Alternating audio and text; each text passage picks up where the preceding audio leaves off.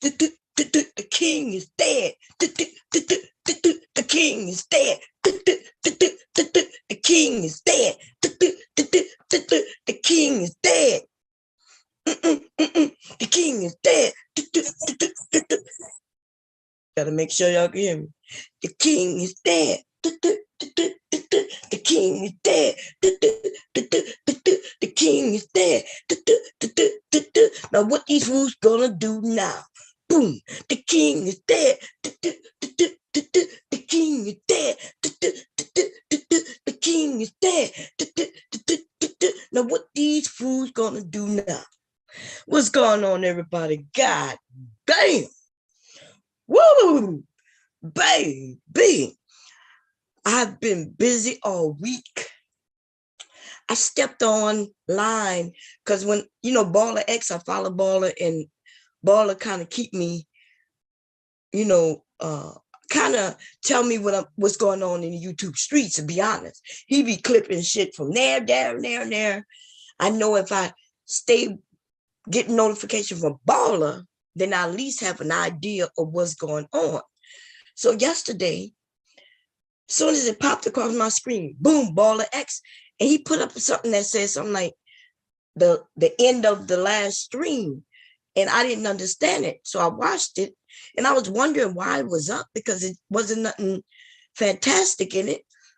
But I posted, even before I watched the whole video, I said, hey, second, because Trinity is always first, right? And then I came back with another one, like when the dude gonna change his suit. When he gonna change his suit. And then a couple of hours later, I see that somebody saying Kevin is dead. I'm like, what? Now I got a story behind this. Wow. Listen, I have another point of view on what happened with Kevin. Okay. I'm gonna tell y'all exactly. See, I haven't been here for a while, because I've been handling my business, right? I've been handling my business because somebody, and I've known for a while, right, that somebody put like a little curse on my ass, right? Walk around here with my foot, they don't know what's going on with my leg. It swells, it don't swell, it don't swell, it swells. And I'm like, what the fuck is going on? So one of my aunts reached out and she said, hey, I sense you got something going on, like somebody put a root on you, right? I'm like, yeah, I kind of got a sense of it, but it is nothing too bad, because we already know. See, my family protected, baby. If you putting something on my family, especially me, yeah, it's not gonna really work, right? So I'm thinking, I talked to a few of you in the last week or two, and I told you, I said, hey, I don't know who did this shit to me, but it's somebody from YouTube. And I said, I'm going to reverse it, but something might happen to them. Something will happen to them, right? That I suspected somebody different, though. See, this is the thing. I was like, I hope it's not them, but I think it's them. I said, so when I do what I'm about to do, we gonna know. We gonna know who did this, because what I'm about to do, everybody gonna know, right? Because when you fuck around with the arts, baby, of voodoo, that shit come back at you. Just fucking with somebody simple 10 times fold. You fuck with a bitch like me, baby, that's it. That's it. If I reverse what you put on me, it's coming back 100-fold. So I talked to a few of you and I was like, hey, I had a dream, such and such happened to so-and-so. I said, so I was kind of like trying to put it out there that something gonna happen to so-and-so. In my mind, I was thinking they didn't do this, but maybe they did do this, right?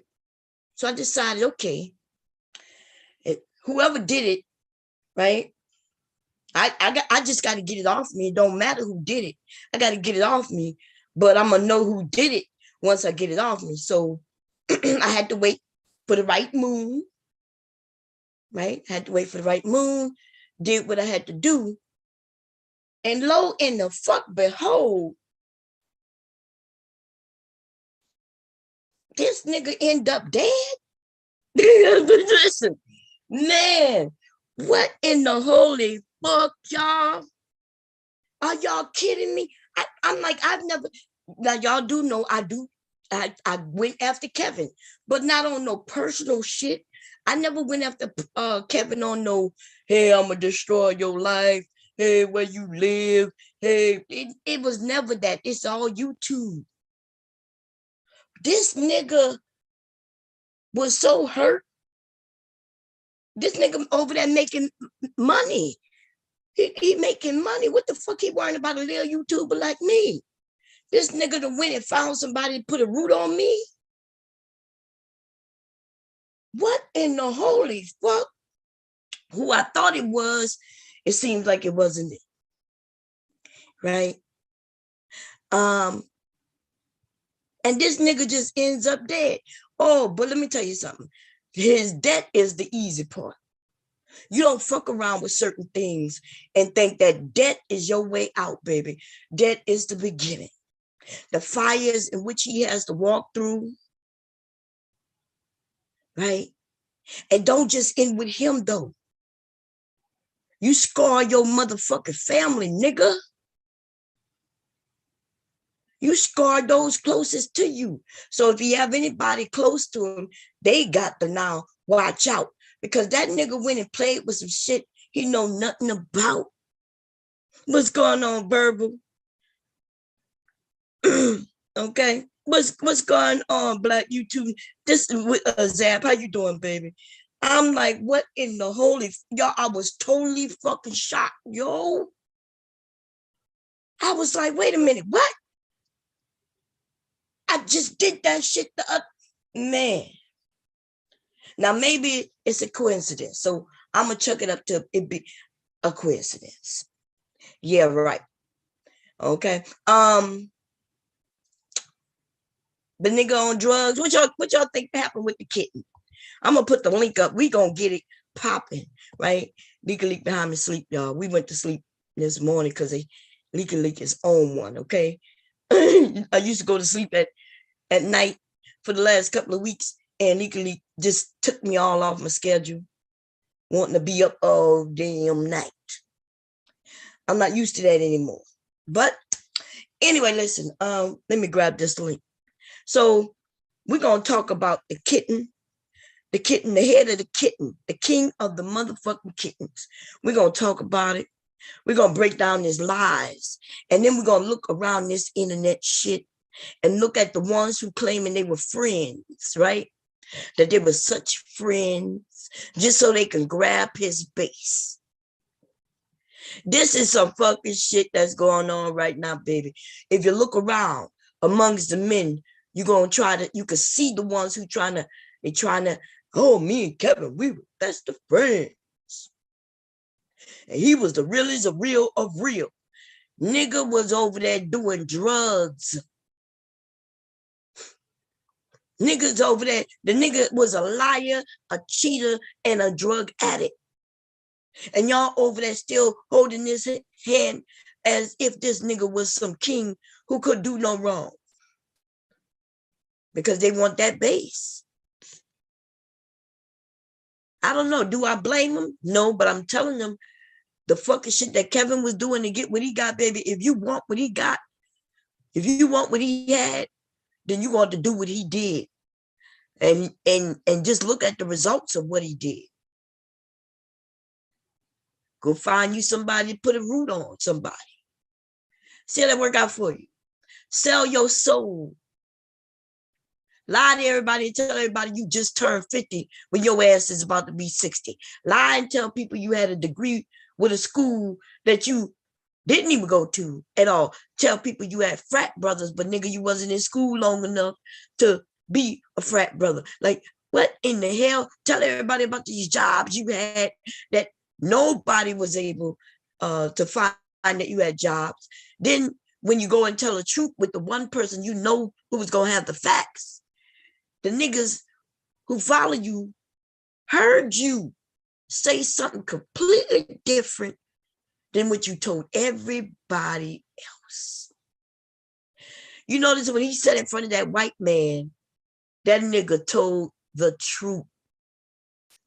Every time he said in front of you black men, though, he told you nothing but lies. He told you nothing but lies. He took your money. He offered you a service and didn't even give it to you. Your ass was willing to help him, as we as black people do. You want to support that black man. I would see no problem with that. But baby, when you see a scam artist, you're supposed to turn around and walk the other way. You wanted to walk hand in hand with a nigga as he burned each of you one by one. The closer you got to him, the worse you knew he was. See, because a nigga like that, yeah, he couldn't keep a secret. Why you think he didn't let you men call in? His shows, when the men was on the panel, when he allowed you to call in, y'all never saw what happened the very next day? Y'all wasn't paying attention?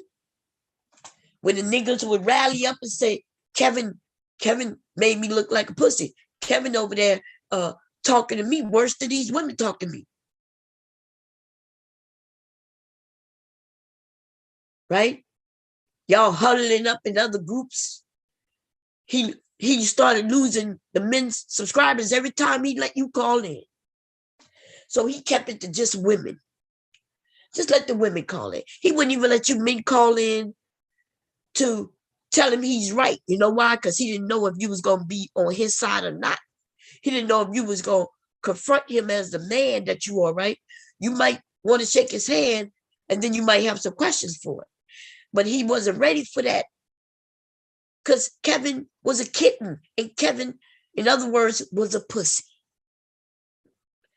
I say this with all regard for pussies. The feelings I have for pussies is what I feel for Kevin right now. Okay? This ain't no hatred type of shit. This is facts. Y'all say y'all like the facts. Hey, he was over there telling the truth, though. Yeah, you ain't had to like how you said it. Well, you ain't got to like what I'm saying, because I'm not going to tell you no lies. The nigga was a liar, a scam artist, a cheat. Okay?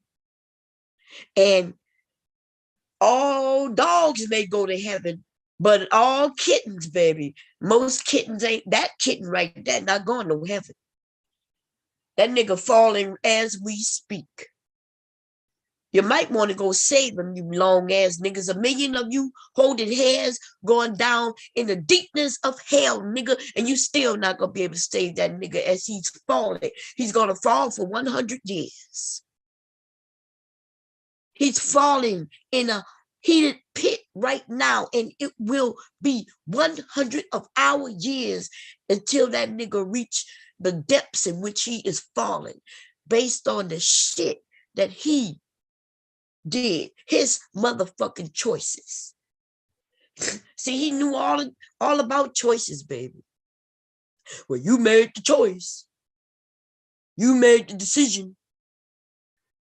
You decided to have a baby. You decided to go to school. You decided to get that degree in humanities. You decided to marry. You decided to divorce. You decided to do this. You decided to be a girl. You decided to be a man. You decided, nigga, shut the fuck up. You niggas need to die.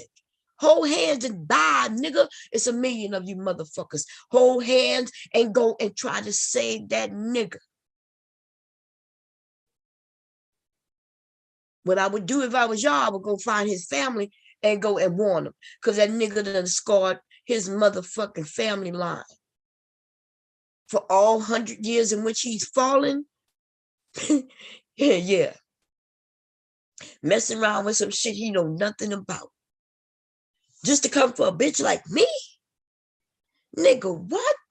Nobody even know who I am. He do, though. right? See, the ones he was afraid of wasn't always the loudest, right? It was the ones who was out here telling the truth. Those were the ones he was afraid of. He's not worried about nobody over there saying that he's wrong, and then calling him up, calling him Mr. Mister. We're gonna let's listen to something real quick. Let me see if y'all can hear it. Listen to a so-called grown man turn into a pussy. Okay, share screen. I really just want to share the sound. Let me see if I could do that.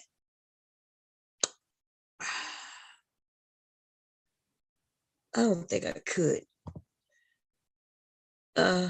Yeah, I know. Okay, I know a way to do it. Let me see. This might work, may not work. Let me see.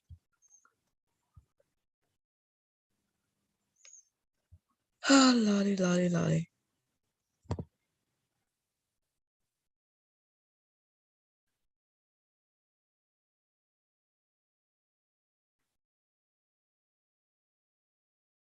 Look at him. That's not the question, though, Mr. Kevin.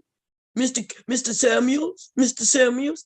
Ladies being nice, respectful. Being nice and respectful to a man who don't deserve it.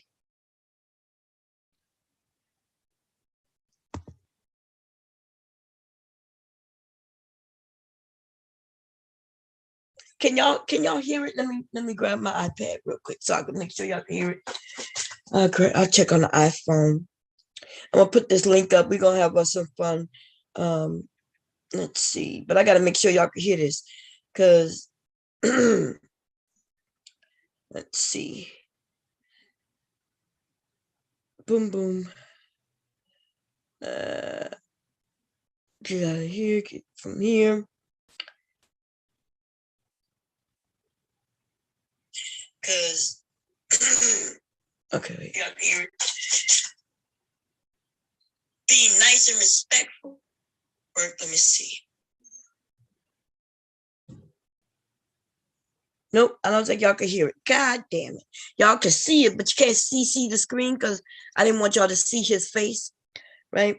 But because that's bad luck. If y'all want to see his face, I'll put up some shit we can see his face, right? Basically, what he was saying to this woman is that women get degrees in humanities, right? But because he didn't really go to school, he don't know what that all entails. You see, and all he used to say is, "You just gonna be a social worker. You just gonna be a social worker." No. First of all, there's only but so many areas in education. It's not like it's 100,000 of them, right? There's only a few, and humanities take up a lot of different jobs. Communications. You could be a social worker. You could end up being a doctor. You could end up being many motherfucking things. Many. But the nigga, he tells the woman that women gonna be they only go to humanities. Then he tell them that they go to school for nothing. Then he ends up saying some stupid shit like, well, you women have a choice, right? How many of y'all are in construction? That nigga really said that. He's like, y'all got choice now. So why y'all not taking up construction? Why would a woman take up construction? In fact, most of you men don't even take up construction. Construction work is not a very, very large group of men, especially black men. When he talking about building things in the last 50 years, nigga, it wasn't you. It wasn't you. In fact, they was been kicking your ass to the prison, right? Through the pipeline, directly from school to prison, to make sure it wasn't you. This nigga, this is what we looking at. This is who this nigga was. This nigga was a Pookie and a Ray Ray. And on some real shit, he was pooky because he was over there popping them pills, drug overdose. How y'all feel when y'all king, who was dressed like this, right? You should have known this nigga was on drugs when he put on this outfit. By the way, he's 54 years old in this motherfucking picture. The nigga died at 57. He told everybody else he just turned 50. And y'all believed his ass. You don't see, we see old all in this nigga. Y'all didn't want to believe me though. I mean, what do I know? The fuck do Bob know? Y'all want to sit on this nigga lap? You want this nigga to be your queen? You better go catch his ass. Remember when he was begging for help? Come and save me. I'm one of you. Even though I won't tell you I'm one of you. They over there, they calling me you. Help. Right? Let's listen to this shit right here. Y'all remember this one?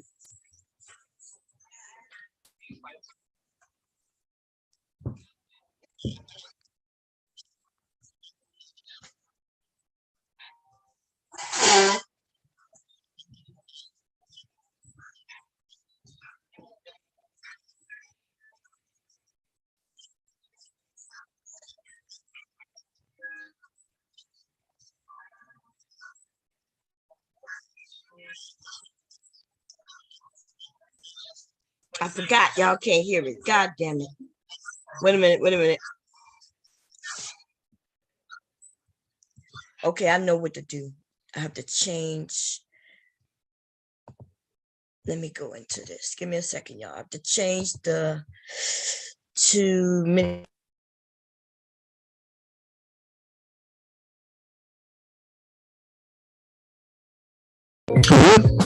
And I think that's really destructive towards this kind of bond that you're trying to build between men and women.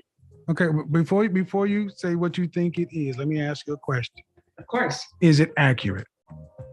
Is what accurate specifically?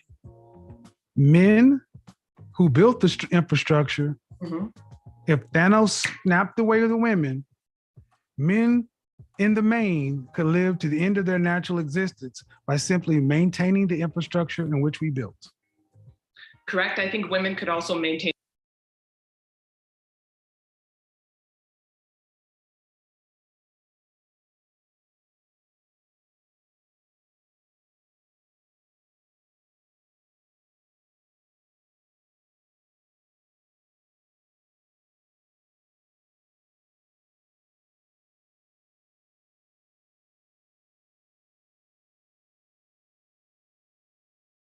Okay, but see, that's the difference between this. Let me finish the follow-up question.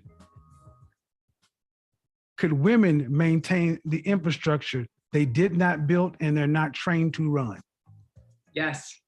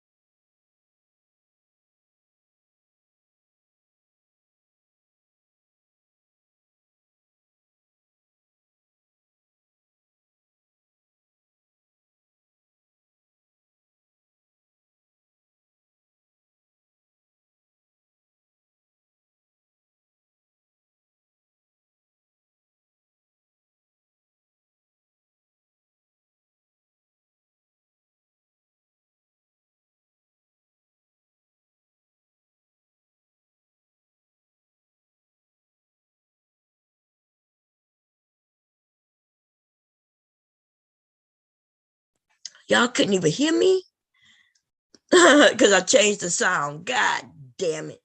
I'm over here popping my motherfucking gums. Listen, this nigga, I doubt this nigga was married the second time. We can't find that. The first time we know he was married once, right? The nigga was married once. They was divorced within a year. And that's because she was pregnant. And that's because he was wondering, when he was in high school, he was wondering, what does this thing between my legs, what does it do? He got with her and they found out what it do. He didn't like the feeling. He was like, I feel yucky. What was that came out? She came to him a couple of weeks later, said, I'm pregnant. The nigga got married. She caught him in the bedroom, busting it down like he was going to be a dancing doll. That nigga was bucking. Boom, boom, in her underwear and bra at that. And so she divorced his ass. You understand what I'm saying? So I'm still wondering how he know there was a confusion when he married a woman and he realized that wasn't his thing. Why would he marry another woman? Why would he subject her to this? And then we look at his age, right? We look at his age and we realize that during that time, this nigga is a baby boomer, by the way. Okay, he was not Gen Xer. This nigga is a baby boomer. And so there was a time where they had to have wives. They had to have a wife. Let me make sure. Thank you for the text. Let me put the thing in the room. Let me see if y'all can hear me. Let's see. The second time. Okay, here we go. Hey, Ruth, what's going on? What's going on, Haley? Okay, y'all should baby. That nigga over there dead as a doornail. Okay? The nigga over there. Anyway, let me put this link in. Y'all could come up. Let me see. You gotta come to the chat. Dead ass nigga. I know. I'm sorry, Mella. I'm sorry. I didn't know. Because I switched the sound to so y'all can hear the video. And then I forgot to switch it back. So I apologize, everybody. But it was him speaking, and I started cracking jokes on the nigga. The nigga is in hell right now. We're gonna dance on his grave, and I don't give a fuck what the fuck nigga y'all got to say. Let me tell y'all something. Okay, if you go back to the beginning of the stream when you heard me say why this nigga is probably where he is at, then you will know why I don't give a fuck. This nigga went to the extreme.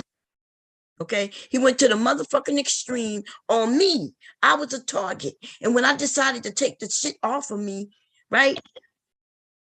This nigga ends up dead. Hey, what's going on, mama? How you doing, Zab, baby? How you doing?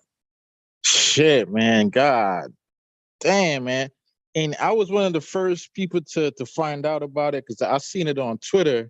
And it was this gay dude by the name of Ion. He fired up a stream and he was talking about it because he had the I guess he had the police report, the ambulance report, and I thought it was bullshit at first. I was like, "There's no way." And then, YouTube, they were all speculating on it. But I want to say this, man. To me, it's karma. In the way that he died, I don't think dudes like really understand that his death was just very contradictory to everything that he stood for. And I always said, man, like me and Platt was always saying, this dude, he's out here tricking, he's telling men how to be tricks, and he's disparaging women, he's beating up on women, like he's bullying them because it boosts his ego. And these dudes are just cheering it on because they got like this anger towards women, and they like seeing a man just clown them every night. And this was his retribution. He died in the arms of a woman of the night. I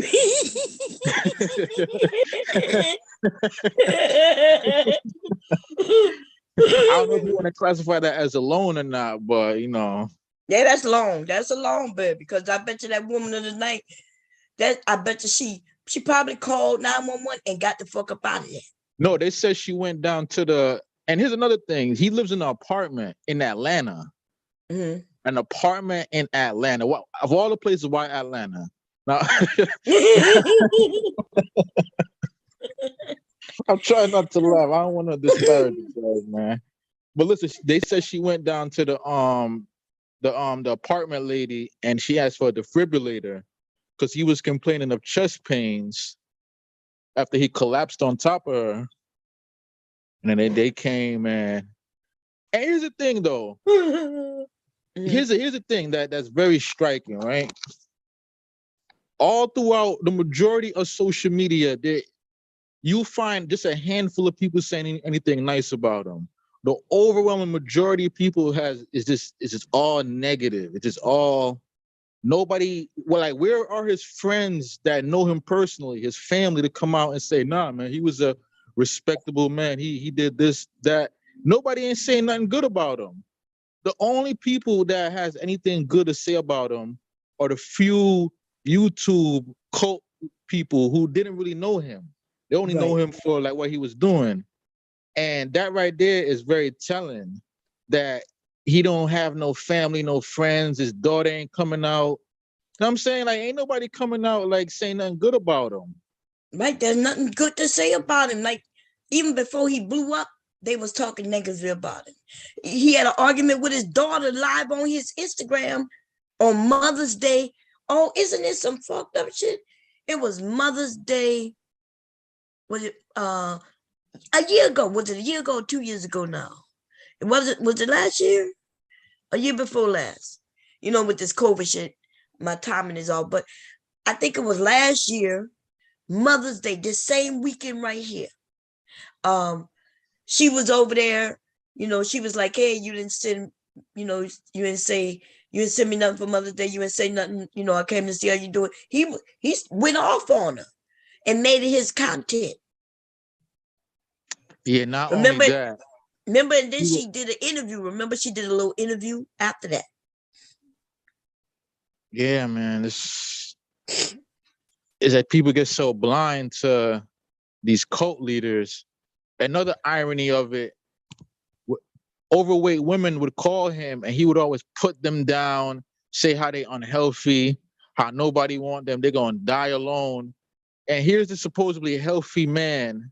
You know, he claims that when a man is in his 50s, he's in his prime. Like he started to believe his own bullshit. In your 50s, you're supposed to be a grandfather, you know, hanging out with your grandkids, a family man. You ain't supposed to be like, you know, fucking no hookers. That shit cost him his life, man. Right. That tricking shit that he was promoting cost him his life. That's a fact. Hey, Rue. Yo, what's up, Bum? How you doing? What's up, Zap? What up? I'm being bad, Rue. So if you're not gonna be bad with me, you know, you might not. We gonna dance. I'm dancing on this nigga's script. I'm about to break dance on this nigga green. Oh man, look, I'm gonna say it like I don't agree with the. I'm gonna let you go, Rue, but I don't agree with the disparaging the dead though. Like because I do think, you know, like we all understand he was full of shit, but yeah, What has he gotten better since he died? Is that what you're saying? No, for me, like my religion, I don't believe in like talking ill about any of the dead. Oh, okay. And it don't matter like who it is. It's just like very spooky to me. Like I think that when we do it, you're not talking ill. You're just being truthful. What you supposed to lie? Should we all just say he was a good man? I miss him. I miss him. I miss him. Yeah, but you know, I see people saying they were smoking on this pack, on a Kevin Samuels pack and this and that. I'm just against the whole. Yeah. That boy say he smoking. I think Jerome Whiteside was like, he's smoking on the Kevin Samuels pack all year. I'm like, well, damn. But look, I never had anything good to say about this nigga though, right? When he was alive. So I'm gonna fall back on talking bad about the guy while he's dead, right? But my thing is this, right? I want to try to repeat this. All this fake ass, you know, friends, I miss my friend, RIP to my friend shit. Man, these niggas happy as fuck that nigga dead, man. Yeah. These niggas in the space. I'm talking about, especially Obsidian. If you saw that live stream Obsidian did earlier, man, that was a complete mockery. You can tell. I can hear it. What's up, Vaughn? You say what? Wait, I missed it. What he said? He was just doing a memorial, right? Mm-hmm. A tribute or whatnot to Kevin Samuels, but he was just the shit he was saying. He sounded like if you don't understand, if you don't know what to hear when it comes to people to tell when somebody's full of shit, then you'll miss it. You'll think somebody's being sincere, but I know when niggas are being sincere and when you're really full of shit. In the case of Obsidian, let's say these dudes in this Manosphere space, all them niggas happy and relieved that Kevin Samuels is dead, man, because what he was doing and the fact that he wasn't taking these guys with him, that was going to be too much for them guys to bear. They weren't going to be able to really live that down. Not at all, right? That was going to fuck with them. That was going to fuck with them for the rest of their life.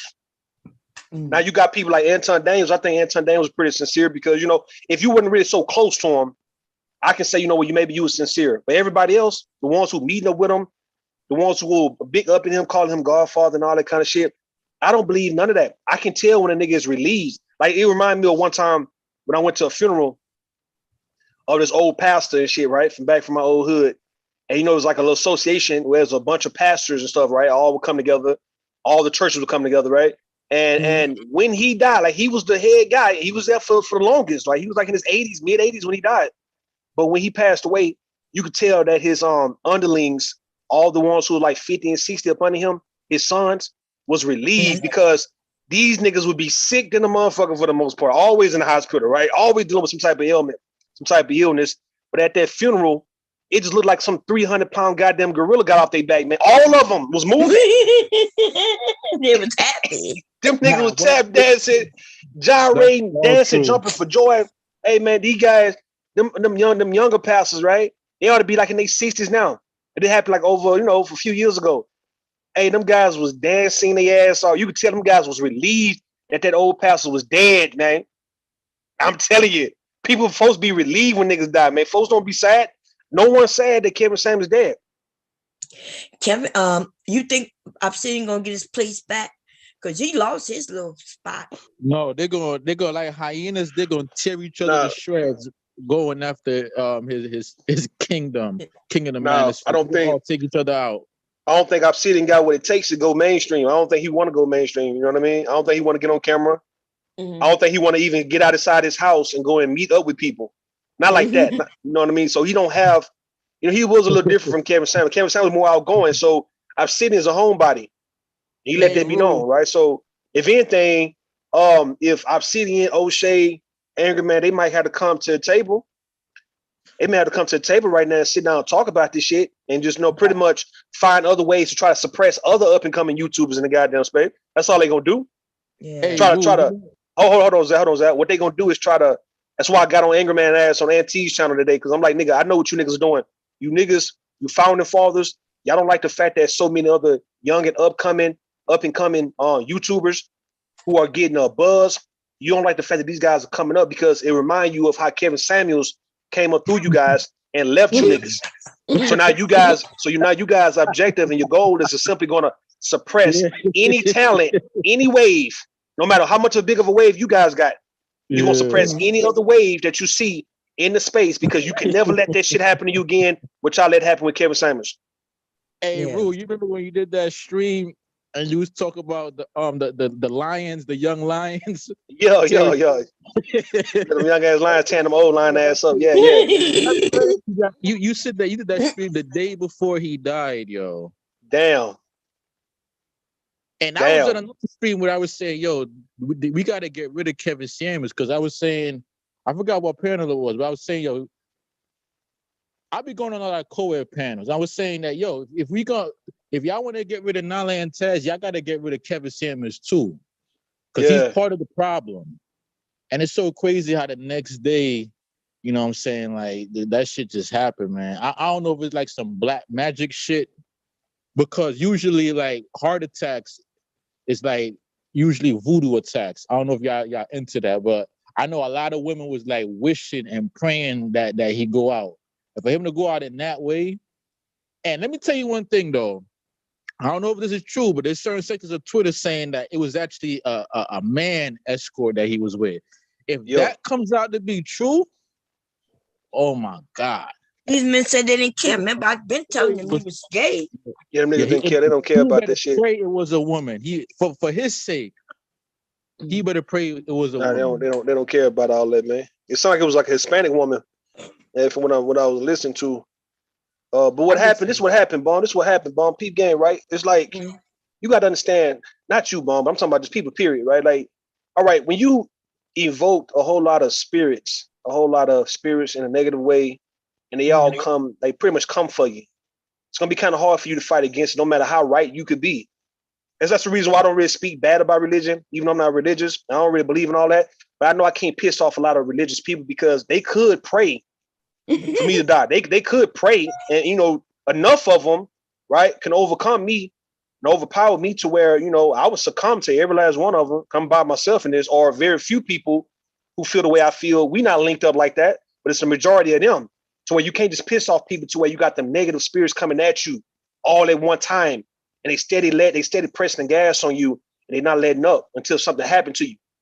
So in the case, even with Kevin Samuels, okay, he understood that he went from the cologne into the perfume and to the bag and the man bag and the fashion and all that, and now he's gonna be very critical of black women to the point where he's gonna be disrespectful and pissing off black women and just really talking like he just in the 1% for real, right? The 1%, like he's really a rich, wealthy man to be even critiquing anybody like that. And yet on top of that, he had a little sassiness with him, a little gay twang with him. You get me? So he knew, okay, well, this is gonna be a tall task. And you might not get out of this shit because now you're gonna piss off a bunch of women, or it could have been just a bunch of men, anybody. You got a lot of people mad with you all over the world, pissed off with you. That's how folks get assassinated. You get what I'm saying? That's how that would brings about assassinations and shit like that, right? Whether a person straight up shoot you or they just pause in your toothpaste, man. Or sprinkle some acetone or some shit like that in your drink, man. It's like you got so many people pissed off on all angles, and even the women who's pretend like they riding with you, they still don't like the fact that you talk like this, man. And it'd be those women who will put some shit in your food. Rule, we know historically they always use prostitutes to take out dudes. Yo, like Virginia Hill and all them, right? Yeah. That's the thing about me, man. You talk all this shit about women. What would made you even want to trust to go with this prostitute? We know that prostitute. They say she was a nurse. Niggas up, robbing niggas. Yeah, like they say she was a nurse. Oh, they said she was a nurse? Yeah. And they use nurses. They use nurses to kill niggas too. Facts. Well, she was a nurse, and she was also a lot of women be doing the duo thing now. They do the nursing on one hand, and for extra money, they'll find these older gentlemen that love to trick. Yeah. But she knows how to do the concoctions. Yo, it was one lady. Was she a hoe who was playing like I did in a couple of my scenes? I had on a nurse outfit. I'm not really a nurse, but I had on a nurse outfit though. But shit, you get your hand on some needles, some syringes and shit like that, man. And some goddamn morphine. Listen, man. But he talks a lot of shit about nurses on his show. Hey, like he always tells men to avoid nurses. You remember that movie? Too. Oh, hold on, Zach. You remember that movie Bomb called Ricochet with Denzel? Oh yeah, and John Lithgow. You remember when he was getting his lick back, his revenge back on Denzel to where he shot him up with that heroin. Yeah. And he had that prostitute come and have sex with him and get a nigga STD. Disease. Yeah. All right. That's probably what happened to Kevin. But like he has so many enemies. Even if he went to the hospital, and let's say it was one of the women that he was talking shit about, and now she got your life in your hands now. Where like she now your life is in her hands, and she has the opportunity to save your ass. And then she like, fuck this nigga. I'm gonna put this pillow on your head. I'm gonna go get his ass. That's what this one nurse, right? This one doctor, excuse me, on this movie I watched. She said she was a anesthesiologist, and she said, you know what? All I do is put people to sleep. And that shit was funny as fuck how she said it. I was like, God damn, leave them people alone, man. Talking about you want you a doctor and a lawyer. I mean, not a lawyer, a doctor or a nurse, bro. Leave them, the women in the medical field the fuck alone, man. Hey, nigga. Straight up. No, but that's true. You can't create a whole enemy of Black women and expect that, you know, you're gonna get any blessings or any mercy, man. To me, it's karma. What he was doing to a lot of stupid motherfuckers, they weren't seeing what he was actually doing. He wasn't uplifting nothing. He wasn't dropping game on nothing. He was dropping game on these niggas, but these dudes, they propped him up. They gave him all their money, and then he used that money and he tricked it off, and it cost him his life. And there's no way to dress it up. I see dudes over here trying to like dress it up and attribute other things to his message. And I'm like, yo, he was not saying none of that. He was shitting on dudes. He was telling y'all niggas ain't shit. Do y'all think it could have been like cocaine? Because Nah, they said it was fentanyl. It was fentanyl? Fentanyl for real? Yeah, they found fentanyl in his blood. Allegedly. Are you serious, nigga? Or are you just saying something? Positive. That's yeah, what they have been TMZ saying said. that. Yeah. Oh well, shit. Well, there you go. Hey. I'm surprised that TMZ picked it up. I guess they had to because of the uproar that, you know, a lot of Black women were making on Twitter. You know, Platinum was saying how he had at one point he had like 40,000 tweets about it, but they were all negative. They were all Black women rejoicing. Yeah, man, Black women. Of course, the mainstream media is gonna look into it. They like, shout, you can swear it's church. They having Black women having church on YouTube, nigga. Yeah, we putting on tap dance. We putting on tap shoes, our taps, and we gonna tap dance. On this nigga's grave. This is a great Mother's Day for a lot of women. Weekend, ladies. Peace to you. You know what I'm saying? This dude is I told you he was a danger to our community as a whole. This nigga is a danger. And let me tell you something, okay? Yeah. I don't think you was here in the beginning of my stream, but I said that I had to reverse something that was put on me. Okay. I just did that shit 2 days ago now, right? I had to wait for a certain moon, right? So I did it, and then this nigga died, and I'm saying he died the exact same way my father died.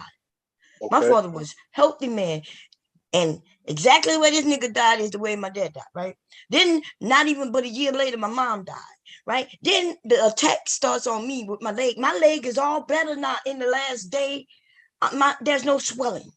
After I did what I did, because one of my aunts called me and say, hey, you know, I had a dream that somebody put something on you. So I thought something was going to happen to somebody else. I didn't know exactly who did it. I kept adding it up. It was revealed. It probably was him. And it's revealed after. Why would that nigga do something? I never do him nothing like that on no scale like that. But y'all done had y'all run-ins for the last 4 years though. But peep this though, right? When he was talking, let's say sometime last year, he was addressing She-Ra 7. Mm-hmm. So let me show you what I mean, bro. Based on what you're saying, could be true. He was talking to She-Ra 7, and the things he was saying to her, he said, if you keep this up, I'll come out there and take that whatever car she got, right? Or take her house and all. He was talking that shit. Like he'll sue her and go for her assets and shit like that, right? So that's what he do, right? And also he was talking about everybody who's talking about him, he gonna start flagging their channels and shit. And he flagged mine a few times. And I was talking about him, going in on him. So yes, that nigga probably brew. I mean, it's not like he don't brew. Niggas be brewing, perform, you know, voodoo, Santeria, and all that kind of shit. Yo, it could have been one of them situations where Kevin Samuels then put a hex or put a root on somebody or a lot of people in the space whoever spoke against him. It's the reason why he probably don't beef, for why he didn't beef, or he didn't go word for word with you. He just he in the back, putting spells on you and shit. And then when it reversed on his ass, You get what I'm saying? I mean, I think he comes in your chat under pseudonyms, under troll accounts, because he is aware of a lot of the things you be saying. He be repeating my shit. He repeats my shit over and over to the women. He just said it differently, right? Yeah. I just heard him tell somebody. Remember when the men, all the women come up and say, "Yeah, when I was a kid, I realized my mom and daddy did this," and I would tell them, "Hey, when you was a kid, that's none of your business. What your parents did when you was a kid, right? That was grown folks' business." This nigga used my shit the very next day on his stream. They stole from everybody in the space. Stole from everybody. Everybody. Nigga just Everybody. And they gonna put a root on me though. The nigga put a root on, gonna steal my shit and put a root on me. I believe he put a root on you because the nigga did say that he would take She-Ra 7's property. He said that. Ain't that some shit? I mean, I ain't never spoke like me. I never had no intention to want to take nobody's shit like that. I don't want to take your shit because you speaking about me. You know what I mean? Or we have an issue. I don't want to take nothing from you. Well, I told that nigga to come for me. Sue me, he's nigga. Aware Sue of me. you. He's aware of you because the way that you be going at him be the most truthful. So because of that, he probably would view you as the biggest threat. Who you talking about? I'm talking about Bomb because a lot of her critiques of him, I used to listen to it and I'm like, yo, she's like hitting this nigga in such a deep, profound way.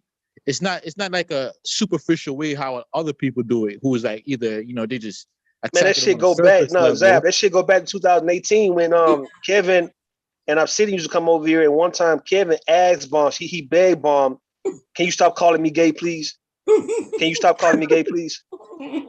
Can you stop? Not gonna stop acting gay. I'll stop calling you gay. God damn. That nigga came over here, man. Listen, Zab, the nigga came over here at the end of 2018. The nigga came on here with Obsidian. That boy asked Bomb, he said, look, Bomb, I'm not gay, all right? Can you stop calling me gay? Will you stop? Yeah. Cause you see the thing about Bomb, the first time I found out about Bomb was on Reg's panel. Yeah. And they were having this debate about abortion. And it was just her and it was like 5 other dudes on there. And she was like eviscerating these niggas in the debate. And then they started bringing up stat, and she was saying some shit that I wasn't even aware of. And then she was pulling up the stats. She's being very logical. And these dudes ain't even realize it. That they were actually losing the debate, that they were making themselves look like fools. So then I went and I started checking her out. And I'm like, yo, she's very intelligent. She's very smart. And then she started, when she would do her critiques of Kevin, I wasn't really aware. I was new in the space. But no other YouTuber was able to like break him down the same way that Bomb Cherry was breaking him down. And I think Kevin was very worried about that if she were to be discovered by a broader audience, it would bring his house of cards crumbling down. And that's why he probably viewed her as a big threat. Oh yeah, he was flagging my channel and all that shit. Yeah, he was flagging me and everything. But it wasn't just me, I just want to say it's not just me, it's a group of us, I have a nice group of people come over, we talk about it, we break shit down. It was you, Rue, JV. It's a lot of smart, intelligent women and men just breaking it down. So I don't want nobody to think that it was just me. So let me ask you something, Bomb. Let me ask you something. Is it a such thing as a person blowing up too fast to where it can be at their own detriment? Like, can a person get too successful, too rich to where they can't take that newfound fame or newfound wealth, and it might take a toll on their health? Is there such thing? I want to know because but a nigga, so the way I think it works, you could become famous and then you got all that money, then you got access to people you never had access to, drugs you ain't never even thought about really, and now here it is. Then you got enemies, right? See, a man like him, he thought, I don't know what he thought. This nigga was like old enough to be your grandpa. I'm not old enough to be your grandma, but that nigga old enough to be grandpa though. Because he older than me. Y'all know this nigga was about to be 60, right? He's 57 years old. He was claiming he was just 52. 51 or 52, Wait, no, I'm 52. He was claiming that he just turned 50. Remember, he was claiming he's younger than me. Then we found out, no, he's older than me. We found this out a couple of months ago. This nigga 57 years old. Yeah.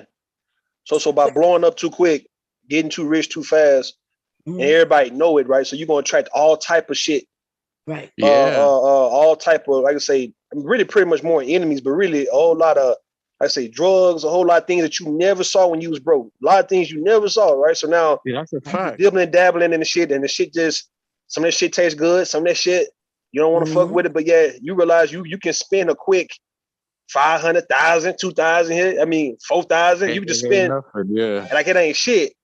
You can spend like it's $10 all of a sudden now, and all of a sudden now you just damn. Because like, and this how you know like he's new to money.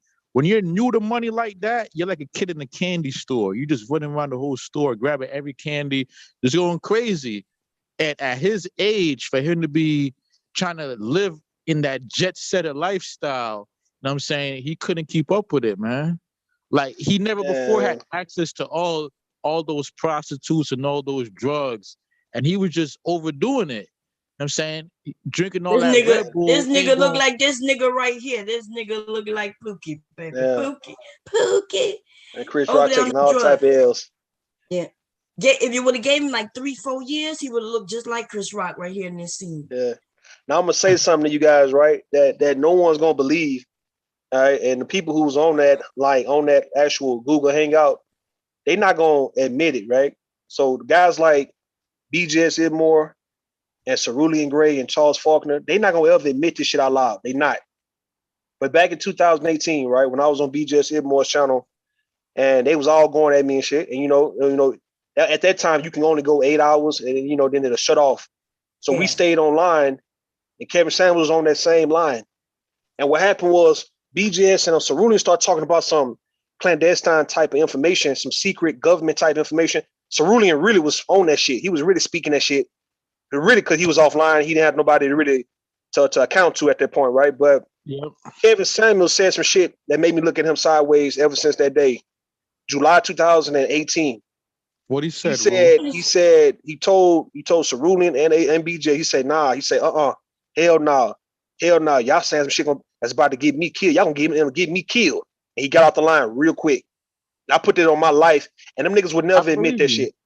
I know, hear me what I'm saying though. I can't prove it because I didn't record it. It was offline. But them niggas would never admit. Hold on, Zap. Them niggas would never admit that Kevin, the way he got off the line, this shit was just suspicious on why would he say that? Why would he say, oh hell no, y'all about to get me killed. Hell no, let me get the fuck about this. And he left. And nobody else on that line felt that we need to leave based on what Cerulean was saying.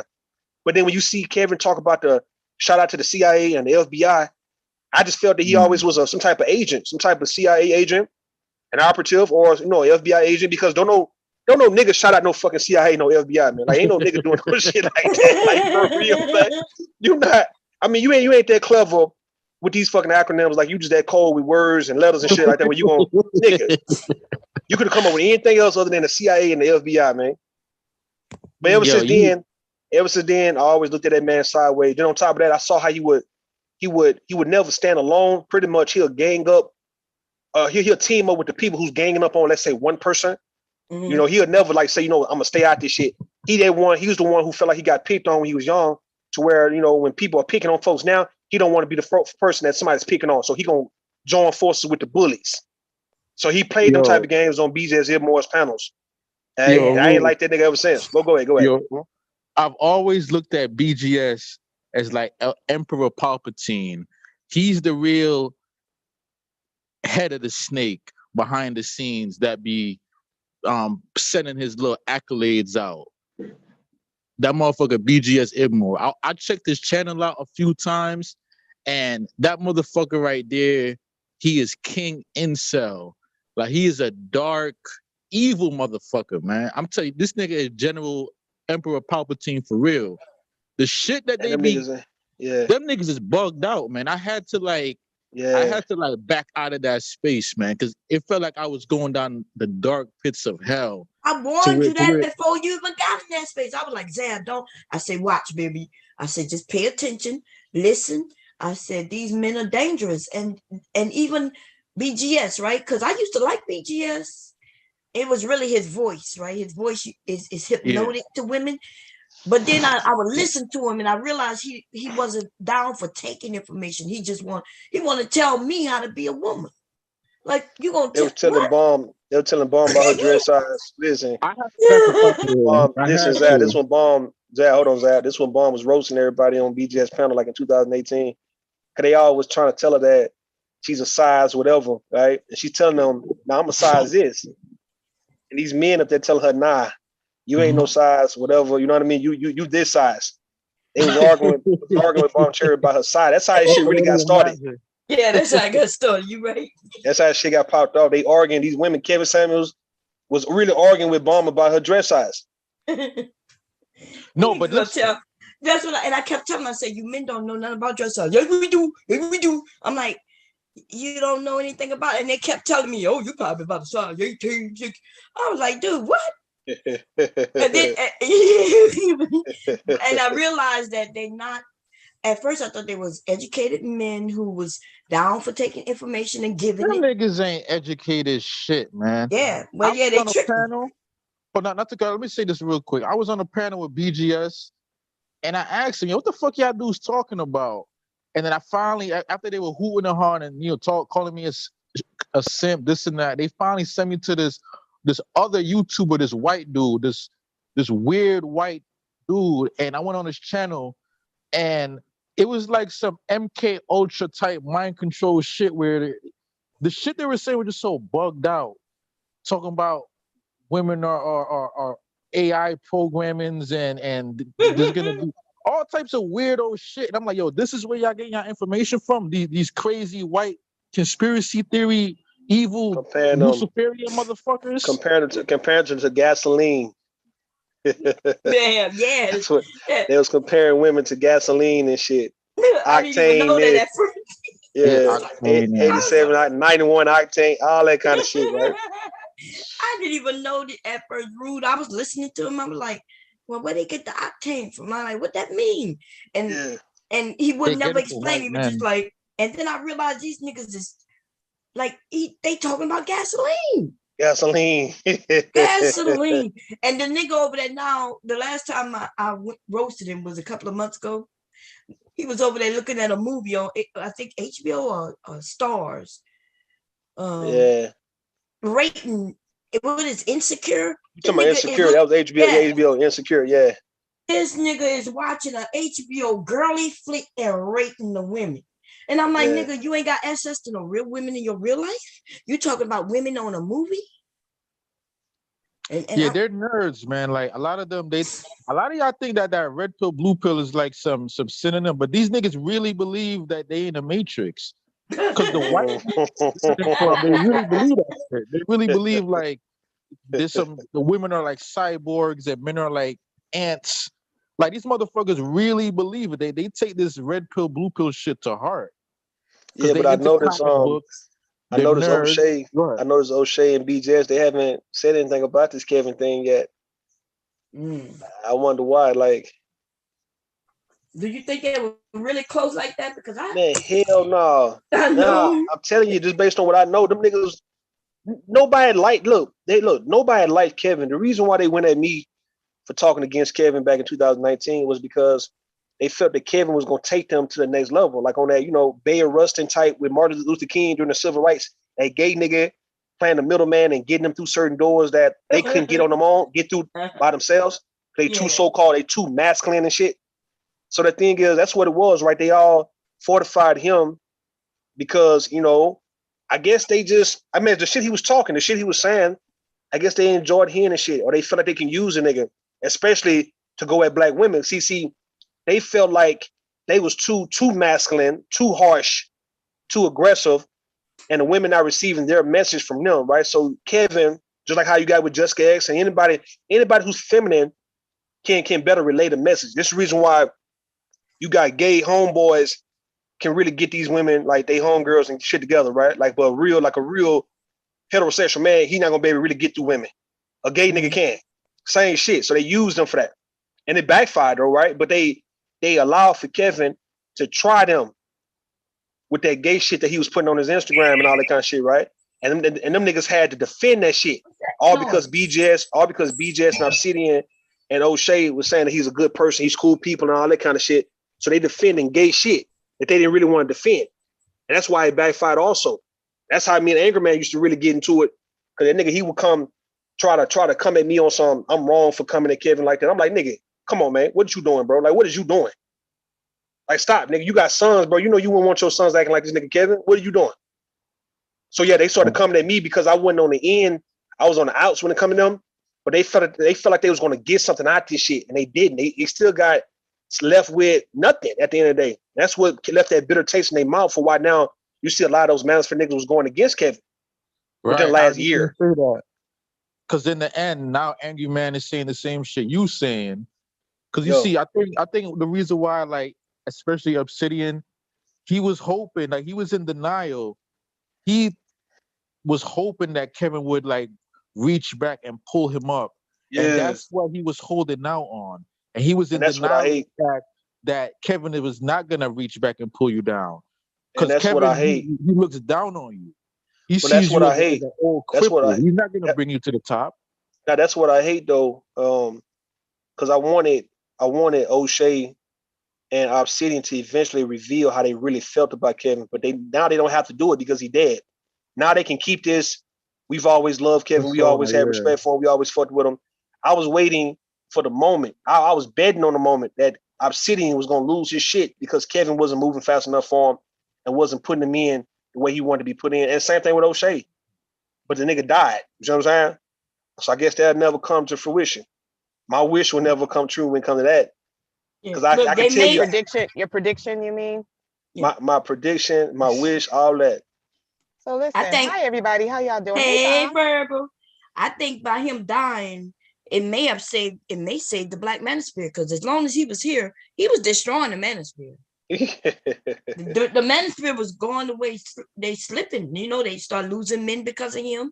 Yeah. Some of the men went with him instead of being with the others. Some of them decide they got to back away from him because his messaging, like out here with a whole hooker. So this is their godfather who got caught and died on top of a skank, right? A woman who sell pussy. That's some color purple shit to me, huh? But what happened to the idea that he got so much money, he got so many options? Because that sounds like that means he got money and he could pay for women. But that don't sound like a real option, right? Because that woman would never really be into him. Now you gotta look at his age. Now look at his age though, right? And maybe if he was like 20 years younger, then he probably could finesse. But he's 56, right? Yeah, you know, a lot of women don't be want to fuck with old niggas. So if they gonna fuck with you, you might have to pay. You might have to pay though. Yeah, but remember he was saying that you don't have to do that. Remember he was claiming that the older y'all get, the more options y'all get if y'all got money. Yeah. That's what he was saying. And he said that was a whole liar. He was a liar. 50s. His whole thing was men should just work, and when you reach 50, then go out and get these things, because by then you're gonna acquire all the resources. But you know, Platinum, y'all gotta give Platinum credit, man. Platinum called it like it was from day one, man. The nigga was a fraud. He promoting tricking, and he was never a high value man. These dudes y'all made him a high value man. Wait, Platinum wasn't saying that first. I was saying that first. Then Platinum, wherever he Platinum started, he just started banging. Platinum, he just started banging, man, about a few months ago on Kevin Samuels, man. He went on. Oh, for real? Yeah, on his titles was all Kevin. He was pro Kevin at first. He was all on Kevin. All of them, Just Gates, everybody was all on Kevin. Go ahead, Verbal. You were saying something?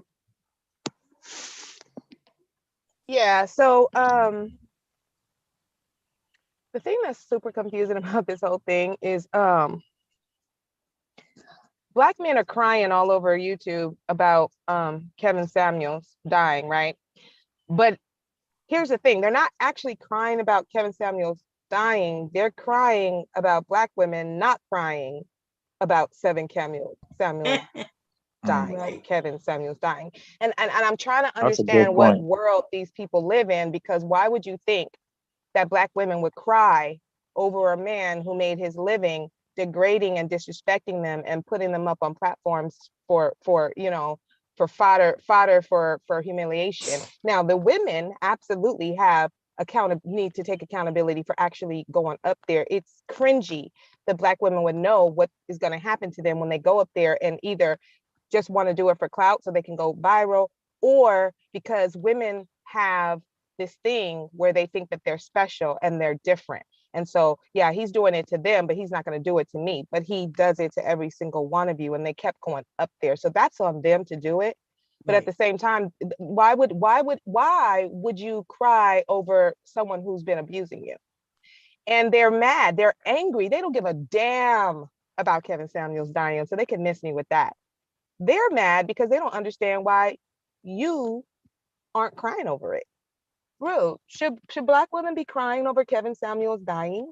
I mean, I don't think so. I don't think so. Hell nah. I don't. Nah. Would it be? Nah. I mean, I'm just saying, would it be realistic? Now, I don't think anybody should be celebrating anybody dying.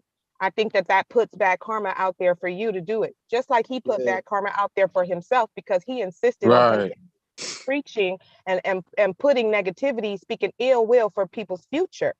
That was his whole thing. You're going to die alone. You're going to die alone. You have to be very, very careful the words that you speak because the universe hears you and you're the first one to hear those words. So that same grave that you are digging for other people will eventually be the grave you dig for yourself. And people don't understand that. You have to be very fucking careful. And so, you know, I was coming from another stream and this woman was up there and she was like showing all the, you know, things that, you know, women were saying on Twitter and this, that, and the third. First of all, we know how social media is. Social media is toxic. Social media doesn't give a fuck. Social media has no chill. So first of all, we shouldn't be surprised about that. But number two, a lot of what I saw was, hey, isn't it ironic? It's the irony of it that he would sit up there and be wishing that on other people's lives and death on them for dying alone. And this is exactly what happened to him. So that is just my thing. It's like, no, let's not celebrate anybody dying because it's just all of us are going to have to take that journey one day. And it's never, you know, a happy or celebratory thing, really. But damn, let's be logical about why a lot of people aren't mourning. Like, why would you mourn someone like that? Yeah, you got some people on here that the opposite gender would not mourn. Like Thomas Sotomayor, if he died, Black women would not cry for that nigga. If Cynthia G died, Black men would not cry for her. Exactly, you know what I mean? That's what I'm saying, and that was brought up over there. Like, oh, if she, you know, will men be laughing and yes, they would laugh. Yes, they would. Who up here thinks that men would not be celebrating on YouTube if something happened to Cynthia? I agree. If Divessi Zelly died, hold on, Zach. If Divessi Zelly died, niggas would be cheering on this motherfucker. Cheering, and they would be saying that's what she gets. And they've already been doing it to women who are not celebrities. Every time a Black woman dies, they try to figure out, they try to make excuses for why she deserved it. So this hypocrisy is what annoys me. The hypocrisy is absolutely, it's not good on either side. But let's not, but these men are trying to take the moral high ground, and they do not have a leg to stand on when it comes to that. Yeah, I was just gonna say they were celebrating that the IG model that white boy killed. You know what I'm saying? They were saying she deserved it. What you doing? Posting all this shit on. So, you know, we just gotta be fair about it. But my whole thing is, I'm just kind of, you know, it's very interesting that nobody's coming forward, like none of his family's coming forward to like counteract any of the negative narratives about him. And that's very telling to me of the kind of person he is, that you don't got nobody.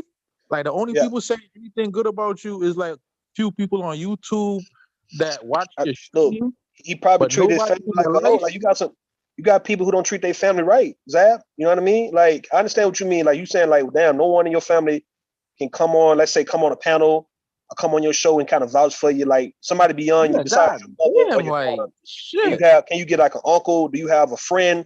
You have somebody who can really speak to your character, right? Okay, but Kevin, look how he act on here. You can just look at how he probably treat his family members. I mean, do you see Kevin being like the breadwinner of his family? Like, is he that patriarch guy? And everybody come to his house for Christmas and Thanksgiving and all that kind of stuff, or birthday party? Like, do you think Kevin, he's not the type of dude to where everybody call him Uncle Kev, Big Unc, what's up, Unc? No, like, man. They only did that shit on YouTube, but in real life, this man is a nasty man. Y'all didn't see. He's a nasty dude. He's a nasty dude. He pulled out a video on somebody in the store to record. They was kicking him out the store. This just happened last month. Yeah, he's one of them type of dude. He remind me of a cousin in my family who I can't stand, and a lot of us in the family can't stand this nigga. And whatever happened to him, will nobody be sad about it. So Kevin was not that pillar to his community to where folks gonna come to his rescue and say, nah, y'all got Kevin all fucked up. This man done fed all of us, bro. We was raised up by this guy. Hell, he ain't raised kids in the neighborhood. No one can call him big homie, big OG. He didn't look out for mamas and stuff like that. He didn't look out, man. You know Kevin. He look out for his own kid. They said that he didn't even look out for his own daughter. And I heard that's what I'm saying. I heard early on the panel, somebody pointed out to a man who was damn near in tears over Kevin Samuels. And that man says, so what? He didn't take care of his daughter. That's what he said. But we're supposed to cry. Right. He didn't take care of his own daughter, like from a child. And this nigga gonna say, so what, he didn't take care of her? Well, nigga, how is he taking care of you? Why, like, how is he helping you when he wouldn't even help his own seed? Remember, he was even lying and say he didn't have a daughter. He was claiming that girl was an adopted, he said he married that woman and she already had that baby. He was lying, claiming that he had no baby, no children. Yeah, and the girl looked like him, looked just like his ass, huh? Yeah. Yeah. Yeah, that nigga, she's pretty though. She's really pretty. He gonna go out like y'all heard of a guy named Soren and Kierkegaard? He had like one person at his funeral. He died, and they, he was like a hermit. He was like I'm not laughing at the death. I'm saying, but you got one person, maybe two people at the funeral. You gonna have one of those paupers type of them graveside type funerals and stuff like that, man. I'm not laughing at it. Right. I'm just saying. No, it's funny. You know why it's funny though? Mm-hmm. Because like he remember, he's the one who started telling women they're gonna die. First of all, he the one who mentioned death. Why would you do that? Yeah, he putting that and on. Then he said they're gonna die alone. And here it is, he died alone. Yeah. He predicting people's lives and stuff and telling people, like, he telling folks what they're gonna do in their life, like as if he God. Right. He played God. That's what he did. He tried to play God on earth. And he's the one who died. That's why y'all notice what happened to Nature Boy, right? After 5-6 long years of his abuse and his cult behavior, and he's just complete degradation of women and men. Okay, but he claims that the black man is God, but he's treating other black male gods like pieces of shit. Yeah. When he started saying that he was God incarnate, literally God incarnate, look where he's at now. Yeah. So whatever people's spiritual belief is, listen, y'all need to be careful about what you're talking about, because you don't blaspheme God like that. You just don't do it. What Nature Boy is right now, I've heard in jail, and he just got his bond denied. What, this morning or yesterday? He's gonna be in there. Wait, Bob, what he did? No, he's in there. He's got a count of grape on him. Great. He also did sexual like human trafficking, slavery, like bondage. He also did what is that? What is it? Revenge porn online, and he did it in Georgia. And Georgia that is just not the place to be playing them types of games. Yeah, he in a federal holding center. Like the feds went and picked him up, man. They almost kicked down his door, and he had to open it. Like, no, don't kick it down. Here we come. It was bad. It was bad. Yeah, he's been there for like 3 weeks now. Yeah, damn. I missed all that shit. Where I been? You're gonna be right there next to Malachi in there, bugging out, claiming that, talking about his God. He was also, not only was he calling himself God, he was also not too long ago, about a month ago, talking about how he was going to be in prison and how he was going to be, celebrating there and having a party in there, and he's going to be ruling in prison. Like, he was speaking this stuff on his own life. Yeah, but he probably knew he had some charges up against him, so that's why he knew he would be in jail. Hey, read your chat real fast, Bomb. All right, tell me what you think about this. It's a woman who wrote this shit in the chat. Okay, let me see. Boom. Let's see. I gotta come to the chat. Where the hell are you? Okay. Hey, Ru, do you think that with Kevin's death, this can be a opening opportunity to end the gender war, or is the gender war over? See, I don't know. Who am I reading? Gifted Hands? Yeah. That one. That's the one. He didn't say that. Shake my head. So ghetto. Hope y'all critique yourselves like y'all doing him. Neither of y'all are doing anything to build Black families. He always said man answers to God. He was joking. Oh, he was joking, huh? Who is she talking about? She's talking. Are you sure that's a woman, Rude? That's what the avatar. I mean, I don't know. Yeah, I thought it was a woman's picture, but you could come up. Is that person talking about Nature Boy? They talking about Kevin Samuels, Nature Boy, all of them gods, some godlike figure ass niggas. Oh, maybe I didn't. Wait, let me. But Maybe I I need. was waiting for him Hey, to you probably tell. you dropped the I was link. waiting for Nature Boy. I was waiting for Nature Boy to tell them white SWAT members that the black man is God. He didn't say none of that. He didn't say none of that to them. Why he can't use his God powers and crumble down? Wait a minute, y'all. Wait Wait a minute. So nobody insulting you, gifted hands. Your name, how would anybody know what are you a woman or not? That's why somebody asked the question. But I can see from your picture, it look like I see your hair. The picture is real tiny. Okay, so but you can bring your ass up here if you're ready for this work that you want to give in that chat. Then come on up and let's talk about it.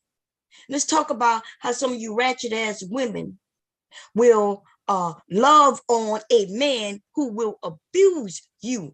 But then you could come over here and think you're going to abuse me. See, I'm not the one. Okay? I'm not the one. First of all, I don't give a fuck about this so-called sisterhood. If you think you're going to smack at me, bitch, you got me fucked up. You swing at me, I'm swinging back. But you ain't gonna never swing at no Kevin Samuels as he tell you, you ratchet ass bitch. You ain't never gonna be nothing. You ain't gonna get no man because you don't deserve one, right? That's what he tells a black woman like you. Now that was some insults, okay? That's know the difference, gifted hands. Now that was insulting, ma'am. But you gonna come up here and you come speak for him. I don't understand how women could defend him and be on his program. I don't know if they be trolling. I don't know what it is. No, listen to what she's saying. This is that stupidity though. She says, I never agreed with all what he said. But wait a minute. See, this is how I know that you are what I would call stupid, right? And I've said this many times, okay? A broken clock is right twice a day, baby. So you mean to tell me he says a lot of fucked up shit, but every once in a while he says something that is right. And so you then decide, oh, he said that and I agree with that. So let me follow him, although all he's doing is beating up on you, trying to get other groups of people to beat up on you, to say that you ain't shit. He's trying to convince even white and Asian men not to be with a black woman. We are the ugliest. And let me tell you something, I could post that video up. When he says that black women by nature is ugly. He says our faces are, yes.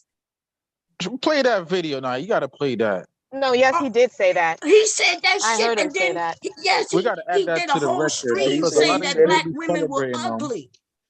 He said it. You said on a wide scale, black women are unattractive or something like that. Yeah, he was on that.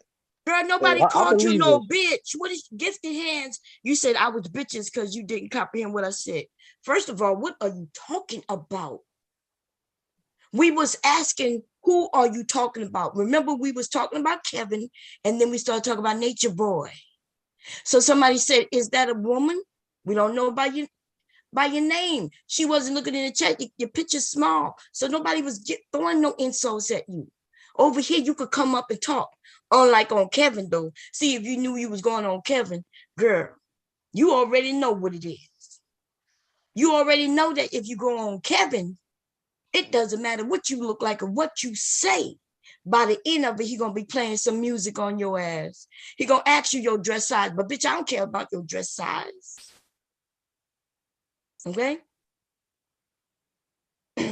So that's all I'm saying. So you could save your text and you say you coming up and we'll wait until you get up and we'll have a conversation. That's it.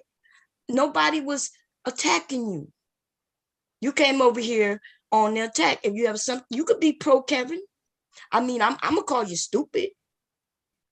But if you can't handle stupid, then I don't know how in the hell you was over there pro Kevin. Because Kevin had called you all kinds of names. Okay? And that was his show. And bitch, this is mine. What the fuck? I know you stupid. So that was his show. You're right. And this is mine. So you're not going to go over there when he was over there and tell him what to do. But you think you're going to come over here and tell me what to do? You got it here, girl. Bye. Listen, Nobody gives a fuck about if you're being pro Kendra. Listen, you could be pro Kendra. I'm not really against Kendra. Kendra is in her religious situation, and she will possibly be exactly where he said she will be, dying alone. Look out of here. That's what he says. You got to remember, Kevin never started. Kevin lumped us all in the same group. He never said, well, the women who are over there, well, the black women over there, well, they're different. And the black women over there, and they're different. He never said, well, I'm just talking about, no, he says he's talking about black women. And then most of the time he would say even the majority of us. But see, you special though. He didn't think you was special. You think you special. Right? He didn't think you was special. You thought you was special. That's how some of you women ended up on that panel with his ass. You got on the panel and you called him Mr. Scamios, right? Mr. Scamios, what are you talking about? All that shit, right? You gave him respect and everything just for him to insult you. And the weird thing is that you probably thought you deserved it. I'm glad it's good that you married 12 years yesterday. Now, what I want you to do for me, I want you to ×3 for me. Right? So you married 12 years yesterday. I'm in 30 something years of marriage. So guess what? So you are different than what Kevin was talking about, but Kevin didn't care because you still a cheater. You a black woman. You ugly. Listen, girl, what the fuck? Well, didn't she say that she just went on his show, but she's been married for 12 years? Why would a married woman go on this show? You know why? A woman who hates women. See, this is who gifted. A lot of them. Yeah, gifted hands happens to be guys and ladies. Everybody listening. There are some women who hate women. Right? For whatever reason, whether jealousy or with, maybe you're just not used to being around women, you feel weird, don't know how to be around other women, right? You feel out of place. And so they dislike women. And so they gravitate to men. The thing is, though, you're not special, honey. You're not special. You're just a hater. Okay? So you called in to disagree. But you're over here acting like somebody's supposed to be crying about Kevin? See, the difference between you and I is this, though. He knows me. When I called in, that nigga wouldn't let me up there to save his life. Like I tried. I was trying to be somebody's aunt. I was trying to figure out how to get one of my nieces to call in and let her talk to him. And then I was going to be like, bam. You know what I mean? Because I've been trying to catch him live for over a year now. Bob, you would be doing some shit like that. Girl, I was trying to get my niece. I was like, hey, I need you to call in. I'm gonna come over and I'm gonna let you call in. Because remember, he won't let you up there unless he could see you. But he knows me. I tried to go on this show. I sat right there on the camera. He sees me. He ignored me. That nigga act like I wasn't even in the back. That nigga, I was trying to get up there so bad. Oh, okay. Well, gifted, it could be just a misunderstanding. How about that? How about everything that's going on right now, the conversation you and I have is a misunderstanding. And that happens through chat, right? That's why I'm up here. You're welcome to come up. Everybody's welcome to come up. Hit the link. You don't have to be on camera. You know what I mean? And we could talk about it. That's it. But I think maybe I said something, and it could be my tone, right? It's weird though. Y'all can handle Kevin's tone, but my tone is a little too much. Even when I'm not saying anything negative, it's just my tone. I said, I love you, but the way you said you love me though. God damn. I said, I like it, but yeah, the way you said it, I didn't believe you. Like, God damn. So anyway, we welcome you when you come up. It'll be a clean slate. Start all over. It could be just a misunderstanding. I'm not for everyone. How you doing, sister? How you doing? Asia Graves, how you doing? Baby Kitten Hills is gone, honey. Sorry. Yeah, he gone. He gone. I'm gonna be honest with you. I know this is I would feel odd if I wasn't doing this already. If I wasn't already a person who talked about Kevin when he was alive, then I wouldn't be doing it when he's dead. But let me tell you, I did it when he was alive. I'm gonna do it when he's dead. If the nigga come back, I'm gonna do it again. And the nigga die again, I'm gonna do it again. So I don't feel bad in what I'm doing, because this is just what I do.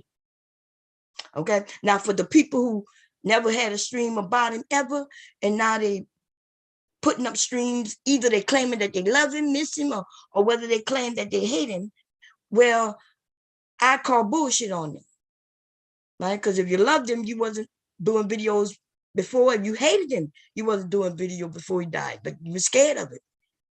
Well, people are just trying to eat off his name, and they're going to be doing that on YouTube. I mean, it is the name that is popping in YouTube like more than any other time, because of course, because of this situation. But most of these people are disingenuous on both sides. Yeah. I agree. But I mean, I don't think you're doing anything wrong. Like, you're not celebrating it. You're not like, you're just saying the same things about him that you always said about right. him. That's all I'm doing. Am I happy dead? I'm not.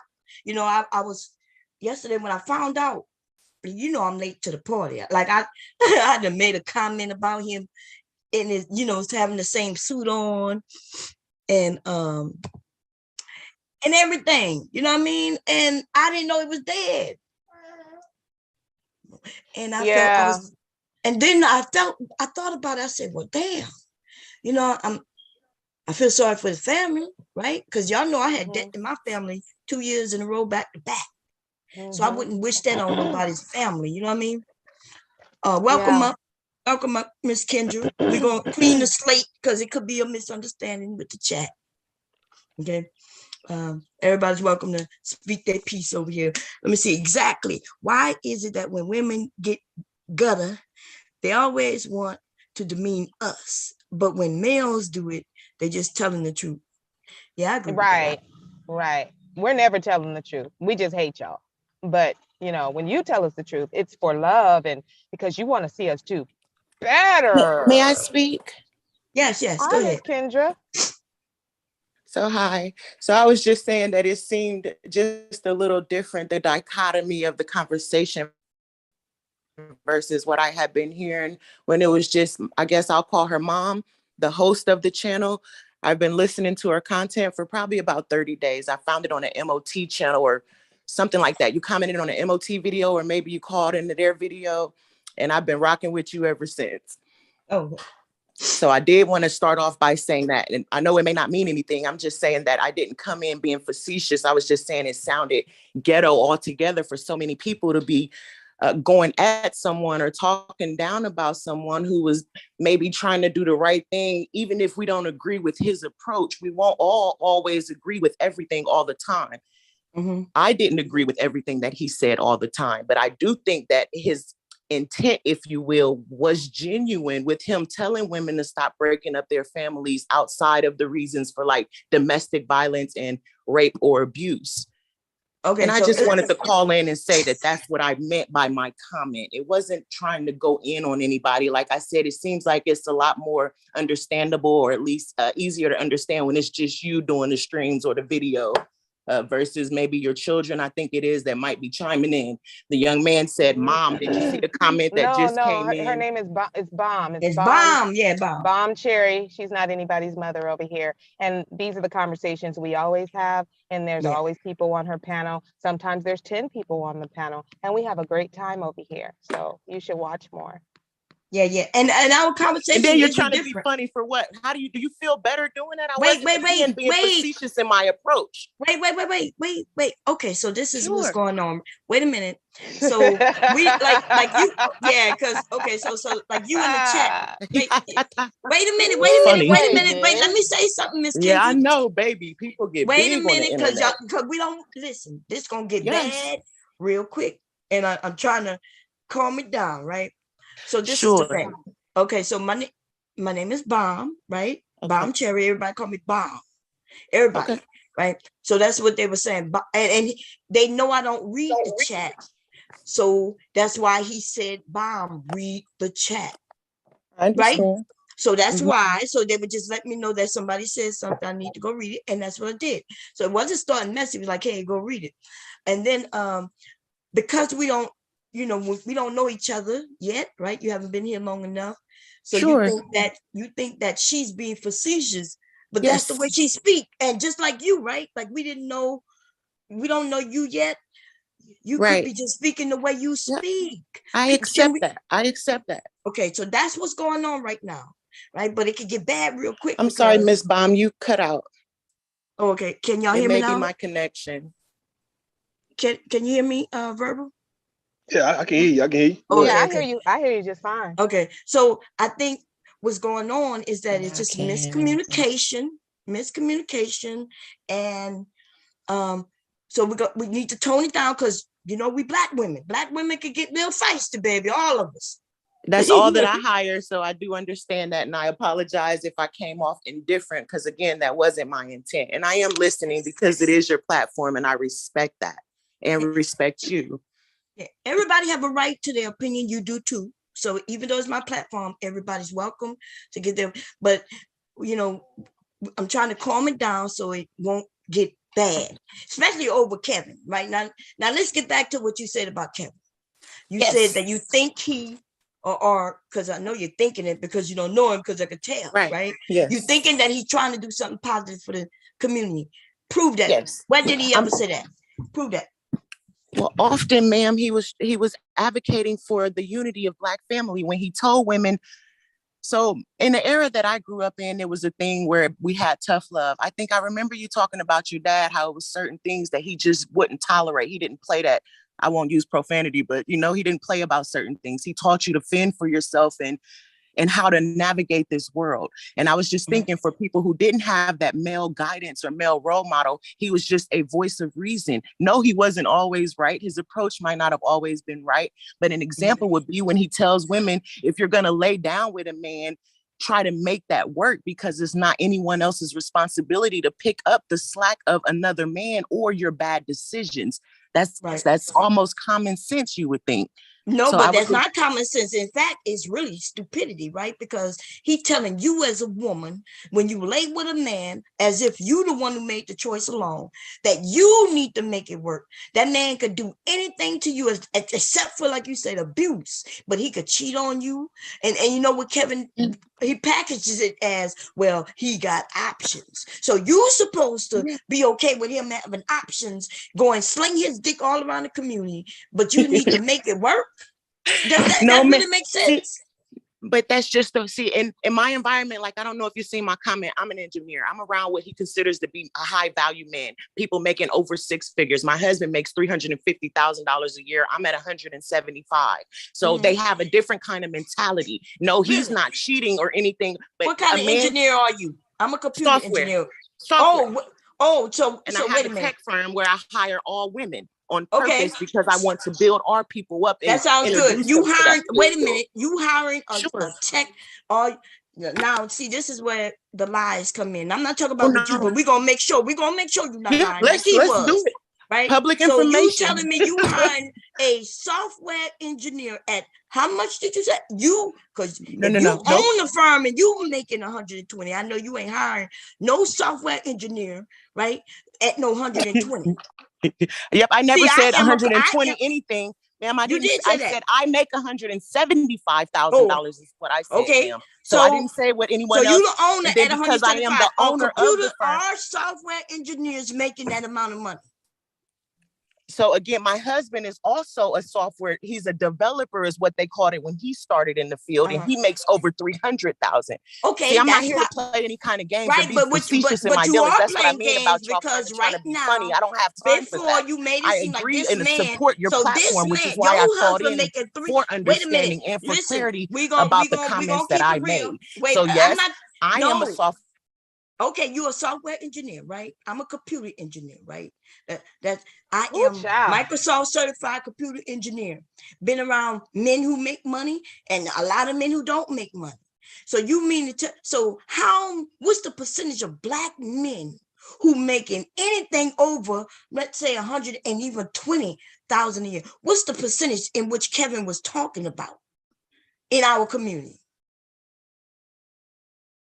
Oh, so he was talking about a very small percentage, and yet you was listening to a broke ass nigga, right? Because that's what he was, up until y'all start giving him that money just 2 years ago at the most.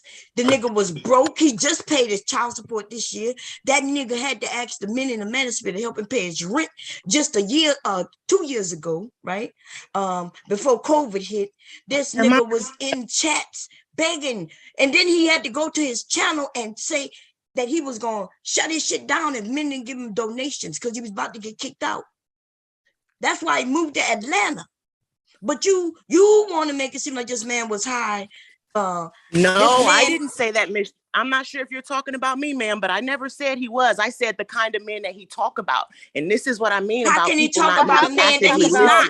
Exactly. He doesn't know anything about high value men. Right. How can he talk about something he's not? How can a broke bum bitch talk about high value men when he's not one? The same way we can talk about men, period, and we're not men, ma'am. Are you No, kidding? that's not, no. See, I can talk about men because, certain things about men because I'm around them. I raise men. I'm married to a man, but I can't talk about. Well, I'm just saying that's his same logic, ma'am. No, that's not. That's not. No, wait a minute. He could talk about women, what he see, how he deal with them, but how can he talk about what men want? Because men don't know what men want. Men know what they want. Women know what men want because they tell us, right? And not only do they tell us, but then they come and sleep with us. Like Kevin might say he don't like a big girl, but then Kevin don't like prostitutes. And then he got caught. He loves prostitutes, ma'am. He says that often. Yes, he did. He did say that. Right. He didn't used to say that. He didn't used to say that. See, this is the thing. You knew the Kevin. I'm not, not until I came on my here husband and said was that listening whores, to Kevin Samuel 7 years ago before he even had because of the colognes. I'll just be particular about that. And remember, I told you I don't agree with him. You're making it seem like I'm some kind of fan, but it seems like I'm the most logical person on both platforms. That's what it's looking like. You're not logical because you're saying things that's not true. You're saying that he can speak on wealthy men never being a wealthy man. I can speak. And remember, ma'am, I was starting my sentence by saying, because I'm around these men, I see it and I know exactly what he's saying. We can be observers in the world without being the actual. We know how a dog might feel when he sees a cat, and we're not dogs. So I'm gonna ask you this. We're not arguing. We just having a debate right now. This is just a debate. Sure, so let me ask you this. So you work around. You say you work around these men. Yes. And just by you working around them, you mean you think you know what they want? No, ma'am. I said, so it's a generalist. Remember, I just said, even like a dog check, when we know the dog sees the squirrel or the cat, we know where his mind is. We grab the leash faster or harder to make sure he doesn't get away. It's just I don't want to keep saying common sense, but it's what we're thinking. It's just maybe my logic. I'll just even put it that way. No, I don't think he knows what each and every one wants. That would be irrational, but it's just like Black people loving chicken. It's just a generalization. You can call it a stereotype, but it is what it is. We mince words a lot, and that's how we don't build as a people. I agree. I'm 100% with you with that, right? And but when we having a discussion, a real discussion, our words need to mean something. They need to mean what we say so we can have an understanding, right? Yes, see, I agree with you. I wish you'd understand that. Yes, ma'am, I agree with you. I've heard your stance on things. I'm telling you, I love it. And I do not agree with everything that he says, but I'm just saying, like, I don't think his intentions was bad. And I know our intentions don't always matter, but he should, as women, it's not the way it was when even you and I were growing up. I don't think that people value family the way that they used to. We don't value ourselves and respect ourselves the way that we used to. I think there's hope, but I'm just saying I think that's his whole point, was just trying to bring back a traditional idea or version of a family so we can stay out of these family courts, for our kids won't be in these foster care systems and things like that. Kevin didn't care can about. I ask a question? Oh, yeah, go ahead. Really quick. So when we're talking about the family and you're talking about, oh, he's so great because he's telling women to like keep their family together. Who said that? Miss Cherry, you said is it one person who keeps the family together, or would that include the man also? Like, do men have to do something to also make sure their family stays together, or just women? So I'm not sure if you're directing that towards me. Yes, I am. I'm asking so I you said because you brought it up a few times. I never said that you said he was a fan.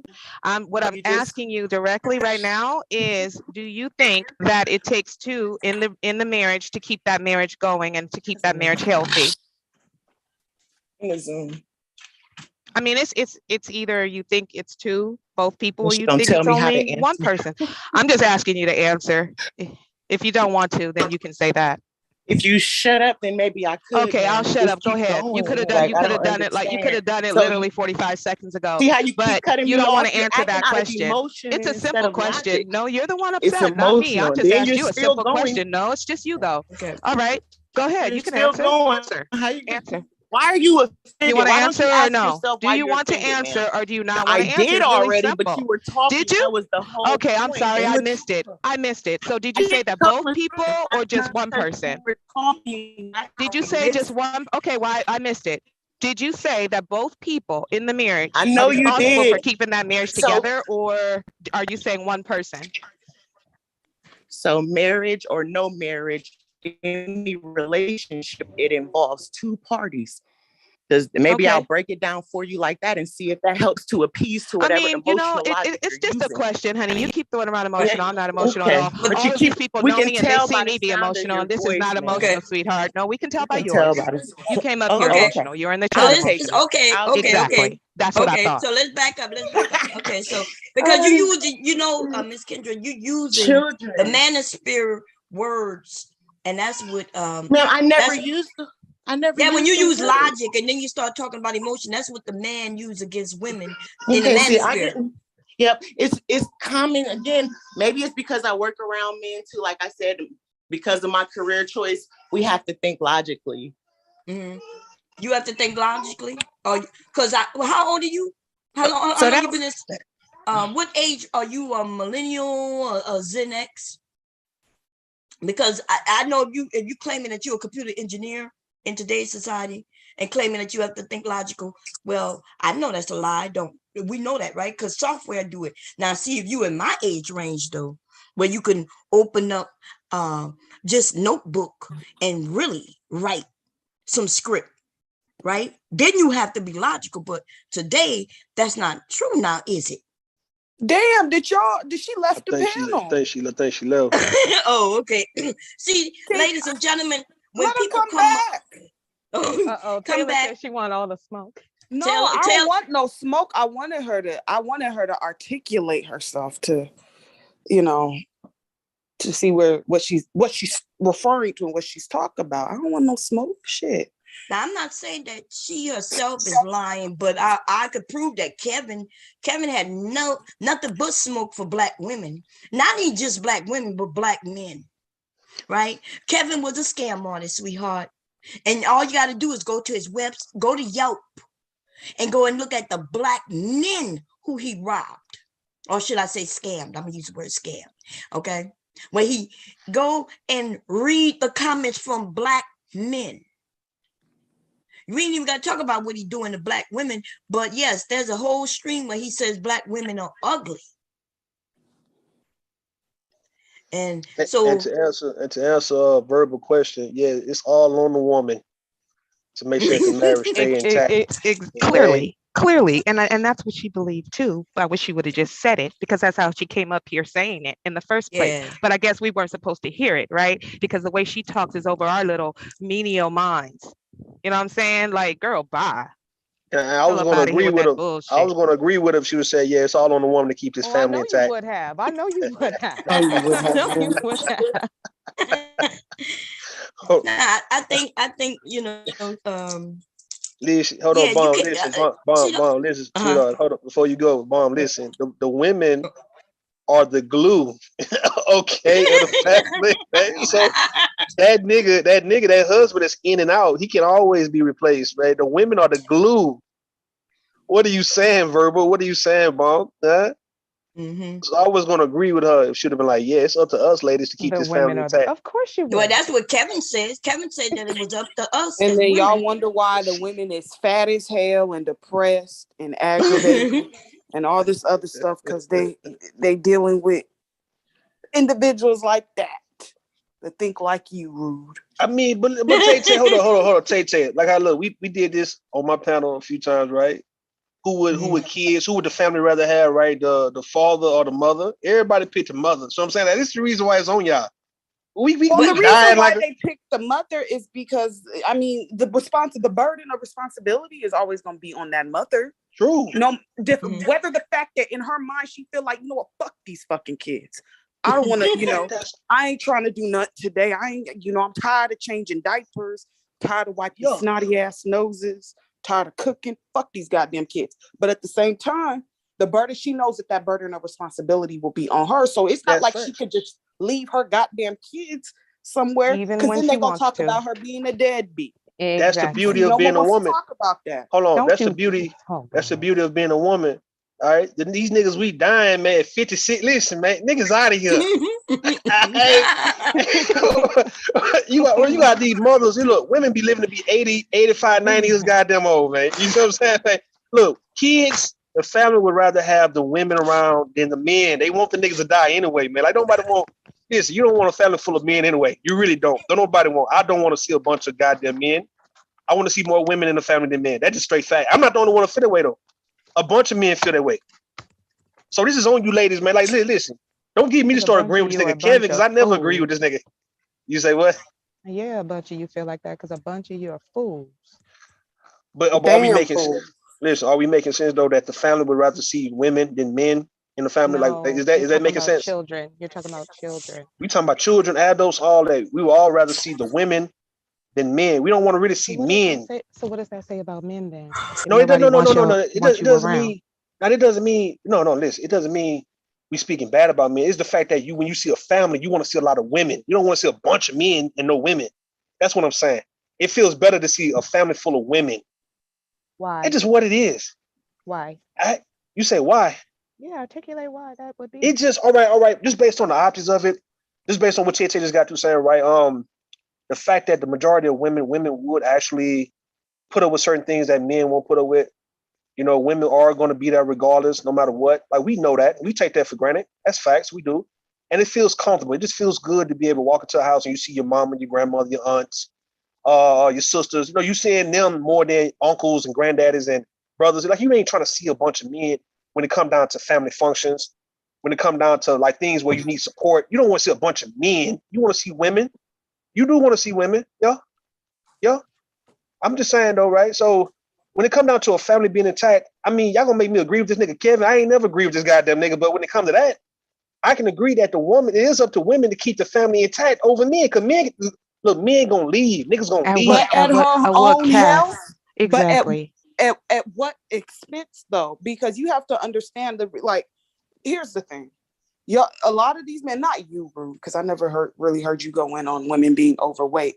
But the reason why a lot of these women are overweight, that are overweight, obese, or whatever have you, is because there's certain stress factors that are involved. Mm-hmm. They're around a bunch of little big-headed, nappy-headed ass kids all goddamn day. They going to work 9, 10-hour days, Monday through Friday. They still gotta cook.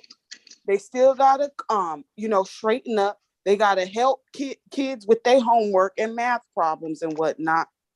Where's the time for their goddamn self? Where's the time to go to the goddamn gym? I agree. Where's the time to do a fucking yoga class? Ain't no time. And different things like that to take care of yourself. There isn't any time. Ain't no time. They're doing it by their goddamn self. Now, if they had help, then there's certain things that they could factor within their schedule to get that shit done. The reason why a lot of people are tired of niggas is because y'all niggas been get to come and go wherever the fuck you please at. Mind you, y'all still got goddamn kids, but y'all still could come and go as the fuck you please. Oh yeah, I got 5 kids, but they all live with their mama.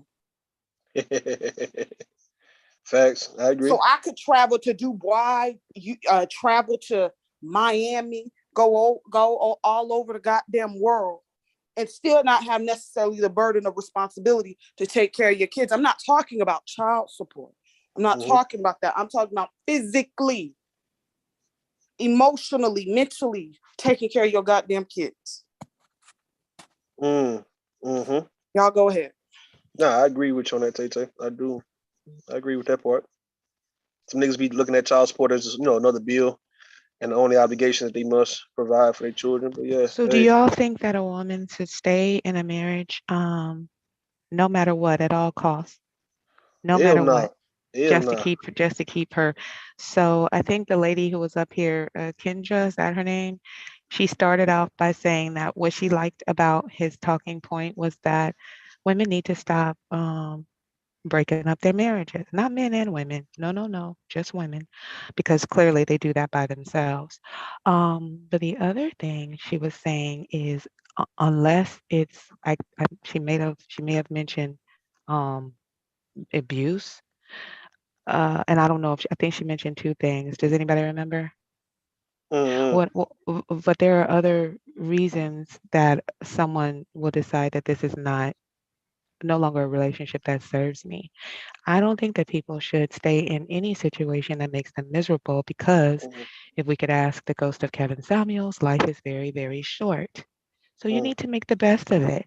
And if you're somewhere or in a place that's miserable, you're wasting time and you're wasting your life. And guess what? You're going to make everybody around you miserable too, because a miserable person cannot make anyone else happy. So why should she stay in a situation like that? Why should anybody? A man shouldn't stay in a situation like that either. Nah, see, I agree. Listen, I agree. See, what y'all saying is on point, but it goes back to how important you are to the actual family. Like, how much do the family depend and need you? If you as the mother, all right, or the grandmother, you know that everybody needs you more than they probably would need this actual father. Rude. Then that's the what's up? What will happen when Big Mama or their mama be like, you know what? Fuck everybody else up in this goddamn house. I'm done. That shit'll never happen. I promise you. We ain't gonna let that happen. Men ain't gonna let that happen. Hell nah. Hell nah. You got niggas will come back. Listen, niggas will come back and be like, where you going? No, come here. And would make the women stay, because I don't shit. So the man wants to do the work. That's the reason why, like, niggas. Exactly. Thank you. Thank you. Niggas would beg on their knees, right, for mothers to come back. Like, I don't think men don't want women to just lead them with children and with, responsibilities of trying to keep the family together and shit like that. I'm reading in the chat room, we're talking about patriarchy and shit. Patriarchy, in my opinion, is just simply, a man, he just taking care of the overall picture, the overall structure, right? It doesn't mean that he is more important than a woman. I don't think that I think when it comes to a family, the women are more important. I just feel that way. That's how I was raised up. Because we do everything. That's fact. So when it comes to patriarchy, just pretty much he had the last say so if it come down to, any outside threats. But anything Rue, we is tired, Rue. Do you understand that? Y'all tired. We is tired. Listen, Tay, you right. Rue. Hold on, Tay. We are tired. I agree, Tay. So then, since as women, we're telling you we tired and we need help, motherfucker. What's the goddamn solution? You gonna get men coming in with this sister wife solution shit, right? This polygamy shit. This polyamory. Like, oh, y'all, look, do y'all want a sister wife to help you? Oh, do you want? See, this that bullshit we talking about. No, this just some rude logic. Because let's say if a man, if he is doing his part, but yet he can go at any time, whether he can die or actually just get tired and fed up and he just leave, right? But yet, you got 3 or 4 other women in the house helping each other with the children, with the family. It's not just all on one woman. Do y'all want to embrace the idea of maybe you might need help from a woman of your peer group, not some mother or aunt or sister? We talking about just somebody who's not your blood relative, but yet she's somebody who will have to give you some type of respect, like you would respect her, but yet she's here to help you and assist you. Your husband. All while she's getting piped down by the same nigga. Oh, Facts. No, I'm good.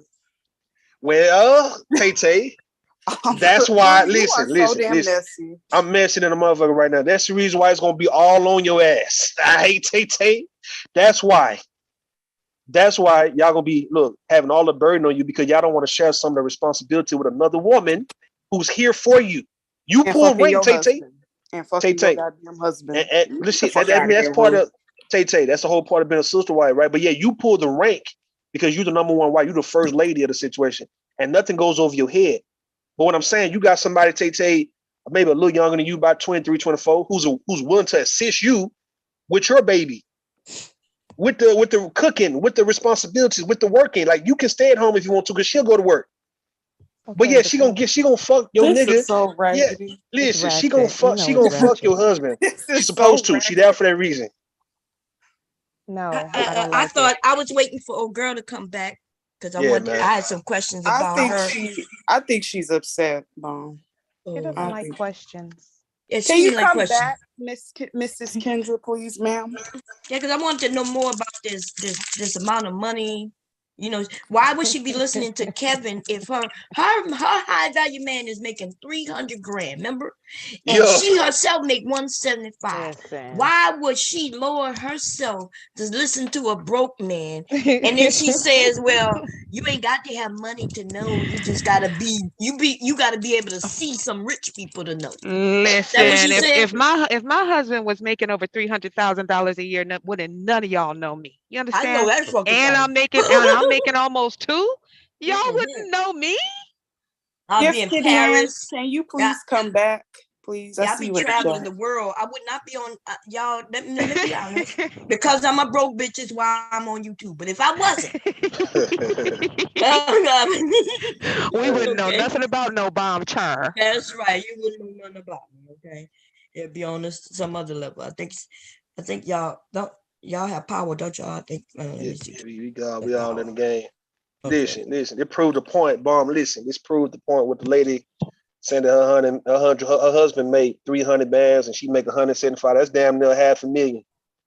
Listen, it proves the point that women, they be searching for side niggas, even though they got a look, even though they got them, a provider.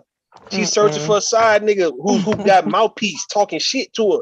You better be quiet. She's gonna come up here and wave her software engineer certificate in your face in a minute. You better be quiet speaking on her name. Nah, I ain't got it. She gonna let you know I'm rich, bitch. But she said she got to know Kevin because of the cologne. So maybe she wanted to get some cologne ideas from Kevin to buy her husband. Wait, but isn't she rich? Why she can't go to like a wealthy store where they sell real Chanel and ask them for some advice? She had to get on YouTube. Her husband makes over 300,000 a year, but she needs Kevin. He needs Kevin. I think some people just be wanting, to get ideas. Like they just want to hear what other people got to say about certain things. Now, when you wealthy, you real person to come and suggest some shit to you. Damn. He could afford a personal shopper. Yeah, this nigga was going to Boscow's and asking them for their advice and coming back to YouTube to give it to you all. Hold up. This nigga couldn't even afford the colognes. Remember, he would go and buy it and use it and then bring that shit back. You don't remember? Yeah, I remember all that. Yeah, you go look. Yeah. So she won't take advice from a nigga like that, a thieving ass nigga at that. And make it seem like he high value. That nigga was a thief. Okay? Black people love a good scam. Listen, what I'm trying to tell you, though. This nigga. Listen, y'all better be glad I changed my ways, okay? The cologne scam. We talking about the cologne scam right now, right? The cologne scam. Kevin was running a cologne and perfume scam. And a lot of people be wanting to get some of that high-end perfume and cologne for the low. For the low, that's when we don't have no money. But when we wealthy, like her and her husband, they don't need no scam. You know what I mean? They could go and buy the real deal. That doesn't mean that they not getting things for cheap. But listen, they just making money. It doesn't mean that that they not living in a $1 million mansion. They expenses might be pretty much exceeding the money they bring in. They're not high value. You saying they're not high value. His first videos were very charismatic. Like before anybody knew anything about him, those first videos when he was standing in front of what seemed to be a boutique, it was kind of energetic and attractive. It really was. But then he evolved into an asshole. Well, he was already an asshole, but the difference is when he was in front of that boutique, acting like it was his, he was working for somebody. So he was trying to drum up business. But we didn't know that. You know what I'm saying? Yeah. Well, I didn't listen to the nigga. So everything I knew after the fact. Anyway, you're right. But he wouldn't have never, he wouldn't have never been able to draw me in. This type of nigga right here. Y'all don't see the scam on this nigga. Y'all couldn't tell this nigga was a liar. Yeah.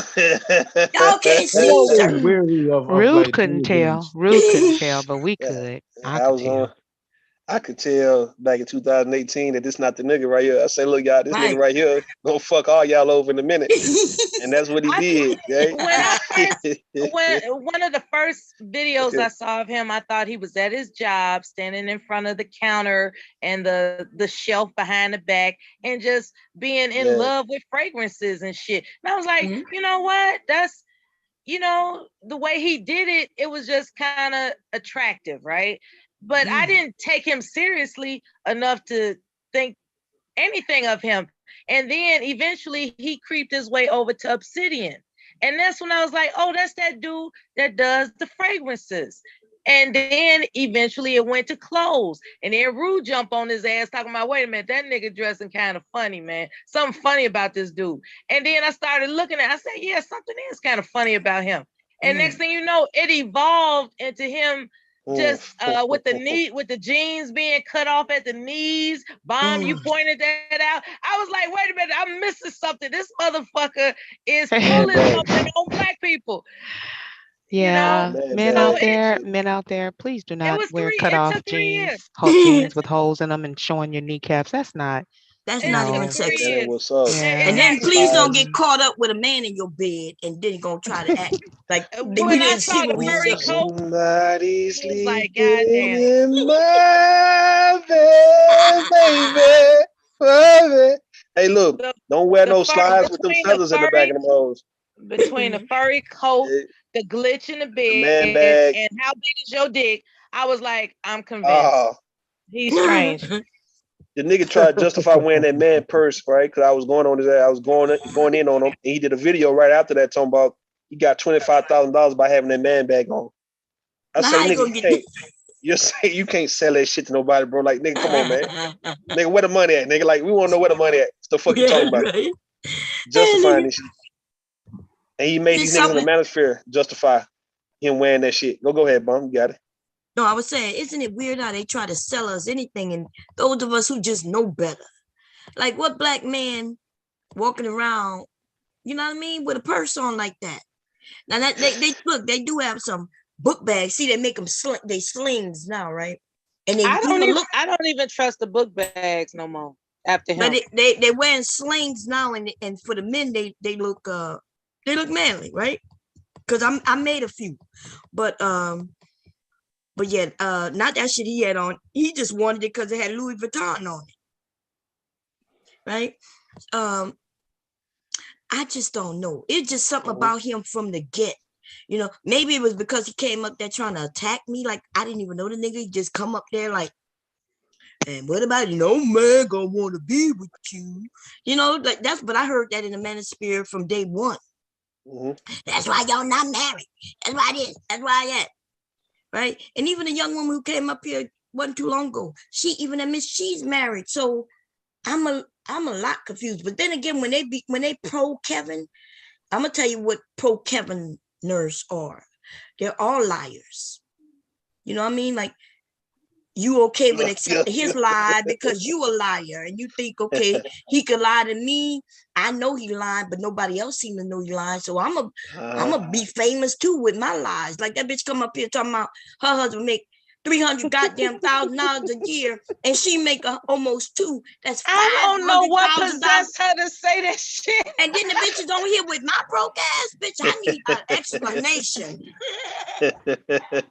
Man, you need a cash app. She don't know what she had. You know what I'm saying? Up. Now, side per se, we're not saying a backpack. We're talking about a man bag, a man purse, a merce. Yeah, a merce.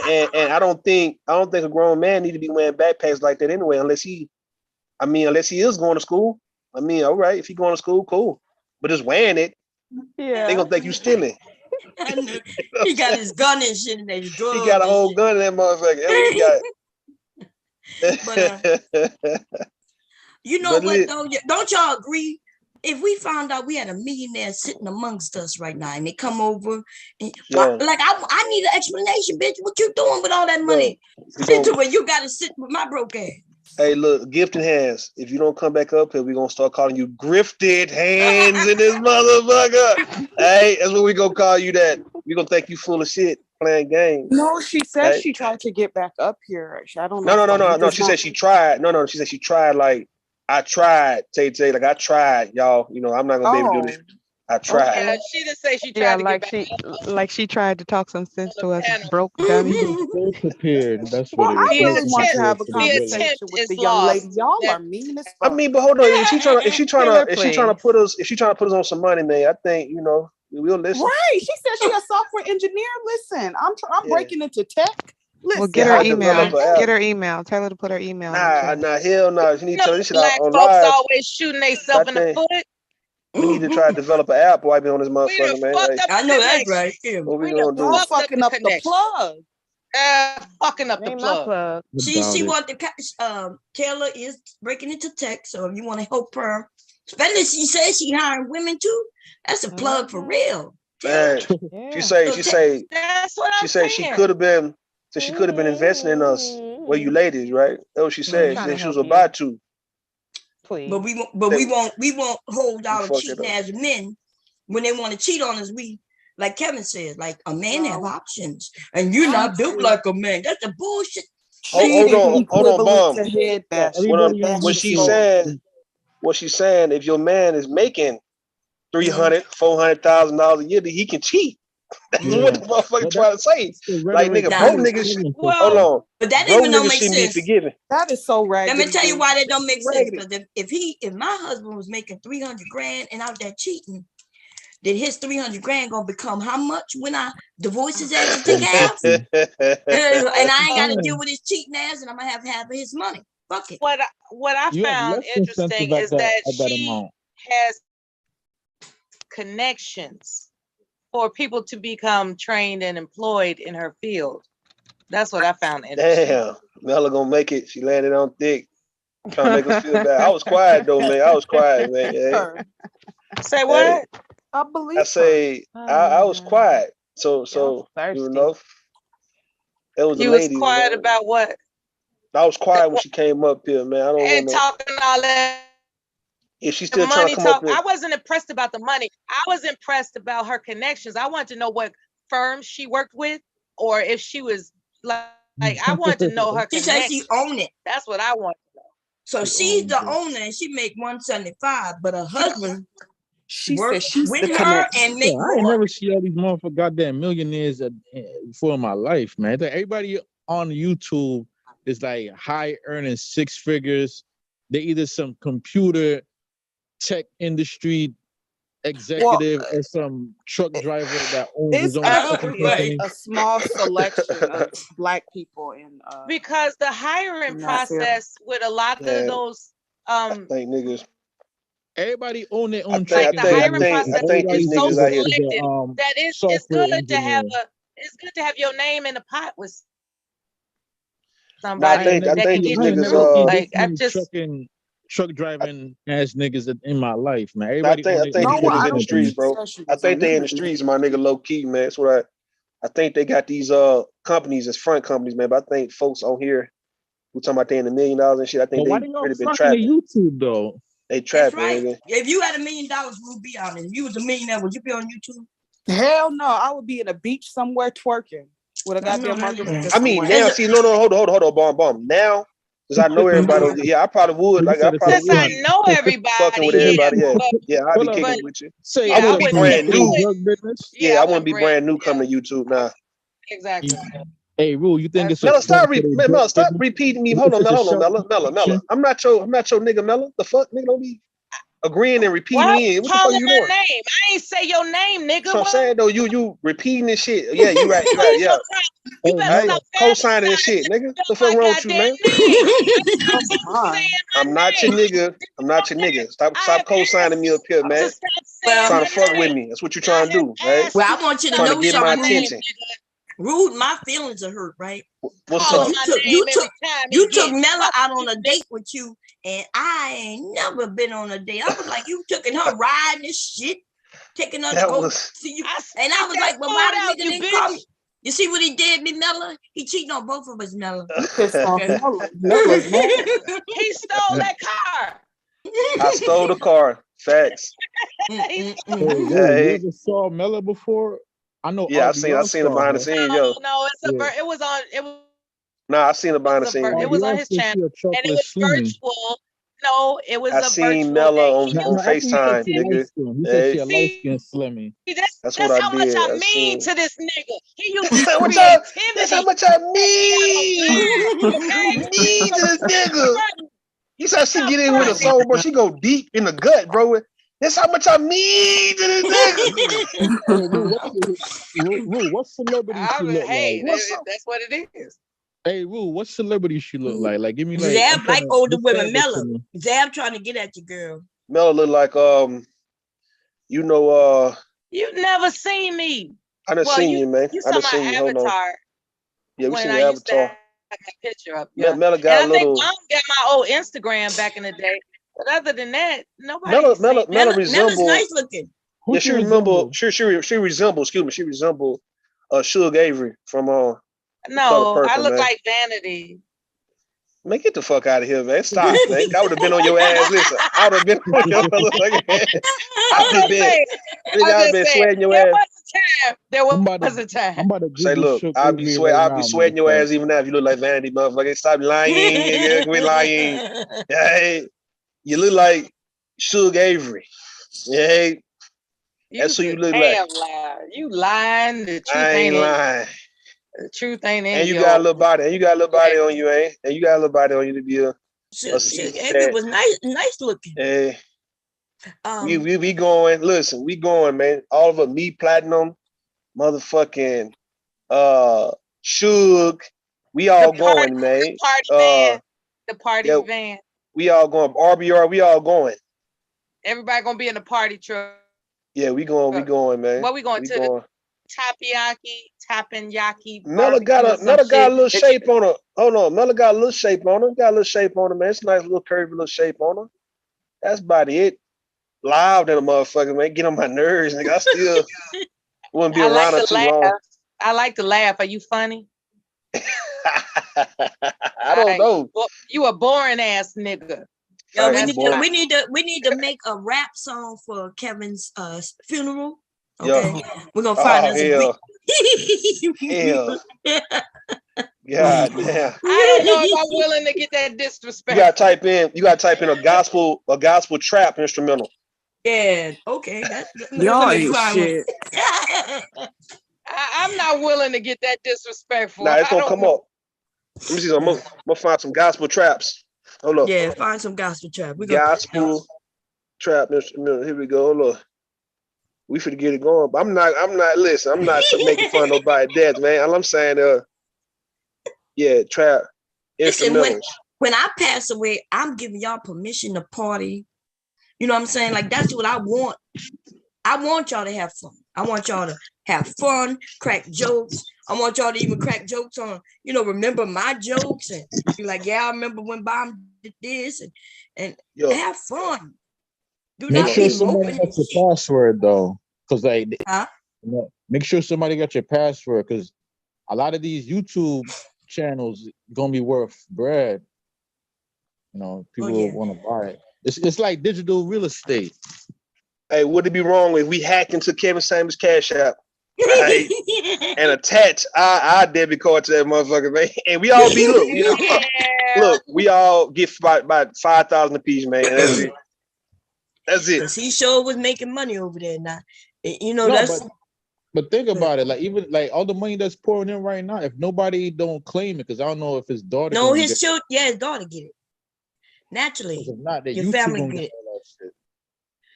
Yeah, the videos that's up, and his family channel have probably the grow. password? His How channel much will you grow think his more channel now get that he's dead. Hey, Bon, tell me how this sound. How this sound? Hold on. Okay.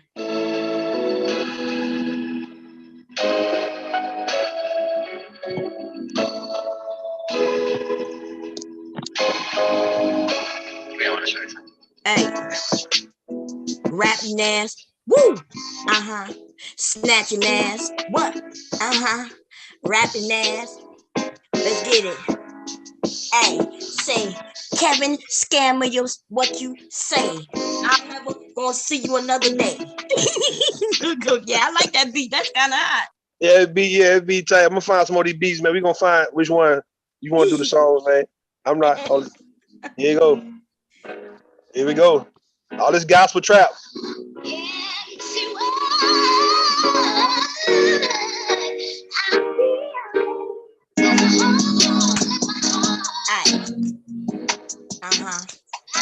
Say, I heard the story go. You died on top of motherfucking hoe. While you was a hoe. He didn't know the equal score.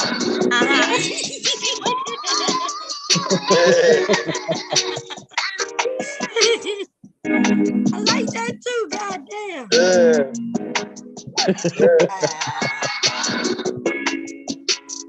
I'm gonna drop these beats. Look, I'm gonna drop it in chat, man. Y'all playing, man. I heard you died on top of a motherfucking hole. Oh, that's cold. Yeah, that nigga died. That's to the nut. That's cold blooded. That's cold blooded right there, man. He done lied to the people. That's cold. Here go the beat right. That's the beat right here. Hold on, y'all look in the chat room. Okay. Here you go. Bam. That's the first one. That's one. I'm gonna go back to the other one. That is horrible. Gospel trap. Gospel trap. Damn, I never heard of that before. Them beats was kind of hot too. Yeah. That's a damn shame. I repent for being on this panel. Y'all wildin'. Y'all go. Father, forgive me. They just said died on Cinco de Mayo. How do we know his family got his password though? Because if they don't, YouTube's not gonna give it to them. We ain't worried about that. Yeah, I'm saying even trying to get his subscribers. I'm saying like if they put the channel up for grabs, man, I might put in a bid. How about you call his mama and call his daughter and ask them if they have their passwords, Ab? I doubt. Rude. Somebody said you need to be the new Godfather. Now, see, they need a real somebody who could be real. You know what you can take over. If Kevin had played his chords, he would have. Well, first of all, he already made a couple of million. I believe that he made over a couple of million in the last 2 years. Yeah, that's a good idea, Dr. G. That's a good idea, Bomb Cherry. Hey, Ray, look. Shit. That's a damn good idea. Hey, Kara, how you doing? Catering to culture. How you doing, Dr. G? How you doing, sis? Listen, I know some people don't like, we're going to act like, why black people act like we religious when we know we're not religious? All year long, we could roast people, have fun, talk about people, listen to people talk about people. And as soon as somebody die, we be like, oh no, we can't do that. Fuck that. Listen, when I die, I truly, and I'm not even joking, like I want y'all to take to the internet, my sons and everybody gonna know this is what I do. Right? They know I get on here and joke, and y'all would just be doing what Bomb does anyway. And they probably sit back in the cut and just listen and laugh with y'all. Now, Kevin, on the other hand, though, he was despicable. He was nasty. So, where's my tablet? My tablet right there. He said, you want your tablet? You sure did. You heard him, man. Clear as day. He's like, fuck what you talking about, Grandma? Where's the tablet? Come on, let's go get your tablet, man. He's just waking up, y'all. He's just waking up. Come on. And he wouldn't go to sleep till like 9 o'clock this morning. Let me open the door for you. And I was looking at the young lady that he was with, I don't know if she was a prostitute or not. She was quite thick. She was very thick. Was she? Where you saw that? Where go get the information from? She very voluptuous. Hold on. Yeah, let me see. Is it on you? Do you know who Real Talk Yanni is? Yeah, I heard of the name. I heard of her. Yeah, Real Talk with Yanni. Yeah, she put a picture of the young lady on her community tab, and she's a thickums. Is she white? So she's not obese. I heard she was She's white. Hispanic. Everybody else would be Yeah, obese. she's a Hispanic woman. Talk. She wasn't obese though. Wait. I tried to Well, tell y'all. according to Mr. Samuels, basically, if you're over, didn't he say if you're over a certain amount of weight, you're basically fat? Mm-hmm. Yeah. You know, Forget the ones who the talk body structure and different things like that, you just fat. right. Yeah. The ones who talk the most about big women are the ones who really like big women. And it's weird, you know, because why you when I'm not interested in a certain type of man, Yeah, you I don't talk about them. That's right. No, you're not. I don't see them. I don't It's pay a no guilty attention to them. It's a guilty pleasure. That's what it is, right? That's why I try to tell them niggas. I remember Kevin Samuels when I was on Game Changer live, like 2019. And I was explaining exactly. That's when I did the O'Shea piece, right? When I was talking about the thick woman. I'm like, look, man, we've never gave a damn about that scale, that weight. All we cared about was if she passed the eyeball test, and then we'll go from there. Like, so what, man? She's a black woman. She might be over 150 pounds. So the fuck what? Like, it's not, I don't have no qualms in dating a woman who's 180, 200 pounds. That doesn't mean you fat. That doesn't mean you fat like the way we see fat. Like, you know, you full of rolls and you just gotta, you just below your waist is all just big and shit, like, and you just obese looking. No, if you thick, it's expected for maybe your breast or your butt may to be kind of heavy because it's big, it's wide. So what the hell? At me, look, you guys, look, let me show you something, right? I'm not a fat nigga at all. But if you look at the scale, I'm between 235 and 245. I be always in between them weights. But when you look at me, I'm not a fat nigga. You see what I'm saying? I'm 6'1". So I'm not, but when I'm saying according to certain standards, they'll say I'm a fat dude. I'm not fat at all. And you got a bunch of black men who would be, muscular build or just solid build, and they might be over 225 and not fat. They might be 250. You see NFL players all the time. Aaron Donald, them guys that be 260, they not fat at all. So like I don't understand, how does that rule apply to men when we see muscular built men who are in shape and pretty much carrying their weight well, but when it comes to women, for some reason, if she's over 150 pounds, she's fat. How is she fat, bro? When her weight is in the right places, dog, and it looks good when you see it. Yeah, you can't go by weight. Right, and a lot of times too, they care if your stomach is flat, they could care less about your. That's the whole point. Thank you, Tay. And you see this woman arms are big like mine. Exactly. She's short and she thick, right? But she is a BBW. There is no doubt. Now it looked like she ain't never had no children. Probably why her stomach is flat like it is, and it's not really flat, but it is. She built. She got some build going on. Yeah, she's a curvy sister. Is the key. I've seen women smaller than her on his show, and he tell her that she's fat. Yeah. Well, ma'am, you're overweight. You weigh more than most men. What he meant is that we weigh more than his decrepit ass over there. Look like he's starving and shit. Nigga, eat a sandwich. Maybe you wouldn't have had a heart attack. But anyway. And you would see, Bon, what you're saying, right? The woman, she ain't got no big old stomach. Right. And we look at ankles. If her ankles are intact, her knees and all that, all right, she could be thick. If those places are intact, that means that ankle look like, bro. Intact ankle. No, for real though. When you look at a thick woman, you look at a woman, period. Like you look at her feet, her ankles. If her ankles are pretty much intact, you got a real foot fetish. How is it's just something that I look at to determine if a woman is considered to be obese or she just thick, or maybe she's gaining a little weight. Like if her ankles, like if you type in some thick women right now, Bob, you'll see her ankles. The ankles are always intact. So I'm like, okay, well, you just gain a little weight, like a lot of us do. We just gain a little weight every now and then, but she can easily lose this shit. But her stomach can be flat. You know what I mean? She got the shape. So it's a difference between a morbidly obese, Precious, Gamma Ray City from Precious ass type look, right?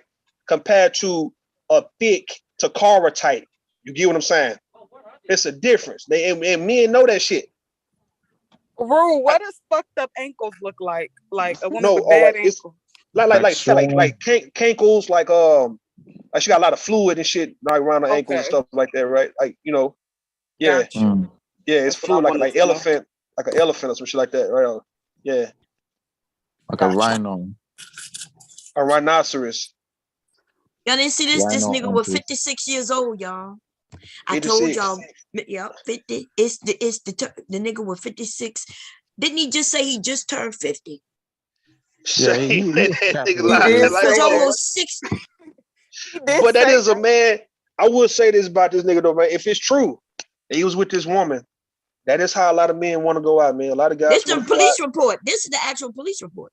Yeah, you want to go out. If you want to look, if you had to die, you do want to die in some pussy. That's facts. I'm just telling you the truth. If you but just he had didn't to even go. get to get in the pussy. Yeah, but not no paid for pussy, though. He was trying to get on top. She was too big for his ass. That's what it was. Even not no pay for a pussy because like you want to doing that shit raw. Like you know, you can't go to a prostitute raw. Zab, we talking about the thought bomb. In the case of Kevin, he thought he was about to get some pussy. That's that's good enough. But that's why he died, because he realized I'm about to get some pussy when I rather some pussy. You know what I mean? I think he was in the act. Honestly, I think he was in the act. Because if he died on top of her, then what does that mean?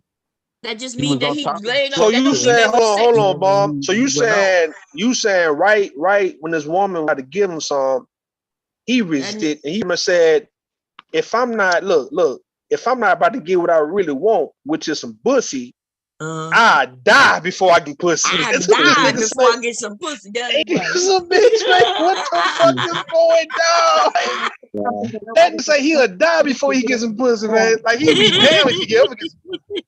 Man, that nigga cold. For the woman though, having a nigga just die on top of this old ass nigga. Now you think you about to get this bread and he thrusting and the nigga just collapse right on top of you. Damn. Man, you'll never know this. Look, y'all know she gonna come out. This woman about to make some money. People want to hear her story. TMZ gonna pick it up. Man. TMZ ain't never give a fuck, but they gonna pick it up. Whoever lands that interview, they gonna have so much views, they gonna make so much bread that she gonna get a nice little check from that. Yeah. She gonna be able to work from this, you know? Yeah, she gonna launch her shit off. This nigga. That nigga Kevin Roney. Like she's a BBW, she's Latina. That's gonna trigger the whole colorism Latina debate that they've been kicking off. There's like so many ways for people to eat off of this on YouTube. Like this shit gonna put all the content creators in work for like the next 6 months. They're gonna unpack this in so many angles. All I care about the nigga lying. I'm gonna put up all his information. Yeah, lied. The nigga is a liar. Everything about him was a liar, right? Cokehead ass nigga, on fentanyl ass nigga, claiming he don't like big women, but he died on top of a big woman ass nigga. You know what I'm saying? Living in an apartment ass nigga. Claiming to you younger people, and I told y'all, you younger people listening to him, he fucking y'all up because lots of these men really believe if they make money now, when they get his age, that's when they'll be able to have all the pretty women they want. Yeah, as long as you got money, but if your ass still broke at 50, your ass ain't getting nothing. And you ain't gonna have no memories. At least you should watch this Kendra G video where she was, you bringing up, these older men think that just because they got money, that these young women going for them. Tell me why this chick on there with her 9-month-old baby, she on there looking for, she says she's looking for basically a backup stepdaddy because her husband's in the hospital, and just in case he died, she got backup. She's 32 years old, and he's 65. Yeah, I seen that one. Yeah, a long time ago. Yeah, it was Lord Jesus. Yeah, man, that's. Well, old men. Smart. She in the South, right? I'm not sure about other areas, but I know in Louisiana, definitely, old men do have younger women, but the younger women and the old men have an agreement. The agreement is dude get his Social Security check or he's still working. he gonna pop off on that woman. He gonna give her. I do agree. Right? When she needs something, she knows she could go to that nigga too. I agree. See, I agree. If I'm 50, if I live to be 50, yes, I agree. If I'm still want to talk to 20-some-year-old women, that I got to come out of my pocket. It's just understandable, man. Like I don't give a fuck if I am a attractive older guy. So the fuck what? Like if I'm talking to 24 and 25-year-old young women to where they come to stay with me or they come around me, they taking care of me. Yes. I should be paying a bill or something, man. I should. Like I don't think why I don't understand why an older guy think that he should get that for free. Like, yeah, you might be wealthy, you might be, good looking, but why you think you overstepping your boundaries by fucking with younger women like that? And yeah, you ain't gotta pay. Yeah, you only can run that. You can only run that shit on your peers, nigga. Like you can't run that shit with somebody who's way like young enough to be your daughter and shit. If you playing them type of games, then why you wouldn't pay? And it doesn't mean you paying for like I'm paying you like you an escort. It means, okay, if she's 24, 25, man, she might have a kid of herself, have a kid of her own. Of course, she got an apartment. Yeah, why would I not pay her apartment or her rent? Why would I not pay her rent, her car note? Why would I not do that? Mm-hmm. Yeah, you see what I'm saying? I agree with you. You got to kind of leverage the fact that she is being with your old ass, and you got You got to kind of help her. If anything, you got to inspire her. You got to inspire her and help her cope with the fact of her fucking with an older nigga. Even if she might have a thing for older guys, but for her, with niggas her age, exactly. But for her not to feel so grossed out, because you might be a decent looking guy, she got to kind of feel like, okay, well, I'm 23, 24. This nigga 50. He ain't really bad looking, but he do pay my bills. He do be paying. Like if I need some money from him, that nigga would come out and take care of my children. He would look out for. The woman got to feel kind of good to want to fuck with you when she that young. Yeah. You can't automatically assume that younger women just want to fuck with an old nigga like that. Not like that, bro. Nah. Why would she with all the young men around, Look, yeah, exactly. If an older man can't give her nothing, then she wants to choose a younger man who can't give her. She might as well. She might as well choose a young nigga. That's right. Yeah. So, so when Kevin I kept telling these younger men because they believed it. Like there was a group of men in the manosphere was like, yeah, he's right. It makes sense. And he was telling them, don't worry about women now when they're young. Why? Because Kevin's old and Kevin wants access to young women. That's right. And now if the young man turned away from the woman, which that's what happened. These black men who follow Kevin hate black women, so they turn their backs on him. Right? That's why they like him talking about him negatively. Right? Yeah. But what they don't understand is when they get a little older, they thinking it's okay because they're going to get a little older, make that money, right? The way they're going to make the money, I don't know, because they're not talking about going to get no education. Kevin never told them, go get your education. Yeah. He never give them no positive reinforcements, tell them how they can do this and that. He just told them to do it. He never told them how. So when they get his age and then they think, oh, I'm going to be like Kev.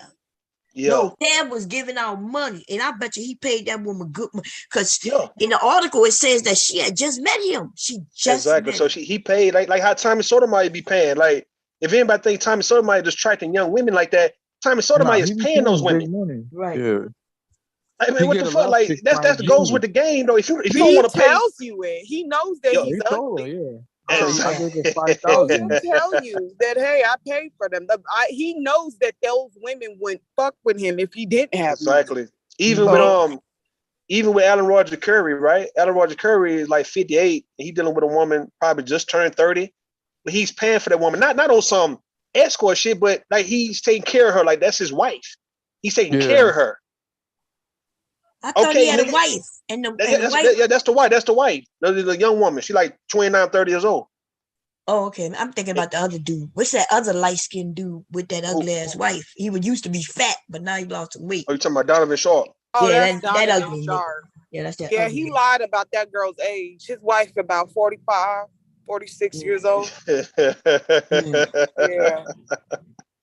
The veil is coming off.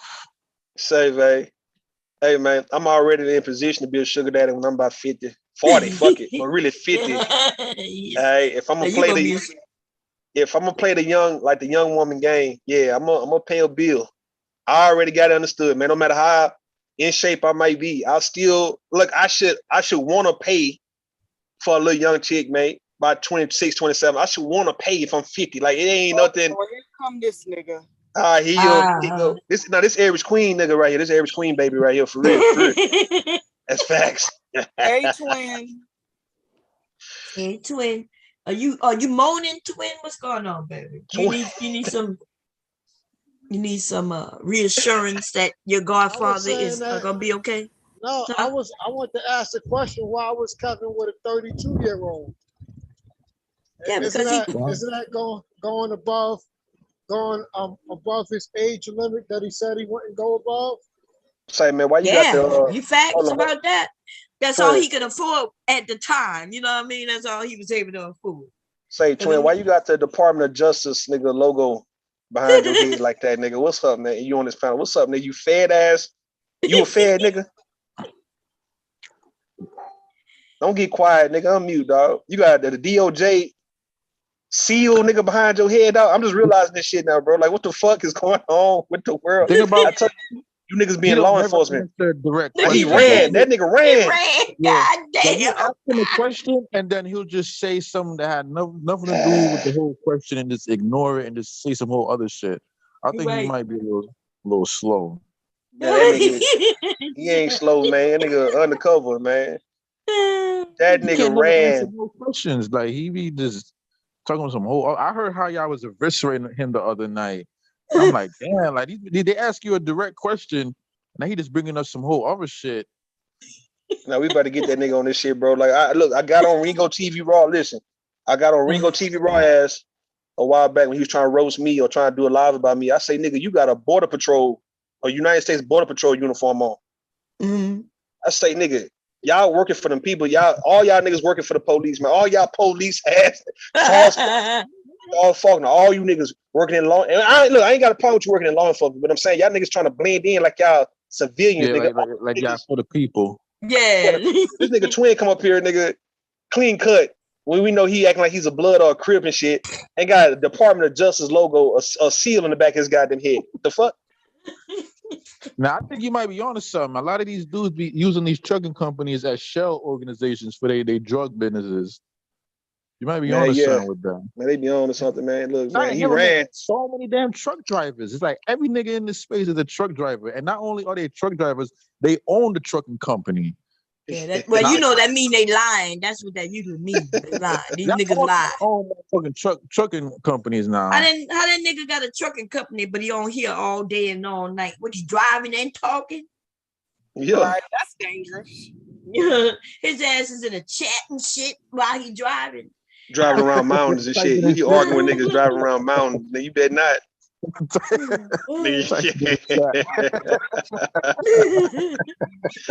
Nigga, you hauling. Nigga, what you hauling, nigga? Oil, nigga. You got oil in the back of your shit. Nigga, you got gas in this bitch. Nigga, you trying to talk on a live stream, nigga, hauling gas across the goddamn country.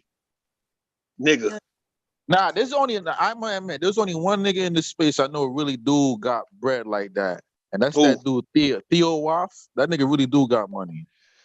And that's why all these dudes be trying to attach themselves to him, because they trying to get him to give him a little bit of their money. I see what Obsidian that dude, that albino alligator ass Ike, that African, that Nigerian, that motherfucker they say he's a millionaire too. So, I'm not, look, you can be a millionaire, dog. You all can be a millionaire. You all can have money. It's not like people can't have no money.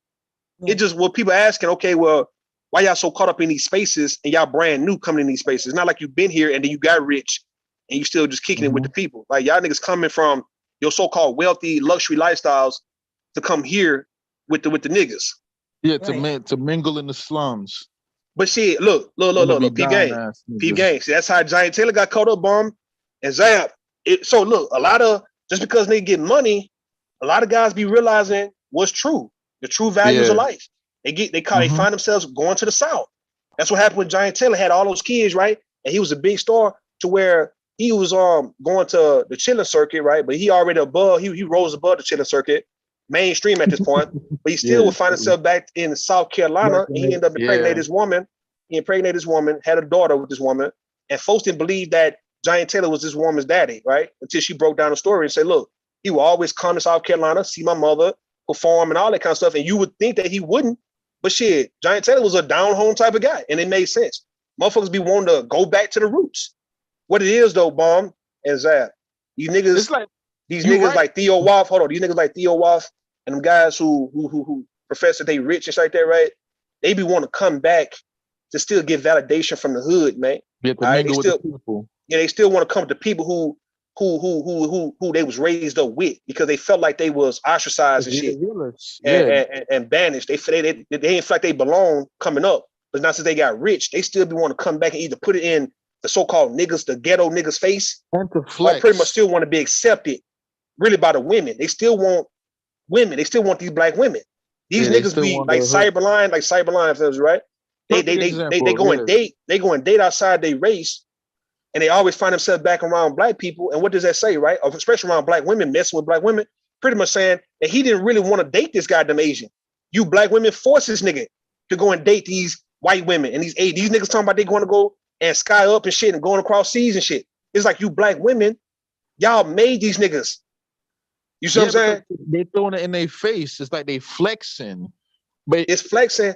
No, it's flexing, but it also could be a little, it's like you're trying to make somebody regret it. Like you're trying to make black women regret it. You're trying to make somebody feel bad. Like, look, or you trying to pretty much get pity. Like, look, man, I didn't really want to go and share my so-called wealth with an Asian woman or a white woman, but you black women didn't ever gave me a time of day. So therefore, I'm trying to see if you guys are y'all really gonna let me assimilate into this Asian culture, man, or you women gonna come in and just cuff me, man? Which one of you women gonna scoop me the fuck up and let me just do what I'm doing for her and do it for you? Niggas like Cyberline is saying that kind of shit. Man Tomorrow, all these niggas, Donovan Sharp, all these niggas, bro. Theo Waff, all of them, Ike, all of them saying the same shit.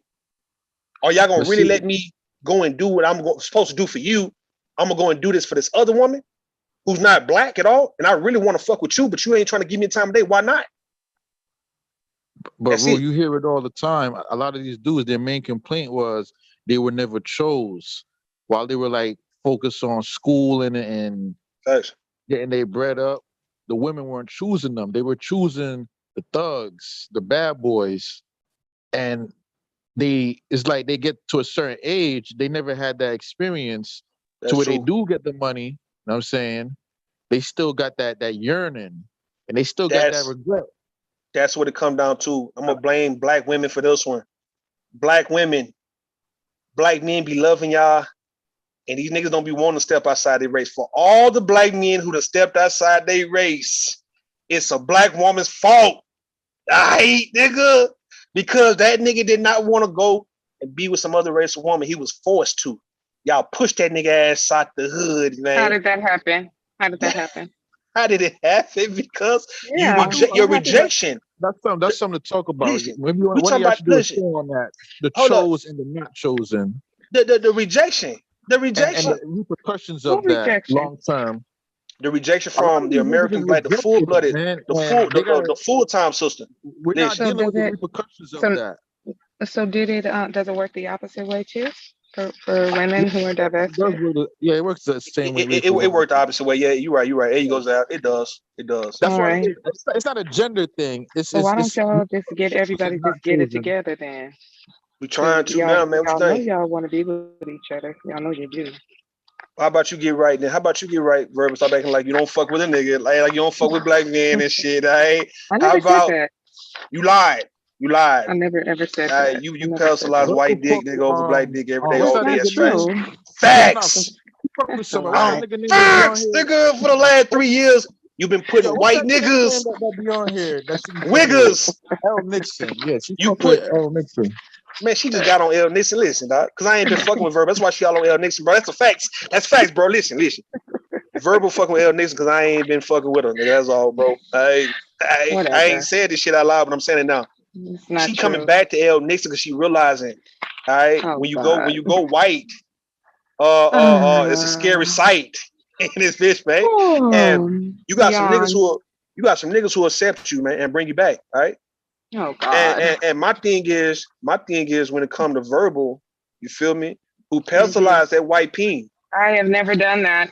Every chance she get, nigga. No, this is not true. She is personalizing the pink ding-a-ling, nigga.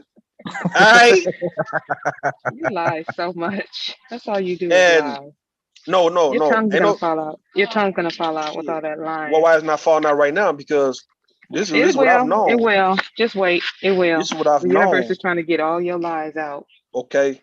the moment you allow for the white dick to go inside you, man, you Don't cursed worry for about all of that. life. Listen, don't worry about all of that. Cursed. Listen, All that right, is none of your that vagina. Look, that vagina is not pure. You listen. can fuck It's 100 none of niggas. your concern. You can have sex with 100 men. The one time you black women fuck a non-black man, your goddamn vagina is tainted, nigga. All right, it's spoiled. All right, Okay, it's so cursed. what if you got the antidote though? What's the After antidote? What's the antidote, bro? man. black dick, That shit funny. Nah, man, nah. That After nigga the dick one, gonna fall off, man. after After the that, bro. one, Like then you get black you dick, have and to. then you get scrubbed from your sins. Nah, you ain't. You know, the black dick can't scrub you from your skin. Sins is not gonna work like that. What I'm telling you is, the black dick gonna fall off. If you niggas not look, you niggas need to ask these women, have you ever had sex with somebody who's not black before you go Now you're inside of her, just trying bro? to talk like Cynthia G, because you know she tells women do not ever, not one time ever, get with any black man who's ever been with a woman who is not. If he's dated outside his race, he slept around outside of his race, never ever get with him. Where you Leave think him she Why right got where that not? he's from? at. What's the Hold on, reasoning No, where you for think that? she you got? got that. No, you Nah, got where that you from think she got her. that from, though? She You got What's got that the from that from me. reasoning for her. that? She got that from She me. didn't. No, she didn't. You She got just that got from that me. from her. All She y'all got be that from copying me. her. No, she No, let did me tell you not. something. Me Hold and on. CNG talked, right? Hold on, we talked on the phone Oh like 2 years God, ago, right? No, whatever. no, no, no, no, no. Me and her used to talk every now and then, right? On the phone. She got that Uh-huh. concept from me because I made it very plain. I said, look, do you think a person can redeem themselves, or could they actually scrub, wash away their sins, right? If they was having sex with somebody who's outside their race and they go back to having sex with people in their race, right? Do you think that you can be redeemed for that shit? She didn't agree with that. She said, no, I don't think so. And that's when she started using that. Now, I asked Cynthia G if I'm lying. She ain't gonna tell you I'm lying about this shit. I'm facts on that. Well, Rule, I Mm-hmm. think that I Sure. think there's a level of satisfaction that you get only with your race that you can't. It You're not is. gonna get with other races. I think that is unfortunately that is true. That's true. That's true. And that's the reason why black men can't build shit. Right? The Because reason black that's men can't build with a white business girl out. or The an Asian reason or whatever the reason girl, why like other races of men No, can what it build. is, Well, let me that show you you, always bro. have that itch. The reason why other men can build and black men can't build because black women too fine, bro. That's the only hang up, nigga. If black so men, y'all are distracted. nah, you say what? So you are distracted. Is that what you're trying to say? It's distraction because if you look at other races of women, they're not attractive like that overall, right? Like Asian women are not they're not sexy to where they'll turn you on.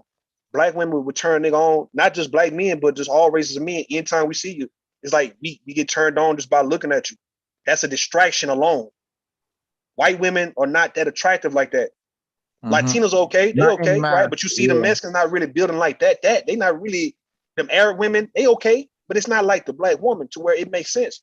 Niggas be wanting to have sex all the goddamn time, and black women make it hard for a nigga to focus on what's more important. This is the reason why black men have to be in solitude to build anything for himself. Because if you around But a bunch of Rule, black women, your ass ain't gonna get shit done as a man. You're not. They're just facts. That's just straight facts. No Rule, one can disagree with that shit. you're right. The reason for that is, during slavery times, Yeah. they used the black men as pretty much studs to create Yeah. more slaves. After the British was outlawing bringing in slaves, they had to keep the numbers up. So they would Yeah. have like these black men as studs. Yeah. And we were pretty much, I don't want to say the word crafted or created, but we were grafted. we were used. We were crafted that way to be these studs for the women. Okay. That's why when you look at a black person in whether they from I'm Jamaica saying, or America, nope. and you look at an African man, we look different. We don't I look mean, the what I'm same. saying, I'm talking a whole lot of bullshit, right? But there's some truth in what I'm saying too at the same To it time, right? though. But Black now men this are one, studs overall. I mean, listen, it's more of a fetish, right? Like we everybody's fetish. That's all it come down to, man. Like we everybody's fetish, dog. Like I think that keeps us in the hole because it is a bunch of sex on black people's mind for why we can't really get shit done. It's either too much sex or it's a lot of hatred. One or two. That's what we caught in between them two. Other than that, bro, you take away the sex, take away the sex and the lust factor and the hatred. Black men and women would be building like a motherfucker. That's facts. Be building every day, nigga. Niggas can't stand one another. Shit to deal with first. We gotta like overcome. I mean, nah, man. Look, I think we passed. No. Time. Let me show you about that psychological. See, that's a good excuse for why when you know, let's say you just want to blame something.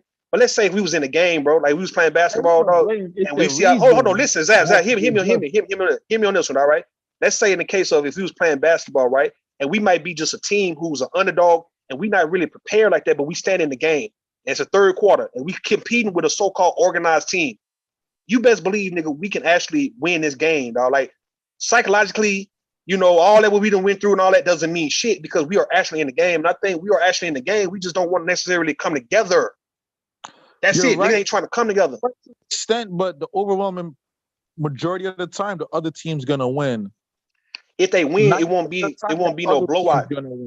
No. If they winning, it won't be no blowout, bro. It won't make it. It won't be like as if we didn't belong. You're only gonna remember the time that you won, but you're not gonna remember the 99 times you lost. But you missing the whole point. What I'm saying about standing in the game, dog. Like you're not worried about the past. You worried about the fact that you're in the game right now. That's it. We are in the game. Listen, Zab. Hold on. Let me show you what I mean, Zab. The dynamics that's going into why you are. But if you understand the reasoning for it, you could address. But still, what I'm saying, that's making everybody lazy. When you start talking about the reason why we can't do this because we were slaves and shit, and our ancestors are slaves, and psychologically we damaged. Man, fuck all that, man. Right now, if you look at these young children, hold on, Zab, listen, bro, listen. Look at these little kids now, right? These zennials. And here, look at the millennials, but really the zennials, right? They don't give a damn about segregation, Jim Crow, slavery. They competing like a motherfucker. It's a bunch of black entrepreneurs, a whole bunch of these young kids into tech in elementary and middle school, man. Young millionaires, man. A lot of these black girls and boys are doing their thing because they don't have that sense of understanding what the hell took place 150 goddamn years ago, man. They don't care about this shit. They're not worried about this. Nothing's gonna stop them. They didn't got to the point where fear is not even developing in them at this point. They outgrew that shit. And that's how it's supposed to be, right? Like our generation is making sure that these young kids are not gonna be focused on what the fuck we focus on that's making us lazy on some, this psychologically, bro, reason why we stuck because of slave, we traumatized from slavery. Man, fuck all that, man. You think the ancestors, do you think the slave ancestors will want for us to still be talking about what they went through at this point, right? Do you think that if they was living in the day's time, that they would be giving a damn about probably what they went through? No, they would not. So do you think they really want us to be stuck on the 18 goddamn 20s 200 years ago, man? No, they do not.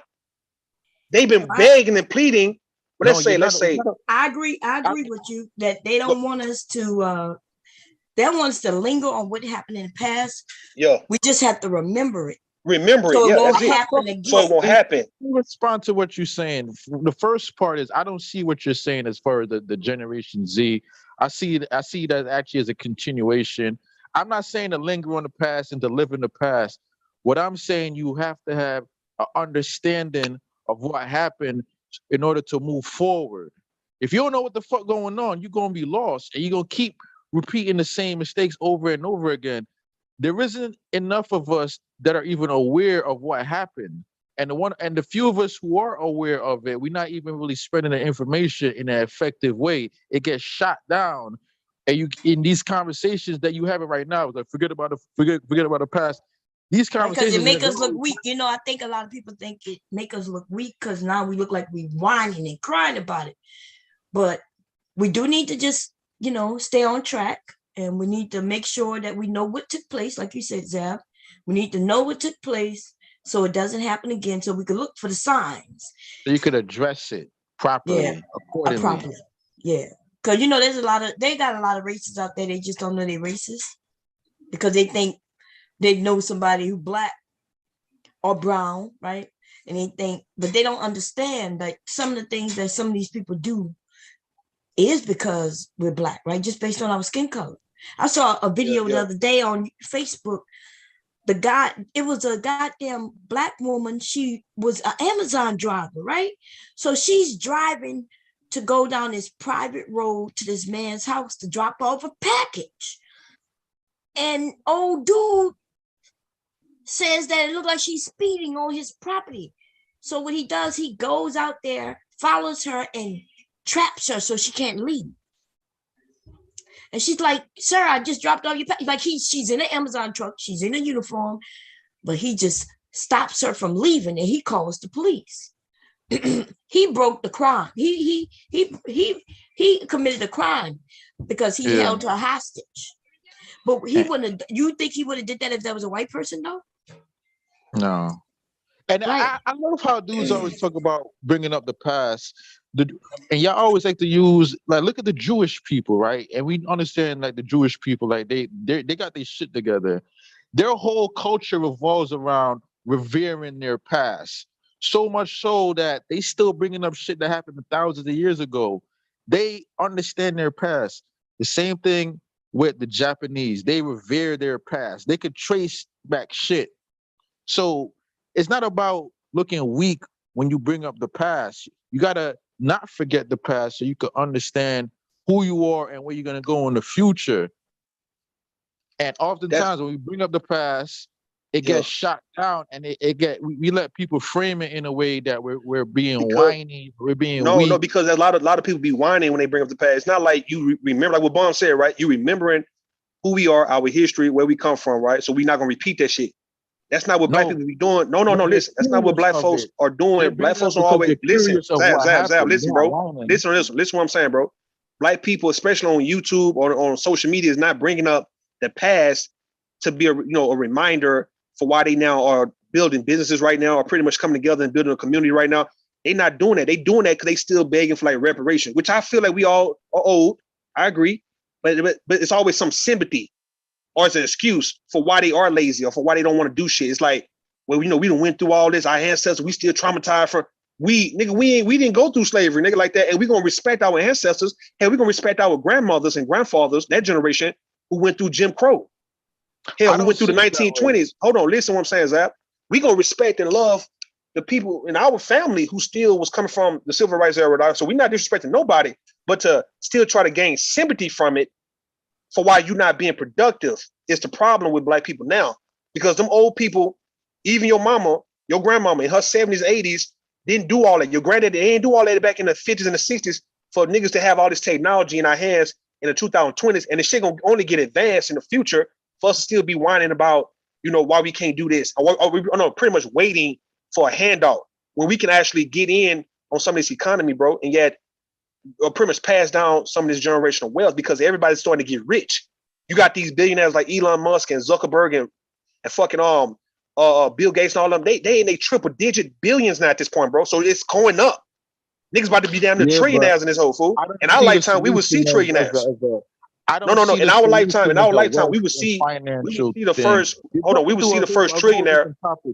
Hold on, Zaz. Let me finish what I'm saying, right? In our lifetime, we would see the first trillionaire, nigga. Like in our lifetime, for sure. Within the next 20 years, you might see the first trillionaire. All right, then. So what's going to be the excuse for why? Even if you see a singular trillionaire, what does that really do for black people? No, it's showing that we don't have to be waiting. That shows that we don't have to wait for no handout. It shows that we can all start to get we can start getting the millions. That's what I'm saying. Aspirational figure to admire, but that doesn't do nothing. No, Zab, are you listening? Zab, are you listening to what I'm saying, bro? It's not gonna do shit for the black race. What it's saying to the black race is that you guys better get in. Let me Zab. I told you, nigga, turn your hearing aid up, nigga. Yeah, but you talking forever, man. I'm like, okay, no. You talk. Hold on, nigga. I'm not done making my point, nigga. I'm gonna give it to you. You got it. Make your point. All right, then. Turn your hearing aid up too, though. All right, man. So you saying a trillionaire, bro? When you ain't never saw that shit in your life, that means that it's money to be made in this world. It ain't no need for you to be waiting for a handout, bro. You just actually need to start making some goddamn money, doing whatever you need to do at this point to get you some money, man. You and your people. So you ain't have to be working minimum wage or working a job. That means that motherfuckers are getting trillions of dollars at this point. Triple digit billions. Why in the fuck we not trying to see the million ourselves individually before we start talking this reparation or talk about this coming together as black people and shit? I believe that black men and women are going to come together when we all get rich individually, nigga. I don't think it's going to be a group effort. Nah, nigga, I don't think we trust each other like that. If it get to the point where you make you $1 million, Zap, I make $1 million, Bond make $1 million. Now we all can put up 50 grand right now to start some shit. 100 grand right now to start some shit, bro. That's how it's going to have to be. It ain't going to be that other shit that we dreaming about, bro. But what I'm saying, the money is only going to get greater, bro. we sitting right here acting like we still waiting for a motherfucker to come back and pick us up. For what? Still waiting for Jesus and shit. All right, you keep waiting on Jesus, nigga. All right. While Zuckerberg and them and Elon Musk hit that $1 trillion and shit. You worry about Jesus all you want to. You got to say, go ahead. Go ahead. The solution isn't money or wealth or to get to be a trillionaire. That ain't the solution, brother. We've done that. They're doing that right now in Africa. You know how many billionaires they got in Africa? Look how fucked up Africa is. So it's the solution. That's the white man's solution that he gave to y'all to say, all right, just go get the money and problem solve. No, there's a lot other shit, whole other dynamics that gotta go into play. Nah, Zab, if we get the money, if all the black people in the chat room and on the panel, get a lot of shit that I want to address. If they actually get them, if everybody end up earning that $1 million, if everybody making $1 million, what the fuck is that gonna do? What that's gonna do, nigga? Do you understand what that's gonna? Hold on. Stop talking stupid, bro. Stop talking that dumbass shit about what that's gonna do, nigga. It's gonna change your motherfucking life for one. It's gonna change your world and how you view shit. Nigga, you get $5 million to your name, bro. Let's see if you saying that's not gonna do shit for you. That you a lying motherfucking nigga, bro. Stop playing with me, bro. Kevin, he got $4 million. What did that do? Who? For Kevin Samuels, he got $4 million. Kevin Samuels' life got turned around too. What you mean? Like his life changed, nigga. What you mean? The fuck? What define change? What do you mean by change? We talking about. You mean like a standard of living?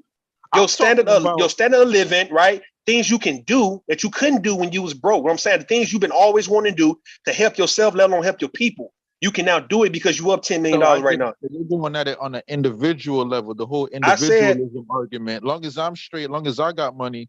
No, I said as long as you can get yours right, now you can talk about helping other people. Now you talking about the collective coming together. Yes, everybody need to kind of get theirs first before you start coming together.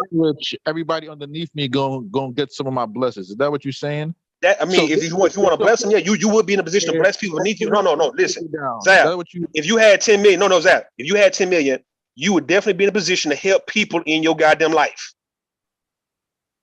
It wouldn't be no waiting on nobody, bro. It'll be you doing it. You ain't got to wait for shit. You be up 10 million. You done bought people houses who you love, right? The folks that you done helped your friends start their business. You actually got some shit started, man. Like you would be the one, not the government, not Jesus. It was you, nigga. That's what I mean. So yes, you need a millionaire, hell, at least one millionaire per household, nigga. In my opinion, bro. Matter. You could have $1 trillion if you ain't addressing the elephant in the room. That money don't really mean shit. Man, you a damn fool, man. We have too many black people, and they could be brought to their knees just like that if they fuck with the wrong person or they go at the system. The money don't mean nothing. See, that's you Jamaican. I told you, y'all Jamaican niggas don't have American blacks in y'all best interest in any way at all, bro. So I'm not trying to hear. I don't want to hear no Jamaican nigga coming in, bro, trying to disrupt what the fuck niggas saying, because no one gonna disagree with me on this part when I say, hold on, listen. No one's gonna disagree. That's why you do the fuck you do, nigga, because your ass know how to shut the fuck up, man. Because you coming in disrupting shit, nigga. That's what you do. Bitch ass nigga, ain't nobody. Listen, trust me on this. If every black family had $1 million, nigga, $5 million in their goddamn household, bro, nigga, you talking about changing lives. If that was the case, if every family had at least one person who had $1 million, 5 million, that'd be the change. That's why you think shit changed for people who go to the NFL and the NBA, bro. Them families all of a sudden change. How could you not change your life if you got $5 million? How would you not? You can change your life on an individual level, but at the same time. So you think that I couldn't change the lives of my children if I have $5,000? I'm answer the question again. You can change your life with money. Yes.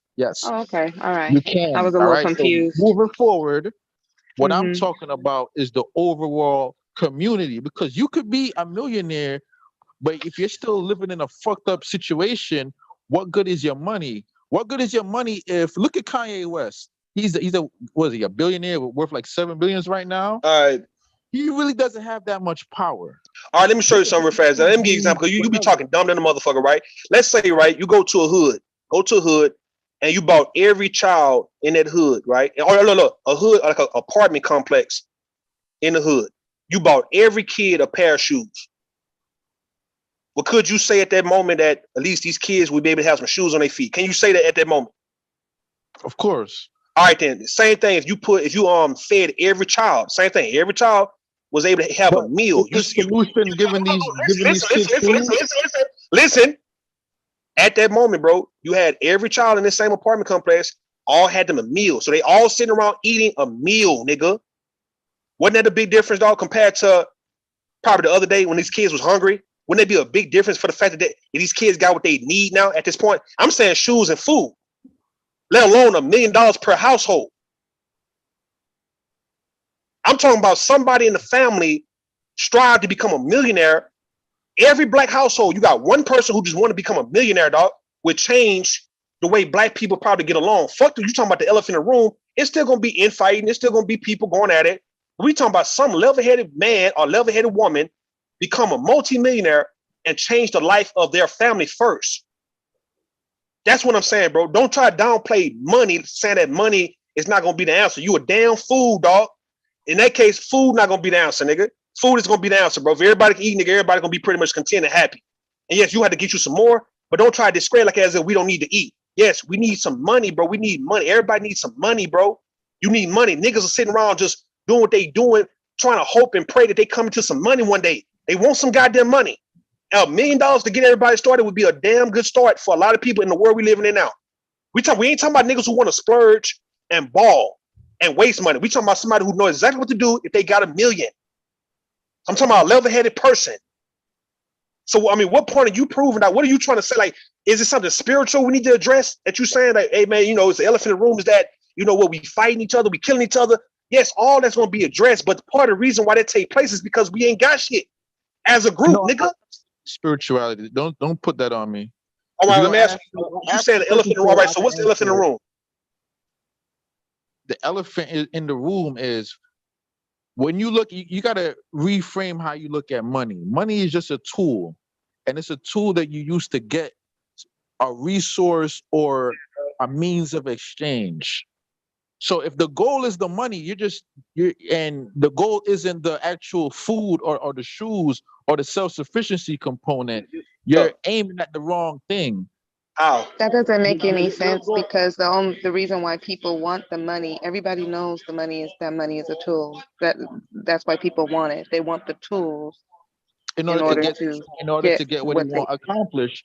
But yes, what I'm exactly. saying is so that I mean, the money in a sense where it exists within a framework of white supremacy. You've been talking to RBR too much. You need to stop talking to RBR. Yeah, man, I'm about to kick this nigga. Nah, I ain't gonna kick him out. He all right, man. He's entertaining. Niggas not talking about white supremacy. He's talking, goddamn, bro. Like, what the fuck is it? What the hell are you talking about, man? Like, you talking about a tool? A tool, yes, nigga. Yeah, we can use a white supremacist tool to get up on our feet, man. That is big fact. Let's go back to your shoe analogy, right? You went to the hood and you bought all these kids shoes. Yeah. You buying them. All right, first of all, I gotta ask who made the shoes that you buying it from? I know this nigga Zab ain't trying me, bro. I know Zab ain't playing with me right now, nigga. I know Zab ain't playing with me about this shit. Who made the shoes? I know Zab is not playing on running a straw man argument. Yeah, I don't know. I know Zab ain't playing with me right now. He is. I know he is. Nigga. That nigga playing with me right now. He be liking to sound extra smart, and he just be ending up sounding extra dumb. No, I'm not. It's not about. Listen, I don't think I'm not the smartest person. So why you asking me who made the shoe? What does it matter who made the shoes? Because if your goal was to help out that community, how is you buying them shoes really gonna help? It was to put some shoes on some kids. Hold on. It was to put some. Wouldn't a better argument be maybe let's build a shoe factory? No, that's you talking about. Hold on. I was giving an example of. Hold on. I'm not disagreeing with manufacturing, dog, and innovating. I'm not disagreeing with that. I'm saying in the example of if you were you as a millionaire, right? How you can go to your old hood, old apartments, old projects or whatnot, and can buy every kid some shoes or some school supplies or school clothes or whatever it may be, right? To where every kid could go out into the world and they can actually, feel confident, right? They won't be bare-feeted with tore up shoes and tore up clothes. And don't get me wrong. But thanks to you, hold on. Stop interrupting me, nigga. I can tell you disrupting when I be trying to make a point to you. Because for some reason you're not understanding where I'm coming from. The fact that you giving these kids, the fact that you as a millionaire, you give these kids a head start so they can go out to the world and compete just by getting them some shoes and some clothes and put some food on the table for them. Like that right there, you was able to do that, right? No one else had to do that. It was you because you was a millionaire. So just imagine if you was able to do that shit, if every household had at least one sensible millionaire, what they would be able to do for their family, let alone somebody in the hood, bro. Like that's all I was telling you. I'm not worried about who making the shoes out. Don't talk to me about who's making the shoes. Like the money is your argument. Me personally, I believe that just educating them, like giving them like a proper education, would be more valuable. All that goes with I agree. See, all that will go with after you equip them. You have to equip the person first, in my opinion. Then you educate them on how to get more of it or how to sustain what they have, right? Like so, yes. If I bought a little boy some shoes, I'll teach a little boy how to keep up his shoes, right? I'll teach him that. I won't tell him to go out there and just tear your shoes up. I would tell him the value of these shoes and why I bought you the shoes, right? No, hold on, listen to that. But on top of that, the same thing with school supplies and school clothes. I would tell the little boy what he have on, and this is for him to actually go and compete in the world and not feel like he's inadequate amongst other people. That's it.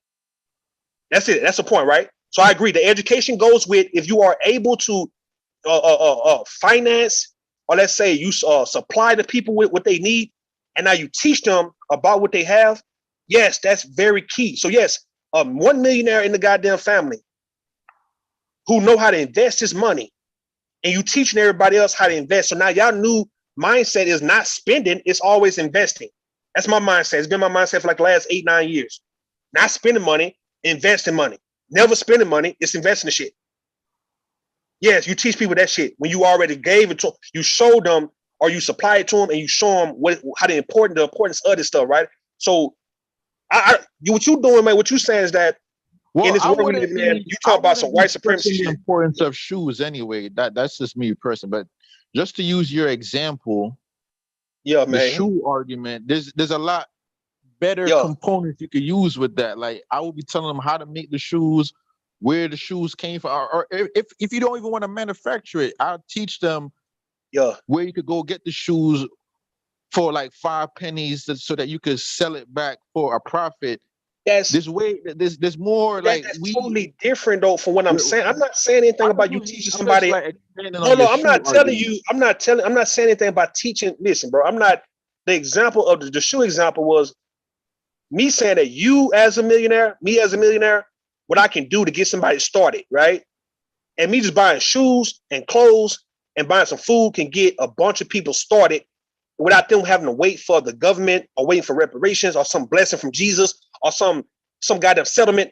You ain't got to wait for none of that shit, right? Because you got a millionaire around you who can listen, because for some reason you're not understanding why I'm even mentioning the shoes. See, now what you're talking about, right, is teaching. No, don't tell me what I'm talking about.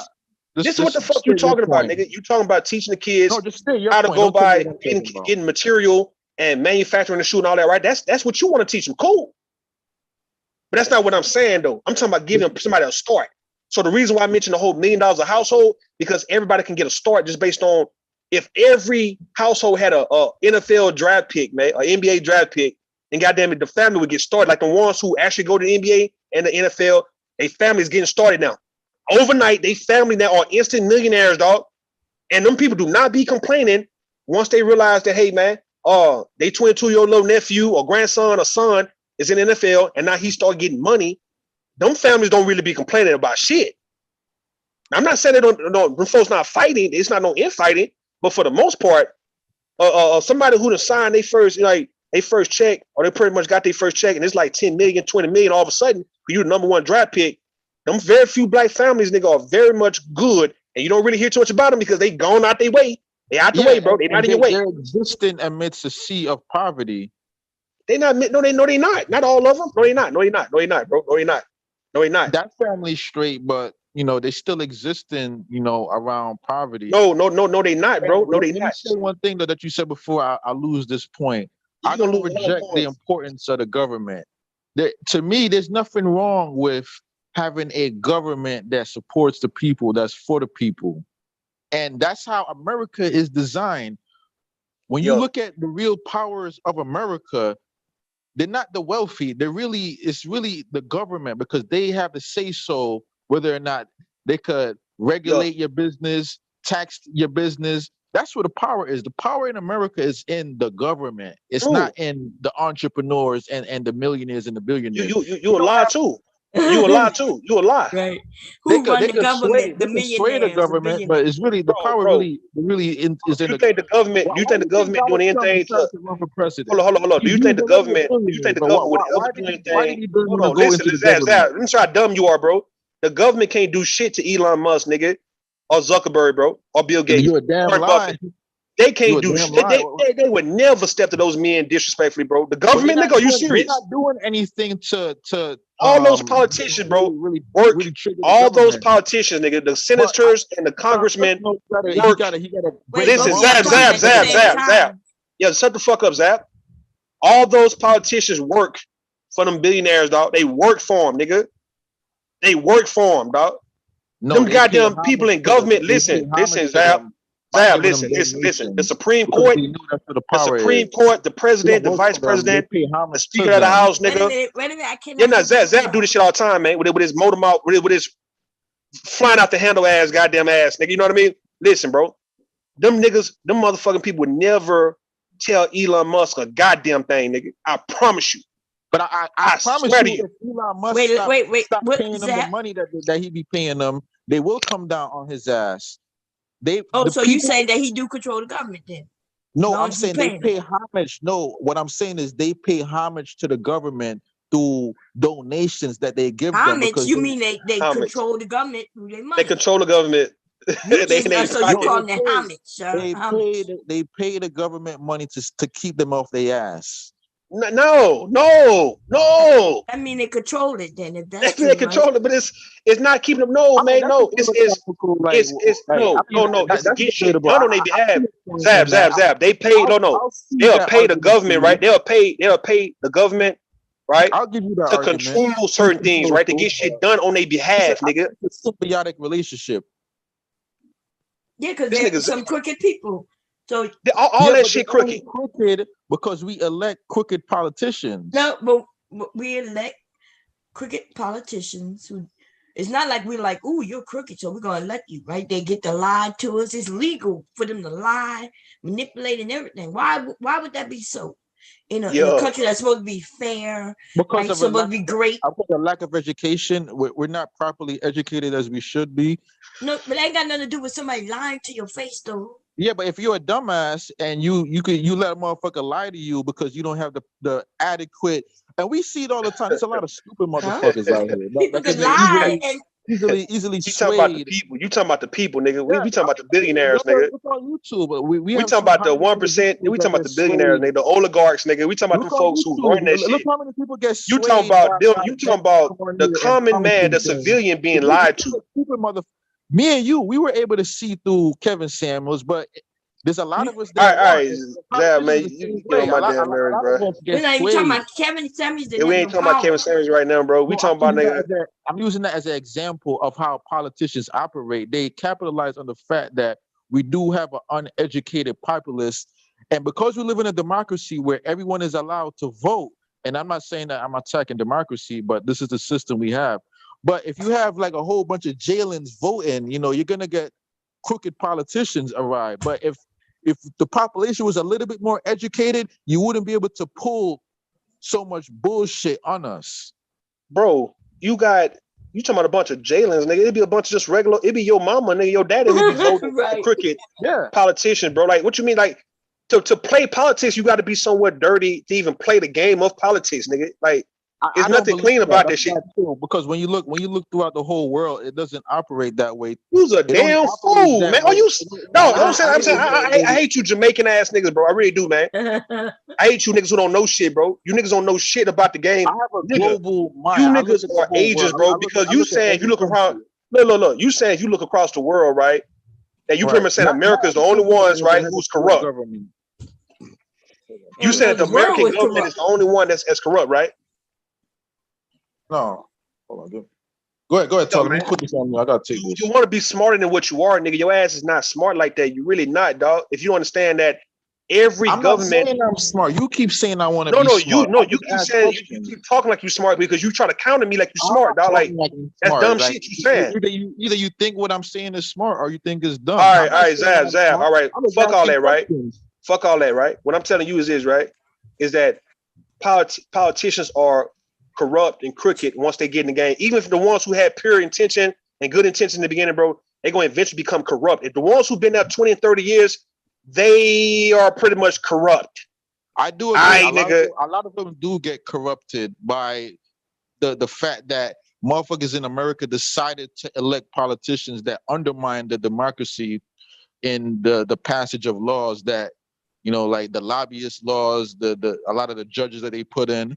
I mean, y'all actively undermining the democracy under y'all feet.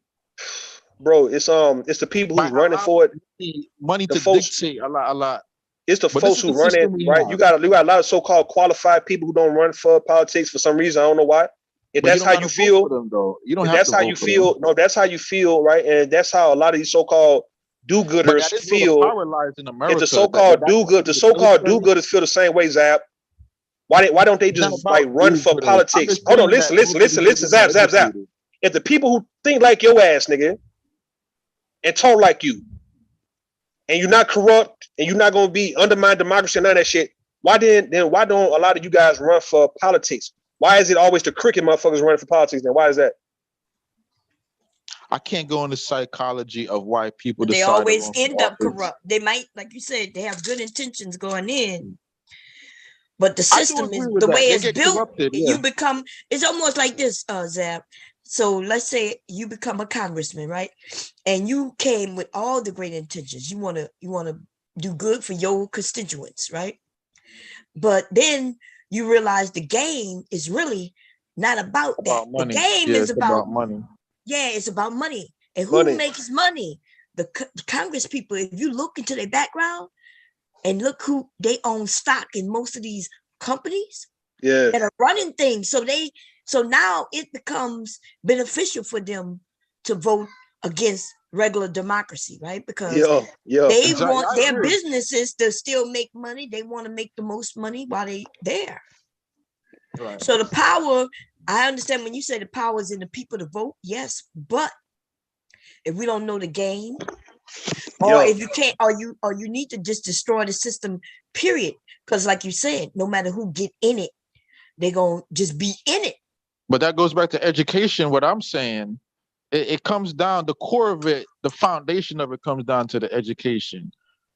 It's a domino effect. I mean, we don't have to do with anything because you can be educated. No. Let me make this point, and I'll let you talk. All right, go ahead, man. An educated populace elects the politicians that we will hold their feet to the fire because we're educated and we know what's going on.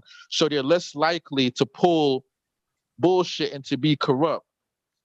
But no, that's not true. Bro, that's it's beyond. See, you don't understand what's going on when they get inside, bro. Like, all right, I mean, if I can give you an example. They get inside the cooking system and they want to survive within the Let me show you what I mean, right? Let's say, for instance, right? You working, hold on. Let me show you something, Zap. You might look at some business, some corporate America business or some corporate America job that you may see. You might ride past this building every goddamn day, man, downtown, whatever city you live in, and you've never been into this building, right? So now you apply for a job to actually go and work for this company inside this building. And it's going to take for you to now get inside the building to see exactly the ins and outs and who's who and what's what inside. You didn't see the shit outside, man. Inside, you know exactly who's dirty, who's mean, who's nasty, who's snakish, who's cutthroat. You find out, hold on, I'm not done, Zap. Stop interrupting me, nigga. You're going to find out all that shit once you get inside because now you are an employee of this actual corporation. Now you got to operate based on the company structure, right? The company's behavior and everything. Like you going based on it. You blending in with them. You're not really giving a fuck about what other folks are saying outside this building, bro, who don't know what's going on the inside. So like the civilian people would never know really the ins and outs of what's happening on the inside of politics, nigga. Like what goes on in a House of Congress, in the Senate. You would never really know that, bro, being just a civilian. You would never know that. Even if you just had somebody who's in the politics, they would never really tell you who's really this dirty and what's the plan and what's the secrets and all that. They would never tell you that shit. You have to be in that shit yourself. And once you get in there, you're gonna be what? The only man speaking up against what? 100 motherfuckers who are dirty, bro. End up getting yourself killed. Yeah, you'll get killed doing that shit. Or end up getting a case put on your ass, or end up getting your ass pretty much booted out that shit. Like your ass ain't gonna be a part of this shit, saying that you're gonna be snitching on everybody because you're gonna hold everybody's feet to the fire. So now you telling on you pretty much muck raking, right? Like what RBR say he used to do, muck raking. You exposing all the corruption that's taking place in government. Your ass ain't gonna be around too long doing no shit like that, especially if you're gonna be there 10 or 15, 20 years. So you eventually gonna be corrupt. Even if you become silent of what's going on, you turn a blind eye, that just made you corrupt, Zap.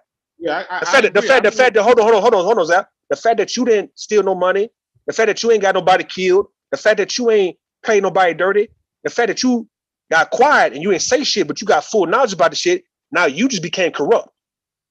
You just became corrupt just because of that, and the knowledge you have. Yeah, and if you don't indulge in it, they're gonna look at you like they're gonna look weary at you. Oh, they could look weary at you, but they also can hold you liable too. If they go down, they can take you down because you had knowledge of the shit. I understand. That just made you corrupt. What you're describing is the bricks and mortar of the system in place. But see, that's why the initiation of the system, you got to create rules and guidelines, and you got to stick to that. All right. You going based on a utopian? That's a utopian type society, bro. We talking about what's going on right now, nigga, in real time, bro. Like you trying to act like you gonna come in with these morals and shit, like any other young politician, bro. Any other young person who don't know shit to the game, right? You gonna come in and say, hey, we got to stick to the rules and to the morals and the ethics of it. You know, it was built off this, and we need to go back to this. No, that's fine and dandy, nigga, on paper, but that's not what's going on in real time, dog. Like that's not. You're gonna be disappointed if you think that you're gonna hold folks. You'll be a damn fool if you think you're gonna hold somebody who's been in the same company or the same position, somebody like a Joe Biden, been in government 50 goddamn years. You're gonna hold Nancy Pelosi, you're gonna hold Clarence Thomas, you're gonna hold all these people who've been in 40 years to where they so corrupt, man, the shit is in their blood and bones. You gotta understand, a lot of these individuals got 40-year plans. They got 40-year plans, and they don't have no plan on that. Look. And oftentimes it gets undermined with new individuals coming. They got 40-year plans, right?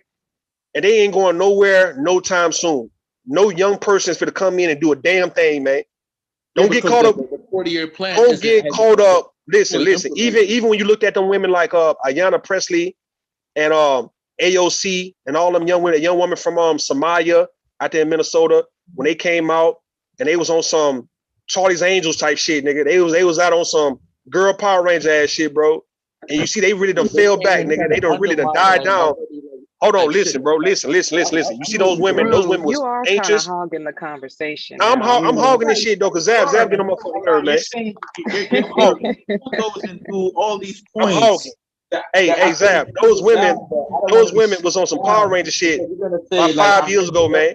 And the women have failed to fuck back because they done got corrupt, nigga. We can all deduce where you're going with your argument. Like we know what you're talking about. You don't know what I'm talking about. Obviously, nigga, you be straw manning me, nigga, every time you get a chance to respond. You're trying to go into this elaborate scheme. I understand. We all understand where you're going with. How you understand me every time you get your chance to respond, bro? You talking about something totally different than what I'm saying. How you understand it? No, I'm refuting. You're not refuting, nigga. If you speaking towards something that I'm not even making, like you speaking towards a point I'm not even making, dog. So you're not refuting shit. Talking about how the intricate, the inside of the government, and you had to use this long, elaborate story to do so. Because it's for you to understand where I'm coming from. Because your ass, you haven't rebutted or refuted anything I've said, in my points so far. You really haven't. Well, you haven't allowed me. Can't get a word in edgewise. Nah, because the nigga, he disrupted. No. He's running interference for Jamaica. What the fuck that nigga doing, man? And for the Queen. I done zoned on out. He ran interference. He running interference for the Queen. That's what the fuck that nigga doing? You say what? The bottom line. Yeah, that's what you're doing. You're running interference for the Queen. For the Queen, man. The bottom line of my argument is education. A proper government. That's where the power lies in America. Yeah. Let me get this juice, man. Give me some juice, man. I'm talking too goddamn much. Yeah, wet that whistle. Yeah. Good grief. What, Zab? Go on, Zab. Go ahead and say the foolishness. The government is corrupt. Like, it doesn't take a genius to see that. but the government is made up of people. The people get in there by the citizens who elect them. All I'm saying is if the citizens were a little bit more educated, they would make educated decisions and they would put more people of merit in the government. That's a start. I'm not saying that this is going to solve the problem overnight, but okay, so that sounds great, but how do you determine that? Determine what exactly? What is the what? That you are putting people of merit, because just like Bomb said a little earlier, which we all know, absolute power corrupts absolutely. So when you're talking about putting people, you can only go by what the people who are running for these offices are telling you, their record, you know, any type of, you know, evidence that they. Let me answer that. They could still get into office and then become corrupt anyway, or they may be hiding everything from the very beginning. So you have to make the best educated guess, and I think that is what most people attempt to do when they vote. Right, but let me answer that. There are actual corrupt countries out there where the politician goes in and they just blatantly break the law. Luckily, in America, we don't really have it like that. What they do is they go in there and they change the laws to suit whatever corrupt deeds they want to do through the courts or through legislative means. And then we could all see that it's corrupt, but on paper, it's not really corrupt because they're not really breaking any laws. Now, the way that you avoid that is you have a system in place, or you have law and order, or some kind of written document or rules of conduct that you have to uphold to, that can't be changed, can't be altered. We don't have that. We don't have that in our government. We do have that, but it gets undermined by the courts. They go in the courts and they change it all the time. Well, we have three branches of government. 3. That means not one single branch has absolute power over the other. It was built that way for that very reason, because this is not a dictatorship. Exactly. But it can be undermined if, you know, one branch supersedes the other branch. And you can only do so with corrupt individuals who go in, and you notice that with the Republicans, they oftentimes attack they attack the judicial and the legislative branch, because that's where the things that's written down, that's where the laws are. And they distort the laws to benefit themselves. And that's the What in the world are you talking about? We're talking about money. I get stressed off. Exactly. I'm so glad you're back. Talking about money. Take it away. Rule's argument was money. My argument was the power in America lies in the government. That's my No, it don't, man. No, it do not. The fuck? No, it do not, man. The hell are you talking about, man? What are you talking about, bro? Does the government got to go to Elon Musk and pay him homage, or is it the other way around? The government would have to go to Elon Musk for a bailout, nigga, if necessary, bro. Like, what you mean? Yeah, but see, the thing is, there's nothing really wrong with a bailout. And I don't want to, like, you keep throwing these different topics. That's what I'm saying, bro. That mean that the government, listen, that mean the power is in the billion. The power is with the billionaires, nigga. These corporations, dog. The corporations, the billionaires, nigga. It's not the government, bro. Are you serious? Who really has the power? Is it the billionaires? All right, I'm tired of arguing with that nigga, man. I swear I am. Hey, twin, you got a lot of wind going on.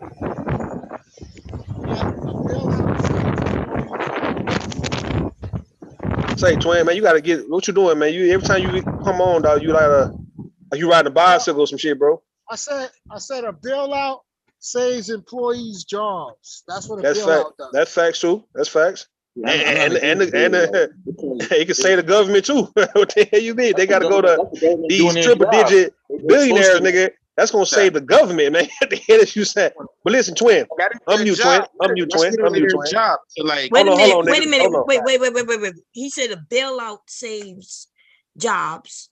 What if the company who got bailed out didn't save no jobs, and all they did was give the money to the people who own stock? Then what? Twin striving. Yeah, well, yeah, twin, because I can name how that happened several times, right? When Obama did the bailouts of them companies, Republicans like you was upset about it. What? That's done on a case by case. What's done on a case by case? The bailout saves jobs. Listen, I asked you a question. Obama went to bail out many companies, and you Republicans was upset about it. But then the companies who he bailed out, a few of them decided not to be bailed out. They just wanted the money. They just cashed out. They put it like in AIG. That's amazing. So they can pay out the pensions. So they can pay out all the pensions to the people. So they can do what? So that was to pay out the pensions and the severance pay. No, that is a lie, dude. That's what it was for. You are a goddamn liar. They took that money, right? And it actually, let me tell you what AIG, why someone went to jail. AIG was already about to sell the company, right? Way before everything started to hit the fan. But then Obama gets in office and he's like, oh, I'm going to bail out some of these companies to keep jobs. Then so AIG decided to commit a fraud against the government and say, oh, we need the money so we could keep the workers, right? They took the money and then they sold the company. Right, they sold the company and kept the money and gave the money to all their to all the stock, the people who held stock. All those people lost their jobs. This was a big scandal. What the hell are you talking about? They changed and had we not have a government in place, they would have just got away with it. Who changed their mind? That shows you the importance of a government and why we should strengthen it. Because, like in some countries, they would have just gone away with this shit. The company changed their mind. What you mean the company changed their mind? You mean the company took our, now, by the way, bailout is our money, right? That's our money. That's my money, your money. They looked at all their P&Ls. And they Let's said, be really honest about this. They looked at all their P&Ls. Listen, everybody can't talk at the same time. I'm sorry, Bomb. It's been a while. Yeah, but okay. It's been a while. It's been so long that when you hear somebody talking, you just decide to talk over.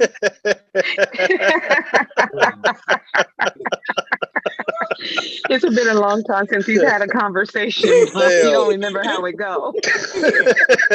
That's all. I'm just hey, Linwood, by the way. When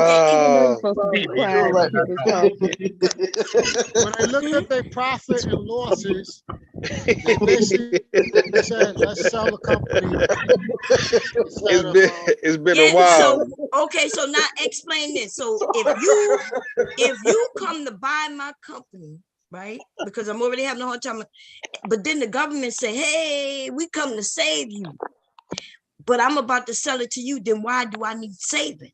So why did AIG reach back to the government and say, okay, you're going to save us? Okay, take our money and then still sell the company. I thought you said bailout was to save jobs. Yeah, I thought you said bailout was to save jobs. Yeah, it was until they looked at all of the monies and they said, oh, we can't really save this company, so we might as well just sell it. What are you talking about? Selling a company, it doesn't necessarily mean you sell a company because it's going under.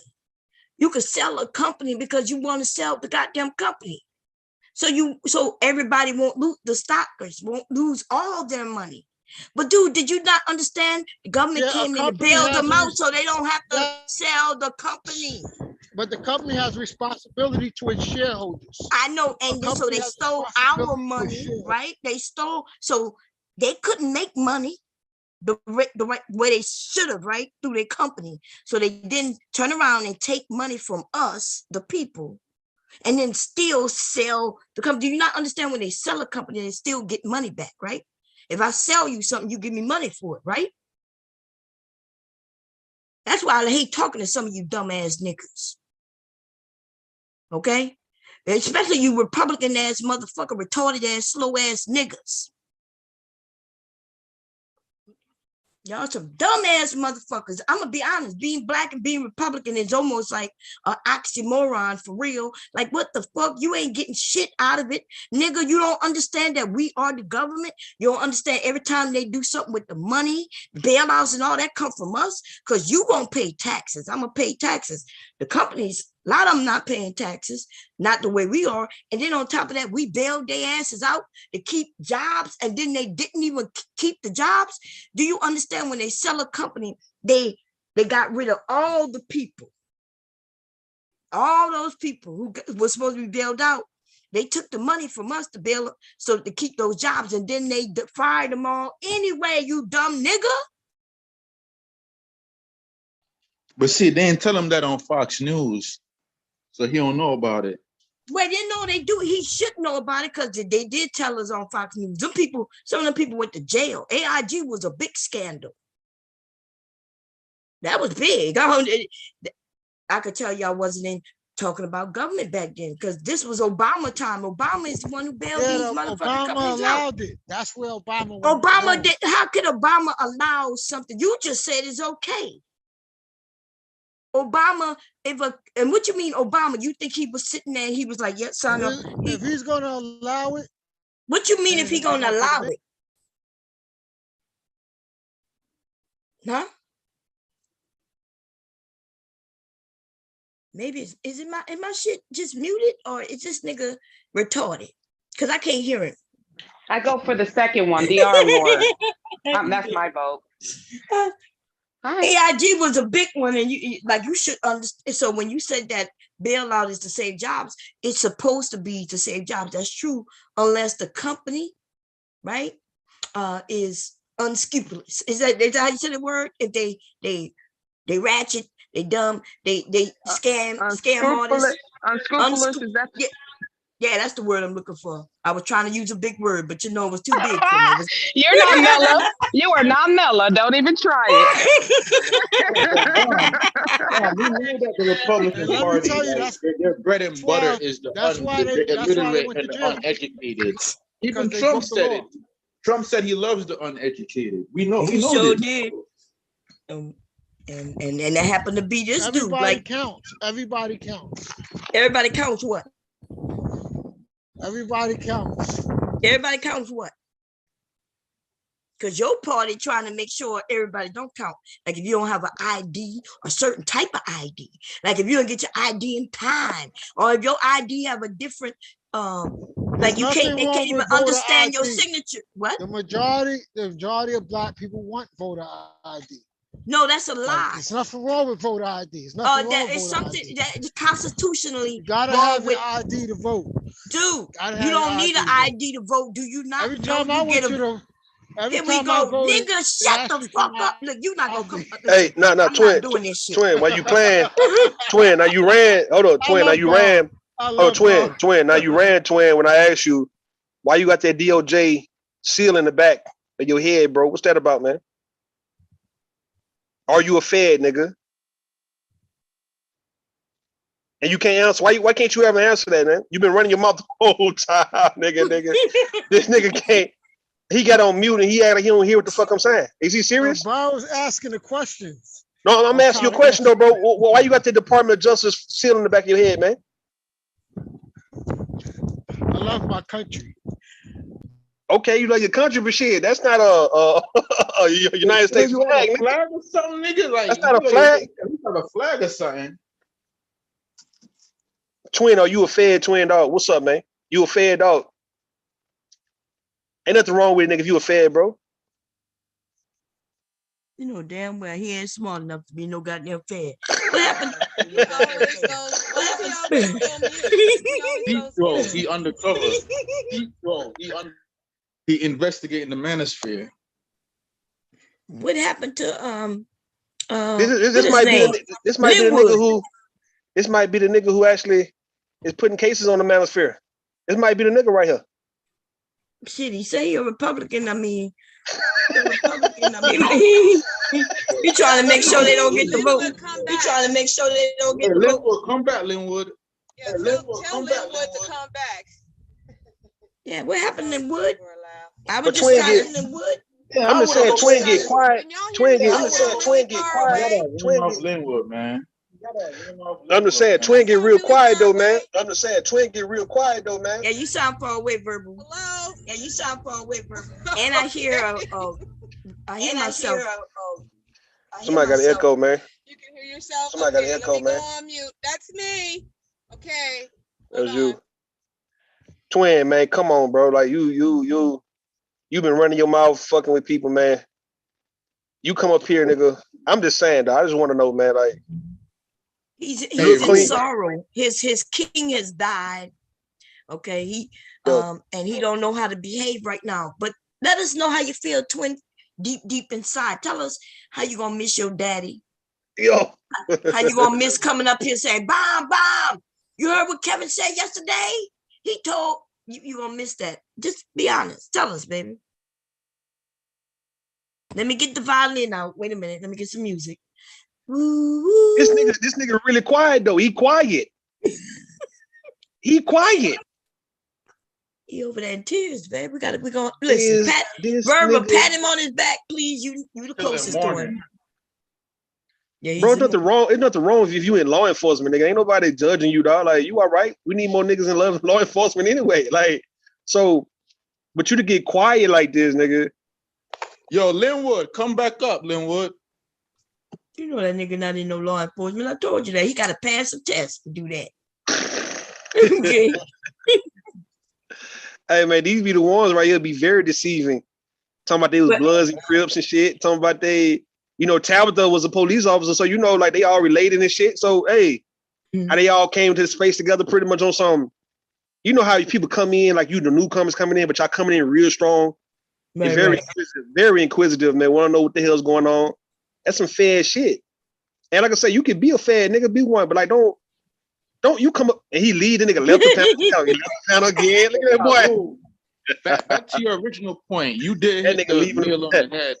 We do have a lot of police officers and ex-feds in this space.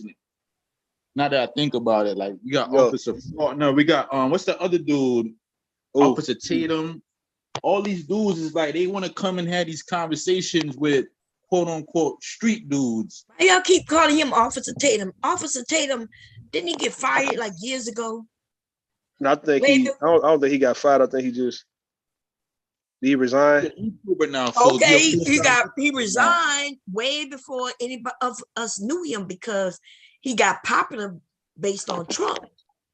I remember his rise, but he hasn't been an officer since way before he became popular. So I'll call that nigga a ex motherfucking. Actually, I don't give him no credit. The nigga looked like a bum. So when I knew him, he was a nice looking younger man. Now this nigga look old and scruffy. The nigga look like a BBW his motherfucker self. Like how he used to look when he was younger and how he look now is not the same. But this nigga striving came up here talking about, oh, yeah, well, he only liked certain type of women. Nigga, the nigga is shaped like the women he not into. Okay? These bum ass niggas. I'm just okay. And then on top of that, though, striving, I want you to know, you come up here talking about other men, but you're not in the same league as those men, though. And I'm tired of you coming up here sucking on men's dick. I thought that's what me and the ladies supposed to do.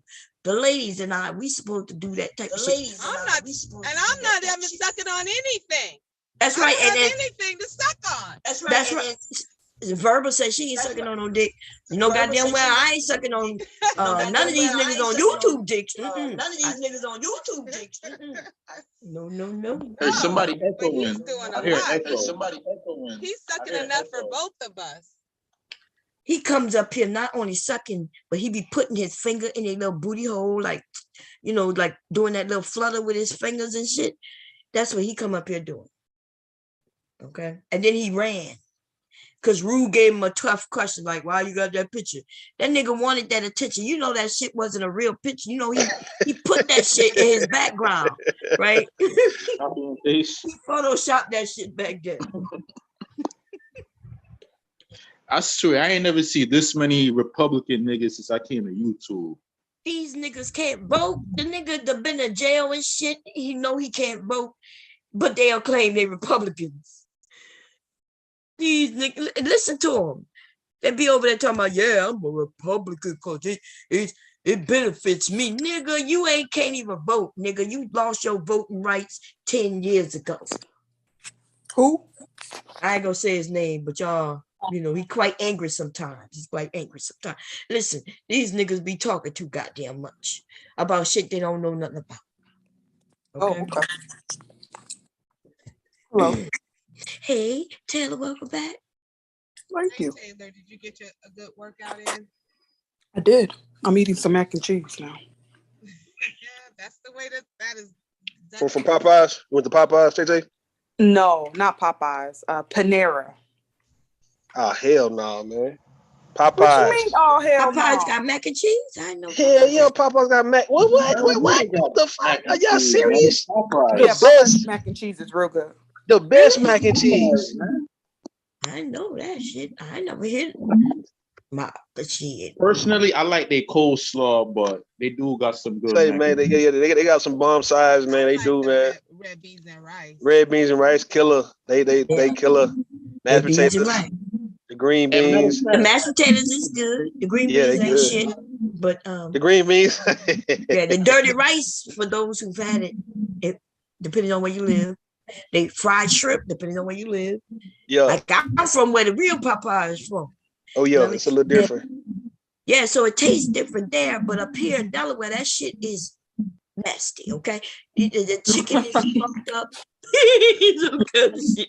I had a piece of Popeye's chicken yesterday, and you ever bite into the chicken, and right underneath the skin, ladies, is nothing but fat. Yeah, the chicken come all the way to Delaware. Y'all done got all the leftovers, all the fucked up meat. Well, it's not even the same Popeyes. Popeyes changed their colors years ago. Like it turned blue, right? It used to be red. It turned everything kind of blue. It's still kind of red. Yeah, it's still red here too. That's the ones that don't sell no seafood and shit. Yeah, the shrimp, the Popeye shrimp on point too for it to be a fast food little joint, man. Some good shrimp.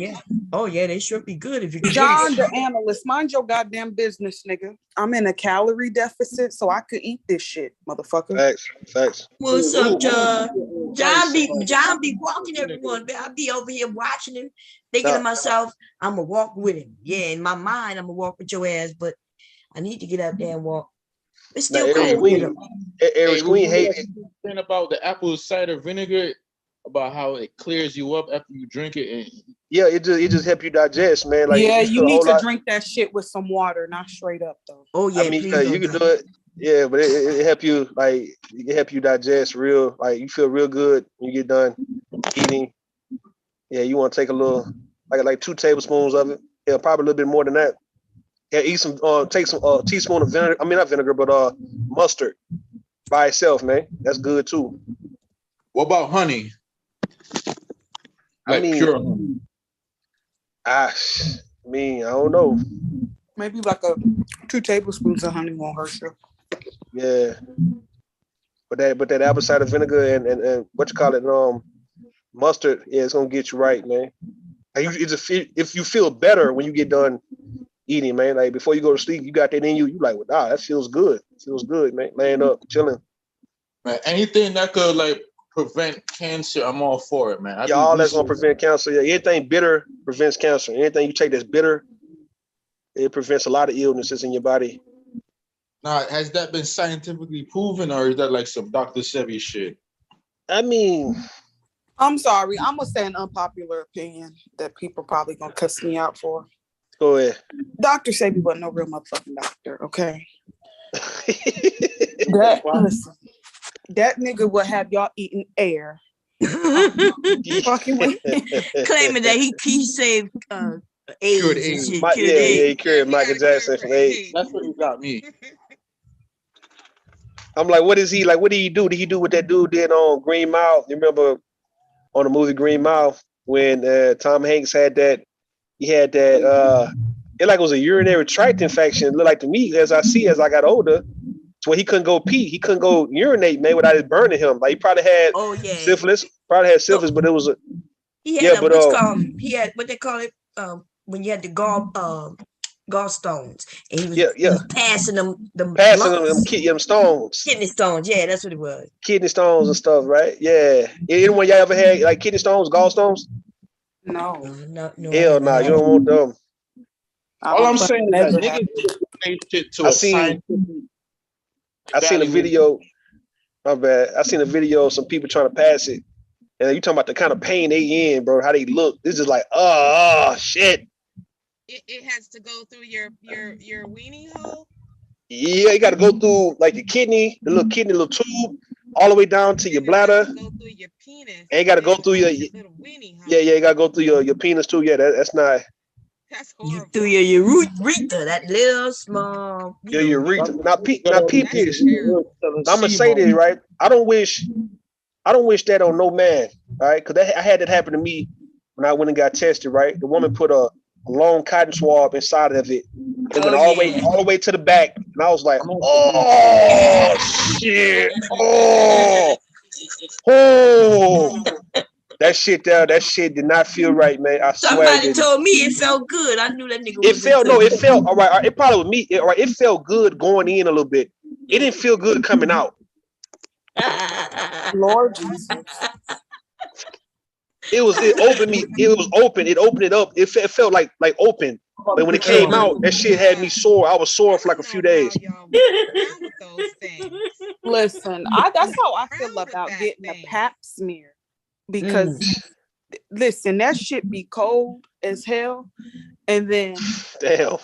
I was so upset the last time I got one because she got the wrong size of the little thing. And she's like, I gotta go get a bigger one. I'm like, bitch. Like, I'm here sitting here struggling and having to pray. Huh? Tell your doctor warm it up. My doctor warms it up. They warm it up. Yeah. I didn't know they could do that. I'll remember that next time. But I was really irritated with her. I really motherfuckers be poking at my little. I be feeling them hit my cervix and shit. I be like, and it hurt.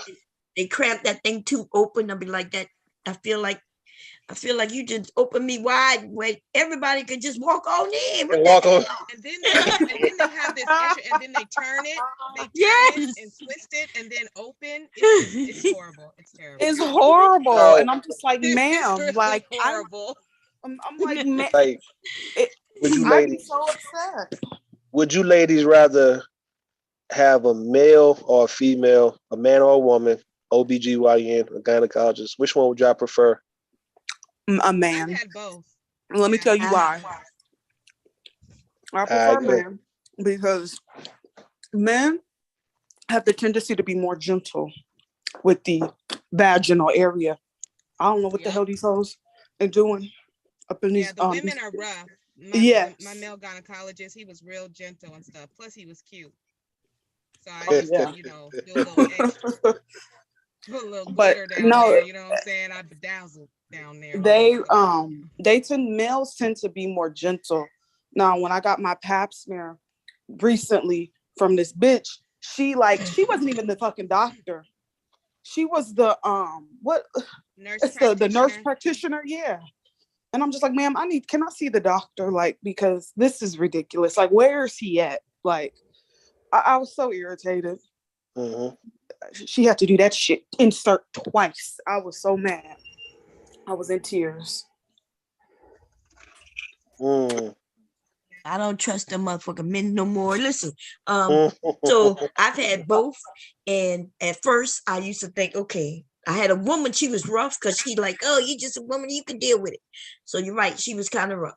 Got with a guy, and it seemed like he was gentle at first, until they think black women that we can handle certain things. I told you at the time I went to the doctors, this motherfucker put the thing in me the wrong way.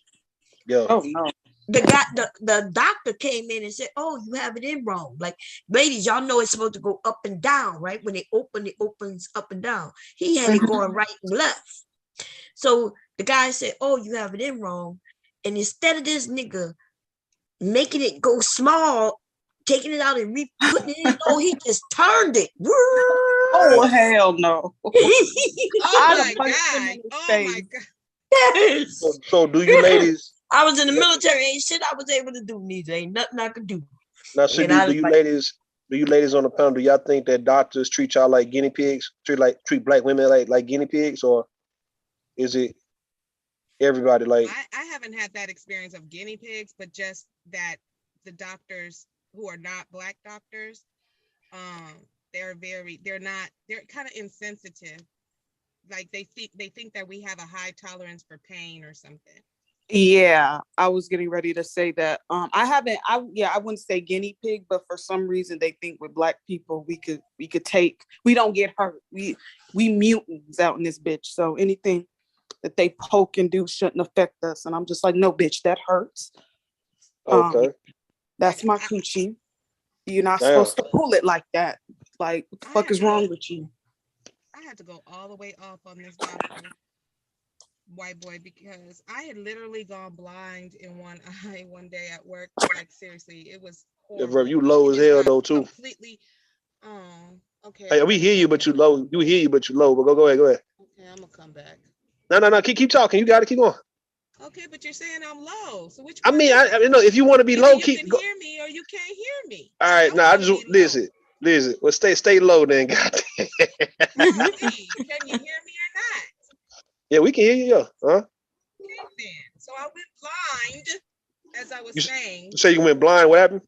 I went blind in one eye one day at work. Okay.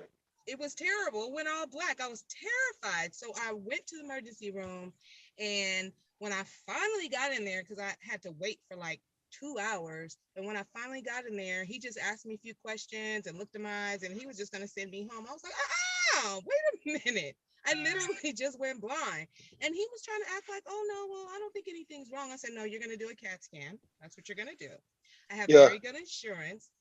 It will be paid for. I'm like, if your wife or your daughter said they just all of a sudden went blind in one eye, would you just send them home and say it's okay?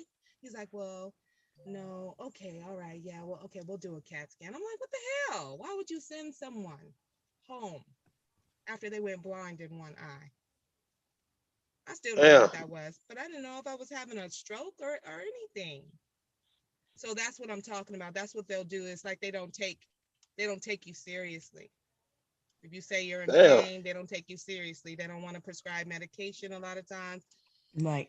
Because they think it's almost like they treat you like you're drug searching or something. Right. That's what I'm afraid of. I'm afraid to go and really say that I'm tired of taking this type of medicine. I'd rather take something else because I feel like they're gonna say, oh, you're just looking for these drugs. You know what I mean? Like I heard that marijuana is more safer for the body and things like that than the medicines that I'm on. But I don't even know. I keep thinking, but I hear other people go in the acts. They tell them what they want and shit. They don't have no issues. Hey, my mother, he just right. My mother, she got prescribed some these pills. I had to look them up to see the street value of them, and come to find out, it was like about $600 on the street. I was about to go and take my mother's pills, take her pills, and go sell them hoes, man. Hey, because she had those pills that niggas be wanting to buy off the street. I'm like, damn. They'll buy them off the street, but what's she gonna do about her pain? So you gonna go. That's what I'm saying. So I agree. No, so I agree when you say that the doctors might think y'all just want pills just for the hell of it. Now, sometimes y'all really be in pain. Like, cause she was in pain. She was like, hell no, man, you can't. Hell no, give me them pills. Cause she really was in pain. Now, if she was on some bullshit, then I probably got some money off that shit, right? So the doctors got to know that everybody ain't trying to sell them pills, man. So while you tripping, hey, motherfucker really hurting because nigga ain't got that kind of time to be wasting going to no doctor. That's what I'm saying. You feel me? Well, they sure were giving them out like Skittles to them white folks, and look what happened. Yeah, them opioids. They were eating them hoes like Skittles. See, white folks don't get drug addicted. Not white folks. Now look at them. See. Hey, I'm gonna get twin ass though, man. I'm gonna roast twin ass when I go live. I'm gonna say, what y'all think this shit is, man? I'm gonna have a nigga pitch on as a thumbnail. I'm gonna say, y'all think this nigga the Fed, man? All your videos. Cause I ain't want them hoes getting flagged, man. You know, the B sector was coming over there in the black sector. And I didn't want them flagging my shit. So, hey. Plus, you know, you got to catch me while I'm live. What's up, twin? Yo, Bob. Twin. Yo, Bob. Go with that shit, but I know. I want to ask you a question. You noticed that Kevin was stuffing down all those Red Bulls throughout the show. Nah, I don't look at him. I don't know what he's drinking. I don't give a fuck. That stuff not good. That's not good, and tricking not good neither for his ass. Yeah. Too late. Should have told him that shit 2 days ago. You know what I mean? Taurine is bull urine. Did you know that? What? Did you know taurine is bull urine? Who? Yeah, I heard about it. Bull semen. Say bull semen. I'm bull semen. Yeah. What the hell you telling me that shit for? I don't drink none of that shit. But I don't know shit. Okay, I don't care. Rest in motherfucking hell for all I care about that nigga. I don't care. Damn. Yeah, let's be honest. That nigga wasn't nice to nobody for real. Nah, he wasn't. Nah, I agree with you. When people pass away, man, you know, I think everybody need to keep that same energy. That's right. He's still Rue. He was about to go viral again, so he just died in the midst of his viral moment. Nah. What we saying? No one's mocking death. No one's making fun of nobody dying. So, you know, people in our family can die anytime soon. We can die. But my thing is, if you kept that same energy, then I guess you know, I guess good karma can't hold it against you if you keeping the same energy. Like, you know, if it's fuck you while you living, it's fuck you while you dead. Nigga, like, all right.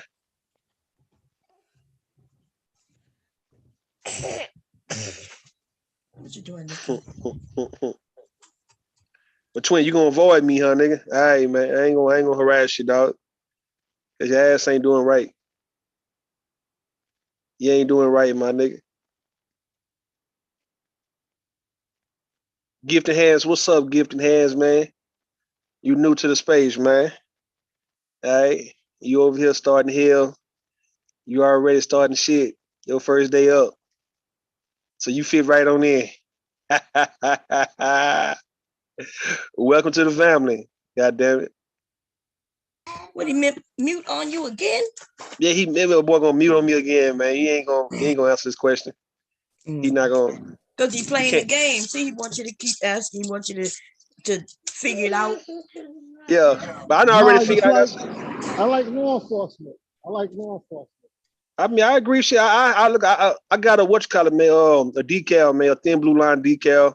Well, as a matter of fact, it's a thin blue line, green line, and a red line, man. So for the fire department, police, and the military, you know, and I'll put it. I ain't put it in my truck though, but if I was going like in the woods,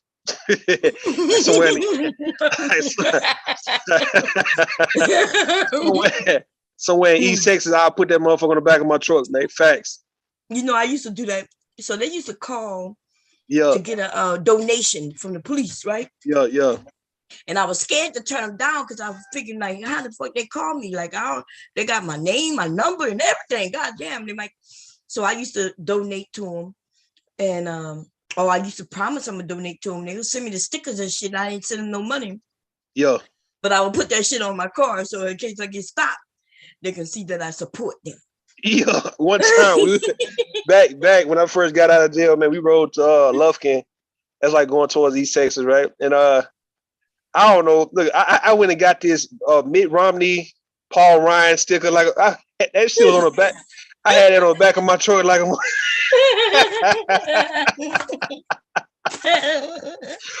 hey, that shit to keep your ass safe in the woods, man. I swear to you. You better get you some Republican type shit. Hell, run around with a Confederate goddamn sticker in this bitch, man. And run around with some thin blue line shit where you be good.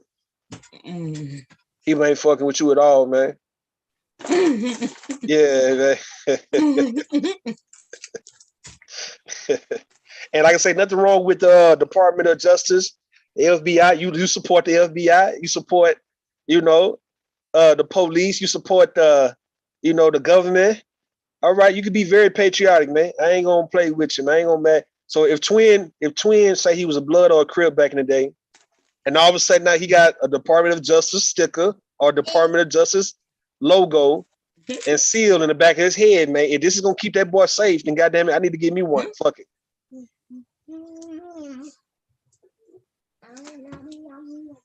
Go about your business, Leaky. Yeah. Eat my candy. Yeah. I can hide it, but he knows where it's at. So let me ask you this, Bum. All right, like in the case since they say Kevin Samuels dead, right? Because they say that he's dead. All right. Do you think? I'm not talking about the gender war, because I know the gender war gonna still be what it is, right? But do you think Cynthia G might rise up in that position? You think she gonna blow up to the Kevin Samuels level and get past, let's say, Tasha K and all of them? Because she's on the Fox Soul for what I see.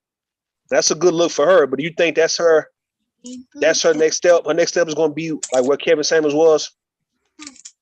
Oh, I don't know. Okay. Like, I don't know if she do Instagram, maybe if she start doing Instagram, I think she'll blow up even more, because she do get like 3,000, people watching when she live, right? So I'm like, okay, well, who's the female version of the Kevin Samuels or Thomas Sotomayor, right? And Cynthia G is a heavyweight in the game. Oh yeah, and I think it might be her time, man, because she's been in the game about 7 years. It's probably her time on the woman's side of the game to. Because there's one lady named Kendra G. I don't know if you're familiar with her, right? But she do a lot of interviews, kind of like what Kevin Samuels be doing, right? Like she does it. And she's not a bad looking woman. She's a good looking woman. Nice little physique on her. She tight, right? But she friendly. I like how she interviewed, but she always interviewing men and women, not just women. Right. Yeah. That sounds cool, Like Kevin had a good idea, except he didn't execute it correctly. And the reason he couldn't, because he was a nasty person. Yeah.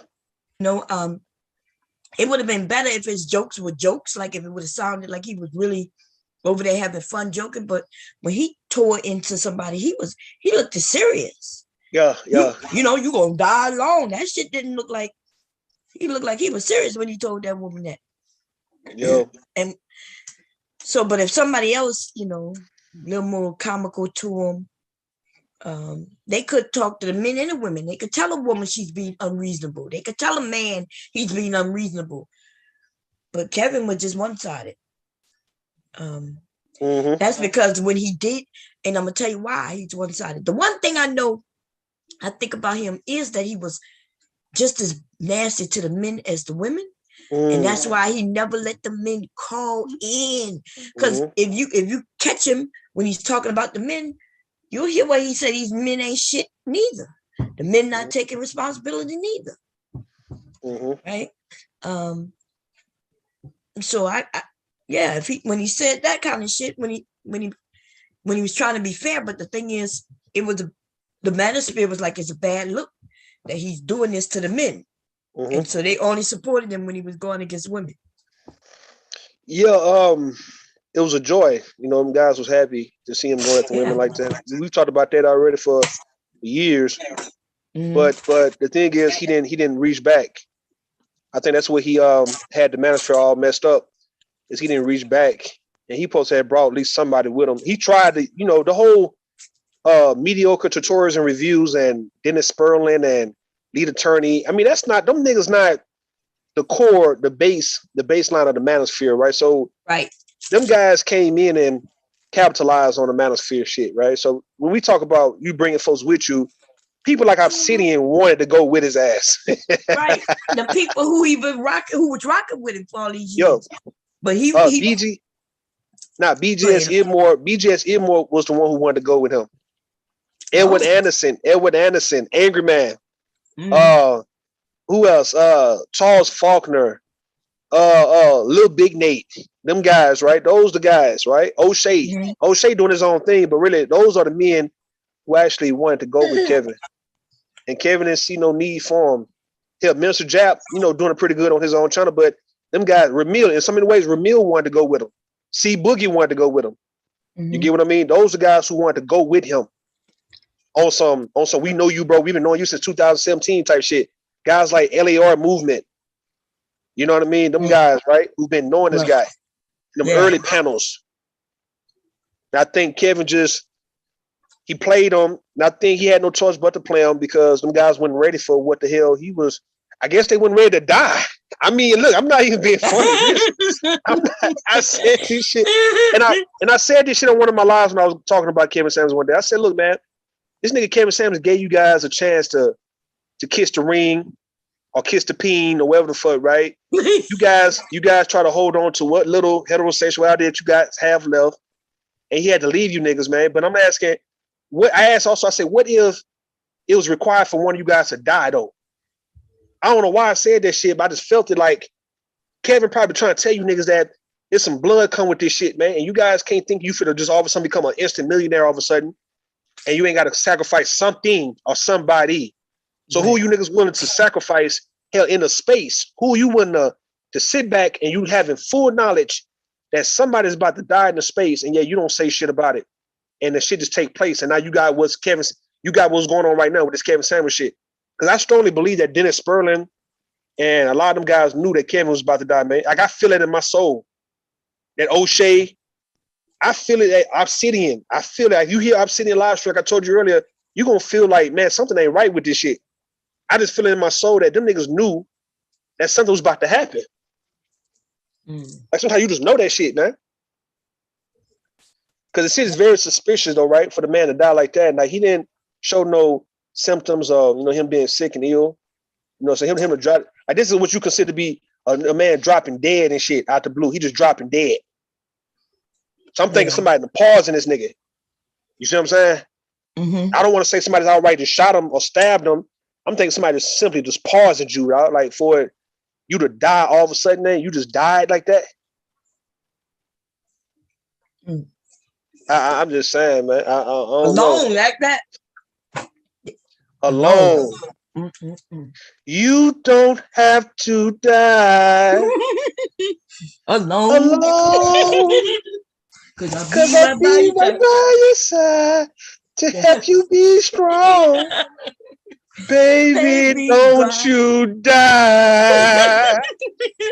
Hold on. I'm in this whole singing, man. And these niggas, hey, dry your eyes. Please don't die. You keep me strong if you just hold on. I'm not laughing at this man dying, though. I'm not laughing at that. I'm not laughing at that. Right. But even in death, I still feel that Kevin can get these jokes. He would want us to still roast his ass, man, like how he was when he was alive, man. I don't think he would want it any other way. But we're not laughing at the fact that he died. All right, I want you to understand that. Yeah, no, I'm not laughing at that. But he can get them jokes though. Yes, he can get this work. He can get them the same way how we be roasting and joking at the little repass and shit when our family members pass away, right? We be roasting, talking shit. Yeah. All right, then the same shit. I'm not that's how we do it. A lot of us do it that way with our families, Yeah. So I'm not gonna be up here talking about it's good for him. He should have been croaked and not. Nah, we gonna still roast and talk all this shit, man. But we ain't wishing that because we ain't wish this shit. No. I wouldn't. You see what I'm saying? Well, they claimed earlier that they heard women all over the place. So I guess for months and years or whatever, they were saying that women all over the place were wishing death on Kevin Samuels. I never saw that. I never saw that. I never saw anybody. No, I never saw. The only person talking about death was him. Yeah, he was the only one who said he's gonna die alone. And talking about winter is coming and y'all gonna be out in the cold. And I mean, he was saying a lot of stuff now. Well, he not in the cold. We know he in the fire. He in the heat. You know what? I'm not about to do this with you. Okay, I'm gonna be good. Ma'am. No, ma'am. I'm not about to do this.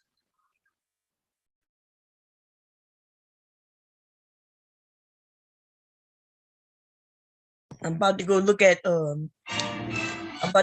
TMZ. Somebody say he was on. They mentioned him on TMZ. I'm gonna see what they say. But they say they said verbal. They said verbal pause and Kevin Samuels. Man, we gonna put this on verbal pausing. Yeah, I did. Man, this is what I get for telling. You listen. When you're gonna do something like that, don't ever tell anybody. That's where I messed up at. Verbal anthrax, that boy, man. God. I Ebola'd him. Ebola'd. Boy, that is cold-blooded, man. The spirit, they say the spirit, the conjure spirit of Black women coming together for one last time, man. Struck a mighty blow.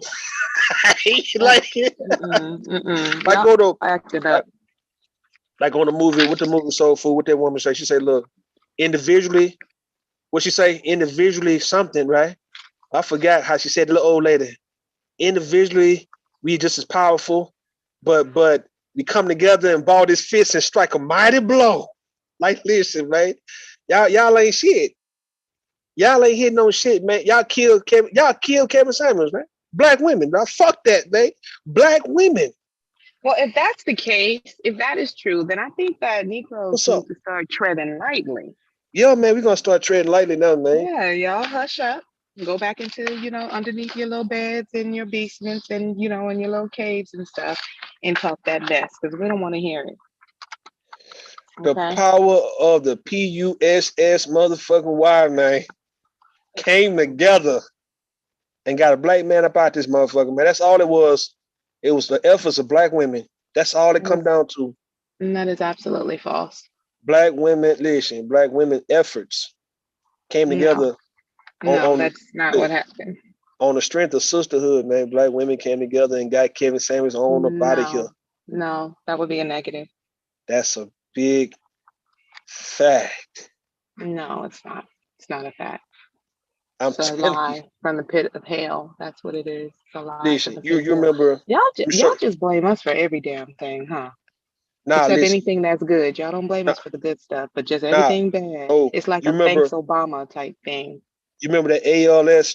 It came out like the ALS challenge that came out like around 2014. You remember that when everybody was dumping water over them, over a person? Oh yeah, water. That cold water challenge. All right, the water challenge, right? And what they did was cause a lot of floods over there, like in some parts of Asia, right? A whole lot of flooding started taking place because them people doing that challenge called upon the water guards. That's what the hell I'm going based on that, right? I'm going based on that because I'm saying in the case of Kevin Samuels know good and well that he got that knock on the motherfucking door, man. That was a spirit of Black women coming at his goddamn ass and pretty much took him out, right? Because he evoked that shit for the last how many years. He decided he wanted to steal Mansfield talking point. He wasn't really true to this shit. He was doing other shit, and all of a sudden now he going at Black women the way he was going at Black women. Now what happened? He evoked all these spirits. Them women knocked on that nigga door. Serial Option Trader don't like what you're saying right now. He's in the chat. You don't like that now. He's gonna get upset. He's gonna come up here, put his head down, and start windmilling on you. Man, come on up, man. Daddy. Come on up, man. He said, well, women are evil, and I'm like, well, who's he laying with? Is he laying with evil, or is he laying with anything? He laying with evil. I told you, loving somebody is evil. Attraction is evil. All that's evil. What you mean? It's evil. That's evil. Man, Kevin Samuels got that knock at the door from Black women. The spirit and the souls of all the ancestors, everybody, both past and hell, just now. People just died just now. They all came together and took that nigga ass out, man. They took him out. Like, they took his ass out. Like, so the divine feminine did all of that? It did. That divine feminine is a hell of a thing. Y'all better hush up. Y'all better be quiet. The divine feminine gonna come get you. See, maybe if you had, like, maybe if Kevin Samuels had the same amount of women who was like attracted to him, all right, compared to the ones who hated his guts, then maybe he could have a chance. But he didn't. There wasn't a lot of women saying that they thought that he was a good looking, fine, sexy type nigga. You know, I'll fuck with him. A lot of women. I mean, I don't know how y'all feel about him, but a lot of women wasn't going. A lot of y'all wasn't going. He looked like he smelled like mothballs. Mothballs and mothball. Listen, a lot of y'all wasn't going. Now let's say if this was Idris Elba or Denzel talking that shit, then I don't think them guys would have got up out of here. I think there would have been so many women who would have combated a lot of y'all women who didn't like the nigga, and y'all would have been pretty much on some 300 type shit, man. You gonna see Kevin Samuels, he the nigga. Oh God. And y'all probably would have lost. The women who didn't like him would have lost. Because they would have been windmilling, huh? They would have been ready to die. Yeah, you put Barack Obama, right? If Barack Obama want to do content talking about black women, critiquing, right? But coming from a place of love at the same time, right? Let's say Derrick Jackson. The way y'all love Derrick Jackson, right? If he wanted to critique and not just cape and simp, right? But he want to critique. I don't think all y'all women who don't like that, I don't think y'all guys would have had enough to I think take it it on would about it here. depend on his delivery, though. It's the delivery that, and people think that, oh, you think they both done to hit the truth. No, it's the delivery. The delivery was super bad. And so let's go back to Kendra G. I really like her show. I think she is fair across the board when it comes to when she's talking to the men and they say she fine too, man. Don't leave it out, right? She fine too. She's very pretty, but I'm not attracted to women, so that's not gonna her be body tight. Her body tight too, right? I want you to don't leave that part out. I don't know about all of that. I haven't seen that, and I'm not attracted to women. Her body tight.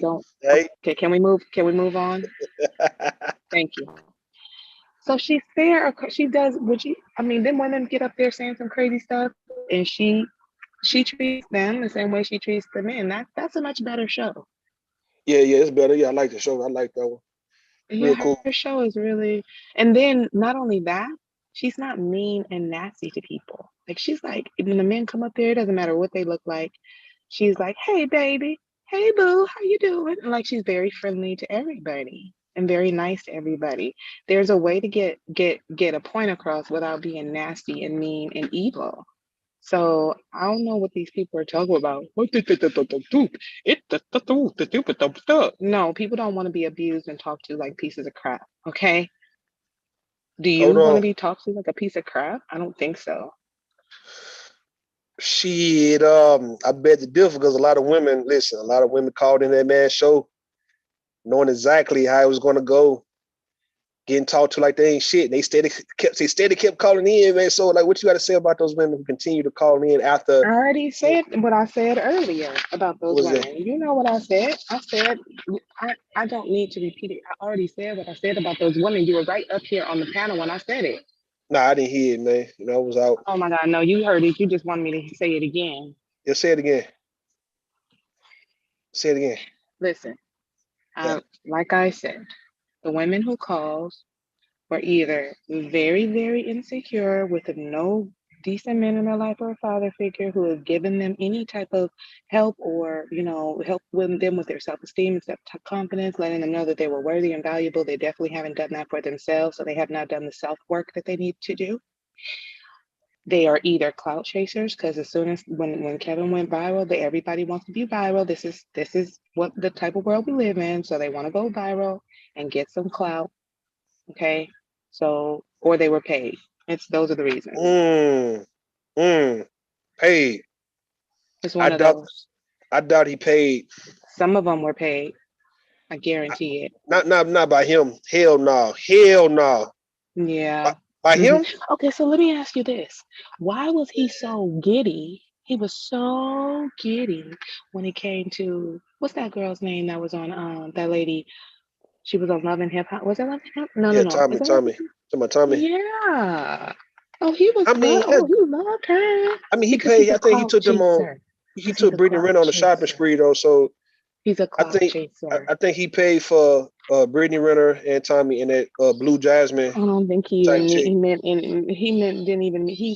was a clout chasing fame seeker. That's what he was. That's it. And he used y'all to do it. He used y'all to do it. He didn't use me. He used y'all. Yeah, he used y'all. Nah, he used y'all. He used the men. He used the men and the women. He used the men and the women to do it, and y'all sat up there and let him do it. Nah.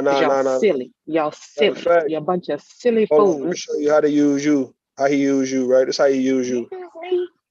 Because what I heard. You can't show me because he didn't use me. Emailing you too, and he DM'd you. No, he never. Listen. Never. No, you be in the back chat with a lot of motherfucking people, man. You be playing like you don't, man. I do not be in no back chat. You was in the back chat with Kevin Samuels. Like, what the fuck, man? That's what we trying to say. Like, what you doing in the back chat with Kevin Samuels? Out of all people, I was not in no damn back chat with no damn Kevin Samuels. Why you lie all the time? I'm not lying about that shit. I can promise you. Check your email. You are lying. No. Show everybody email. I can promise you, Kevin Samuels is right there talking to you. No, not at all. Never. Verbal. Stop. Never. Nope. You stop. You stop. Hey. You stop. You got caught up on Kevin Samuels like these other women. No, never. Right? Nope, didn't happen. You secretly had a thing for Kevin Samuels. Not at all. Not secretly, not outwardly, not dreamily, not futurely, not pastly, not presently. No leads at all. No leads. There was no leads. You just like grifted hands in the chat room, right? All y'all was hands. grifted. God damn it, hands. All y'all was hitting up Kevin Samuels behind the scenes, as I see. It's gonna come out. That's just not true. It's gonna be revealed, maybe for grifted hands, but it's not gonna come out for me. Maybe Aries Green was pop locking it. Taylor might have been pop locking it. I wasn't pop locking it. I ain't gonna say Tay Tay, but let's see who. Let's see somebody. You, Aries Queen. No. Right.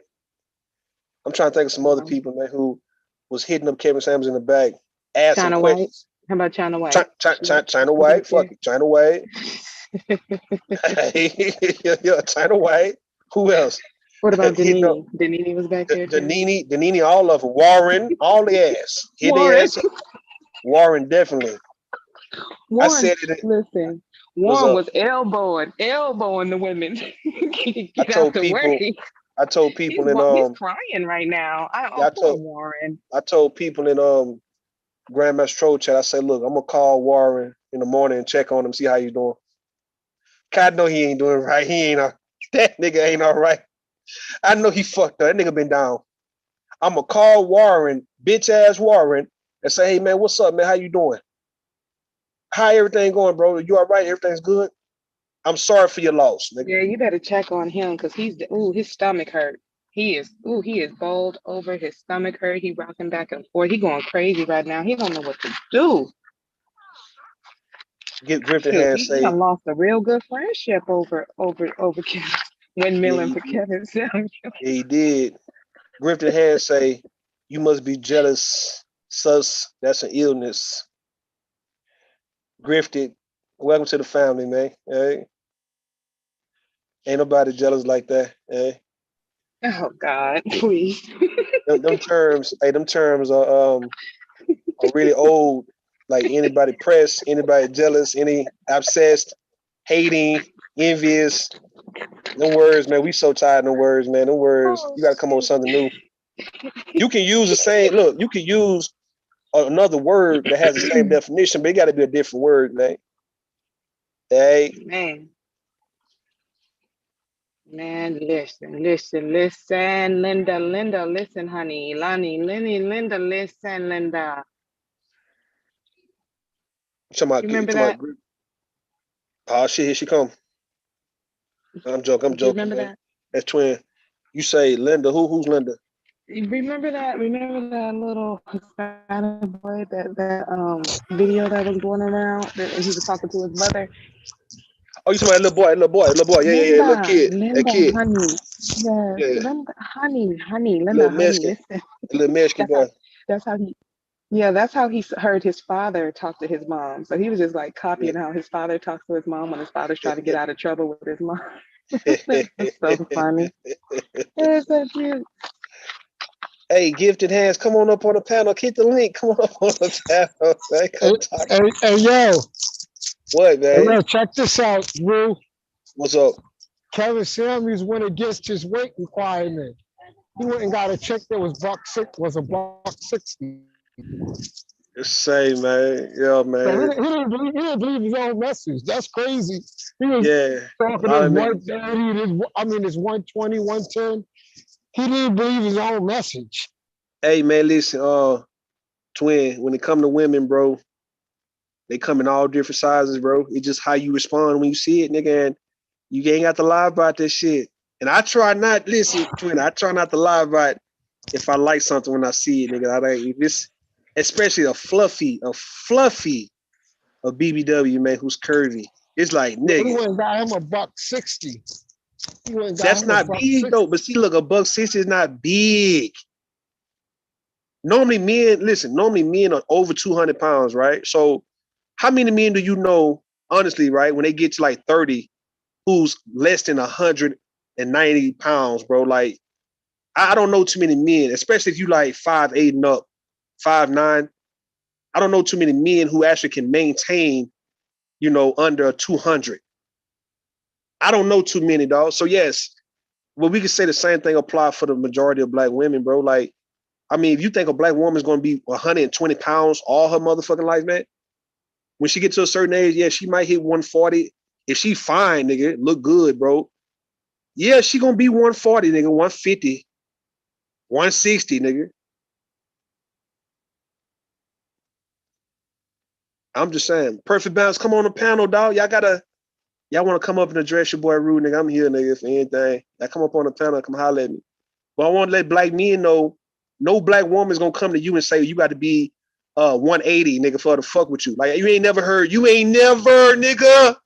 You ain't never heard a black woman come to a black man with no bullshit like that. Name me, for any one of you men listening, right? Name me one black woman. How about not fat though? No, we ain't saying fat. Hold on. You right? No, I agree. Not fat, but let's say we talking about just weight requirement. We talking about just the scale. The scale. You ain't never heard a woman. We understand you don't want to fuck no 300-pound nigga that's fat. Nah, but you ain't gonna ever hear a woman say that you got to be 180 pounds for me to fuck with you. 180 pounds for a man? Who? I want about no. Listen, fuck the man, right? He could be 180 pounds. He could be 195 pounds. But how many men you gonna run into who's 30-something years old, 40 years old, who's 185 pounds and he's like 6 foot, 5'10"? Like, who in the fuck gonna really be them weight? That's high very, school very shit. Skinny. That's like, you got to be really skinny. Anorexic looking. See, I expect for, let's say, I expect for NT to be less than 200. So, people like that, right? Like, all right, NT slim built. You got some slim guys, in the world that, NT probably won't ever hit 200. Oh, man. Everybody else on this motherfucker is 200 pounds, man. I'm talking well into the 200, like 230, 220, 240. These, man, look, NT probably be the only person in this space that's less than 200 pounds, man.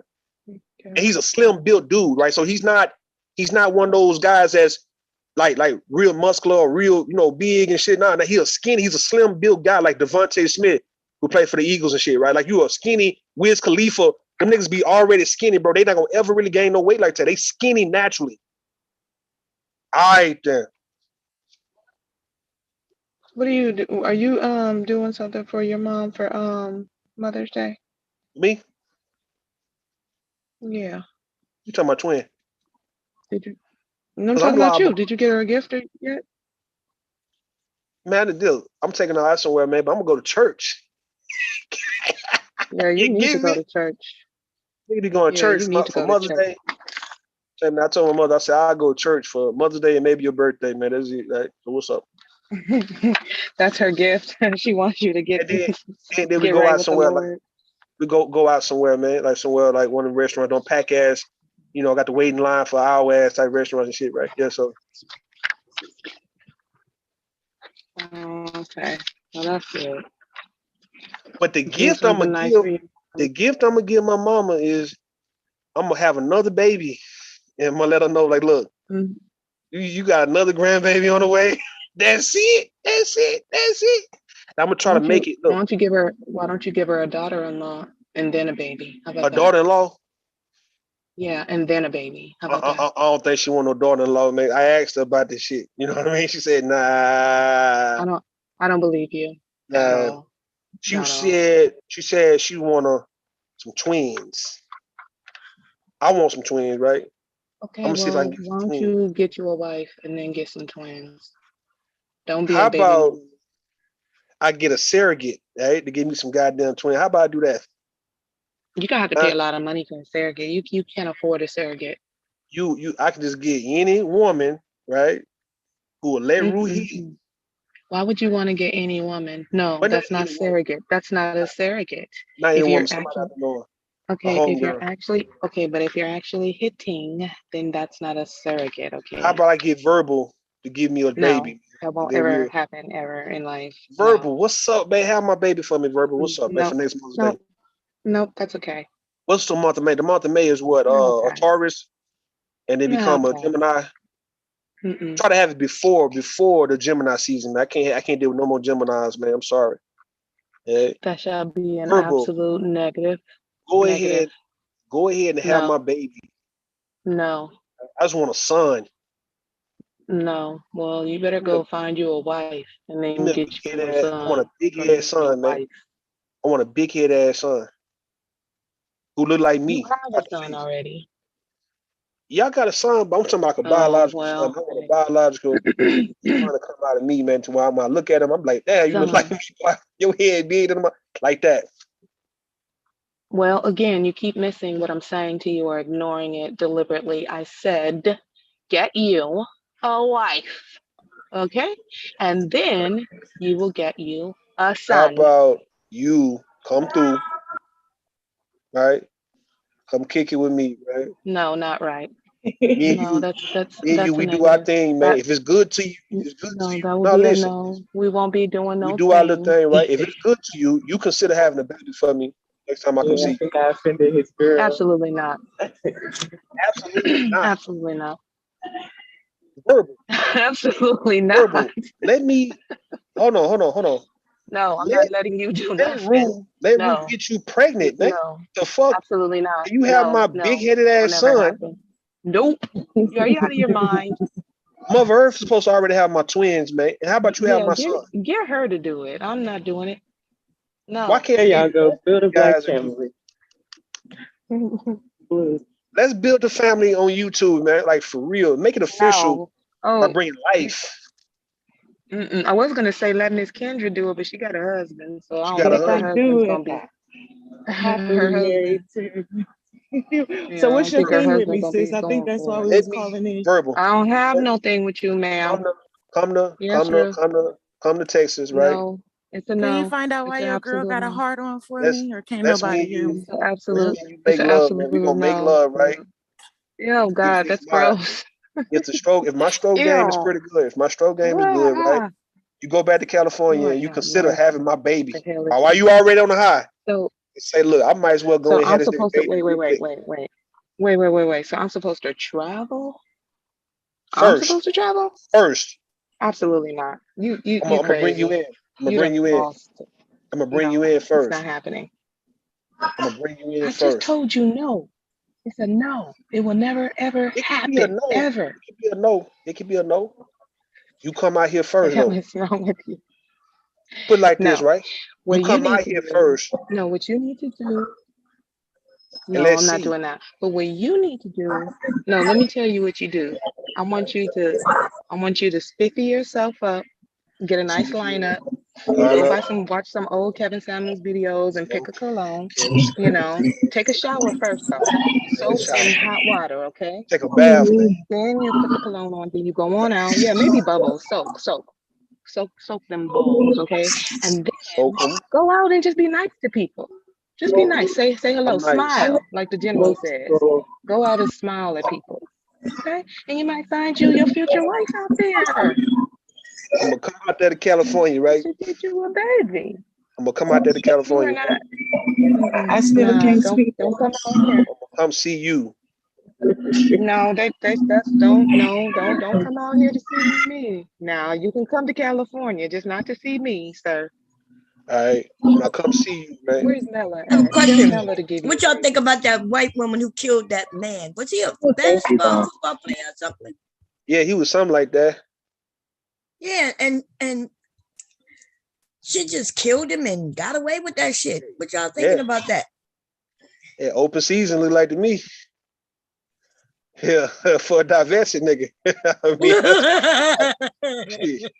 A white woman killed him and was out the next day having drinks with her daddy.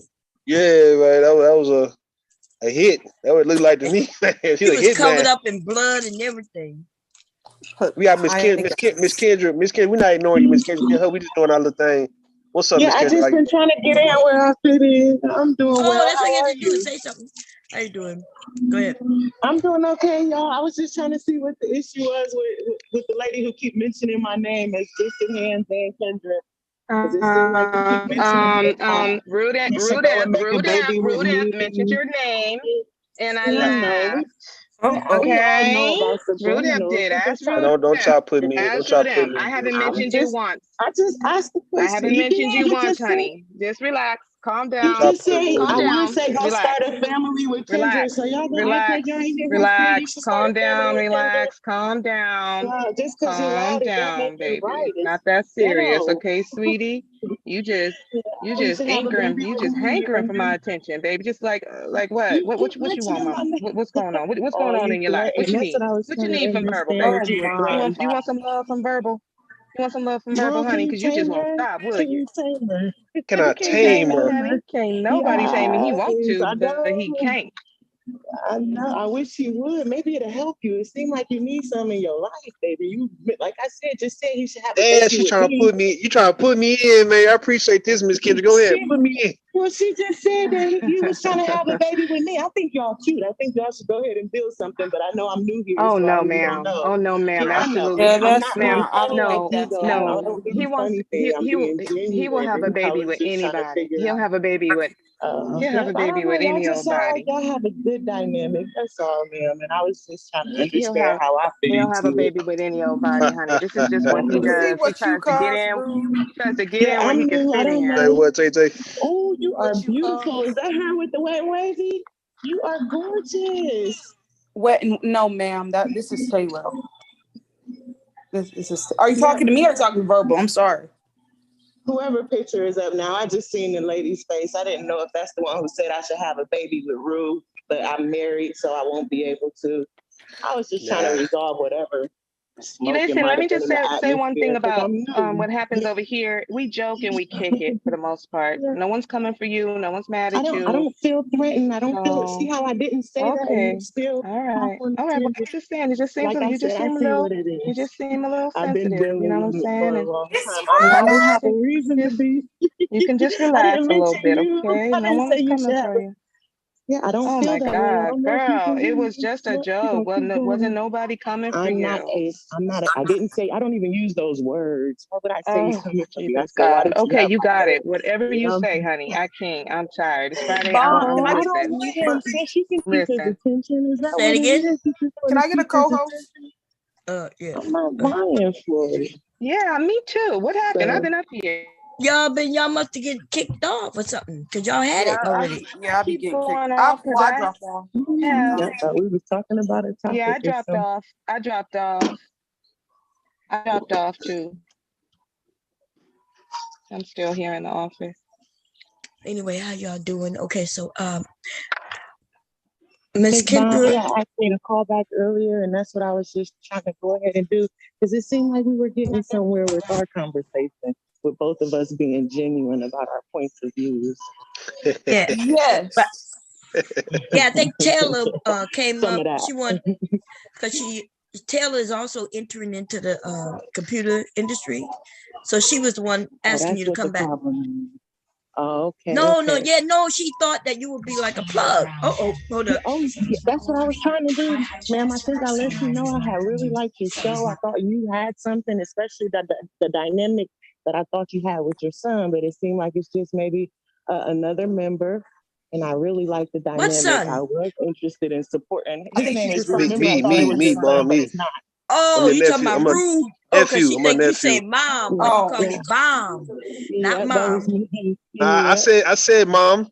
You did? No, you ain't call me your mom. Stop lying. You did not, Rude. Now, Miss Kendra, we joke over here, sis. It's just all good fun. Yeah, I'm not offended by anything or anyone. You know how when you're comfortable in your own space, you don't feel threatened by things like that.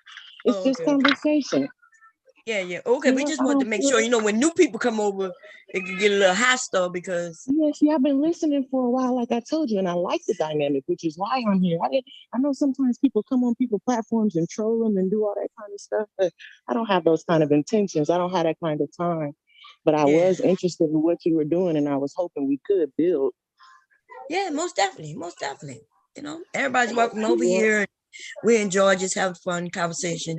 You know, yeah, you have something here though. That's that was my sentiment earlier. I think we just disagreed on the whole Kevin Samuels thing. Maybe a lot of your fans, or I'm sorry, following was thinking I was a fan, and that's not what it is. I'm just a realist. So there's some things that people say that we can agree with. We don't agree with everything that everyone says. I agree. Nah, you a Kevin Samuel fan. Admit it.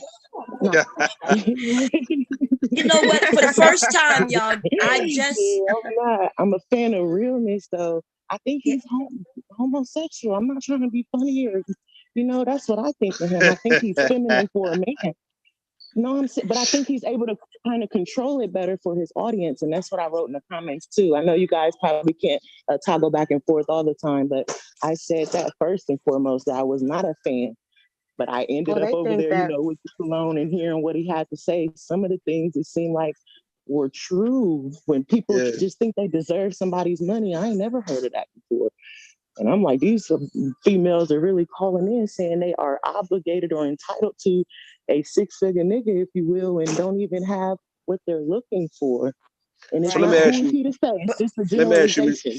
Let me ask you something real fast, Ms. Kendra. Now, absolutely. I mean, I was about to agree with you if you was gonna say this. I don't know if you was about to say this, but do you believe that the women, like what Verba asked you earlier, right? That women should keep the women should keep the family together more than the man? Like, do you think that? I think two people. I think it's a dynamic. I think ultimately women just. No, I don't. I'm just saying. I think that again, that people have choices. People make choices. I think women should be the ones, like it used to be back in the day, that where we're setting the bar and the standard. Where it was something like man purses were unacceptable because we weren't having it.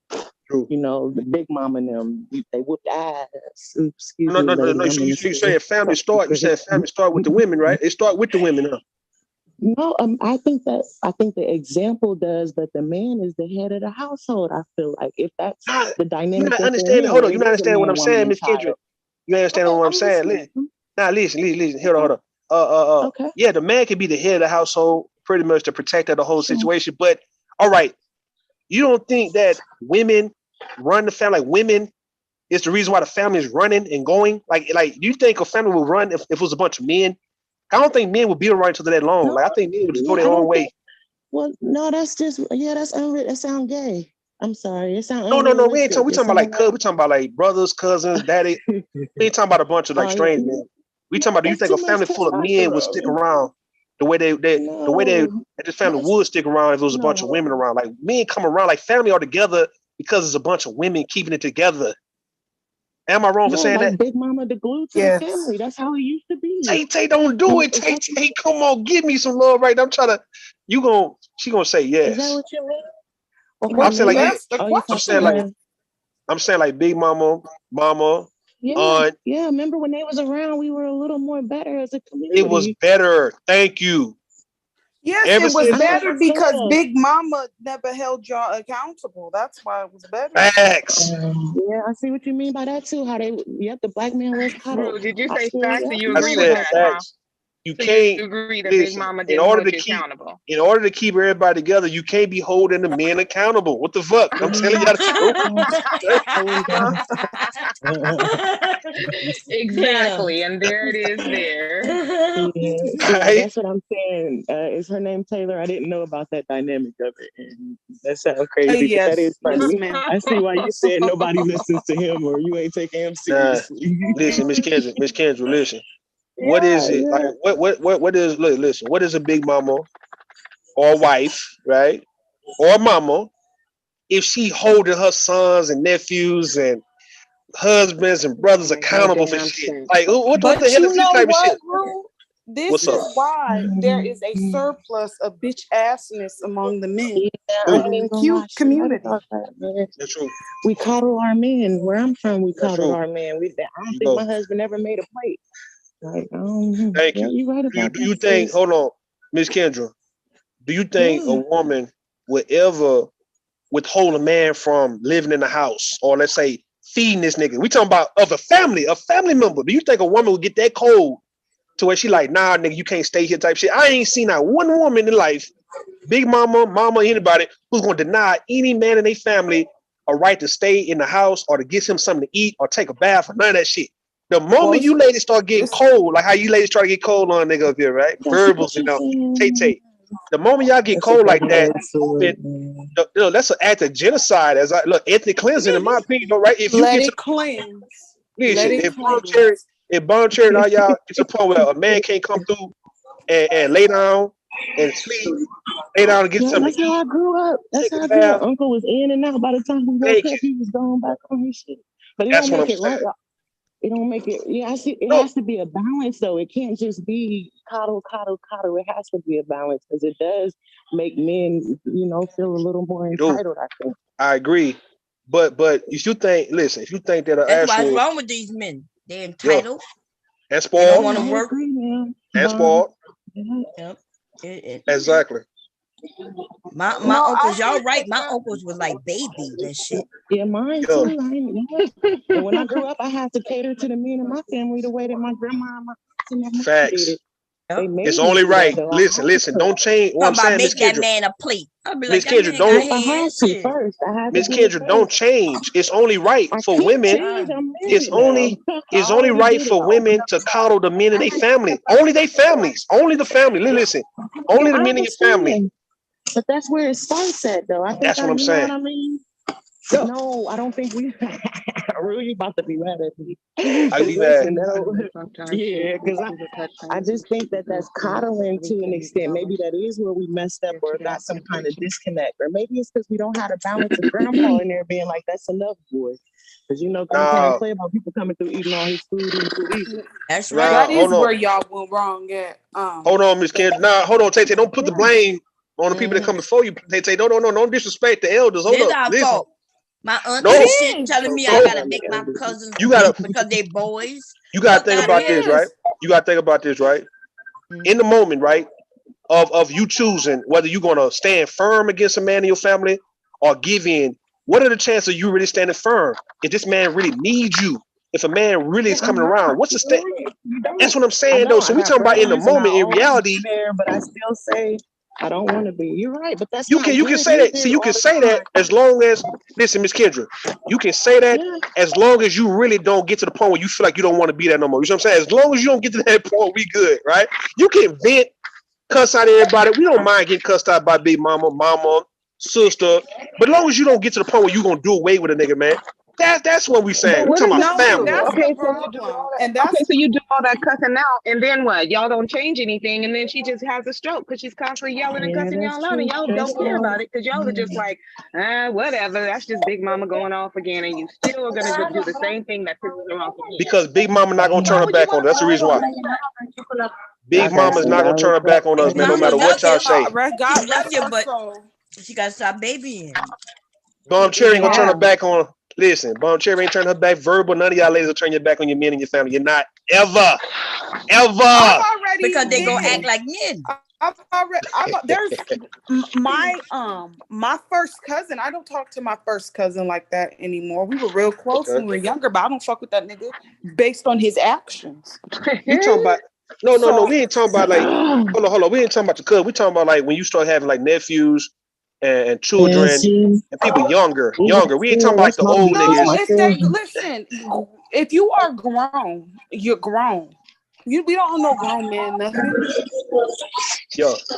Exactly. Tay. Quit the cap. All right. Just wait. Wait till you turn. Wait, look. Wait till you already got the makings. That's why the community is in the state it is in now, because women put up with shit. True. From raggedy ass niggas. And they get the out, and they wonder why they keep getting the outcome that they get the outcome by. You can't do nothing with a nigga that's raggedy. You need to just let him be raggedy in peace, and just let him move on about your way, and move on with your life. And it becomes a habit when we get older. If you think about it, we get stuck in that rut trying to take care of our men to the point of our own detriment. So I think both of y'all have some very valid points. Yeah. Y'all, for the first time ever, I went and watched that Kevin Samuels when he told the woman you're gonna be average at best. I just watched it, right? Okay. And and I'm gonna be honest. Can I be honest, y'all? Okay, yeah. She called on the day when it wasn't the day for her to call in, right? And and a lot of things he was telling her was true, and she just didn't want to see it, right? That he went too far, when you talk about you're gonna die alone, but she just wasn't. I understand her though, right? She's saying, hey, I got more to offer, I have something to offer. He's like, look, ma'am, you're average at best.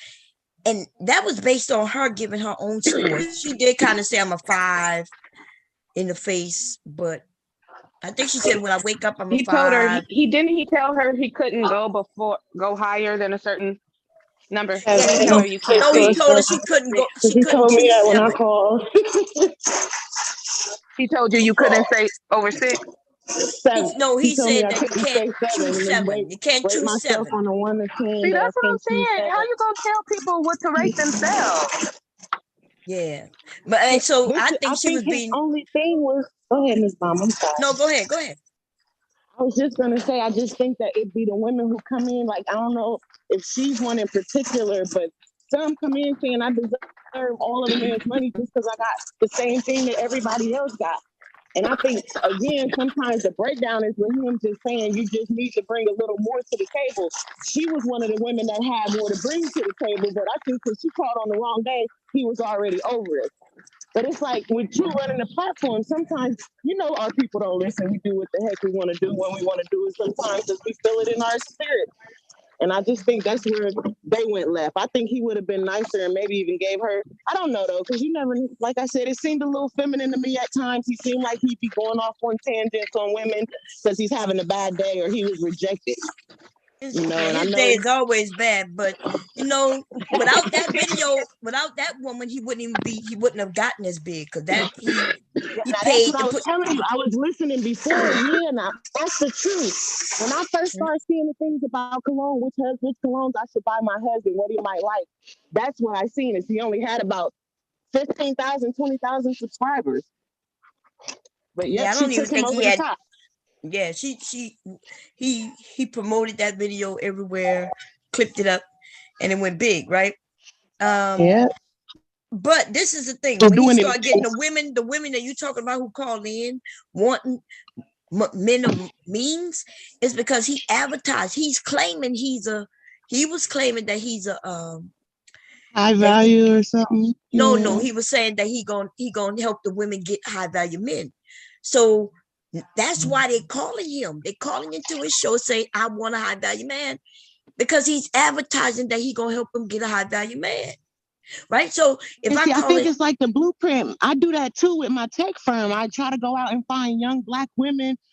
And I won't even lie, I'll say maybe Asian sometimes too for a tax credit. But for the most part, I try to find Black women and see if they want to go along with this and just learn how to do tech. The government will give you grants. They'll support you.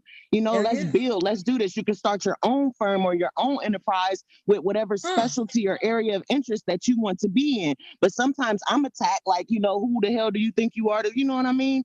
But my intentions are good. So that's how I think I kind of understand just him trying to give you a blueprint, even though I'm not the most successful software developer, I'm not the most successful person. But if you're giving jobs, I'm not even in the 1%. Right, but if you're giving jobs and everything you're doing, but that's not what he was doing over there, though. I understand that. Yeah, so did you hear him when he talked to the men? He put them down, right? But I get it, right? Sometimes they need to be put down, right? If he's gonna tell the truth. The issue is whose truth is he telling? He's not even telling his own truth. That's a good point. Oh my goodness. Shit, I wasn't expecting that. But that's how I feel. There's some feminine underlying issues there. I feel like, and there's another one named Theo who has these conferences and stuff, and I think he's a flaming one, but he's trying to portray himself like he's this ultimate all women want him kind of guy. And that's just not the case.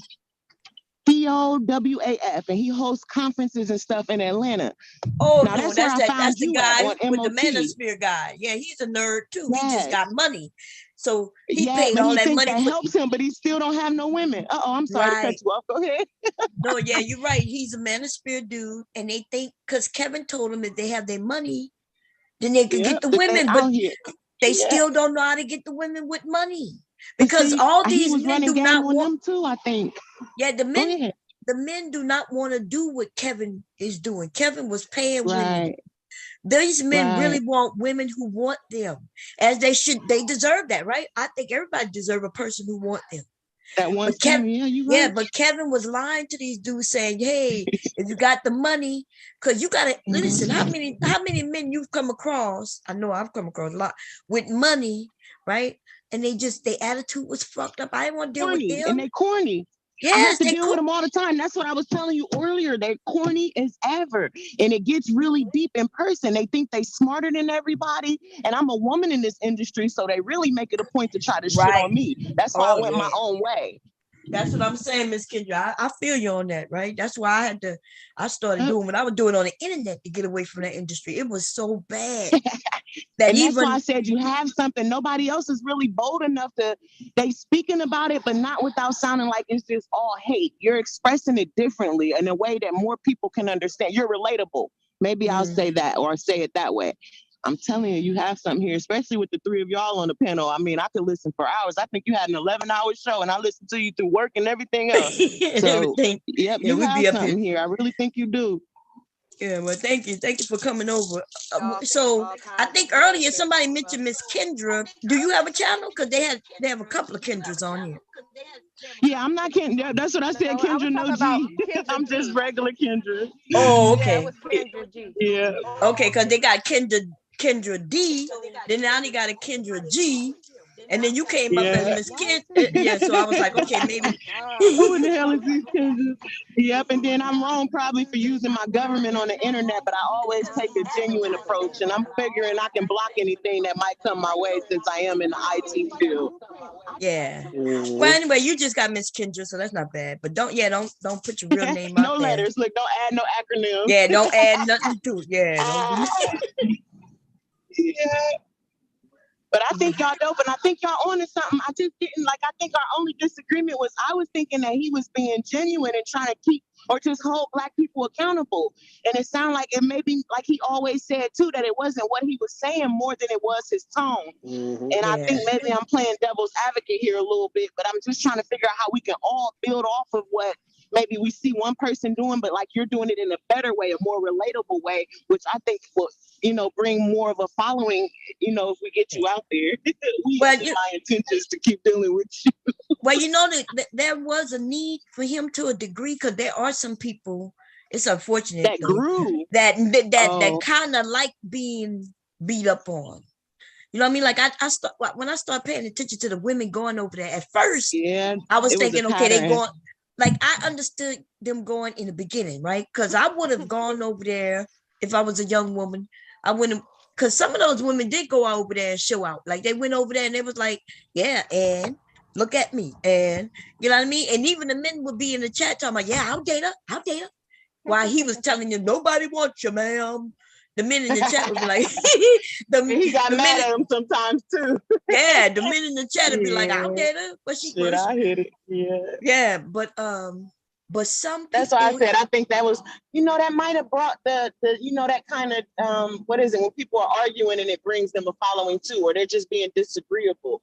So that could have been an aspect of what he was doing, controversial. Too, being a marketing genius. Exactly. I mean, look, he's on TMZ. You know what I mean? Like even people in his debt right now, people talking about him. Yeah, that's what I was thinking. Worth more dead than alive at this point. Yeah, because I think he's gonna be funny, but watch, his views gonna go sky high over there, y'all.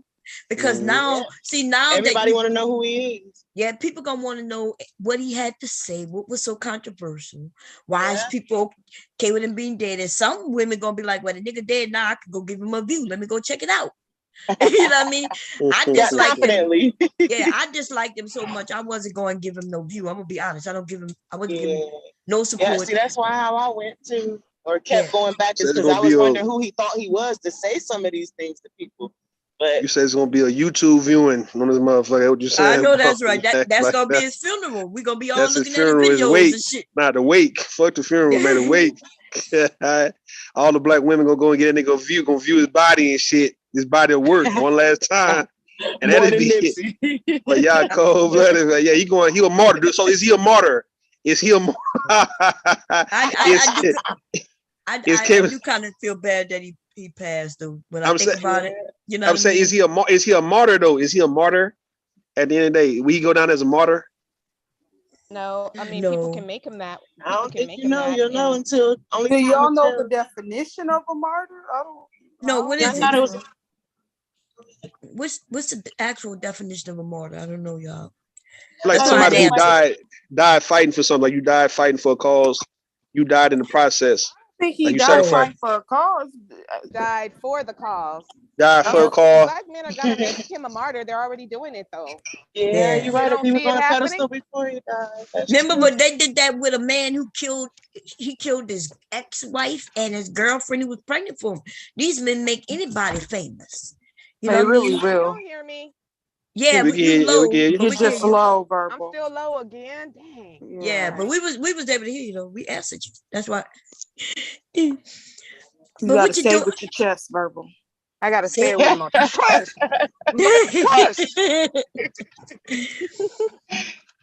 Yeah, but no. Nah, they're making him a martyr. He that's what he's gonna turn into. He's really gonna be called Saint Kev now. Oh yeah. Yeah, they already can't. They Well, can't. he has to be canonized as a goddamn saint. Yeah. Who gonna canonize him? The Pope. Obsidian already canonized his ass, man. Obsidian. Yeah, Obsidian been calling him saint. Now they gonna all start calling him saint. Obsidian look like the How goddamn Pope. The village arsonist is taking it. Oh man, I knew, but you know he over there crying in tears. Yeah, the village arsonist is very upset. Hey, Big J. What up? Hey, Big J. What up, Big J? We had to greet you before you came up here. Not saying hi to nobody. Yeah, before you got your audio straight, man, they already speaking to you. Okay, hey, what's going on? Yeah, what's going on? He's already getting a martyr's death already. Damn, Big J. Huh? What? I go ahead. I'm listening to you. He already like from who you heard this shit from? Like, who you heard? Who's getting him a martyr's death already? Man, I literally just said that. Y'all didn't hear me. Just literally. Yeah, we did. Nah, Big J. Nah, we ain't Big J. Fuck that. Okay. I mean, y'all be acting real funny style. When we agree with you, I knew it was me. I knew it was me. Let me hang up. I'm going back to the comments. No, for real. They be acting funny. Nah, hold on, Miss Kitchen. Don't leave, man. It's about to get good. All funny and stuff. This is how I believe it. I knew it was something going on. I'm telling you, I felt the little tension. I'm like, you see how they act. It ain't no tension, girl. They just be acting funny. They funny acting. Yes. It's all I good. didn't hear you either, though, but I'm gonna hear you now. But I can hear you clear. You can hear me clear now. Yeah. Sure can. Exactly. They could hear me too. They could hear me. Nah, we can't hear you at all, man. Emotions and shit. You heard Big J though. Did hear Big J? Big J said. Big J, but I literally already said that he was being martyred already. Big J, I didn't hear that, Big J. Big J, we didn't hear that. You did hear it. Anyway, I'm going on. You heard Big J said, and they're right, Big J. We heard you. Yeah, you heard Big J. When you said, go ahead. Because it's not because of him, but I mean he's going to be looked upon as a martyr because of how the women are celebrating his demise. That's why though people going to look at him as a martyr from now on. Mm-hmm. And but the women are they celebrating his demise or we just don't give a fuck and we just talking about him like we normally do? Yeah, I ain't seen nobody give him accolades on Twitter. They black Twitter. Yes. Taylor's black Twitter, the dragon, but he was alive though. Yeah, but you got more people don't give a fuck. Like you got folks. Listen, you got folks who don't give a fuck about this nigga being dead. You know what I'm saying? More than people who do give a damn. Right. That's some martyr type shit. Right. And we got to think about it. We got somebody, I'm without mentioning names, who making it seem like look what black people are doing when somebody died. But he's one of the ones who started this type of shit. Because I remember coming to YouTube and there were certain things you didn't talk about. You didn't talk about your mama. You didn't talk about things. And then all of a sudden somebody was like, well, why is my mama so special? Fuck my mama. And then I started hearing the men say, yeah, that's right. Fuck my mama. And now all I literally hear, my mama, fuck black women, fuck this. He started this that's shit. Right. Fuck my mama. Damn. Right. That's what these men started saying. So is is Kevin Samuels on some, fuck your dead homie type level? I'm trying to see, like, is he on that level where fuck your homie, he dead? Fuck your homie, he dead. That's the one thing I can say about Kevin. I never heard him say fuck these black women. I never hear him say it like that. No, you never heard him say that. I never heard him say that. If it was Tommy, that's who I was talking about. If it was, I'll say name. Fuck it, I'll say name. If it was Tommy, I'll get it. If it was David Carroll or fuck David Carroll, he don't give a flying fuck. He talking about you dead anyway. I get it. If it was I don't know Hardcore Tito, I get it. Okay, I get it. Or if it's Brian Salage, I'll get it. Because like they've been talking about dead people all the time. They show dead bodies all the time. If Tommy were to drop off the face of the goddamn earth tomorrow, people were doing the crip walk on him. I know. Exactly. If Tommy dies tonight, the whole world will sit there and be like, "Oh, ding dong, the bitch is dead." Yeah, it would. Because he's a fucking demon. That nigga is a demon. Huh? That'd be dancing. That nigga is a whole demon. Shit, it would men, it'd be women, and then men will be joining in on that shit. Everybody gonna party. Everybody gonna party because the party gonna get started when he get to hell, nigga. That's fact. Everybody gonna party. So, be partying. If Tommy died, man, everybody partying. What you mean? Because he's I'm not advocating to celebrate somebody's death, but that's what happened though. If Tommy goes, everybody you gonna see everybody. Having Tommy is pure evil. Yeah, right. Uncle Ruckus in human form. He is literally pure evil. He's the first one that I came to YouTube, heard talking that stuff about black women, and I was shocked. I had never heard black men talk about black women that bad like that. Or at all. I had never heard it before. So when I saw, I was shocked. I was like, it's Uncle Ruckus. What? Yeah, he's definitely Uncle Ruckus.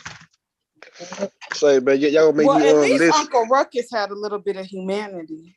Y'all gonna make me end up calling out names and asking y'all, would you feel sad if this motherfucker died, man? I'm not gonna do it right now, though, right? Because that's not gonna be cool. I'm gonna go down a list of people. Let's say, look, if this person died, how would you feel? What about this person right here? What about this? We can do it, and you I'm know, not like answering no questions. If I die, I just want y'all to know. I want y'all to have a good time. Think about me in a good way. Think about all the fucked up shit I may have done and good things I've done, and be okay with it. Cause come, you give me a hug. Bye bye, my baby. About to leave me. Bye, baby. Mama love you. Bye, mama. Bye, baby. I'll see you tomorrow too. I'm gonna see you on Mother's Day. Okay. God bless that child. He is so good, y'all. I love that baby to death, man. He is so I heard you talk about him and all your he's people, so a lot of them, adorable. Kendra, I love that. Like I'm here. See, I know my purpose on earth. My purpose was to come and have some children who I had children with, right? No matter how bad or good that shit was, right? And we got through that part, but I was here for them kids, my son and my grandson, and everything else. Fuck it. That's your joy. And that's what I'm telling the women who are like what these men call single parents, right? First of all, you're not gonna die long, because guess what, ladies? Y'all gonna have y'all sons and y'all daughters right there on your goddamn hand, right? And they're gonna mourn you, right? And they're gonna remember you in good times. And hopefully you're not, the women not gonna die with no prostitute. They don't. Hopefully none of y'all gonna be choking out on top of no prostitute, but women build relationships, and then they have their children. Like you said, they have children. We tend to build close relationships with people. So as far as dying alone, technically everybody dies alone, because it is a solitary journey. Even if you die right next to someone, that's your own singular soul transformation. But as far as dying unloved, uncared for, that's how he meant that's it. not women. That's why I don't understand. That's why I don't understand why Verba don't know her purpose for why she met me. You know what I'm saying? Like what you said, Vaughn, man. You You had your children and shit. You know what I mean? I don't like Verback. Like it's not meant for her to have a baby with me and shit. Like I don't understand why. Why would she even play? Listen, this is ridiculous. Why would she even play with me like that? You know what I'm saying? Verbal. We supposed to be Yes, having ma'am. a little room somewhere. Is that what Rude saying? Facts. Rude just saying you supposed to have a little room. Facts. Listen, Rude ain't got. He does not have enough money for me to push another critter up out of There me. it is. A critter. That's what it is. Why he gotta be a critter? Kendra, let me ask you this question. You might right? be his motivation, though. Facts. So you know, back in the day. Oh no, ma'am. That's I'm okay. sorry, sis. I had Back to in do the it. day, it was I'll believed pass. that He women got a harem, honey. He could choose. I'm listening, bro. Back in the day, it was believed that women. The bullshit I just said about I was here to put on earth to have these kids, but you know, these younger women are saying, look, why? And you know, that baby come out, that 10-pound baby come out of my little vagina. Man. For what? And the man might not stick around. And then on top of that, he's not gonna stick around. You're gonna blame it on me, the woman. And then you're gonna tell me no other man gonna want me after?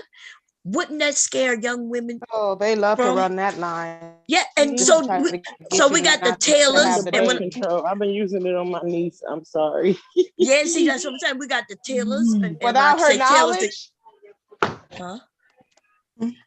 What happened? Go ahead. Say what Wait, what? I was saying we have the Taylors, and when I say Taylors, the young women, right? The younger women, saying, first of all, I don't want to bring no children into poverty. I don't want to have children and end up in poverty. Like I just don't want to do that. So and especially with the men saying, that they might have options. They want to put the seed in us and then run off. Yeah. Because that's what's been happening. But I think it's like what we demand from men. I think our expectations. Remember, there was a time when we played hard to get, and men love the thrill of the chase. And now everything is just all out in the open. But that's you why know, you we gotta didn't treat them like shit. That's what you have to do. That's the key to it. That's that playing hard to get. That treating them like shit. But did we really play hard to get? Because we really didn't. You're right. I'm saying it was the game, though. We pretended. We pretended. If Yes, you're playing right. hard to get, if you're playing that hard to get, men are gonna become interested in go somewhere else. I agree. Where you gonna go? Where you We're gonna go? somewhere else. Where you gonna go? Where? That's the game that You gonna go your way? And they tell themselves, because we not gonna sit up here and act like these men will say, oh baby, I'm gonna take care of you and I want you to have my baby. Selling you a dream out here. Okay? This and that and that. Now you pregnant and whatnot. Now this baby come. Now they done got amnesia. Oh, that's the consequences. Told you. That's the consequence of playing hard to get with a nigga, man. If he did right, he want to fuck that attitude out of your ass, man, and he want to put a baby in you and be like, yeah, bitch. Now what? Yeah, that's horrible. Well, that's terrible. That's fucked up, but that's the reason why niggas still come fuck. And so, Miss Kendra, you want me to have his baby? Really? I wouldn't leave. This is who you want me to have baby? Stop. I tried. I thought y'all. I wouldn't leave. I wouldn't be able to get away with. Listen, I wouldn't be able to come back to YouTube. I'd have to make Rude unalive. I would have to make him unalive. Nah, fuck that. You got me fucked up. I wouldn't be able to come back to YouTube knowing I got a baby with Verbal and I'm not taking care of the baby. Who gonna let me lay that down? Nobody. Right? Unless I plan on getting off of YouTube for the rest of my life, man. I can't come back here still doing live stream talking about shit. Everybody come in chat room talking about, yeah, you got Verbal pregnant, nigga. You ain't taking care of your responsibilities, nigga. What the fuck? Everybody will come in for that shit. Well, shit. We tracking your IP. They will sit there and tag you for having sex with Verbal in the first place. Why you having sex with that With that what? With that what? With that what? I'm just, yeah, you just. Now go ahead, BJ. Let me hear you, BJ. Say again. If you even come close or have sex with Verbal, you already on fucking the sites already been set on your ass. I'm gonna do what, man? I'm gonna get what? Decipher what? I can't hear you, man. Let me put this thing in my ear. Sight set on you, man. It's gonna be sight set on me for what? What you mean? Huh? If you have sex with Verbal, everybody's gonna come after you anyway. You think so? Yeah. Oh, Man, if anybody has sex with anybody on here and y'all find out about it, y'all be all up in people's business where you don't belong. What y'all need to do is mind your own business and leave grown folks' business alone. I felt that too, sis. I felt that. Let me go and slide up out of the connection. I'm actually surprised nobody attacking Nixon yet. Probably nobody go after him yet. We're not gonna speak on that. Because y'all don't know. You don't know what you're talking about on that one. It's okay. Listen, let me just be quiet. I'm just gonna. You gonna step? Yeah, I'm gonna hush. Now I would tell y'all who L. Nixon really talking to on this motherfucker, but I'm not gonna hurt nobody's feelings. You see what I'm saying? I ain't gonna hurt nobody's feelings on the panel. You can't hurt nobody's feelings, honey. Trust me. Yeah, I'm gonna let you stay in your little fantasy, man. Your little dream world. You sound like a whole entire break your hater heart. right I ain't now. trying to break your heart at all, nigga, because you on the high. You come down. You come down from about up outside the goddamn high in a minute, man. You just evil. Listen, I'm chilling. Y'all the ones who are excited. I'm chilling. Like a villain, chilling like a villain Mac Miller for life. That's me. Did you just make that up? Yeah, so good. So now you can stay out my business. No, that's now me you and my can stay out friends my say business, that. nigga. When I call her, we be like, chilling like a villain Mac Miller for life. That's me. Okay. All right. So stay the fuck out of my business now, Verbal. Excuse you? I haven't been in your always business. Think somebody up in his business. He's the one all up in my business. Trying to be all up in my uterus and stuff. Like, boy. You can't save on this one, I don't think so. Now Verbal can stay the fuck out of my business on who I talk to. I don't care who you talk to. I ain't never been in your business about who you talk to. Stayed in my business. You are for the YouTube streets. Okay. Y'all, I've been watching this ratchet ass Netflix series, like a teen raunchy series. It takes place in Spain, so they're speaking Spanish and shit. Yeah. About these, it's called Elite, and Lord, it is good, okay? And I am invested. So you can understand what they say. Oh, I have the English subtitles on. It don't hit. It don't hit the same way. You try to keep up, man. I ain't gonna lie. I'm fucking with you.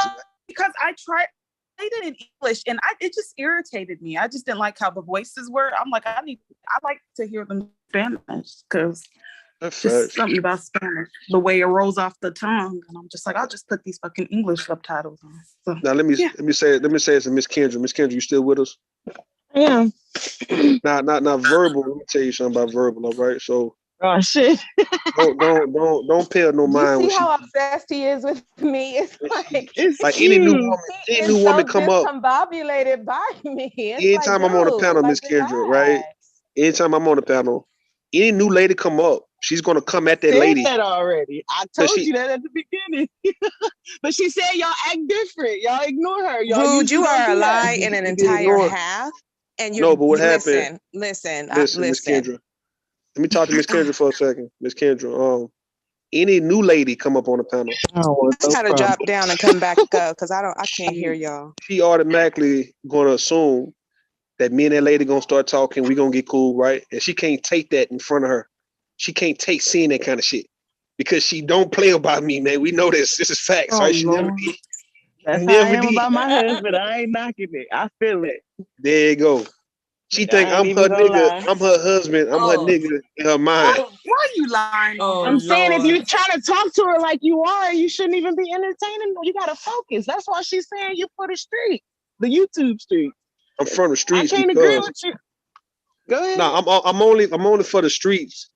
I'm only for the streets when she can't get away with me. That's all it come down to. When she can't get away. Now when I sit back and let her have a way, man, I'm for her and shit. That's why she feel I'm for her at that moment. When I'm not hearing none of that shit, I'm for the streets. You get what I'm saying? How many lies? Okay, if you want her, which one you gonna do? You gonna keep doing what? Excuse me. What you want me to do, Miss Kendra? Let me talk to Miss Kendra for a second. Lies. Hello. How many lies have you told? How many lies has he told Taylor since I've been gone for 30 seconds? None. He told quite a few. None. Okay, thank you. Exactly. None. And then you gonna drag me in it. What I'm saying, Miss Kendra, don't Don't even called trip out. triangulation. He specializes in triangulation. If she get an attitude, listen, Miss Kendra. If she get an attitude with you for no goddamn reason, just know that's because of me. I told you that when I came. You don't have to tell me. It's okay. I think it's cute still. That's the way you're supposed to be protective of your territory. Miss Kendra, come on now. I'm we sorry. was just Okay. getting with. We was Do making not let this heathen. Do not let this heathen. We was just do not let this heathen. Okay, come into this congregation and ruin what we got going on. Don't get her to start preaching, man. Because she want to be an evangelist so goddamn bad, but she missed the calling. What I'm saying to you, Miss Kendra, she picking at you because she think I'm gonna start talking to you. Yeah, she ain't picking at me. We have an understanding now. Don't be trying to put us against each other. No, I'm not. I'm just saying. Anytime you see these ladies fighting, they fighting over me. Anytime. That's facts. Over here, anytime the women get into it, it's overruled. That's a damn lie. That's a fact. Direct his attention to where it's supposed to be, though. If you want to get at her, you need to go ahead and stick to that. Even if you don't mean it, at least make it seem like it. So Make it seem like it, right? Thinking about making it seem like it. But see, look, the reason why I can declare that, Miss Kendra, is because normally, right, within the last 2 years of us doing this, right, 3 years, anytime the women start fighting, they always blame me any goddamn way. So I said, well, hey. Well, now I'm going to say this. The next time you women start fighting again, I'm going to automatically put myself in that position, right? Well, yeah, because you sure did do that when I saw you inserting yourself all over the place. You were inserting yourself all over the place with the mahogany, faith, me, and bomb. Inserting yourself, talk about they're all fighting for me. Ladies, don't fight over me. You were like, I'm all y'all, man. He wants you to see how special he is. Yeah. He was like, I'm all y'all. Y'all can share me. I'm a nigga. That shit was funny though when he said that. That shit was funny, huh, BJ? That shit was funny. It was funny when he said that shit. But it was facts though, Big J. You know what I'm saying? It was funny. It's even funnier. The other day. What's up, Tay? What happened? You dying? What happened? Let's not use this word dying. You see what I'm saying? Because I don't want nobody dying no more, man. I don't want nobody. Oh my God. You see what I'm saying? I don't want nobody in the space to die. So that's I'm just saying like this, since Big J want to be all up in my business. Yo. What about you and Taylor, Big J? Wait a goddamn minute, Verbal. Now hold on, Big J. Before I'm not in your business. Hold on, Tay. Baby, you was all up. You just mentioned business, Jay. You just mentioned my business, naming names and shit. I just heard you. Everybody heard you. So I'm asking you, did you figure out what you're going to do when it comes to Taylor? Tay was about to say something, right? Yeah, I interrupted her. No, I was cracking up the other day because I remember when you cussed out, when you drug Angry Man, you called him a Guatemalan, a fat Guatemalan. Breastfeeding Guatemalan. Oh, and I Googled the picture. Yeah. That's that nigga, ain't it? Favor them people. Yeah, you look like them people and shit. All them niggas from Central America.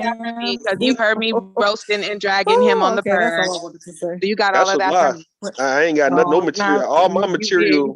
You got that. And my intellectual property is all me. No. I don't need to steal from nobody roast to roast somebody. You stole from me. That's okay though. You took that little part from me. Now, most of your roasts are original, but that one was not. Because I did a taco dance on Angry Man's head. Okay. We talking about breastfeeding Guatemalans, man. You talking about tacos? See what I'm saying? We're not we're not finna play no game. It's all in the same family. Nah, we not. Hell no, man. Cause listen, if I'm saying somebody breastfeed, you talking about tacos? You see what I'm saying? Like, what the heck? What are we doing? Tacos, goddamn. Yeah, man, we ain't doing no tacos. Man. He's breastfeeding tacos. Oh my God. Or tacos are breastfeeding him. Well, we let Miss Kendra know since she's new to the game. We just want her to know. Watch, it's gonna be something about me. Told you. He can't stop. Mella, hold on. Verbal and Mella love Rue. He is obsessed. He cannot stop. Love them some Rue. No, that's Mella. Mella loves her some Rue. Him some Rue. Mella. Mella and Verbal is crazy over Rue. Just Mella. I be driving these women crazy. These cougars crazy, nigga. I be driving these cougars crazy. The fuck, man? Really okay? Is he okay? I'm all right. I'm letting you know, Miss Kendra. I be driving. Listen, I drive these. I love older women. Me, I like older women. You got to be older than 35, 36. I love 40 and 50-year-old women and shit. If they'll have me. Like I ain't, The ones who know how to take care of a man. We know these. No. The ones who take care of themselves and look good while they doing it. Yeah, I'm just saying. That's a part of taking care of your man, though, making sure you're presentable to him, I presume. That too. It was nice. Yeah, it was nice to meet y'all. I'm glad we got over the hump for real. Y'all know I ain't coming from a fanatic place. It was really nice to meet come on and just kick it and chill. You got to just, just chill. Yeah, I see the dynamic now. It was nice to meet y'all. Though. I'm gonna go ahead and go back to the chat room so I can get. Nah, hold up! Don't leave! Now, don't leave just yet. Hold up! You up here now? Hold on! Fuck that! Listen, don't leave me, girl.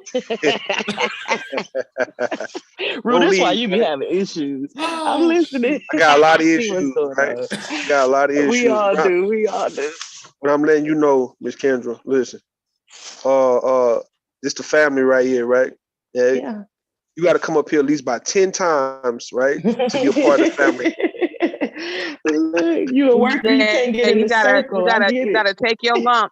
You gotta give the hang. You see, I came back. No, I'm here. It's the give it requirement. right on back without getting mad, and then we fake, and then we start laughing and talking about something else like it never happened.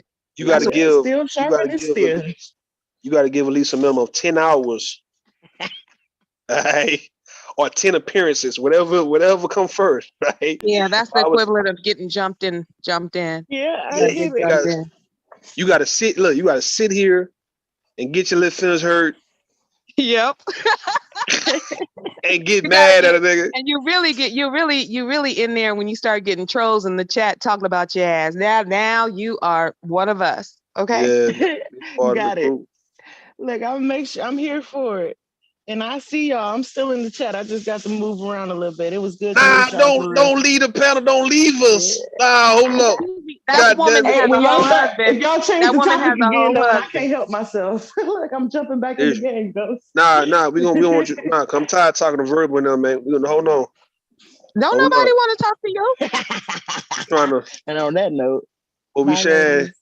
Now we trying to get to know you up here because.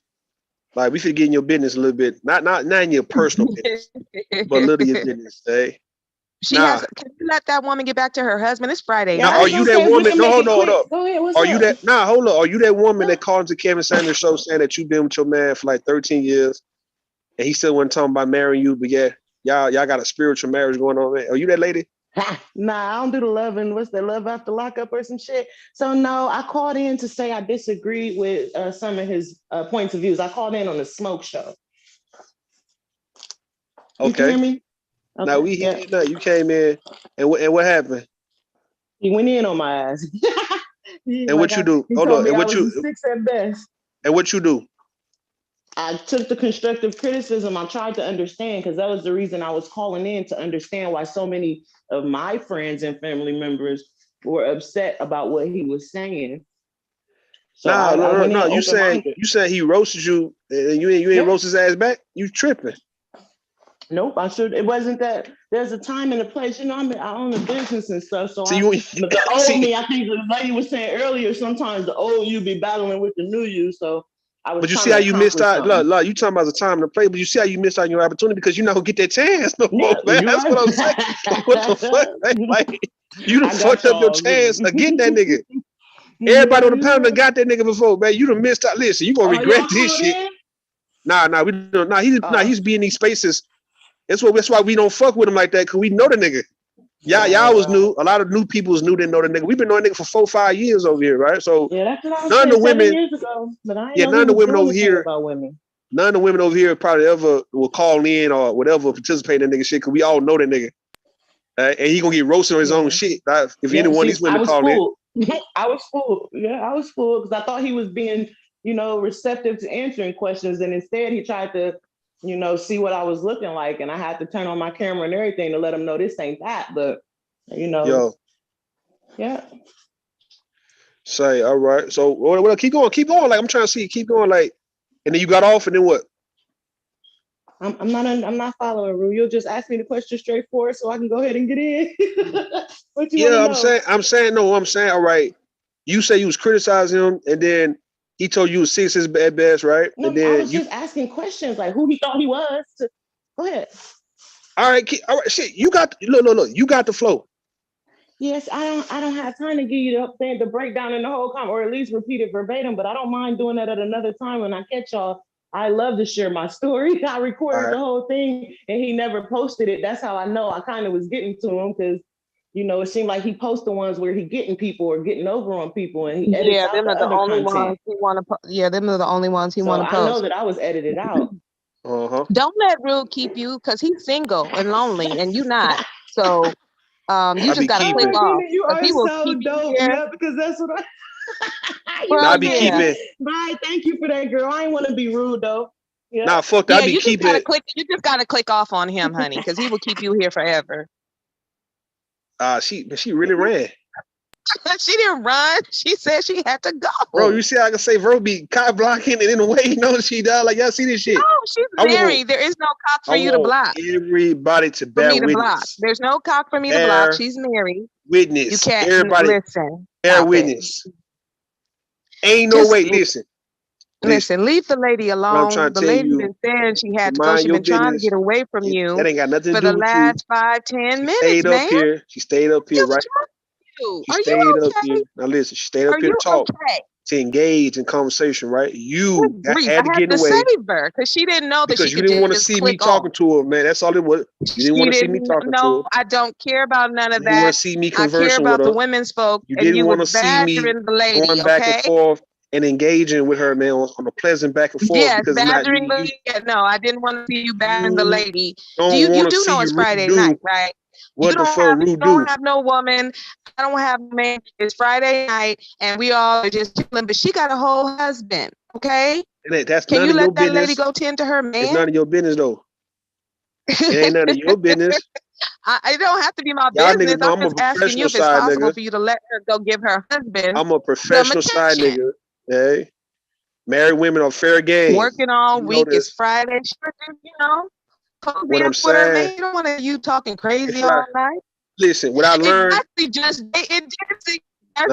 said, it did seem kind of like you was holding her hostage. That's how. And y'all like that shit. No, y'all like it when a nigga tell you, hold on, don't leave, hold on. She was blinking. Now listen, when a man, you borging for you full of game. You borging for you full of game.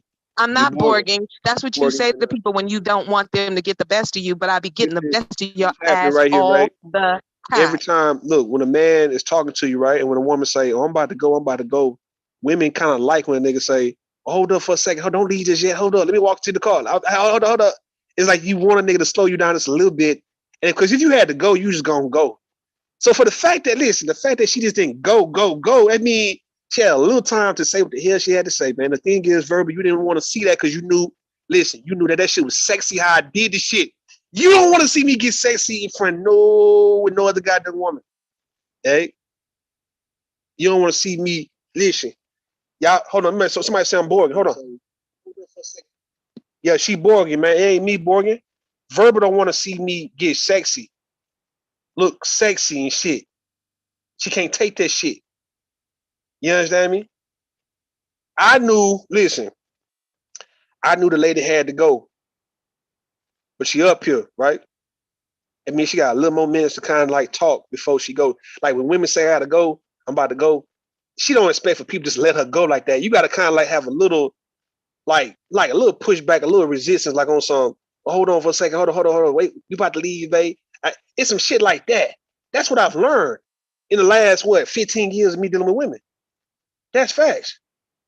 Verbal, listen. Hold on, Grifted Hands. I'm gonna go ahead and try to. You was on mute. I'm gonna try to.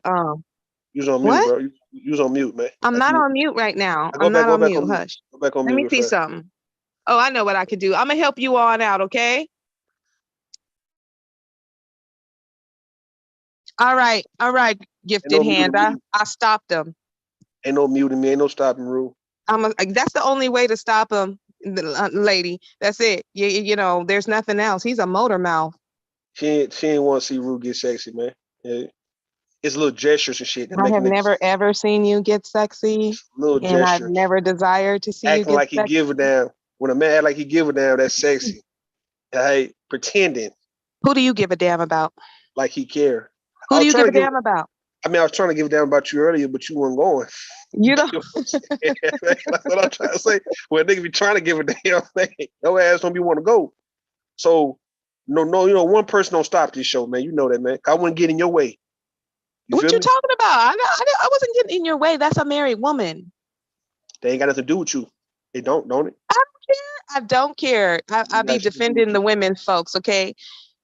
She was just trying to be polite to you because she don't know you. Somebody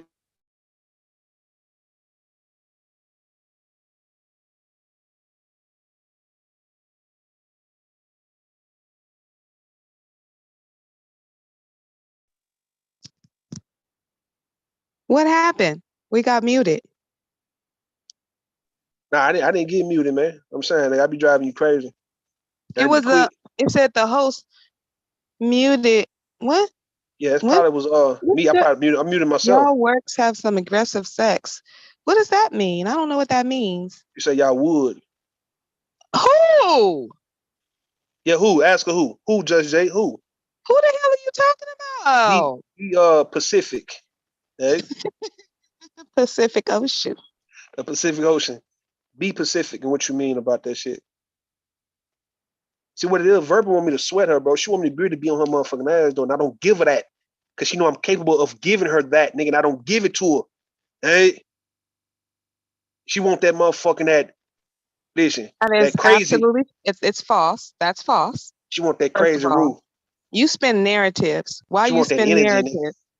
Why do you spin narratives? Man. A bunch of ladies on here want that energy. They want that. All you do is spin narratives. This is just absolutely absurd. They want that motherfucking room energy. It's absurd. It's that absurd. Halfway crazy ass nigga who know how to fall back energy. They want that energy from a nigga Roo. That's all it comes down to. Do you just sit around and talk to yourself? You do know that there are other people on the panel, right? They all on mute. The fuck? Everybody on mute. Okay, and do what we do.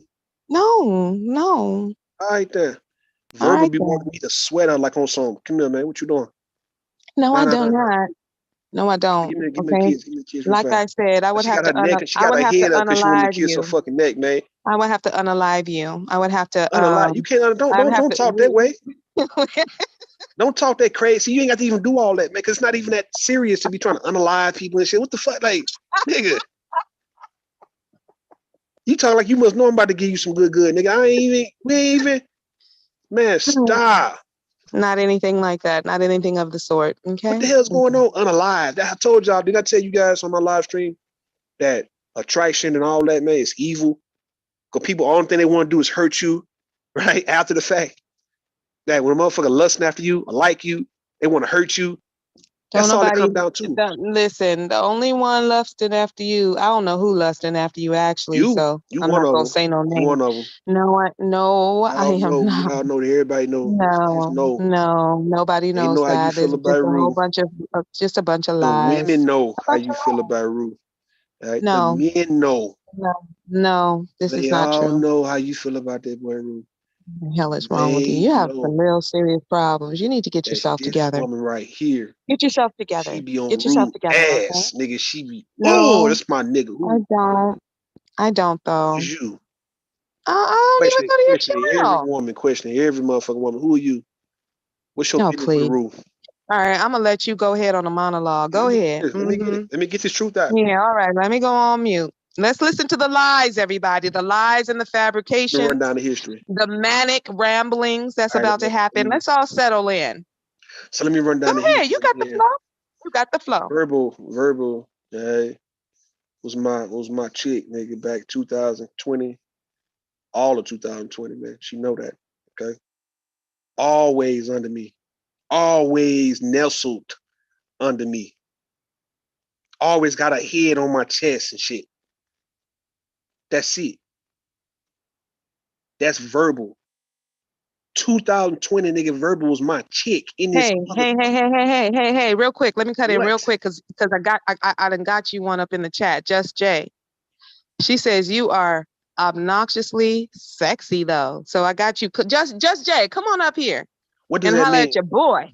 What that mean? What that mean? You gotta ask her. I didn't say it. That shit sound like some oxymoron shit to me, man. I don't know. Like what that? Just Jay, come on up here and let them know what you mean by that. Because she said you're sexy. Obnoxiously so. Respectfully. Verbal was so much my chick back in 2020 where she was fighting China White over me, man. This is facts. Hey, fighting. Oh, fighting, Lord, man. Here we go. Listen. He's just such a liar. We going, just Bo. like, Let's oh go. my God, the spinning of the narratives and the lies. Hey. Exactly, Aries Queen. Exactly. Come on, Linwood. Come in here. Come on. Listen, Verbal was fighting Celeste over me, man. This is facts. You understand what I'm at? This is where we at with this shit. Oh shit. I'm just bringing the old shit real quick to let everybody know the history. No, we ain't starting no shit. Bomb, listen, Bomb. Listen, I'm Bomb. listening. I'm bringing up history, but this is facts. You get what I'm saying? Like, hey, this is absolutely not facts. Absolutely not facts. Okay. Listen, what Aries Queen saying? What Aries Queen saying in the chat room? What you saying, Aries Queen? That's exactly what I be going for. Is that right? Look, Verbal let it be known. I'm hers, nigga, and she's mine. Any woman come around, she's gonna question. She's still doing it to this day. You know. This is just ridiculous. This is ridiculous. I mean, well, congratulations. I think. Linwood, just shut up. Linwood. Yes, sir. Doing it, Linwood. I'm telling the truth about Verbal and my history on here, nigga. And she don't want to be bold.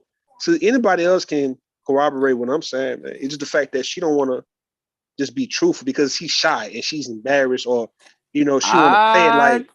No, Just Jay, if I went on a date with Rude, I would probably not come back, unfortunately, or he wouldn't come back. It would be one or the other. Okay. Right.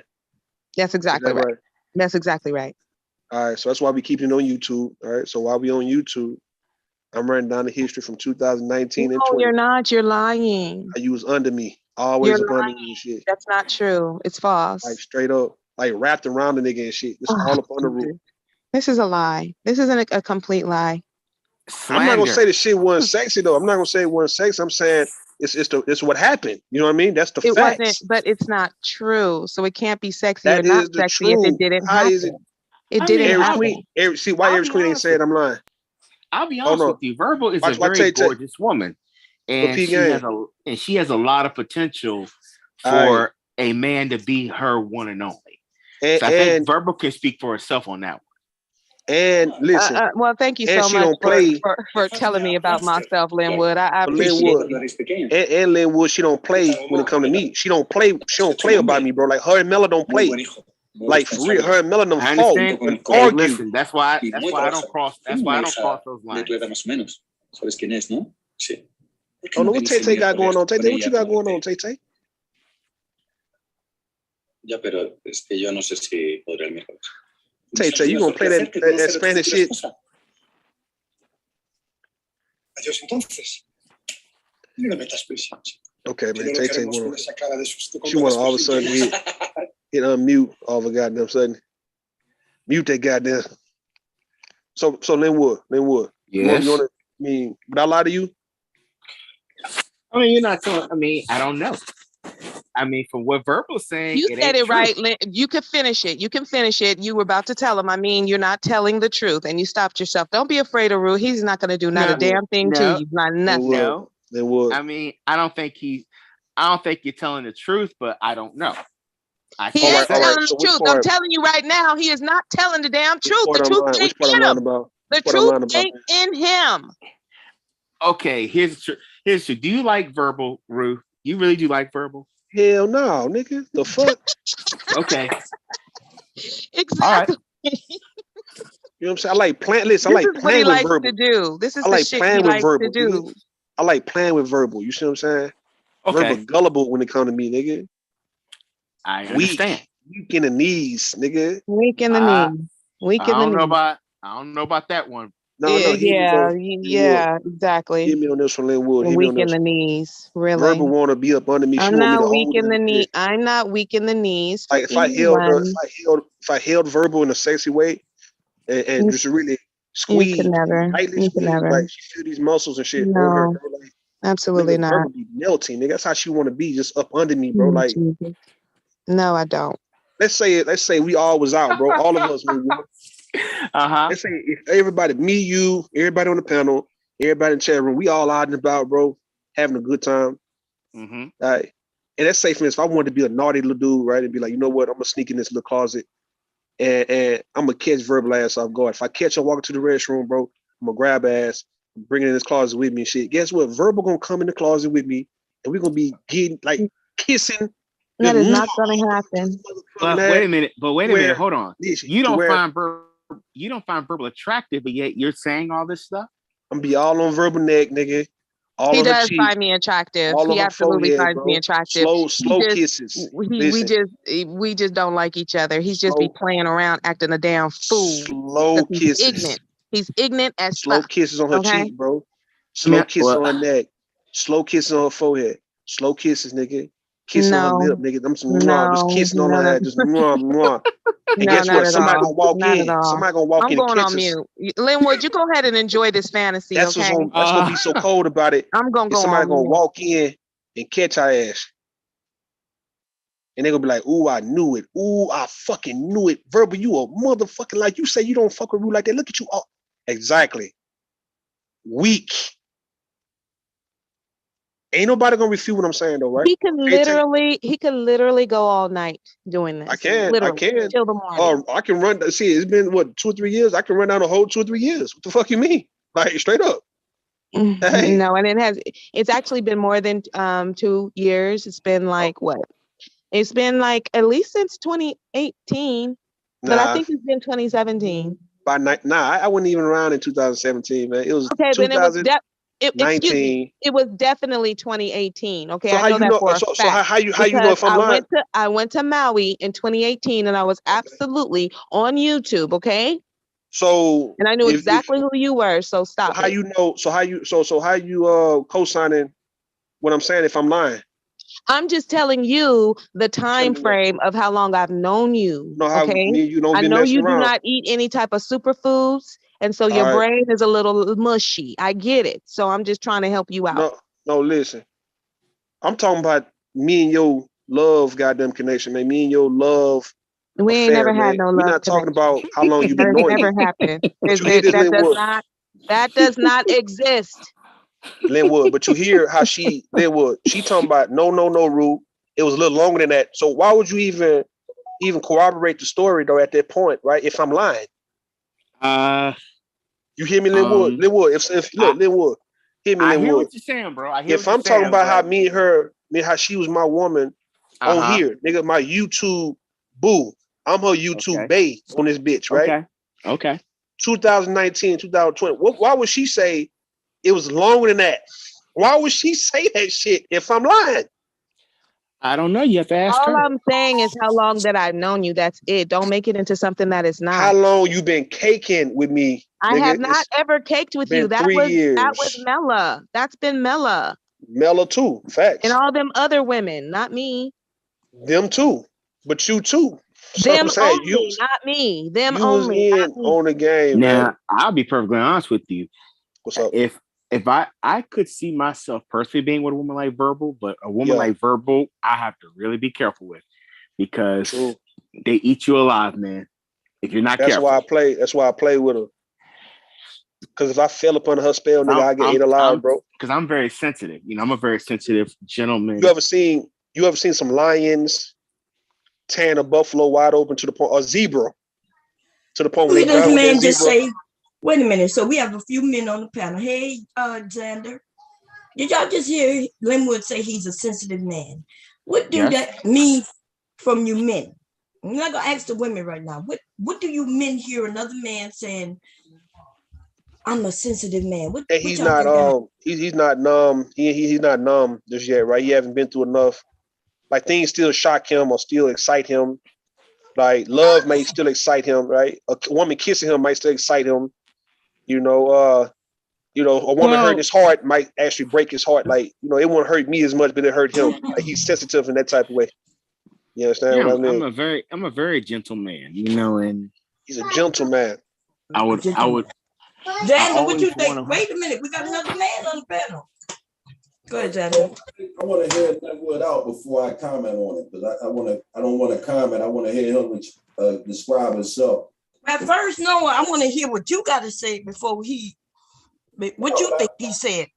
Well, no, I think Linwood basically saying if I'm using myself, I'm a gentle man too, but I don't mean I'm soft. You know what I mean? Me too. I don't engage into a whole lot of back and forth with women. I say what I mean what I say at the end. If it start getting too heated, I'm gonna go ahead and step so I don't act the goddamn fool. You know what I mean? There is nothing gentle about y'all. Why y'all sitting up here lying like this? You need a man with sensitivity.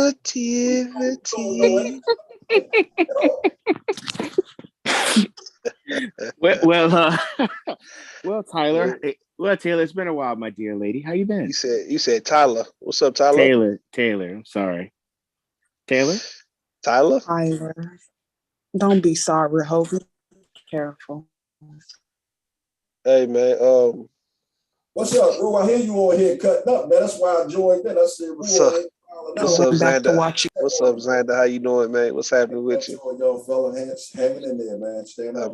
Now, what I was telling Lynn was that verbal will eat you alive, eat you like how a lion would eat a zebra, and how at the end when they done eating, the ribs and shit hanging out. Yeah, that's how you would be.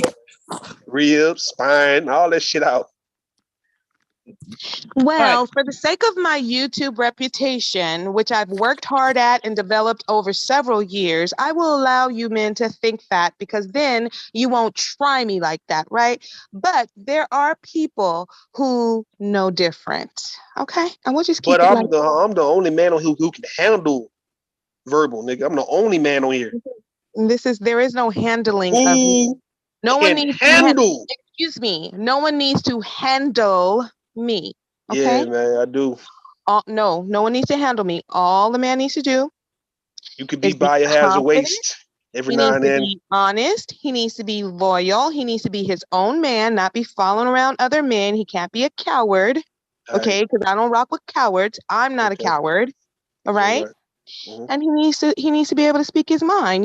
Tell me what's up. It's not just tell me what's up, because I can be a lot, and that's okay. I'm gonna still be that, but man just needs to be like, hey, and also tell you. And you know what? I'm gonna be honest. Like a little bit of domination. That's hot. They're a little hot, man. When they tell you, man, shut that shit up, man. I'm tired of talking to you, verbal. Right? Be quiet, man. I'm gonna kick your motherfucking ass off this bitch. So can't keep me off. I'm a co-host. Ladies, when y'all hear Linwood say he's sensitive, what do y'all hear him say? Well, my first thought was that he was gonna cry if I looked at him wrong. Nah, love. Wait, we got a couple of women. We got to hear this out, because listen, we men and women, we think differently, but we hear the same shit. But when we hear the same words, they don't calculate the same thing. Yeah. So for me as a woman, hearing a man say I'm sensitive, I'm hearing him say I'm a pussy. Whoa. No. Not no. Like you about to cry. Like, hey, I'm a sensitive gentleman. So don't talk too harshly to me, because I may cry. He JL ass nigga, man. You get what I'm saying? We don't need no more JLs around here, Linwood. You got an L in your name too, bro. So we good. I can't do the crying. I can't do the be nice to me, niggas. I can't do that. Mm-hmm. Like just pull up your trunks. Pull up your trunks. We got one other grab person. On your we got ball. Taylor. We need to know what Taylor thinks. Taylor is the youngest of us. What you hear when a man say he's a sensitive man, Taylor? She watching that Spanish show. Oh, she said watching the Spanish show. What happened? She getting ready for her Mexican husband. She brushing up on her Spanish. Ole. Tell him, when you hear a man say he's a sensitive guy, What do you think he? How does that translate to you? I mean, it depends. To be honest, like it depends on the guy. So if he's an all around bitch ass nigga, right?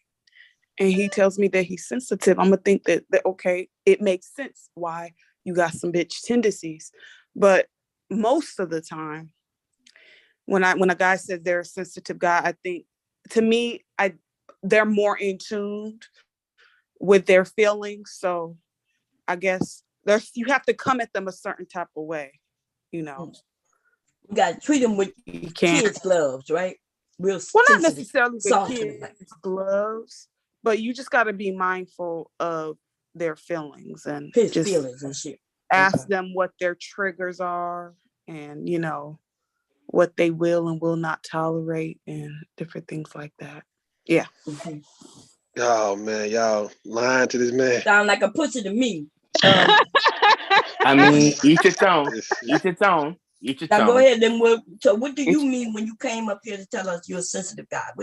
What was your goal? Well, my goal is, you know, being considerate about a woman's feelings. You know, taking her views into consideration, being considerate of her, being mindful of her, being respectful of her. That right. So why mean don't you that's say, not the same as sensitive guy? Oh, go ahead. Go ahead, Tim. I'm sorry. I just wanted to say, because Just Jay said something, and this is something I really do like about men, which he said I would expect them to be emotionally intelligent. So why don't you just say emotionally intelligent and not sensitive? And not sensitive, okay? I mean, well, either way, you know, because I personally feel a certain way when it comes to women.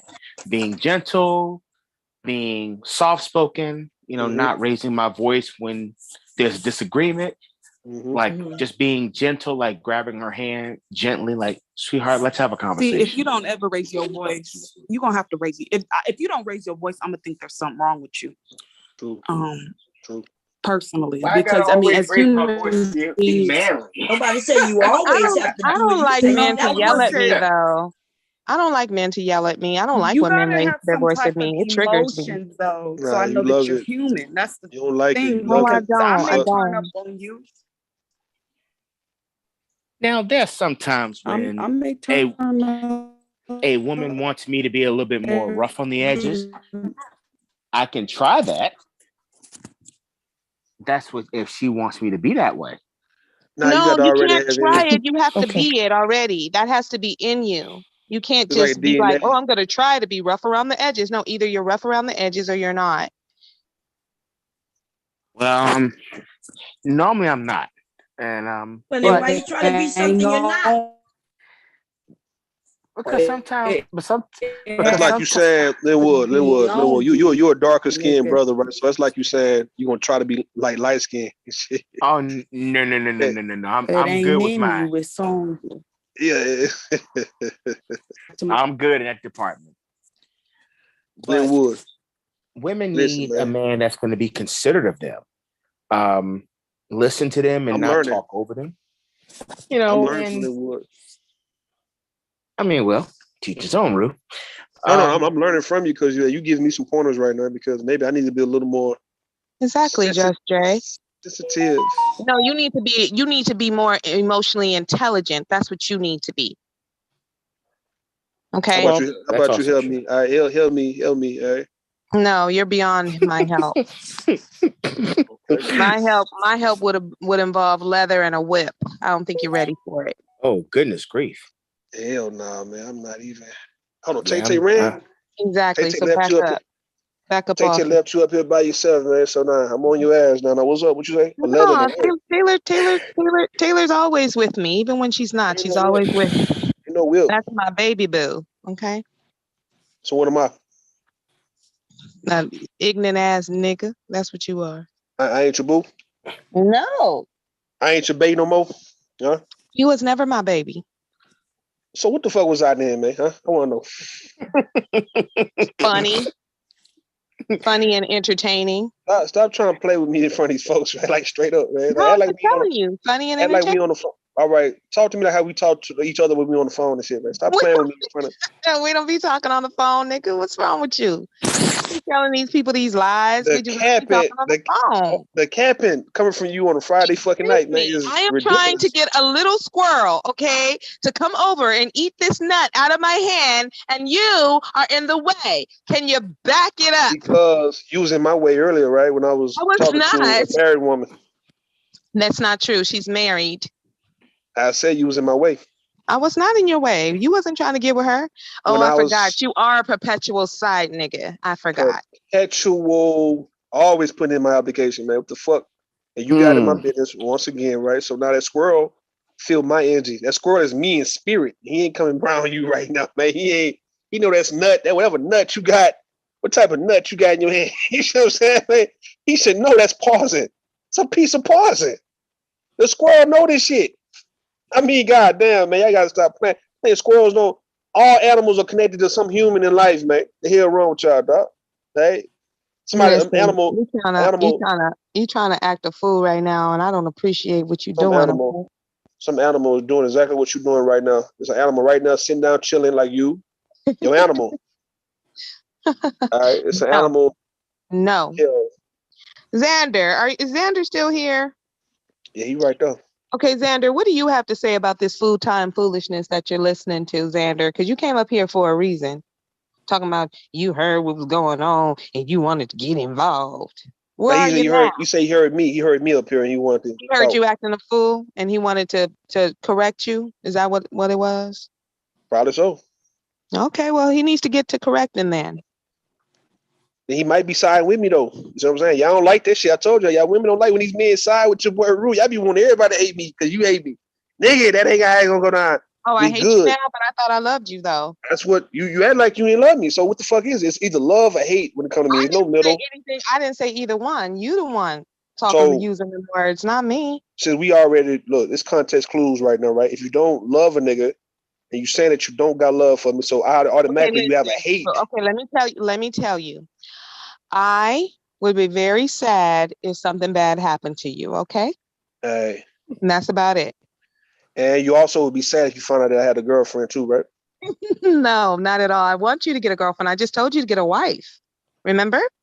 That happened about an hour ago. You know that's not gonna happen, but a girlfriend is more possible. Why won't you get a wife though? What are you afraid of? No, listen. You can say wife. You listen. Get you a damn wife and get your entire life. It's easy for you to say white because you know that's not happening, but you know I can get a girlfriend like tomorrow and shit. Right? So you can't get a wife though? You're not husband material? No, you gotta get a girlfriend first to get a wife, huh? Okay, so get you a girlfriend and then make her your wife. Yeah, man, that's gonna be about another 2 or 3 years and shit. Yeah, right? exactly. Just hurry up because you're getting old. Hurry up. I could be 50 and still be in the game. We know you're buffering. We know you're buffering down there. I'm not buffering. I'm not buffering at all. You know that. You're I'm not buffering at all. Yeah, you buffering. You buffering, nigga. I'm not on no medication. Oh, I don't go around. I don't have sex. I don't have sex a lot. Linwood, are you buffering, Linwood? Linwood, are you buffering? Hold on. Let me school. Sensitive man, are you buffering, sensitive man, Linwood? You buffering? What do you mean? What do you mean buffering, my dear lady? I'm talking about your thing. Is your thing buffering? Trust me, it still works. Yeah, I'm not. Look, man. Used it lately. Let me school you something real fast, right? Let me school you on this one. If you're not having sex a lot, he always wants the attention. He never wants me to give any attention. Right? If you're not having sex a lot, you know what I mean? You can still get a full erection like you were when you was in your 20s. If you're not just masturbating, if you're not sick on medication, if you work out, trust me, I don't have sex all the time. Like, what the fuck? Like, I'm not a married nigga. I'm not a nigga with a live-in girlfriend and shit. You see what I'm saying? I'll say it like this. To me, it depends on the woman. Now, yeah, it also depends on the woman, but yeah, I'm trying to because I know when it comes to even a woman, for me to say that a woman is not getting turned on when she's 40-something years old, I'm a lie. That's a lie. That's a damn lie. Okay, hold on. Okay, these are the things that make me excited. These are things that make me excited when I look at women. One, their shape. Yeah. Two, their natural hair and their beauty. Yeah, all that. And the way they talk. I'm gonna tell you what made me excited, Linwood. I agree with that, right? The way they talk, the voice is nice, the shape, but the feet is the main thing. The feet, okay. And for some reason, dog, the back of her motherfucking neck, dog. I don't know what the hell, man. Like, listen, hold on, Linwood. Listen, Linwood.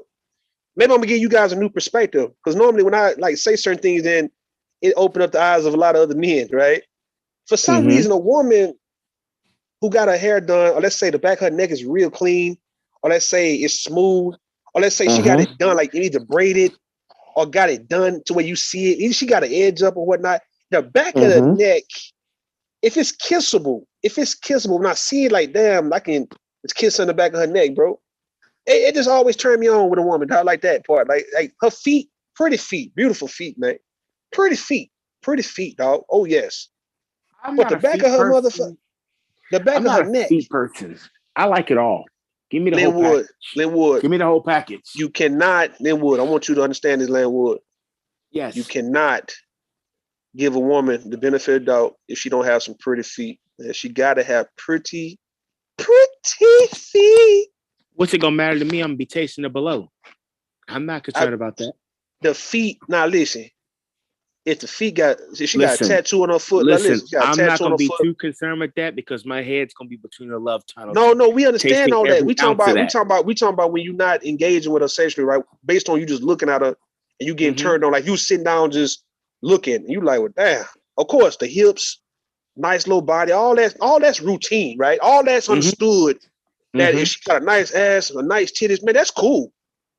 But there's other things that really matters that a lot of us don't really pay attention to, that a lot of you guys got to look at it. And you know what? You'll sit back and say, well, damn, this is the reason why I'm really turned on by her. It's not just because of the body. It's because the back of her neck, her ankles, nigga, her fucking pretty ass feet. It's like she wearing belly jewelry and waist jewelry and shit. Shit like this will get me just turned the fuck on. Like, well, damn. I didn't just mean, man. I just want you to look at it from that perspective. Okay, well, that's cool. That's cool because with me, I like the whole package. I'll take it as it comes. If I were to see a woman like Verbal on the streets, I'm running, nigga. I'm running. In this picture, I got to run, bro. She ain't looking at you. Run. She's not looking at you, bro. She ain't looking at you, man. And if she got that chocolate silky skin, come here, sweetheart. Let me holler at you for a moment. How you doing today? Verbal. What she giving in this picture with her head up, nigga, neck up, like she trying to give you her neck, like just bite it, like just lightly bite my neck and shit. That's her. Cause she's a whole dominatrix, bro. So sometimes she like to be dominated by a nigga, bro. So she giving you her neck. Yeah, you understand me? Nah, listen, I don't know, but I have to ask her myself. Nah, listen, bro. Is Verbal on the damn panel while y'all talking about her? Yes, Taylor. I'm right here. This is absolutely absurd, but I'm letting them niggas go. Go on, niggas. Go on, niggas. Absurd. What's absurd? Y'all so disrespectful. Well, I'm sorry. That's not disrespectful. I don't mean to be. Oh, hold on, Tay. No, Tay. It's men being men and appreciating. You see what I'm saying, Tay? Appreciating women. But now hold on, Linwood. Hold on, Linwood. After the bedroom action, Linwood. Hold on, Linwood. I'm gonna give it to you, Linwood. Let me holler at Tay real fast. Hold up, Tay. We not sexualizing shit. You see what I'm saying? We ain't trying to make nobody feel uncomfortable. But we don't have to play. Listen, Tay, away games with the ladies in our space. We ain't got to big up other women who's not around, right? Before we big up y'all, right? We can actually say, well, damn, Tay cute. She pretty. A nigga might want to kiss your big ass forehead, man. That motherfucker big, nigga. It doesn't mean. Back off of Taylor's forehead. No, back off her forehead. What I'm saying, I'm gonna put my elbow in your eye. You better leave her forehead alone. I know how y'all be feeling uncomfortable when y'all see me thirsting for other women and shit in front of y'all, man. Y'all don't like that shit, right? But listen, hold on, Tay, hold on. Let me get it, Tay, hold up. Every now and then, y'all want to see a nigga thirsting over y'all a little bit, man, because you like, hot daddies niggas. We've been knowing these niggas. We've been fucking with these niggas 3-4 years, and bitch, you ain't never said that shit about me, Rue. You see me every day. All right, then. This is our ladies and our space appreciation day. So if I say Tay got a forehead, that'll make a dude might want to just like slowly and lightly kiss her forehead, bro. Like, that's not me even coming at you in that type of way. It's not me saying it, but I'm saying a man might be like, well, damn, yeah, Tay do got a smooth ass forehead. It's just what it is. Why are you focusing on the forehead when you can focus on the lips and the eyes? See, all that goes into the lips, bro. Like the forehead is sensual. The lips is you done went there, you there already, right? The lips is pretty much you scored, nigga. The forehead, the cheeks, all that shit. It's sensual, nigga. I'm looking right at her. I'm looking right at her. I'm paying attention to her. She we needs the attention. But hear what I'm saying, bro. This is what you got to do, right? You tease the other areas and shit, right? And you get to the main area eventually. That's how it works. The lips is gonna be there, bro. The lips is there, nigga. Her lips ain't going nowhere, man. But if Tay let a dude kiss her forehead, just imagine how good it would be to kiss her. Just straight facts. If Verbal would let me kiss her all up on her goddamn neck, man, just imagine how juicy them lips would be, how nice it would feel to press my lips against her lips, dog. It is what it is. Fuck all that other shit. See, I'm a lover. So can we thirst over the women in our space, man, every now and then, dog? Do we have to ignore y'all for the other hoes and shit? Goddamn. We can thirst for it, but No, I ain't asking. I ain't talking. Hold on, Linwood. I ain't talking to you, Linwood. I'm talking about to these women. So nobody need to be uncomfortable because y'all been knowing us, man. We ain't gonna ever violate y'all like that, right? But every now and then, if we want to feel like on something, well, damn. God damn, man. Okay, you looking nice in that picture. And he might want to describe what he might want to do to you, but he's not really over extreme with the shit. Let us do that, man, as men. The fuck, man?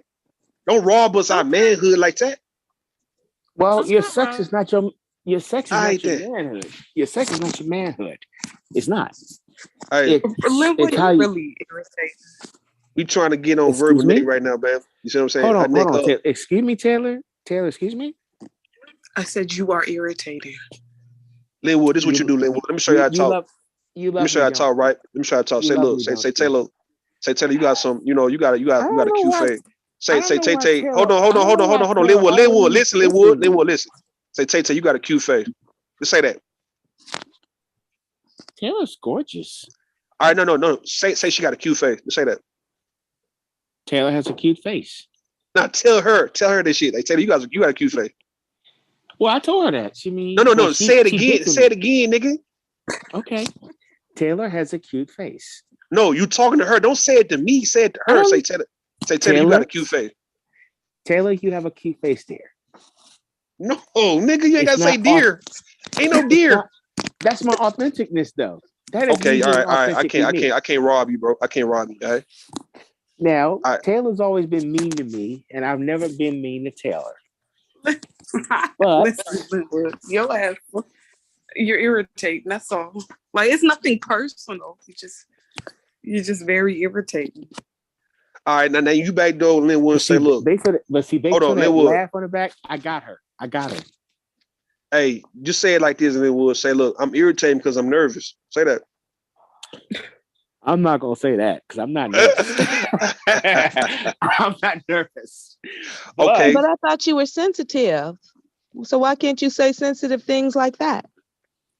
Well, because right now I'm not in that mood. Okay. But I mean, if Taylor and I were to talk one-on-one, yeah. Yes. There you go. Say, look, Linwood. You hear me, Linwood? Mm-hmm.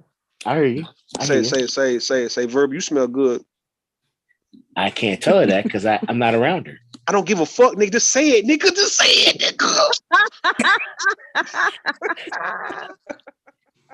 Dog, just say it. Say it, bro. The only way I can smell Taylor's essence is if I'm about to make. I said verbal. I said verbal, nigga. Say if I'm about to make my essence. Say verbal, nigga. Verbal. You done reach down in your essence and shit. God, my essence. Say verbal, man. Now, if Taylor. Listen. He said verbal. Listen, Linwood. No. He on Taylor now. Let him be on Taylor. I'm trying to show the name of who he wants to say the name of. Let that man live. Let that man lead. I'm trying to show Linwood, right? I'm trying to show Linwood how to get both of them. Like, listen, I'm showing Linwood. Hold on, Linwood, before you say anything. I'm trying to show you that when you're around even multiple women, that you can talk to all of them. You ain't got to talk to one. Talk to all of them.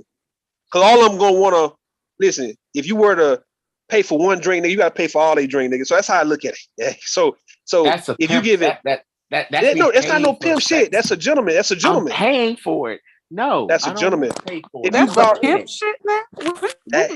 Yeah, what do you mean that's pimp shit? Like So that's like okay, so me if a guy paying. that I'm dating, no, let me tell you how women think of it. If a guy that I'm dating, we go out, let's say we go to a lounge or something like that, and you know, a couple of my girlfriends come through. I'm not talking about 15 or 20 or 50, but 2, maybe 3. And we're all chilling and vibing, and he's the only man, and he's enjoying all this feminine energy and stuff, and we have drinks and stuff. Like it's gentlemanly and it's attractive and it's sexy and it's hot for a man to be like, I got all of your drinks. Like that's what men do. That's what I know men do. So I mean, what do you mean? It would look really, it's just, that's why when you broke, you really shouldn't take people out on dates. Just don't take people out on dates. Well, this is how I'm only focusing on one woman on a date. That's it. That's right.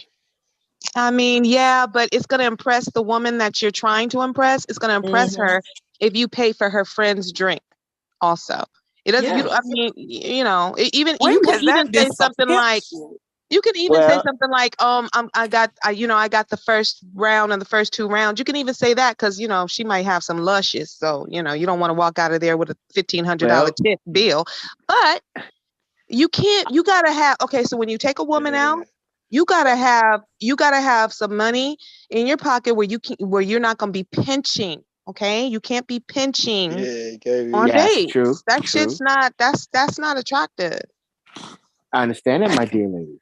But friends, and you need her friends on your side, okay? Because when you get on her nerves, which you will, and she says something to her friends about it, they're only going to remember how nice and polite and gentlemanly you were and how you bought their drinks and their appetizers. They're going to be like, girl, give that man a chance. Okay? Because I want her friends and family on your side.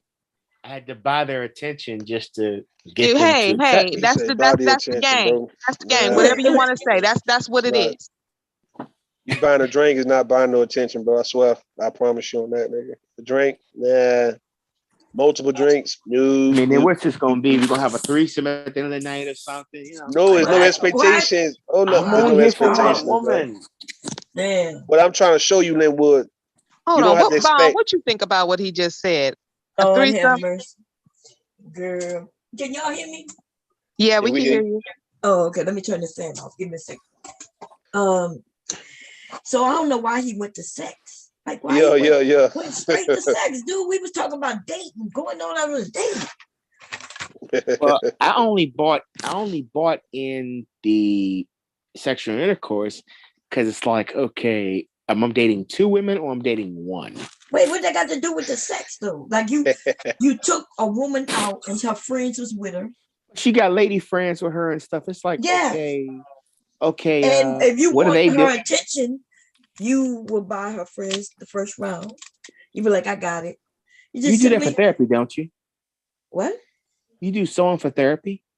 Oh, this nigga feel he's Zab. This is Zab.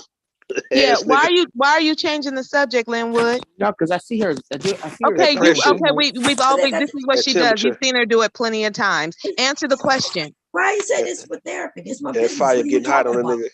Yeah, she makes money doing this. I've bought some stuff from her, and then I'm gonna buy some more. So what are you talking about? I just thought people do it because I read a book about very gifted. She's very gifted, but you're trying to change the subject. You're trying to change the subject because you brought up sex. You don't listen. He said he's a gentleman, but he brought up sex. Okay. All right, because I'm thinking if I'm buying all these people something, they're gonna offer me something in return. A friendship. So you around these women, right? You surround around beautiful women. And so they already giving you something, right? You around that feminine they're giving energy. What? They're giving me attention, and then it's like, okay, well, I'm buying all this stuff, and I'm doing all that kind of to my heart. All what stuff? You bought a drink. God damn. Linwood, he gonna learn, man. So Linwood, you're saying you can't buy 4 drinks up in the lounge. Damn. Like we can't go out. We cannot go out on a date. Well, because sweetheart, listen, you got to treat my friends right. You'll embarrass me if you can't buy them at least 1 damn drink. If you can't even get the first round, that is sweetheart, that is embarrassing. Well, sweetheart, for one, I don't drink. What they got to do with you? Okay, then you can't go out with me then because secondly, talking about you ain't drinking. The fuck. I mean, I asked you out on a date. I asked you out on a date. I didn't ask your lady friends out on a date. You brought your lady friends. Me though. It's common courtesy. They went with you. They came. You do with know you women take. We go in groups for protection, right? I understand that. Now that I understand. That I understand completely. So she brought her friends to meet you. That's even better, right? Because she was like, "Hey, I want y'all to meet him." I'm introducing you to my friends because I like you, and you know, this may be something serious. That's right. And your ass not gonna buy him a drink. You gonna buy them what the women are trying to tell you, take it from women, okay? What the women are trying to tell you, and you need to listen to women, okay? Because we date men, you don't. We know what we like, and what the women are trying to tell you is that it's how to get a guaranteed next date, okay? How to get another phone call, how to make her feel real nice inside about you because you made her look good in front of her friends. Mm-hmm. Women talk about your ass, okay? They talk about your ass. That I understand. I do get that. Talk about you. We will dog walk you, okay? We will dog walk you. And Linwood, you making this very difficult, man. Now, because I'm gonna tell you why. Dog. It's the expectations, right? It's kind of like if you go to like I don't know what city you in, man. What city are you in? I'm in Virginia. You say you in Virginia? What city? Norfolk. Okay, so it's not too many sports teams around the area, but let's say, for instance, if you want to go to somewhere like a Carolina Panthers football game or whatnot, right? All right, so you go there and you're not expecting to meet. Let's say you ain't expecting to meet celebrities or you ain't expecting to meet anybody. You going there to have a good time. So when you spend money, you spending money, right? You go to a carnival, you spending money. You're not expecting anything to come from that other than you having a good time. Right. Same thing when you go on a date with a woman. You're not. If she bring her friends, if y'all all kicking it, you're not really expecting sex. You're not expecting her to do anything for you. It's just you going here to have a good time regardless. So you normally do whatever that you normally do. If you was going to do it by yourself, right now you're doing it with people. So I want you guys to look at dating in that perspective, right? You're not just doing it for this one woman, hoping that you're going to give me something at the end of the night, right? You're going to still go to this date anyway. You just want a woman to come with you or some ladies that you know to come kick with you because you might want them to see this shit too, right? All right, then. So you inviting them to come through doesn't mean that they owe you a damn thing because it's not for that. Dating is not really for sex. It's really not. It's for having really a good time, bro. Do you understand that part? Can you have a good time on a date? If you can't have a good time, then you shouldn't be going on to this date. Leave that date alone, bro. You see what I'm saying? Yes. Exactly, because then you'll be always disappointed. Okay, you'll always be disappointed. I'm trying to figure out what is buying the woman you're on the date with and her two friends a drink. Like what? I'm trying to tell you something. I'm trying to put your ass on game. Okay, I am a woman. I know what that's like. I have been the friend. I have been that, and it was literally like 5 of us. Plus the woman and the man she was dating. And when the check came and the women were like, it wasn't an expectation. We were all like, okay, look, we're going in our purse. And he was like, what y'all doing? I got all of this. And not only did his woman feel very proud of her man. He made her proud in front of her friends. Us as friends were like, okay. I know that's right. That's how it goes. So just go with what it is. That's what it is. And you're going to keep losing if you think of it the way that you're thinking of it. The best way to get sex is to go on a date without expecting sex and treat a woman nice, have a good time with her, laugh with her, treat her well. Listen, women like sex too. So women will give you sex. Okay. Women will do it, but you can't just be going in there thinking, I bought you some French fries. Open up your legs. That's not no, nigga. No, nigga. No, nigga. No. This motherfucker said, here's my credit card and buy her whatever when your friends want to buy. I'm like, okay, shit. That's verbal, Xander. That's verbal. See, white men be generous, okay? We can barely hear you though, Xander. Hey, can you hear me now? What about we hear you. Go ahead. No, but you know what? Verbal is absolutely correct. Realistically, that's how I roll, right? If I roll with a sister and we spending time around each other, I know I'm gonna get some pussy. It's only thing that happen is if I open my mouth and I say some stupid shit, just like you talk your way into some pussy, you can talk your way out. But verbal she hit it right on the nose. I agree wholeheartedly with you, verbal. That's been my experience. But that's it. But peep game though, Xander. It's like, see, you making it very plain. A lot of guys, they date and they make this shit hard, man. And my thing is, you focus on the wrong shit, man. Like, it's no different if a man, you taking a shower, bro, and you focus on getting wet. Yeah. Like you gonna get wet regardless, bro. Like, do you want to get clean or are you just worrying about getting wet? Right. Like, nigga, all right then. All right, so what's the problem? So in the case of Linwood and a lot of guys like him, nigga, you going on a date, man. Of course, you're supposed to have at least a couple $100 on you, man, before you go out. Especially if you're going to invite a woman to come with you or meet up with a woman.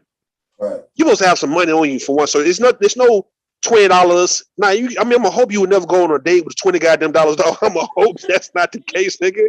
But yeah, that's gonna be all bad. $50 for $20. That's gonna be all bad. But the whole what I'm trying to get you to understand, Linwood, is no expectations, dog. You ain't got to worry about none of that, nigga. Trust me, dog. Like, if you get some, if you don't, it don't matter anyway. You had a fun time with this woman. If you ain't focused on trying to have a good time to where, like, whatever you're gonna do, right, and you're gonna get her to engage in this activity with you, then don't even worry about no pussy, because you can't even get her to engage with you, bro. Like, if y'all going to go dance, if you can't even get her to dance with you, why you think you're gonna get some pussy? Why? If she can't even shoot pool with you, bro, can't even play top golf with you, if y'all can't have a good time, y'all laughing, even if y'all drinking, dog, if y'all drinking and the shit just making y'all have good chemistry while y'all drinking, why you think you gonna get some pussy at the end of the night if you can't even engage with the woman, right? And when you doing non-sexual shit, fuck all that. Don't even worry about no sex, dog. Hey, Rue. What's up? What's up with this brother Linwood that we even got to have this conversation with him? Because I was upstairs I had to make a couple phone calls. What's the story with Linwood? Linwood is an incel. He's 40 years old. I think he's a virgin, as a matter of fact, man. And I think he have a hard time. Getting women, right? Getting women to agree to go out on a date with him. This is what's Linwood's story, right? He have a hard time defending a woman who may decide to go on a date with him, right? So he don't believe in even defending women or protecting a woman who's on a date with him, right? He have a hard time. It was a. You're not. So I'm not spot on. I'm not speaking truth. I'm not incel. I'm not. Oh, my bad. You a virgin, nigga. Sorry, you a virgin. My bad, nigga. Actually, I'm not a virgin. Oh shit! When you lose your virginity, nigga? Because you told you was a virgin the first time we talked to you. Hey, where'd he go? He ran. But what I'm saying is that these guys, look, man, I'm telling you, I guess you got to deal with a lot of women to understand how this goes, man. Like, dog, it ain't nobody even focused on that shit. That shit is that is high school, college shit to where you just want to get some sex, right? Because everybody horny. We talking about as you get older, dog. That sex shit, nigga, you dealing with a grown ass woman, bro. Like, you ain't got to ever, trust me, nigga, worry about not getting some from a grown ass woman who probably already got a child, maybe 2 kids. Trust me, dog. If you 30 years old, 40 years old, you ain't got to ever try to impress her to the point where you're trying to get some, or anything you do for her is hoping to get, nigga. You going to get some. That ain't shit. Yeah, no, I agree. You know what? That ain't shit to be focused on. Like this is my first shot. This is my first and only shot to try to get some, and I'm gonna do everything I need to do right to get some. You coming off like as if you ain't gonna hit this woman up if you were to get some. That's what it sound like, nigga. Like, you wouldn't even call after that. But that's what it looked like. But you know what it is though, man. I've been noticing, man. Right, there's a lot of unskilled motherfuckers out here. You know, I'm gonna be honest, man. I'm gonna tell y'all a brief story, right? Yeah. I got a buddy, right? First of all, this motherfucker got plenty of paper, right? This nigga got paper. So he called. I'm like his big brother. Matter of fact, this motherfucker's a cop, man. I always tell him that he's Batman and I'm Bruce Wayne. I'm saying he's Batman and I'm Alfred, but you know, he talked to me about a lot of shit, right? So he called me one day, he said, yo, man, I want to recap this date that I went on, man. So he tells me about this date. Now, the girl that he went out with, I happen to know her, right? I said, oh yeah, man, she's a good sister. So he told me about the date and he said, what, man, and I ain't heard from her ever since.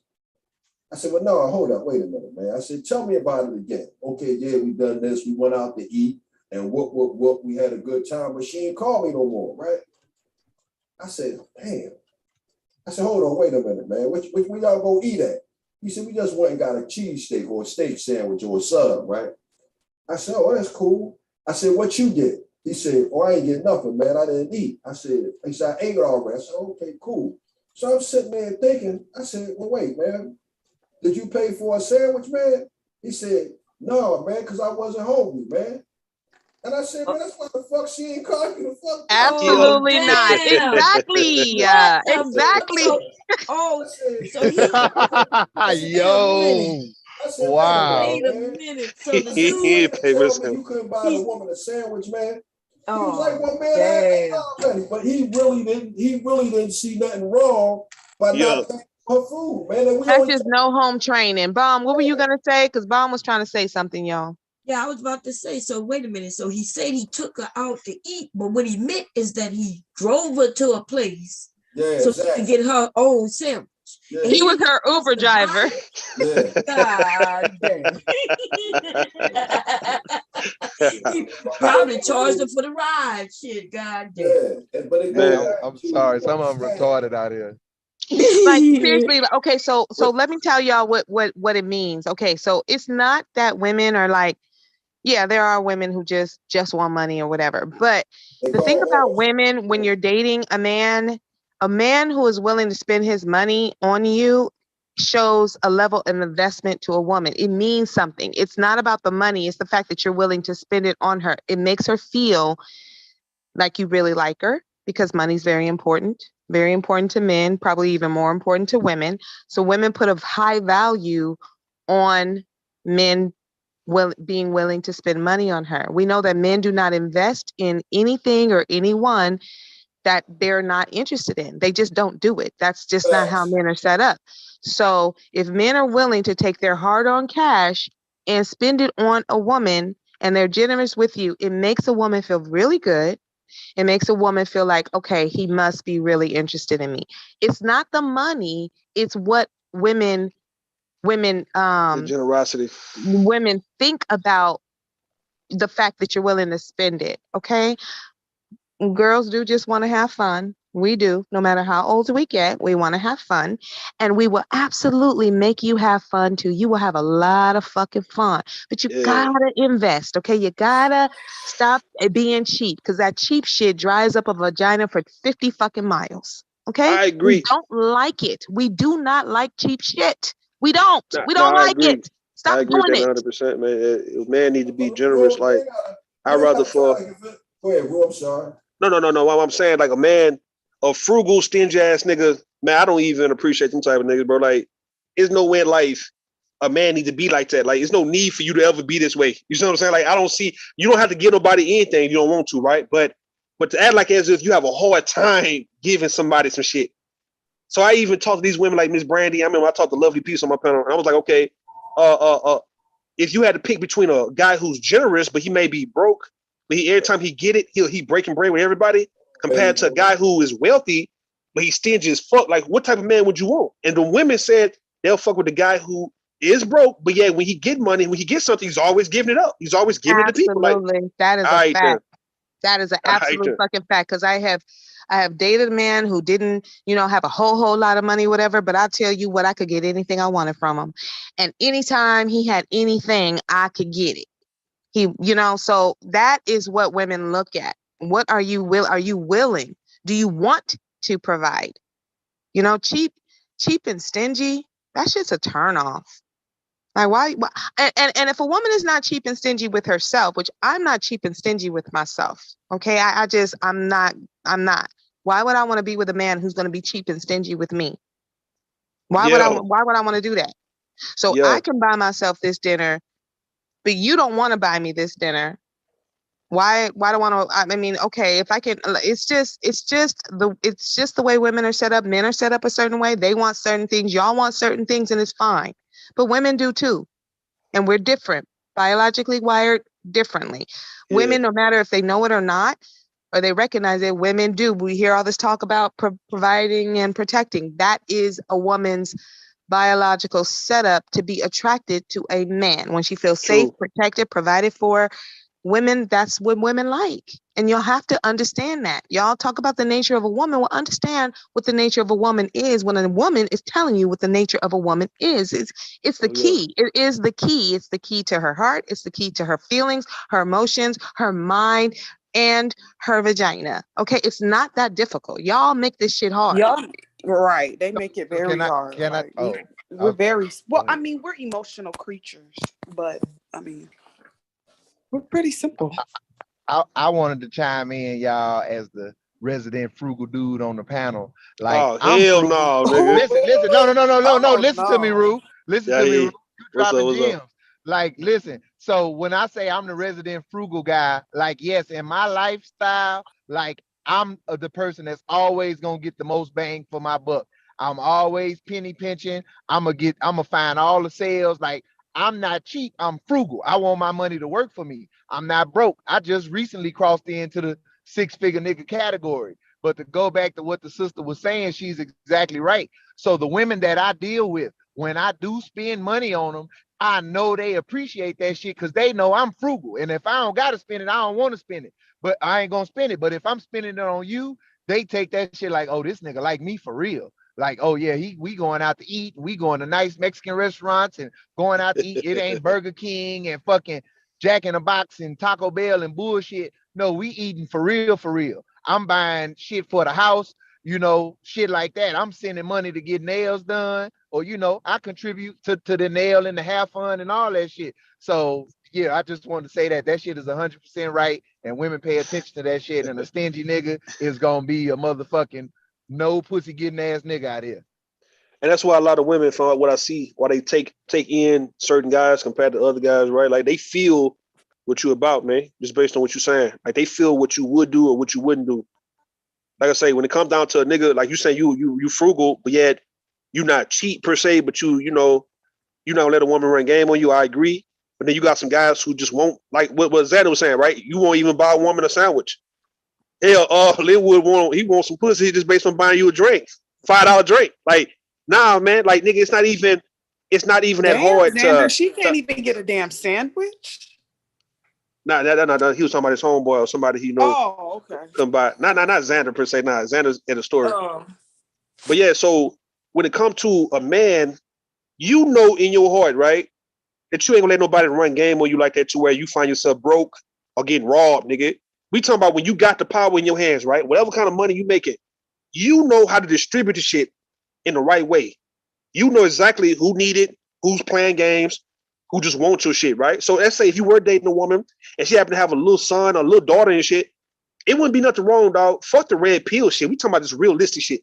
If you dating this woman to the point where y'all really having a good time and kicking it, and she got a 5-6-year-old son or daughter, man, you know eventually you would buy that son or the daughter something because you just want to do it, right? Because you'll look out for her, because you're messing with her like that, you talking to her like that. It wouldn't make you no simp if you looked out for this woman's kid. The thing is to act like as if you would never do it. It's where you're gonna lose a bunch of people, because why do you think it's okay for you to even be in this person's mix, in this person's life like that? And if they need something from you, if they need something from you, know that you got it like that, you having a hard time breaking bread. Why do you think somebody would want to even like you after that? That'll make somebody want to rob your stupid ass. Like you say, it's and that's my thing. Like I say, I'm frugal, and you just said it. I'm frugal, but I'm not stingy. I ain't never been stingy. Frugal in your definition pretty much saying you're not wasteful. That's cool. Yeah. That's understandable. We talking about like, do you have a problem spending a couple of hundred? Stingy ass. Yeah, you cheap ass. Yeah, that don't cheap want to shit. come out and like you just said about the kids. Like, this the easy thing for me in the day. Kids love these games. Hey, they woman with a child and bring that child some Robux or some V-Bucks for Fortnite or Roblox. You won. That child go, so what is So let me ask a question then. What about a woman who dates a man with a child? She don't have let's say she doesn't have children or small children. She dates a man with a child.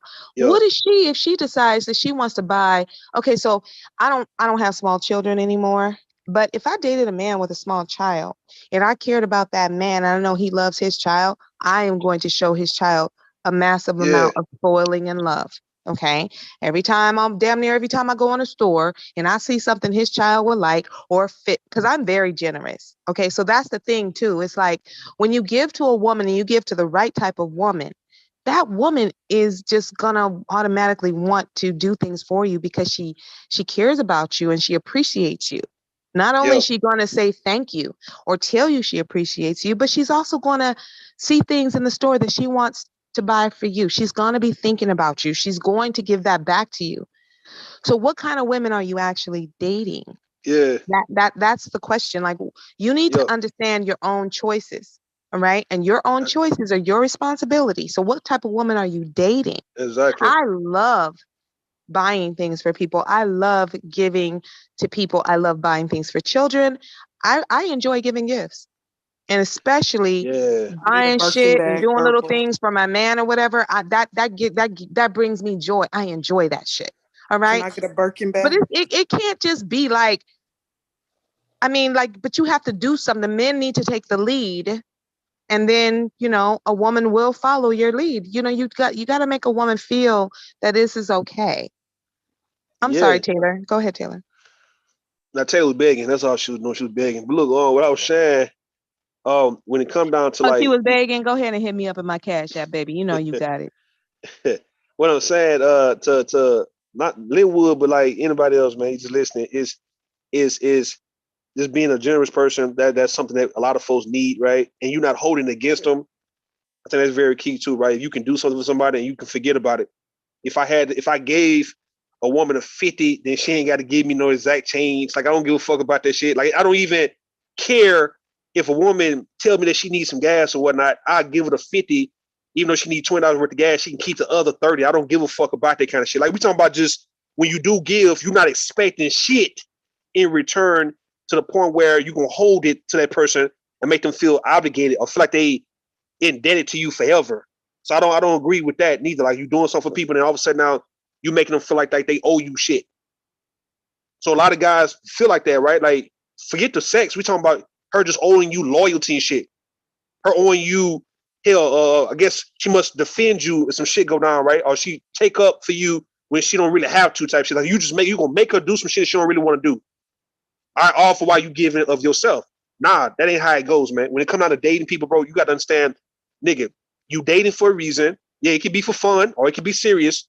But nigga, people really trying to see what type of person you are to where if they were to take it to the next level, hell, move in with you, hell, get engaged with you, do they feel good knowing that you are her man and she's your woman, right? Or is it gonna be one of them situations where you got this dude who you know that you with him because he will take care of the bills, but he a bitch ass nigga with the shit. He's a hoe, right? He's mean with the shit. You got to hear his mouth. Anytime he do buy something for you, it's always an argument for why you know what I'm saying? Like, do you want to be with a nigga like that? I don't see women signing up to want to be with men like that. That's like Linwood shit, from what I'm seeing. Linwood is that type to where he'll take a woman out to eat, and then all of a sudden now it's like he has the right to want to call her anytime that he want to call and shit and bug the fuck out of her, and she need to respond. Or he gonna bring up the fact that I took you out to eat the other day. Like, come on, Linwood. Yeah, y'all got it, man. Well, why did he run? Because it looks like he ran off the panel. What's the problem? He ran because he's a track star, man. Yeah, he ran because the fire was turned up. He deflected talking about bomb. Like, you doing that for therapy and shit because them questions. Them goddamn questions. Them questions were kicking in on his ass. And it raised his blood pressure up a little too much, man. He couldn't take it. Oh, he needs his blood pressure raised. Shit. And it show you that these niggas be full of shit. It show you these niggas be full of shit, man. They can't look. They up here popping in and popping out. Them niggas don't want to have no conversation, man. Hell no.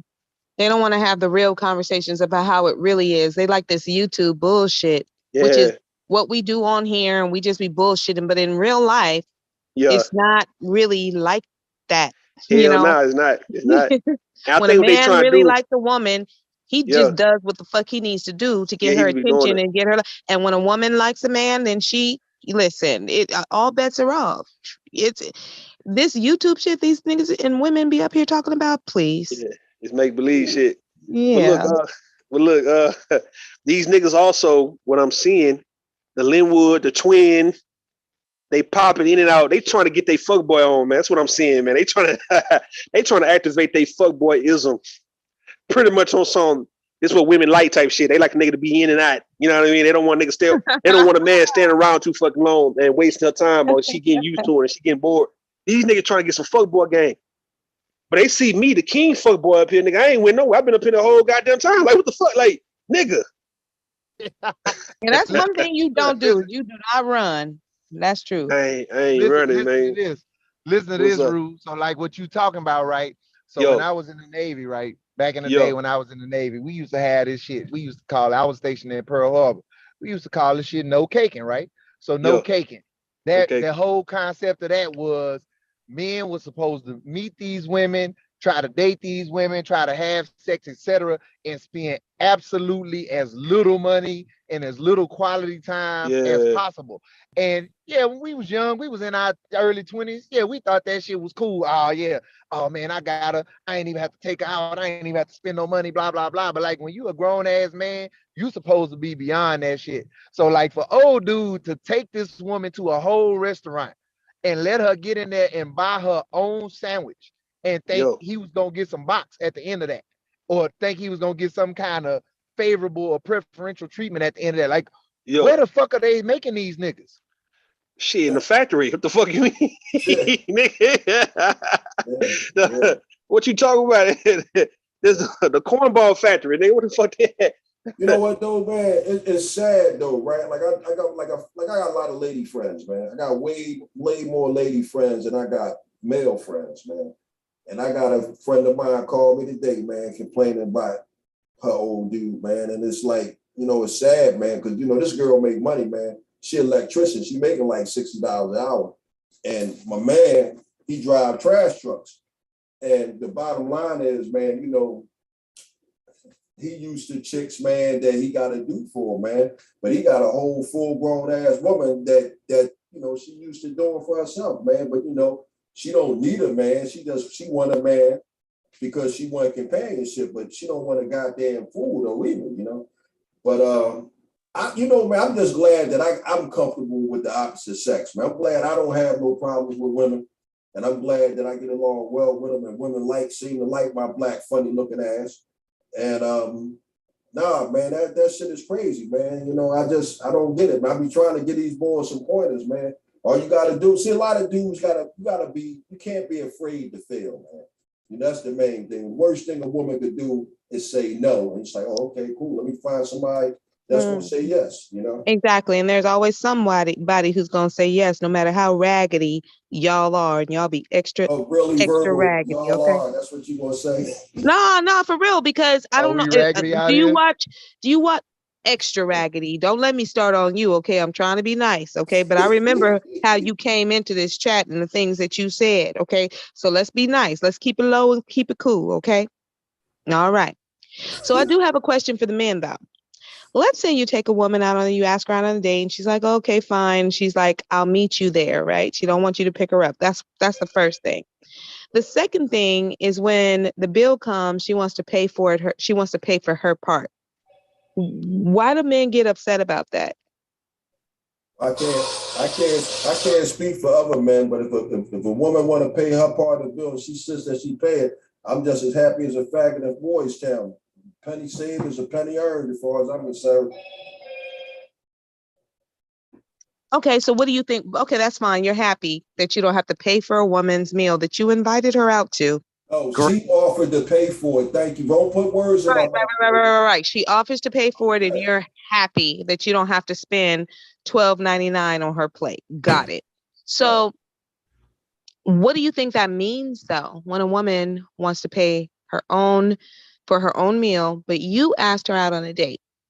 Well, if she want to pay for her own meal, I'm not thinking that far into it, because again, I don't see. You should. Hold on, wait a minute. we might not be grooving like that, right? And she might feel as though I don't want him to feel like I owe him anything. Well, but again, hold on, listen, you asked the question, I'm giving you an answer. Go ahead. Now, the thing about it is, right, if we together and the vibe ain't on and she feels though, look, I want to pay, I invited her out, we went out, and for whatever reason, she decides she want to pay for the meal. I'm going to take it as if she's not feeling me, and I'm going to write that off like, okay, this ain't going nowhere, and if she want to pay for the meal, that's a bonus because I ain't going to lose no money in the investment. Only thing I'm going to lose is some time because I'm going to take it that we're not feeling each other. That's how I'm No, but it's not you not feeling each other. You asked her out, so you were clearly feeling her. She gets there, you're clearly feeling her. The check comes and she's like, let's split this shit. Listen, don't play with me. Unless you've dated men, and I hope you haven't, I have. So what I know is that when I say I'm going to pay for my own, it is a signal. Okay. We had a great time. It's cool and everything. You cool, but I'm not feeling you at all. That doesn't mean but no. You said no. What you said was each other. There is no each other. Okay. It might be, but it's probably not. But you asked her out. So what you should say is no. You should understand, okay, she's not feeling me. She wants to pay for her own, but I'm not going to let her do that because at the end of the day, I asked her out and I am still a man. So I am going to insist that I pay for this meal. And you're going to leave it at that. Nobody's going to play no silly ass games. Well, it's not a silly ass game. It's what it is. Check this out. If you want to put your big girl panties on and say, no, I'm cool, I'm not feeling you, I'm going to pay for my own meal. Well, pay for your own meal because you just basically said what I said. I said, if you go out with a woman and she says, I got the meal, my own meal, that's a signal that she's not feeling you. And I'm saying, okay, cool, I'm going to write this off. And not only am I going to not write, I'm going to write it off. I don't have to pay for it. Now, I'm more than willing to pay for the meal if I ask you out. But if you say I got it, I'm not going to wrestle with you about the bill because you said you got it. That's okay, so let me hit you up on another game. Sometimes, and I've done it before, yes, I'm guilty. Sometimes women will test you to see what kind of man you are. And they will say, oh no, I'll pay for mine because this is what we do. Okay. Good, bad, ugly, and different. We do this sometimes. We want to see what you'll do if we do say we'll pay for our meal. First date, don't know you that well, maybe just met you somewhere and we talked maybe a couple of times on the phone, and now we're going to go out on a date to see how the physical chemistry is. And she might actually really like you, and she will still test you and say, you know, I got it, I can pay for mine. She's testing you. And so if you say, okay, she might actually really like you, but she's testing you. And if you say, oh, no problem. No, hold on. I'm talking. Don't interrupt me, please. I'm telling you what it is. You're not a woman. I'm telling you, I've actually literally done it. Okay. And a man who accepts that and says, oh, okay, he never gets another date, but he could have. So sometimes it's a test. So I am saying to you as a woman, talking to a man, that if you invite a woman out on a date, even if she says, oh, I'm gonna, I can pay for myself, you never know. That could be a test, or it could mean she don't like you. But usually you should know before you should already know whether or not she's feeling you before you ask her on a date. But some men are really like tone deaf to that shit. I don't know what it is. I just had that experience. But she could also be testing you. Let me know when I can speak fine. No. Okay. So let me just say this again. She could be testing you. Women do it all the time. I talk about it with my friends. They want to see what you're going to do. That's what we do. We test you. Y'all think you're testing us, but we test you too. We are constantly testing you. And you are only as good as your last 24 hours of interaction. I'm putting y'all niggas on game. Y'all need to listen to me. Okay? I'm not lying to you about how it goes down and how we think and what we talk about when we get home and talk to our friends. We're like, oh yeah, girl. I was like, oh, yeah, I said, I asked him, I said, because sometimes women just want to be polite because they are concerned that you think, oh, she just wants your money or she just wants you to pay for a date. So she'll just put that out there. Your job is to be, whether you think she likes you or not, as a gentleman, which you said you were about 25 minutes ago, you still pay for that date that you asked her on. All right? That's what it is. When can I respond to you? Otherwise, you fail. Yeah, you can go now. I want to chime in on this too. Yeah. No, you go first, brother. You go first, and I'll come in behind you. Like I said, I hear that and I understand that, and you know what? That may apply. Pay half or pay for the whole thing, and we done had second and third dates and smashed and all that other shit. So that ain't my experience, but I do recognize that that is something that is real out here. What, can I respond? Yeah, you got it, Xander. Yeah. All right, listen. First of all, right, I don't got time to be playing no goddamn games. That's number one. If I'm hanging out with a woman, it's because we feeling each other. I don't play that friend zone shit. I don't waste my time and energy with nobody who's not interested in me. That's number one. Number two, if I invite you out to dinner and you say, let me take the bill, I got it this time. I'm assuming it's because I might have took you out 3 or 4 other times and you got it this time. But all that game playing bull, I don't have time to be playing game. We are grown ass men and women. I get that. We are grown ass men and women. Uh-huh. You say what the hell you mean, and you absolutely say. So if I take you out to dinner and you say, "No, baby, I got this one," then you got that. No. We're not talking about I got this one. That's implying more dates. I'm talking about a first date. Well, I'm talking about a first date, a first impression. That's when women will test you on a first date. Okay, and we can talk about I don't play games. Everybody does. You do it automatically. You do it subconsciously because you know why? Because people want to know. They want people like to feel secure that who they are courting, who they're giving attention to feels the same way. And people aren't always secure in that. Most people aren't. All of us, the most secure of us, sometimes wonder. So it's just something that happens naturally. It's not really game playing, but y'all test women all the time. So don't act like you don't. Is that game playing? No, actually, Virgo, I don't test women because I don't. You do, yeah, you do. You do test women. No, Virgo, I don't. Believe me when I don't play. I don't believe you. I don't believe you. I don't care. You don't know me to believe me, Virgo. Okay, so let me just say this: testing happens subconsciously. I don't listen. What I'm saying, I don't know you to believe me. Right, but testing happens subconsciously, is what I'm telling you. It happens subconsciously. I'm telling you, right? I have a good relationship with your gender. So all that shit that you talking, you ain't telling me nothing new. I get along quite well with the opposite. I think I'm telling you something extremely new to you. That's my perception. That's my perception, because what you said was on a date. If she says, "Oh, I'll pay for it," you're gonna be happy and glad and clicking your boots about it.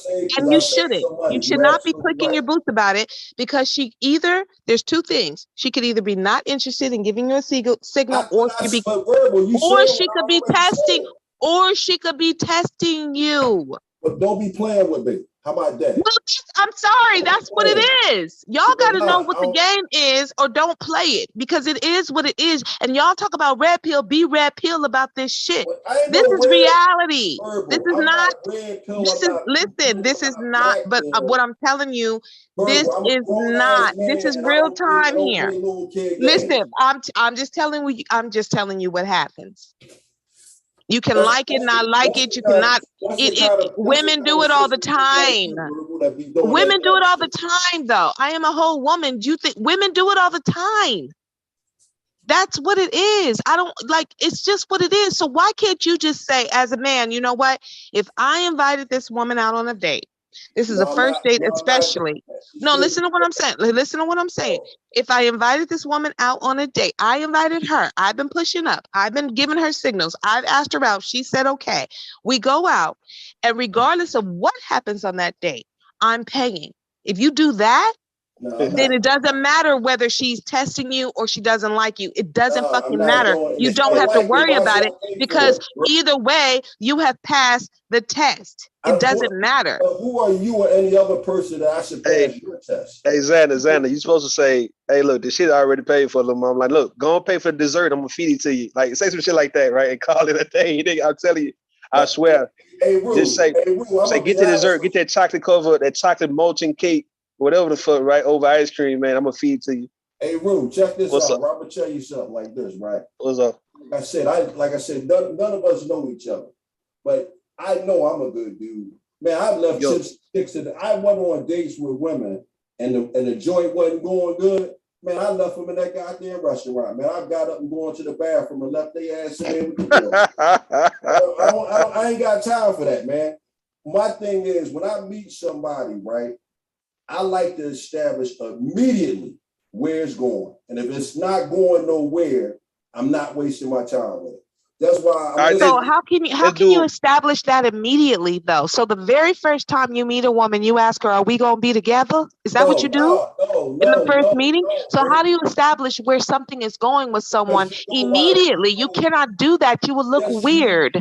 You go by the feel. No, you didn't say that. You said you establish it immediately. Where is this going? No.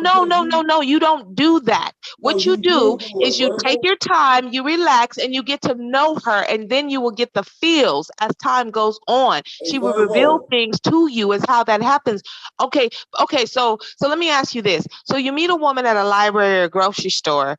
You call her on the phone the first time and she says to you, "Where is this going? Are you gonna love me? Do you want to get married?" Is that what you think that people are doing out here? You think that's correct? Let me know what I can respond to. Well, you got to listen first. You're not listening. You just want to respond. And that is the problem. That is the problem with you men. You don't listen. You just want to respond. I'm not representing because you men. you know women better than women know women. You don't know women better than we know ourselves. You don't. Represent myself in this conversation. Let me know when I can answer you. You're not even listening. What are you gonna answer to? You don't even know what the hell I said. No, because listen what I'm saying. I've been married twice. I got 28 years of marriage under my belt between two women. And guess what? No, hold on now, because I'm speaking from experience. Now, both of my wives. Experience too of being a woman, which you've never been. Have you ever been a woman? Have you ever dated men? Have you ever been a married woman to a man? Have you ever done that? Don't tell me about experience. You can't tell me nothing about no damn experience. How many times you been married? What are you talking about? Verbal, how many times you been married? Thankfully, not twice.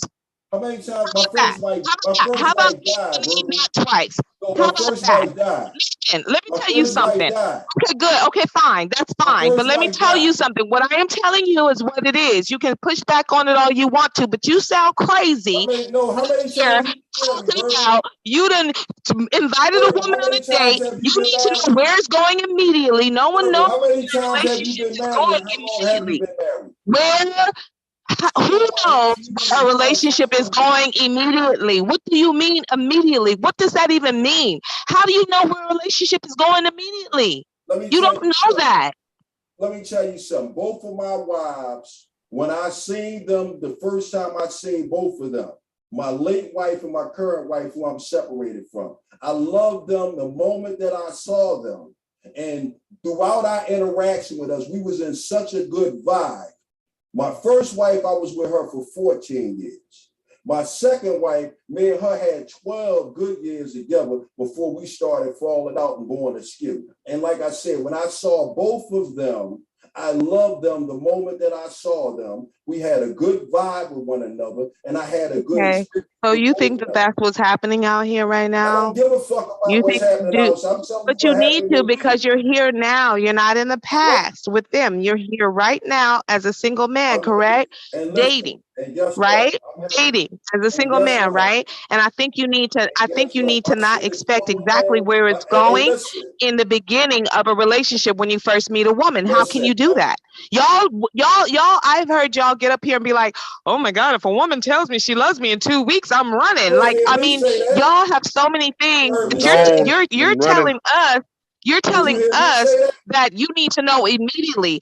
Who knows immediately when where a relationship is going? Because you can't control the other person and what they think and what they feel. They might not be on the same page as you. They might want something totally different than you want. You don't know immediately. You have to take your time, talk to them, get to know them, learn them. You don't know where a relationship is going immediately. You may have felt like you had love at first sight with your two wives, and that's fine. I don't believe in love at first sight, but that's fine if that's how you felt. But you still did not know. You still did not know whether or not. It doesn't fucking matter. What we're not talking about married. We're talking about dating. So what you did, I don't give a fuck what you think I'm talking like. I'm telling you what it is, and you're mad about it, and you shouldn't be because I'm telling you what it is. So here's the thing. Regardless of how you feel about another person, doesn't mean that they feel the same way about you. You cannot predict how a relationship is going to go. Did you predict that you were going to be divorced twice? Did you predict that when you got married? Did you know that those marriages were going to end in divorce and you did it anyway? Did you get married to get divorced? Did you get married to get divorced? What's your purpose in getting married to get divorced? How many times you been married, Bernie? How many times you been divorced? How many times you been married? How many times you been divorced? It's a simple question. It doesn't matter what I'm talking about. Me married. Right? That doesn't matter. Never, that doesn't matter. I am a motherfucker. I'm a goddamn widow. Hello.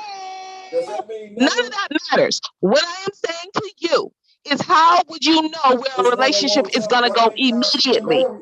How you gonna know? Can you tell us? Okay, so can you just tell the people? So can you just tell the people how you know where a relationship is going to go immediately? Because I think people will want to know that shit.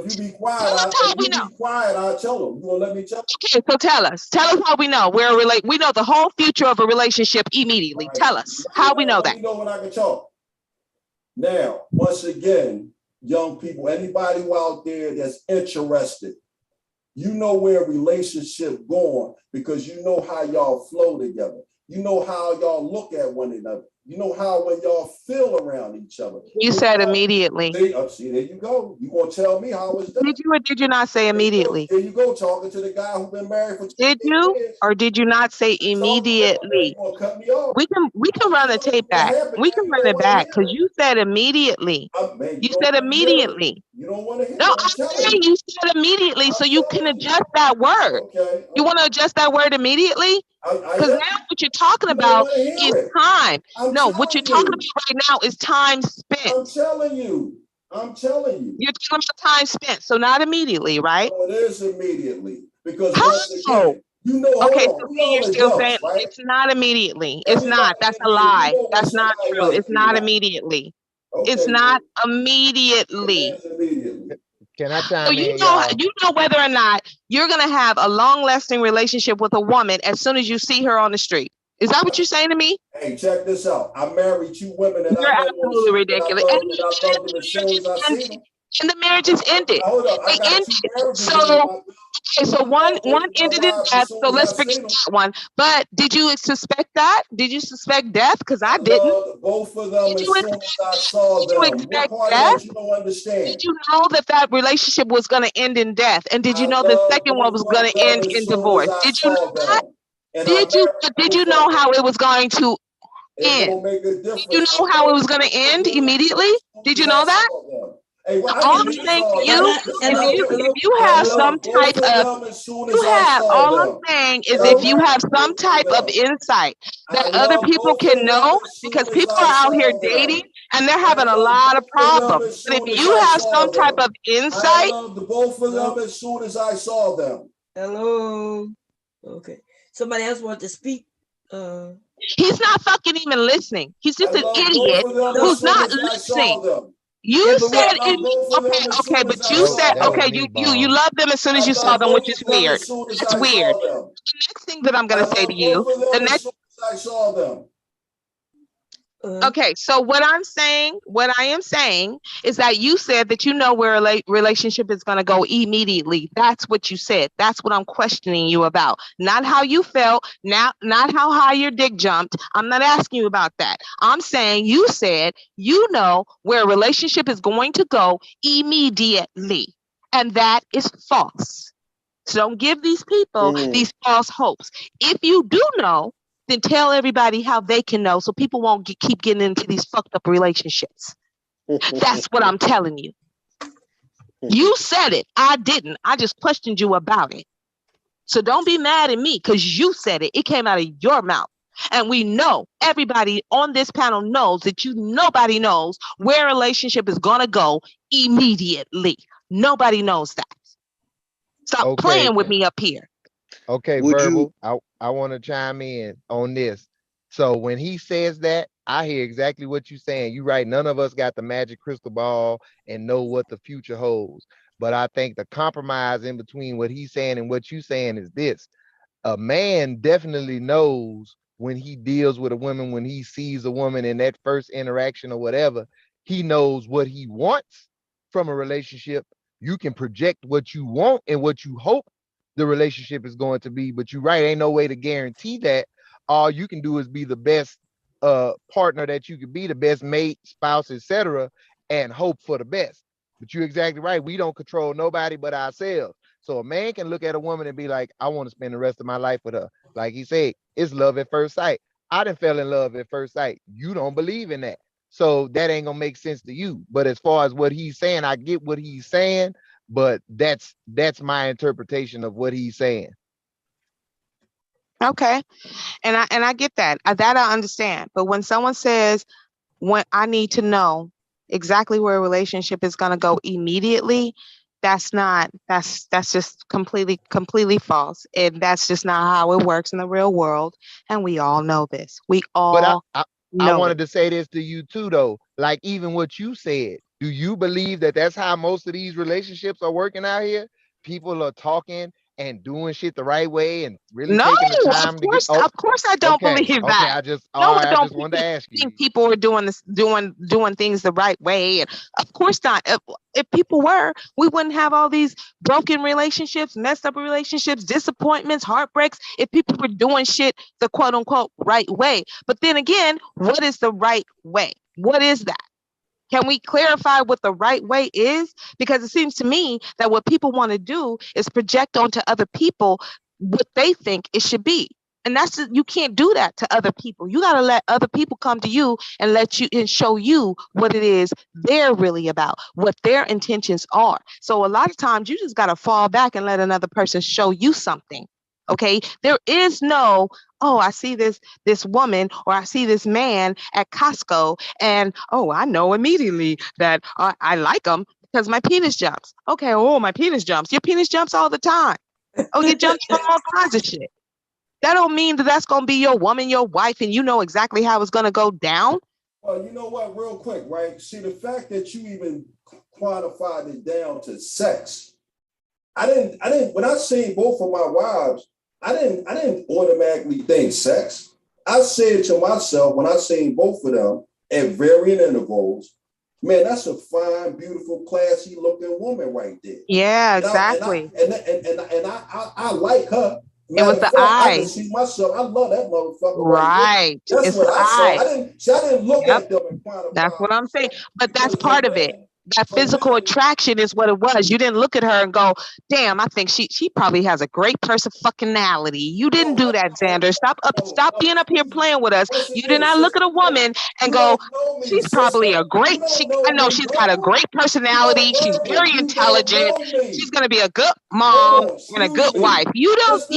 You don't know a goddamn thing about me. You literally just said what you think. You said, oh, she's pretty. Oh, she's attractive. Sister, you don't know me. That goes to your lust. That goes to your lust. Why are we playing up here? I'm hearing what you said. What's my favorite color? What's my sign? What's my birthday? What city am I from? You don't know me, sis. Okay, whatever, boy. Whatever, boy. Whatever, boy. Whatever, boy.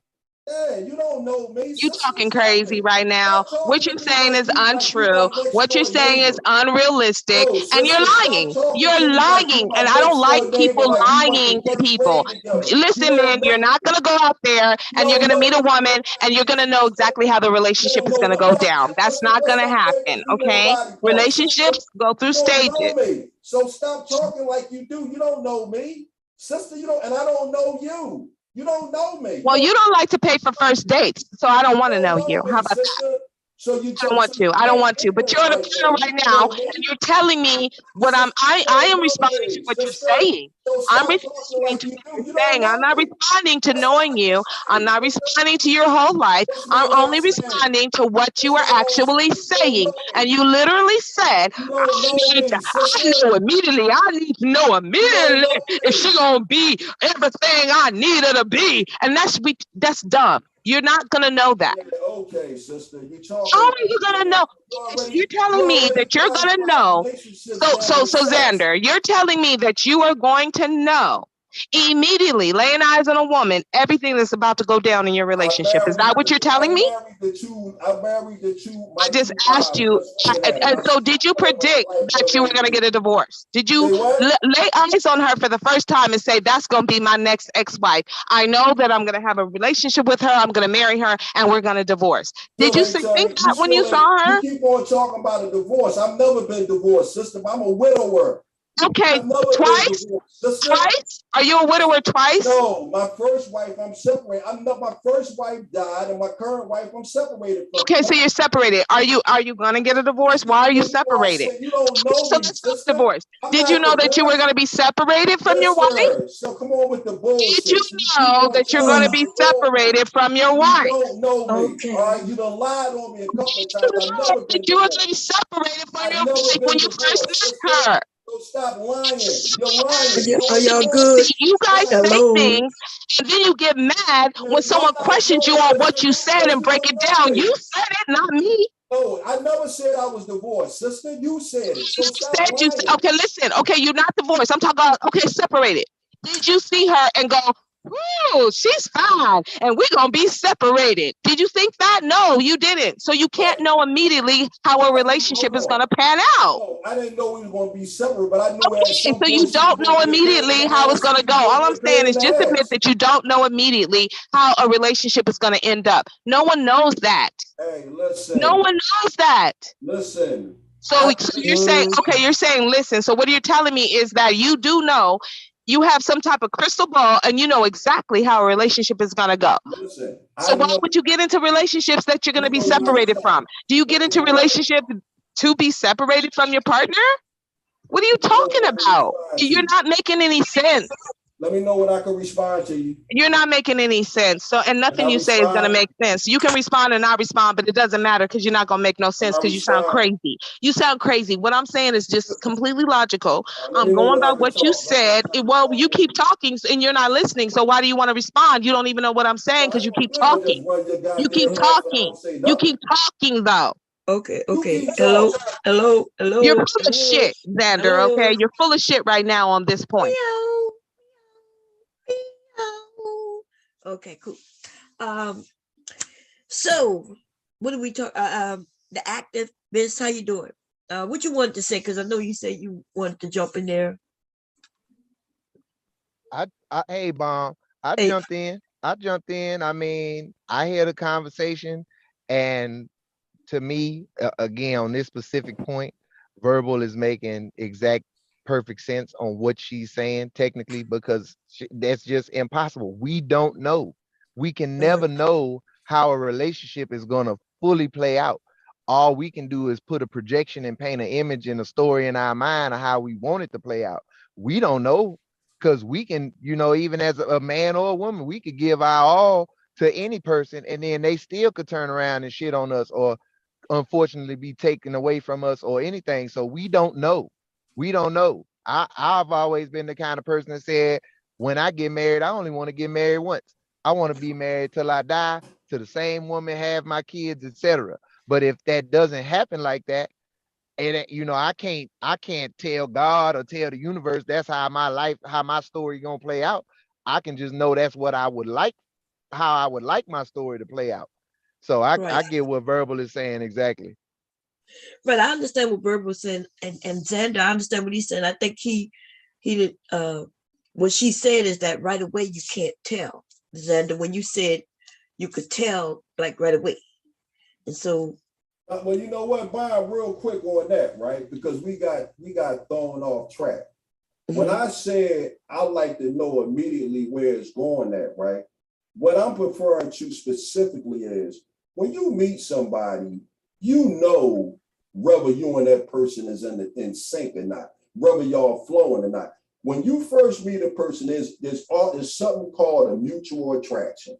And right away, if that attraction is smooth and y'all flowing cool, you already know. Just like Ruth said earlier, we grown people. You ain't got to worry about pussy. You ain't got to worry about going out and dance because y'all in sync with each other. And the only thing that could mess up that harmony between the two people is if either one of y'all do or say something really stupid that make the other person look at you sideways and like, wow, you know what? I liked him up until he said or until he done what. Just like when we was talking earlier about by going out to the club. If you go out to dinner, if you invite a woman out to dinner and she decide at some point that no, I'm gonna pay for my own meal, well, that's a clear indication that you either done or said something that turned her completely off. And the reason why she's paying for her meal is because, brother, I don't want to have no ties to you. And I don't want me and you walking away from this situation with you thinking that I owe you anything. So once again, you already know immediately how the relationship is going in accordance with how y'all flowing with each other. Well, not really, right? Because let's back up to your story of your friend. He's waiting for a call from we're not talking about him. We're not talking about that guy. No, but I know, but right now you making it seem like, because I'm not saying you might know how to do in the conversation how it's flowing, but your friend was clueless, right? Because I got you. He's waiting. So he's waiting, wondering why there's no call when he didn't even pay for her shit. He didn't even understand that he did something that was kind of foul. And hold on, Bob. Can I say something real quick? No, he knew, Bob, that it wasn't cool when he did it. That's why it took him so long to tell me that he didn't pay for the girl meal. Because because he knew from the door when he ran it by me, yo, man, this is what happened. We had a great time, but she didn't call for me. He didn't have to ask me to know that he should have paid for that girl food. But the bottom line is, that's why in the whole time, if me and him talked about that thing for 15 minutes, that's why he didn't tell me that he didn't pay for the girl food until the 14th minute, because he knew that it wasn't cool that he didn't pay for the girl food right away. Right or wrong, Bob, y'all grown folks, people know right from wrong. Yeah, but if he really was interested in her, but maybe he found out later, maybe he figured it out later, but in the moment, everybody, get second chances all the time, right? You take a woman out on a date and there's things y'all could do, or even things we could do that could just fuck it up. It'd be over. Right. And so in the moment, when instead of him going in his pocket and paying for that fucking sandwich, this nigga claimed he wasn't hungry. But apparently she was hungry because she suggested go and get some fucking food. Right. He did all kinds of fucked up things wrong besides not pay for that sandwich. Right. Because she was like, hey, you want to go get something to eat? And he was like, nah, I already ate. And then so she was like, okay, well, I would like to get something. So he took her to go get it. And then she pulled out of her own wallet. Right. Oh, hell no. I would have, listen, he should have known when she got out the car, it was over. Exactly. He wouldn't get a second date. Women, what we're saying is women, even if y'all don't look at those things, you think it's nothing, women are paying attention to stuff like that. We are looking at that. Okay, I've gone out with a couple, not many, because men don't really like that. If they're inviting you on a date, they're going to pay for it regardless, okay? But I've been on a couple where a man did not, he thought it was cool not to pay because he wasn't hungry and he wasn't eating. Okay, that's cool. Because I always got me, but he didn't get another date nor another phone call, and then thought he was gonna hold my hand. He thought he was gonna hold my hand through the walk or wherever we were at. He thought he was gonna hold my hand and push up on me. What? No, you couldn't pay for my $10.99 plate. Hey, Verbal, real quick. Okay, because we was at the mall. It wasn't even, it was a quick meetup, never met him before. It was just, hey, this is this. I noticed that. I saw it. I'm like, okay, he's not a gentleman. He wants to impress me? Really? This is not impressing. Hey, Verbal, $10? Hey, $10? Verbal, real quick. I do like you. I do messing with you like that. Even though Yeah, I don't dislike you, but you know, I'm gonna give you some pushback on your stuff, and people give me pushback all the time, but I'm one who can take it. You know what I'm saying? So it's all good. That's cool. It's all good. Cool. All right. Yeah, it's all good, Xander. You know, we all grown. We just have a discussion. Well, no, I think we all, you know, we believe in what we're saying. It just is what it is, no? Okay, no, that's cool. I just, like I said, I don't like to play rough with the sisters too much.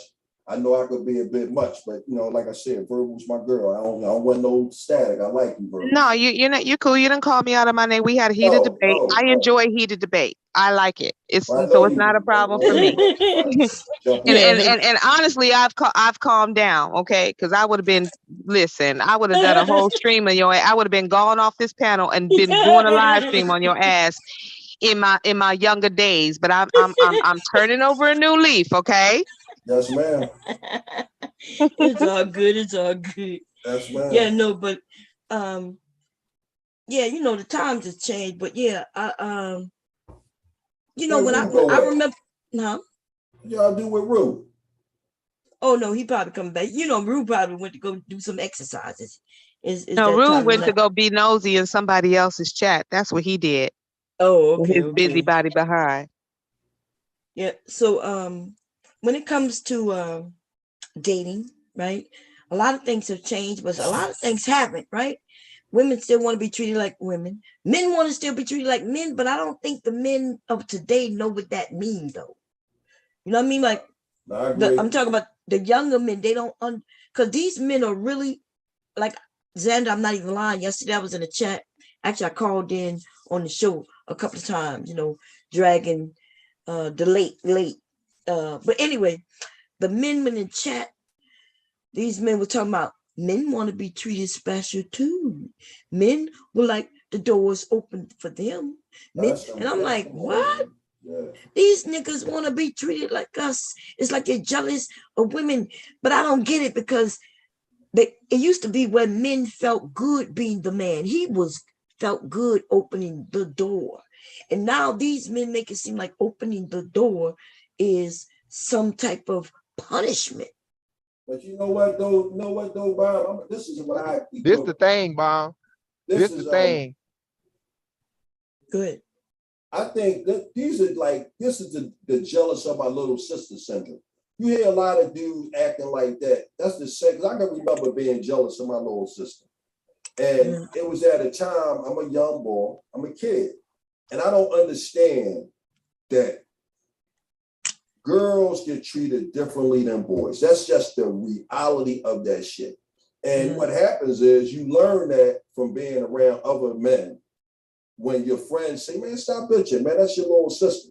And when you hear guys, in my opinion, I'm not saying that I'm right, because I'm not no PhD when I ain't studying nothing, but when you hear guys complaining about women the way some guys complain about women, I was on Obsidian's panel today, and I pointed out this one point.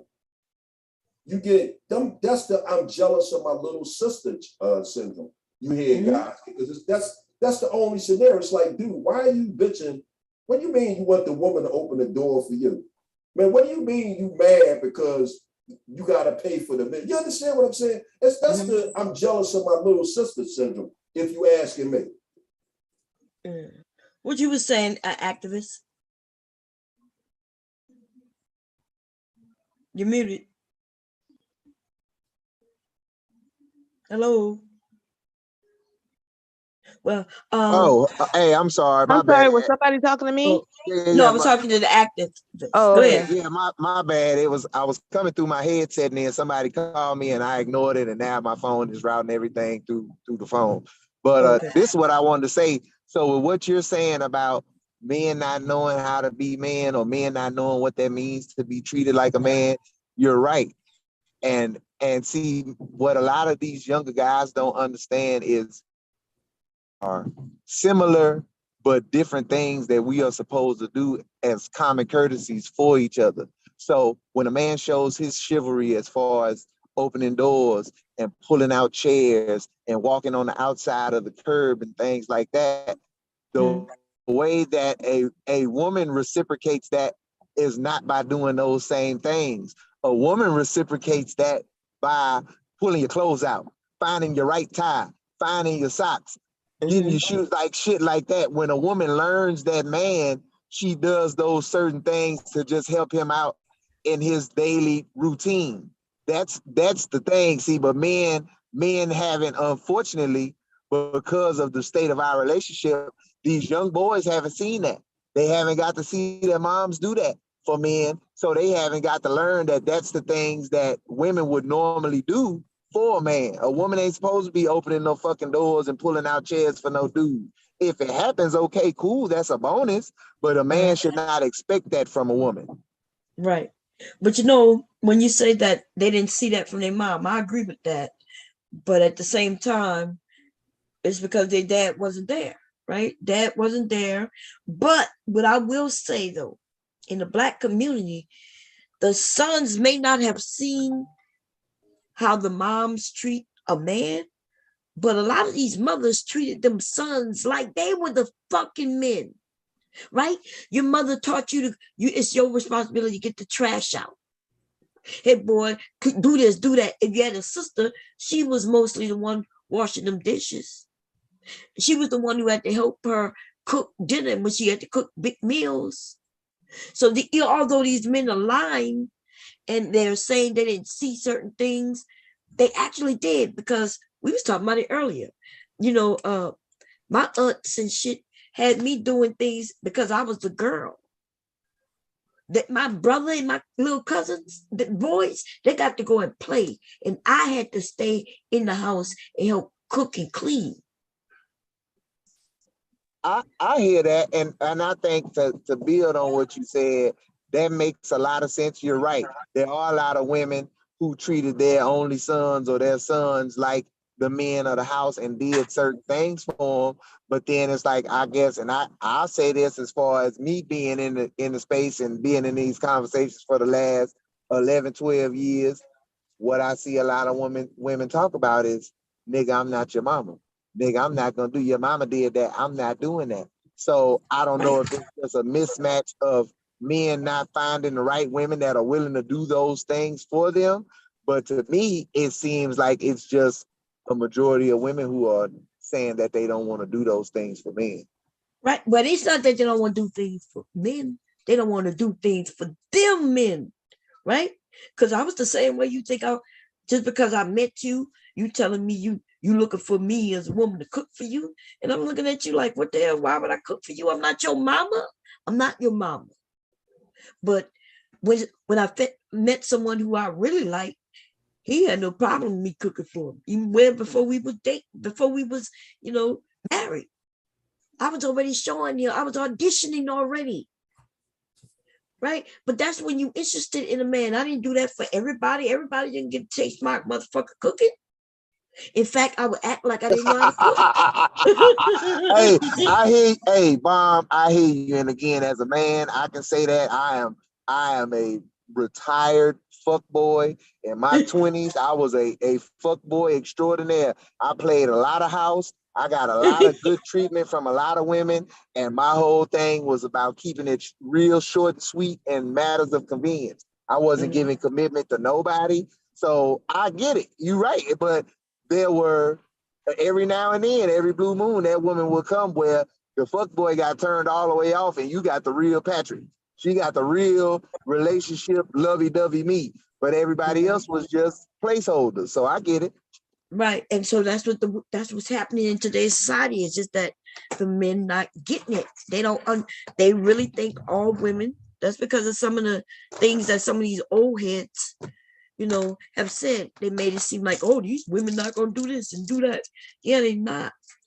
We're not a group who gonna do everything just for a man because he's a man, right? But if you open the door, most women gonna say thank you, right? And especially if she's in a good mood. Now, if she having a bad day already, it might be a little hectic, you know. But if he opened the door because he was expecting something, then now we have an issue also, right? Because like I said, a man opening the door, and then I realized, oh, he only opened the door because he wanted my number. And the reason I even know this, because when he opened the door, I said, thank you. Then he started asking me my name and number. I informed him, well, you know, I'm taken. And, oh, that's the only reason I opened the door for you. Oh, really? He'll say some shit. Well, I shouldn't have opened the door for you. Like, these men became real rude before women decided to treat y'all the way we treat y'all. How many stories you heard where the men would beat up women just because she didn't want to give her number to him? This shit is that cat calling shit. That shit, y'all think women think that shit is sexy? You think women think, oh, I'm gonna walk by that group of men over there just so they can whistle at me? I get you. You right. Like even with that, like I tell men all the time when I see the things that women complain about, you know, especially this younger generation, this 40 and under crowd, the hot girls and the city girls and the Megan Thee Stallions and all that.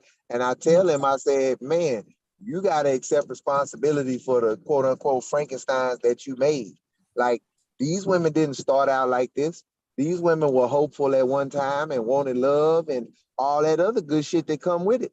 But I say we had, 15, 20 years talking about money, hoes, and clothes and don't love these bitches and do this and do that and blah, blah, blah. So I say when they finally accepted the message and say, okay, fuck love, I'm going to get what I can from a man and be on to the next. Now you mad. Yep. And I say you gotta bring that shit back. If you want to reverse that, you gotta fucking reverse that. He ain't telling no lies. Yeah. See, the men want to be the leaders. Y'all gonna have to lead us. Like what you want. If you leading us to hell, we gonna go to hell. We gonna go to the bottom of hell. Okay, we gonna go deeper than hell. All right, because we do it better every time. That's right. All right. But if you want us to go to heaven, you got to go to heaven and we'll go higher than heaven and you'll be happier than ever. But y'all, listen, y'all can't have it both ways. You're going to lead or you're going to sit down and shut the fuck up and let us do what we do. It's just as simple as that. You only got two choices. You can't have it all. Nobody can have it all. Okay. So decide. They don't want to leave because they don't even want to open doors. They don't want to leave because they don't even want to protect. Yeah, they don't want the responsibility of what leading is. All they want is the benefits, and it doesn't work like that. It just doesn't. You know, a leader takes responsibility for failures and for success. Absolutely. Right? That's right. Yeah. So, but the men, they're not willing to even concede to the failures. And then they're mad because nobody's lifting them up for the success. And we're thinking, what success is? Right? Because when I mentioned this, it wasn't my mother that taught me to be this type of woman that y'all seem to don't like, right? It was the men in my family. My father, who was warning me about men, my uncles, my older cousins who I watched how they treated women, right? So I'm sitting back growing up watching all of this. And my mother never said, oh, here's a gun, let's go teach you how to hunt and how to shoot. My dad did that, right? My mother didn't teach me how to be this independent woman. Truly, my dad did that. As I watched him want to talk to every boy I dated. So if my dad is telling me that y'all dangerous, well, why wouldn't I think that y'all dangerous? So of course I'm gonna protect myself. Yeah. Yeah. Well, you were very fortunate, Bon, because some of us didn't learn from our mothers nor our fathers how to be self-confident, self-assured, have self-worth and self-value. We had to learn through a series of mishaps. That's how most of us had to learn. By error. Exactly. Right. And those lessons are set up for you to learn from them. And if you do not learn from them, the universe will continue to give you the same lesson and it will show up worse and worse and worse until you get it. Because I need y'all to understand that regardless of whatever higher power you think you believe in or you don't believe in anything, the universe is always there. It's very I truly believe in the power of the universe. What you speak out, that's the thing with Kevin Samuels. I feel sad. I don't like that he died. I don't like hearing that anyone died. But when you speak out negative words to other people, it tends to come back on you. And I think this should be a lesson to people who are online telling people they're going to kill them, telling people they're going to catch a flight, telling people they hope they die. People do it all the time. See, these Black men are crying and whining. Why are Black women crying over Kevin Samuels? I don't understand. Well, you're stupid if you don't understand, because you wouldn't cry over Sinji, and we all know it. You wouldn't cry over divested zealot, and we all know it. Okay? So keep that same fucking energy. Keep that same energy. Kevin Samuels wished hardness on women, in particular Black women. Why the hell would you think? I'm sorry, I'm probably changing the subject because I went on mute for a while. But I'm just saying, listen, this is something that has happened that everybody's talking about. And it's not that some people are celebrating, but it's not literally that for most people. It's the irony of, I need y'all to understand how powerful words are. They're so powerful. You speak shit into existence every day. That's why you speak good on your life. You speak good on your children's life. You speak good on other people's lives, because that shit comes back to you. It's like a boomerang. You have to understand that. He's sitting up there every night telling women they're going to die alone, wishing for winter, wishing for a time when women are going to have no choice but to run to Black men and take whatever abuse they give, because there will be no safety net for women. Why would you want that for other people? And then these niggas are running around here in this space, upset, damn near in tears, because Black women aren't sitting in black cloth, painting their face with ashes in the corner, rocking back and forth over Kevin Samuels. Why would Black women be doing that? Does that sound logical to you? Why would women be doing that over a man who didn't even like them, who never spoke a good word for them, spoke good on their life? Why that's not even, it's not realistic, it's not logical, it's absolutely absurd and ridiculous. Right. Listen, I'm over here in a white brine panties right now. Not nowhere near. Right. No sackcloth for you, right? No sackcloth for you. I'm not in sackcloth. I'm not putting crosses on my face with ashes. I'm not doing that. Now, I don't like to hear anybody dying. That is just disturbing. It's disturbing. Okay, because it reminds us all of our own mortality. Right? It could be us at any moment. That's the reality. Any moment. That is the reality. So this is not a joyous thing. But what it is a learning lesson. It's a learning thing, and you have to look deeper than what's right there in front of you. You have to think about what this man put into the ether. Did he put good into the ether for anyone? He didn't put good into the ether for Black men. He didn't like you. He didn't speak life into you. He didn't give you anything. He didn't advocate for you. He did nothing to make even Black men's lives better. He didn't even rock with you. And he definitely didn't like Black women. So why the fuck do you think Black women would be rocking back and forth over this nigga? This nigga would not spit on me and bomb if we were in fucking fire in front of him. He would tell my 17-year-old daughter that she's gonna fucking die alone. That's what he would say to her.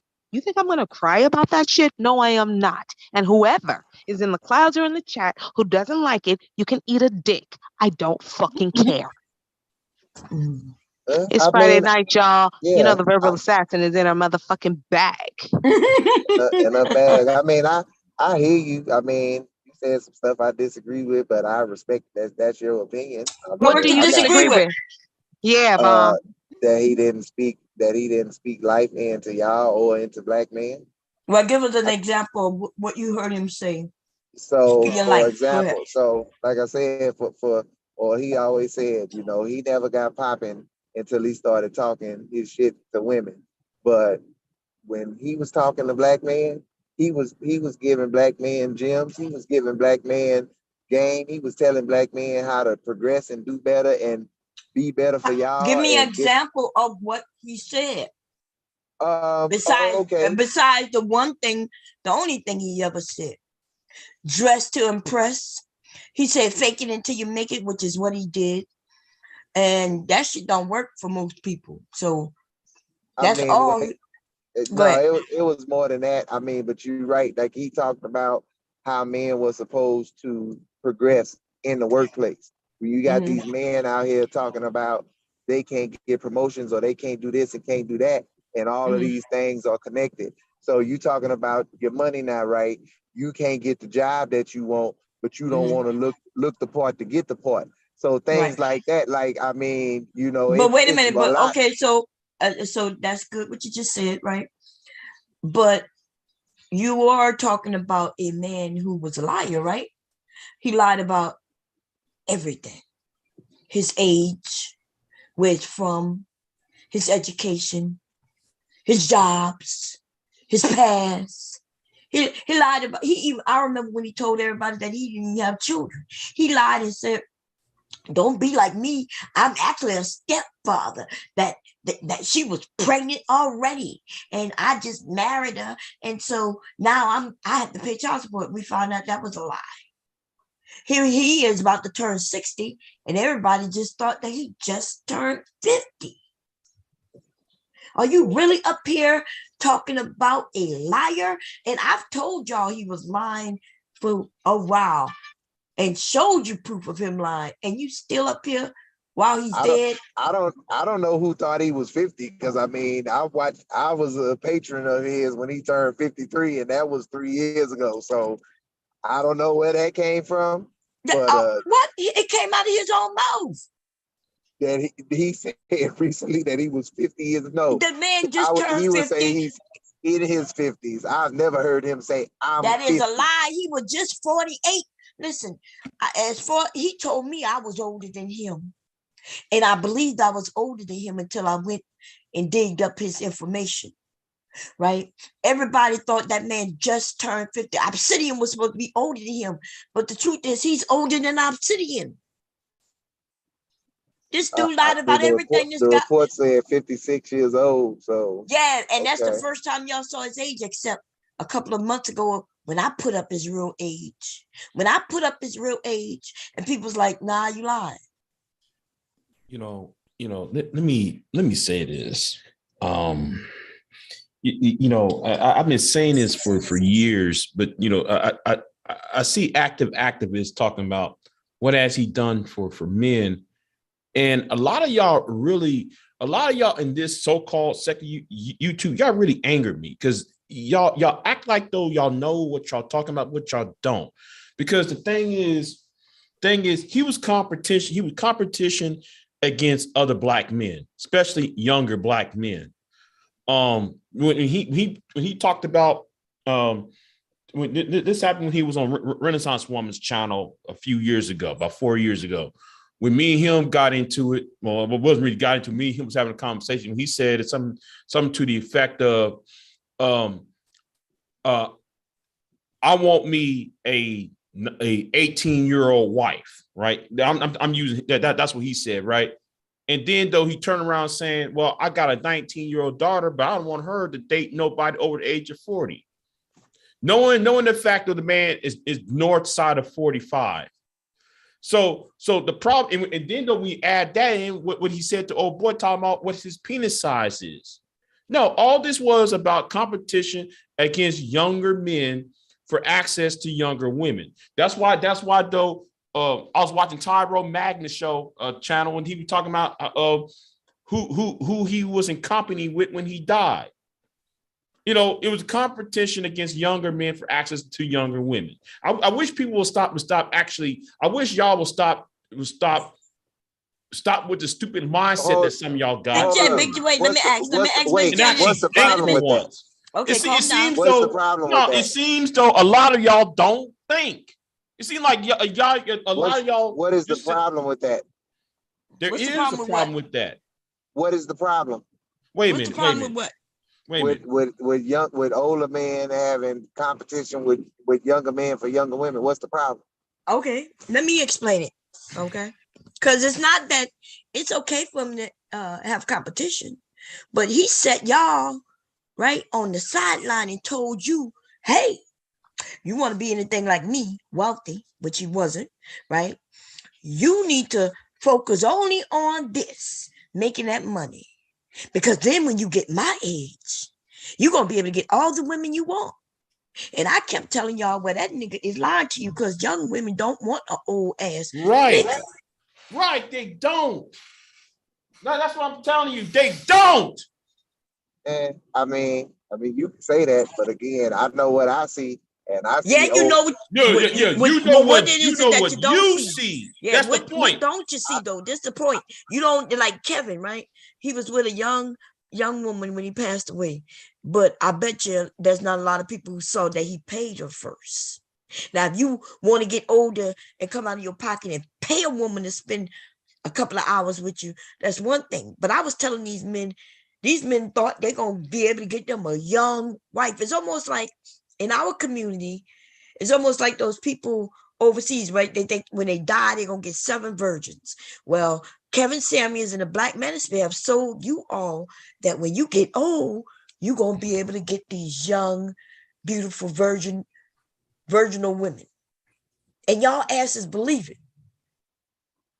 But okay, this is what I'm saying. Hold on. First of all, you didn't comprehend what I said because didn't I say earlier, he said he has a 19-year-old daughter. He don't want her to be with a guy over the age of 40. Mm-hmm. See the hypocrisy is the problem here. A lot of y'all just think with the tip of y'all dick too damn much in this space, in this so-called space. You can't have separate rules. You can't have a rule. If you're going to create a rule, you got to follow your own damn rule. If you're going to create these rules. Right. So, and he didn't follow his own rule. And that's the thing, Big J. You said it, hypocrisy. That is the major thing. That is the thing that really gets to me. All this other shit that you say whatever you want, but can we be across the board? Because that's the thing. These niggas ain't across the board with it. I heard today, yep, I sure am. I'm going to say it. I heard a lot of fucking whining and crying over a nigga who, when I give these niggas a bologna fucking sandwich, he didn't even know you existed. He didn't even know you existed. And what you did is sat up there and pissed on Black women all day, pissed on them, got mad, banged the table, and was like, I know I'm next. Y'all's gonna laugh at my dad too. Don't nobody know you to laugh at you. You're not a celebrity. We don't know you. Don't you got family? They're not gonna laugh. Is they gonna laugh if you die? Or is they gonna be sad? Because I just want to know what's going on in your personal life. Because these people on YouTube and social media ain't it, baby. You do not need to be looking for people on social media to be crying over your death. They have never even seen you in person. What is wrong with these niggas? What's wrong with them? Bob, can you tell me what's wrong with them? What the fuck is happening? I don't get it. I'm so fucking confused. Right, they watch too much TV. They watch too much goddamn TV and now and listen to them old ass niggas on the street corners all goddamn day. Hearing them talking shit, and it doesn't fit fucking reality. Big J, I have a question for you. Did everybody, am I just misinformed? Didn't he just claim that he just turned 50 like a year ago? No. He said he was 53, 54, something like that though. But last year, I remember he was over. He claimed he was over 53 or something like that. That man, I have a video where he says, he told me I was older than him. He was younger than I'm sitting. In fact, just last year. I was on the panel with Obsidian, and even Obsidian said, no, St. Kev is just turned 50. Because I was telling people that he's older. He was like, no, he just turned 50. Okay. Yeah, I think it was just a 50. He lied about everything. Hey, Bob, Yes. I'm gonna drop down for a second. When I come back, give me the co-host because Xander might act up, and I'm gonna have to mute Xander. Why you harassing me, Verbal? Because you didn't act it up, okay? I didn't have to put you in a whole headlock, all right? And next time I'm gonna take your eyeballs out within that headlock because I went easy on you, okay? I love you, and there's nothing you can do about it. I'm gonna drop down. I'll be right back, yo. Okay. So this is what I want to say in response to what has been said. You had said something earlier, about boys and our sons and boys and getting treated by their mothers. I had a comment, but I can't remember. I'm trying to remember. But to talk about this older man, younger woman dynamic, right? Older men who get older and may have been married or never got married or whatever, and when they get to the point where they feel like they have quote unquote arrived, they don't mind being old tricks. Some men do get the young girl, the younger pretty woman, and it's happily ever after, and it's genuine, and a lot of them don't. But men are okay with paying for quality time or fake love or pretend or the girlfriend experience at that point in life because they like, well, I couldn't get the women that I wanted when I was young, when I didn't have no money, when I was on the come up, I couldn't get the women I wanted. Wait, hold on. Didn't you just say fake love, right? They okay with being hold on. I said they don't care. They don't care. Hold and I on. understand But you just said fake love. Yeah, you seem to know to me that you're advocating fake love. Then guess what? If these men want fake love when they get older because they have lucked out. Let me say something. If you lucked out, you lucked out. People need to sit there and accept some shit. We all lucked out on something. You know, it seems like everybody wants to live a fucking fantasy that they see on TV or what somebody else did on Facebook. Everybody want to live vicariously through other people. Listen, you're not everybody's gonna have the same outcome. It's not that, Big J. It's not that. Because I'm gonna tell you, like, to switch it to the women, like this is the example that I give recently when it comes to women having unrealistic Hold on. Why won't we just stay close on the men? Why you want to focus on the women? We can't, but I have to make the proper analogy for the other side. Go ahead. Okay, go ahead. The proper analogy for the other side is like you look at somebody like a Meghan Markle, right? Because the point I'm making is you're right. A lot of people have fantasies, but some people can accept that it's a fantasy. And if I get lucky and it happens, cool. If I don't, I'm gonna still live my life and find whatever love I can find. But what we have, or what black men will complain about now, is like you look at somebody like a Meghan Markle, right? Meghan Markle, okay, she's a regular woman. She ended up marrying a prince. Great. You're like a 1 in a billion or 1 in 100 million chance of being that type of woman. But you have a lot of women out here who will say that that's the kind of life they want, or they want that baller or that rich man or whatever that can provide this kind of high quality lifestyle. And if I can't get it, I'm holding out for it. And if I don't get it, then fuck it, I ain't gonna have nothing. When it should be, everybody will like that. But if I don't get it, oh well, I just didn't get lucky. I'm gonna still find love and live my life. And that's what I'm saying. Men accept that. Yeah, every man wants the bad bitch that can cook and clean and do all that and fuck good and all that. But every man ain't gonna genuinely get that.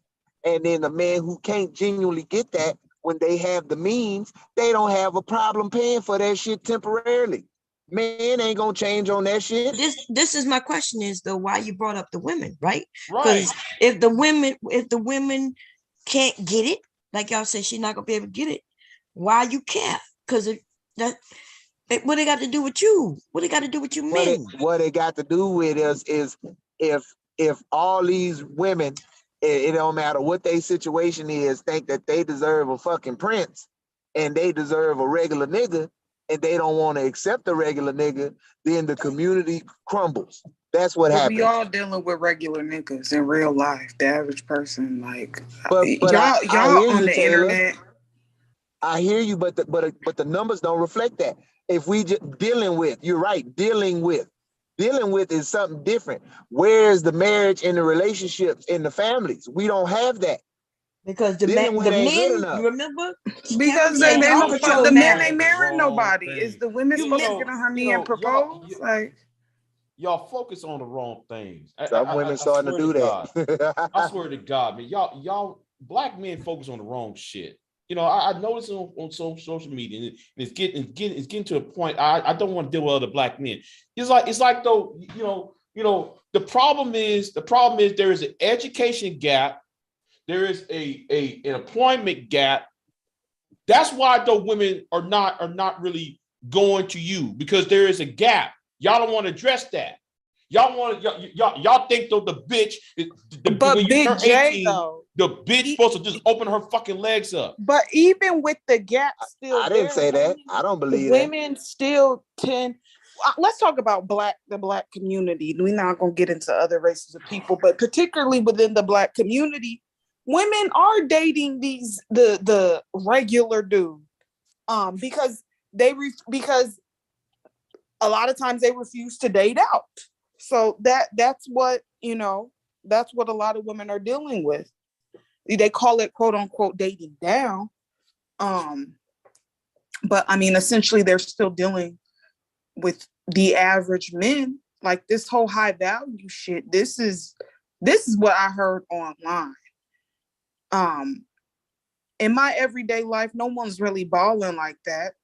People are still getting together. Maybe not marrying each other, but they still, cohabitating and whatnot. Yeah, people shacking up. But I mean, again, what is that? What is shacking up, and what good does shacking up do when the psychologists are doing the studies and showing that shacking up has a negative effect on children when you have children together. Kids look at other kids and be like, oh, your mom and daddy married? My mom and daddy ain't married. Like that shit has an effect on kids. Yeah, my mom and dad in the house and I can see my parents every day. But wait a minute. So how that has an effect on kids? That doesn't based upon what? Yeah, that's not true what you're saying. Based on what this is the studies put out. If y'all, I don't know. What studies? That's not true, dude. What you're saying ain't true. I'll search it. I'll find it for y'all. Yeah, you gotta find it in there real quick. Yeah, I'll find it and send it. Okay. Yeah, go ahead. In there real quick. Hey, listen. Check this out. Active, you old seal. I respect where you're coming from, right? But man, when we was kids, man, nobody give a fuck about somebody mom and pop being married. Man, people wanted to have fun, man. Look, you going to the playground, I'm going to the playground. Nobody cared who mom and pop was married and all that shit. Check this out. And the shacking up thing, most of my friends, man, and they turned out to be some decent, solid people. Man, they moms wasn't even with their pops, man. They was living with Mr. Reggie or Mr. John, and the guy loved the mom, and he loved the kids, and they grew up in a happy house. That's a lot of this bullshit. A lot of this stuff is bullshit, man. Yeah. Statistics is a my mom told me a story. Go ahead, my mom told me that one day my grandpa and grandma came home and said, "We just got married." Mom was like, "What?" Now, my grandmother had 10 kids. Right. My mom and they thought they were already married. Like, what kids go to their parents and say, "Hey, no, I'm married"? No. They don't know nothing about that unless somebody, unless they mention, "Hey, we're gonna get married one day," and then the kid be like, "Oh, you're not married already?" But kids don't care about that. You niggas on here lie, y'all lie too much. Like, I got the report. You know when I found out I was a bastard?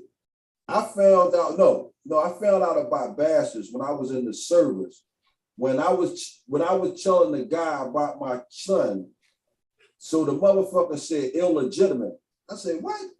Because it sounded like an insult. What the fuck is you talking about? Illegitimate. Mm-hmm. And he was like, well, no, if you wasn't married to his mom when he was born, he's illegitimate. And technically he's considered a bastard. And I'm like, man, you motherfucker, you trying to be smart now. But my point is, nobody as kids, that's like you take these kids today in the society that we live in. Ain't none of these fucking kids on the low level worried about somebody, mom and pop being married, because that's just not the kind of shit kids think about. Until some grown motherfucker tell them that shit, and now they feel in some kind of way. But up until that, kids don't think about that shit. Right. You let these men hear it though. When they found out their mom and dad wasn't married, they almost lost it. They wanted to commit suicide. These niggas they lie too much. They bring up stats that's not true. When I go to look up the article that they link you to, it doesn't say anything about what they said it said. I still have some of them articles up that I'm going plan to talk about, right? But like when they said that black men are the most involved with their children, well, that was so false that it was ridiculous. Yeah, when I heard them say that, I was just like, oh, okay. Yeah, they just said it's stupid. And most of us know that at some point, a lot of black men was in jail, right? We had a lot of black men who just wasn't in the household because drugs had taken over a lot of our community, right? And then all of a sudden these dudes come talking about, yeah, we the most involved fathers. And then I'm thinking, well, I'm not saying that black men, there aren't good fathers. There's a lot of them. But we're not the most involved fathers. Unless you're talking about a whole lot of women bringing their children to the jailhouse. I disagree with you, Mom. Yeah, I know you do. So, and what information you have? Because we know when most we know that there are more black men in jail than in college. CDC say okay. Otherwise. Okay, so what the CDC says, because I have the article that y'all claim. Let me get him on that one, huh? Right. Please let me get him on. Yeah, because he gonna do exactly what they did. He gonna break it down to this age. Go ahead. Age? What you mean? Yeah, because the thing is, you have to quantify what is.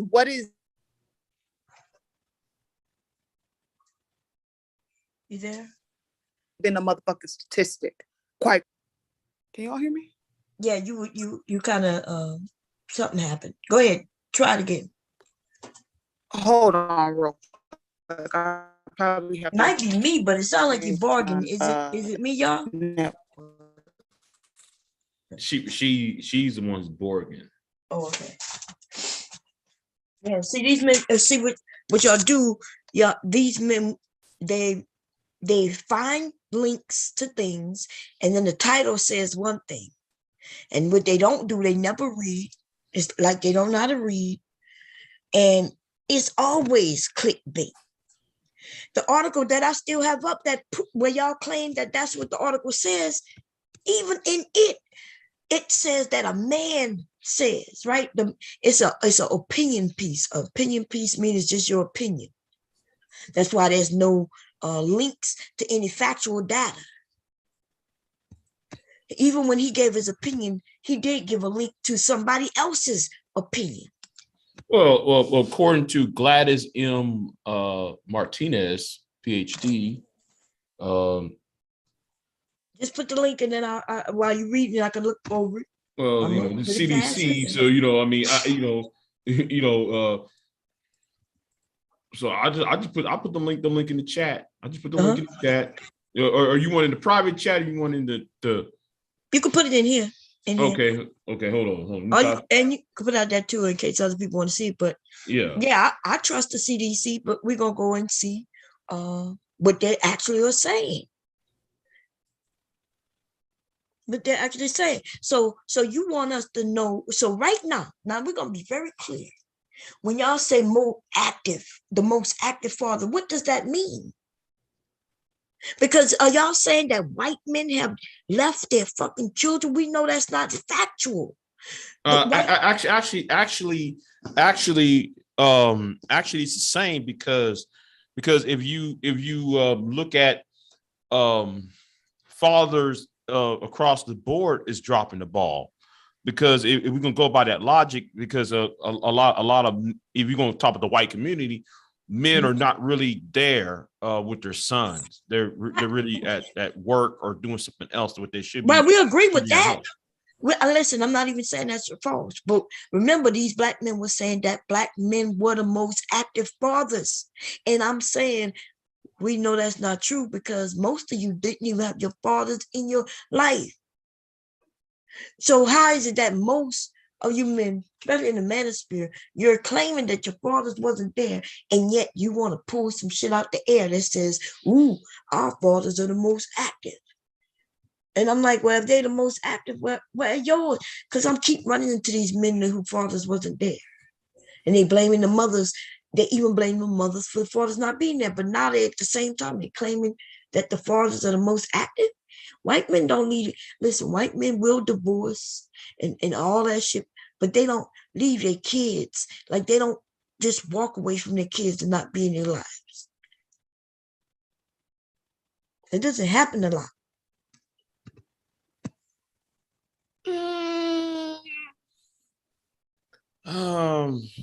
So how can y'all be the most active? Because that's the only way you could be the most active father out here is for white men to have dropped the ball so badly. I'm looking at the article and I'm trying to figure out what am I looking at?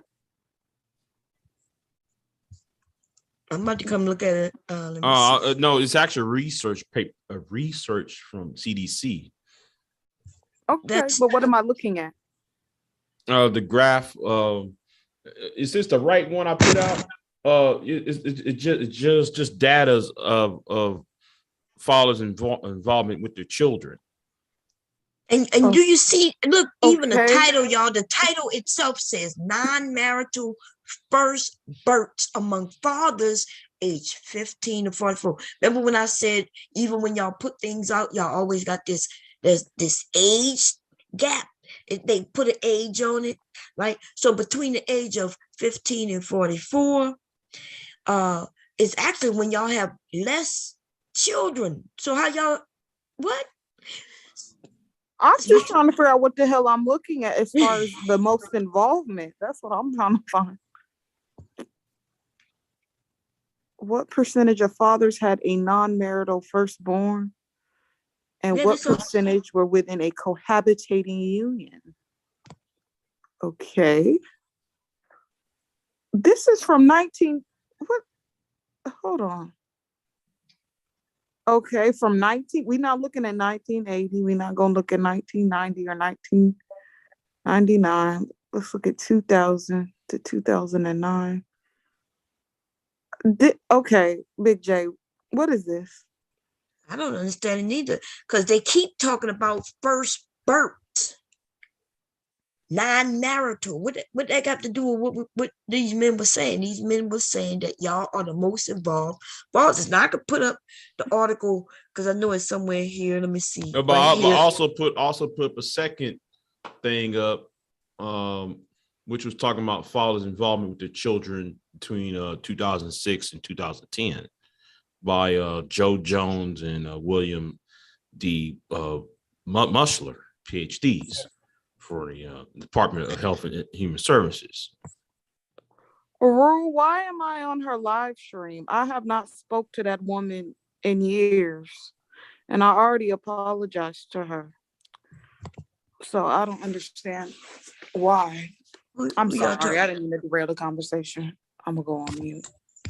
Okay, let me see here, y'all. I'm gonna share screen, y'all, and we're gonna share a few things, right? So let's see. So this is the article that the men keep posting, where it says, let me move this out the way. Black dads are doing best of all. Black dads are doing best of all. And by Charles Blow. Get out. That's the wrong person. Yeah. Well, it's the one. This is the one the men keep putting out, and they claiming that this article says black men, and you see right above it, it says opinion piece. And then when I read it, like I'm like, they did mention it's called opinion. That's the point. They always, let me say this. A lot of these niggas always talking about logic. If you're going by logic, you have to bring data. This right here says opinion. Opinion is based upon what? Oh, feelings. Right. But it did say, but he does do a link to the Centers of Disease Control and Prevention. The thing is, though, that doesn't even say what he's saying. And he has an opinion based on their information, right? He's saying one of the most persistent statistical bludgeons of people who want to blame Black people for any injustice or inequality they encounter is this. Now, see, I don't even like, wow. So what is this? This dude is, oh my God. Like just reading that sentence right there. It's like who is he against?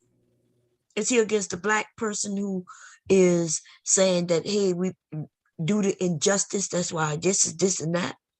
But anyway, he says, according to the data from the Center of Disease and Control Prevention, CDC, in 2013, in nearly 72% of births to non-Hispanic Black women and mothers which are married. That's basically what he linked to, right? Just saying that the Black women were unmarried, right? And then it goes down here to saying that the rhetoric was a more insidious suggestion that there is something fundamentally and intrusive about Black men that is flawed, that Black fathers are pathologically, however you say the word, prone to desertion of their offspring and therefore largely responsible for Black community dysfunction.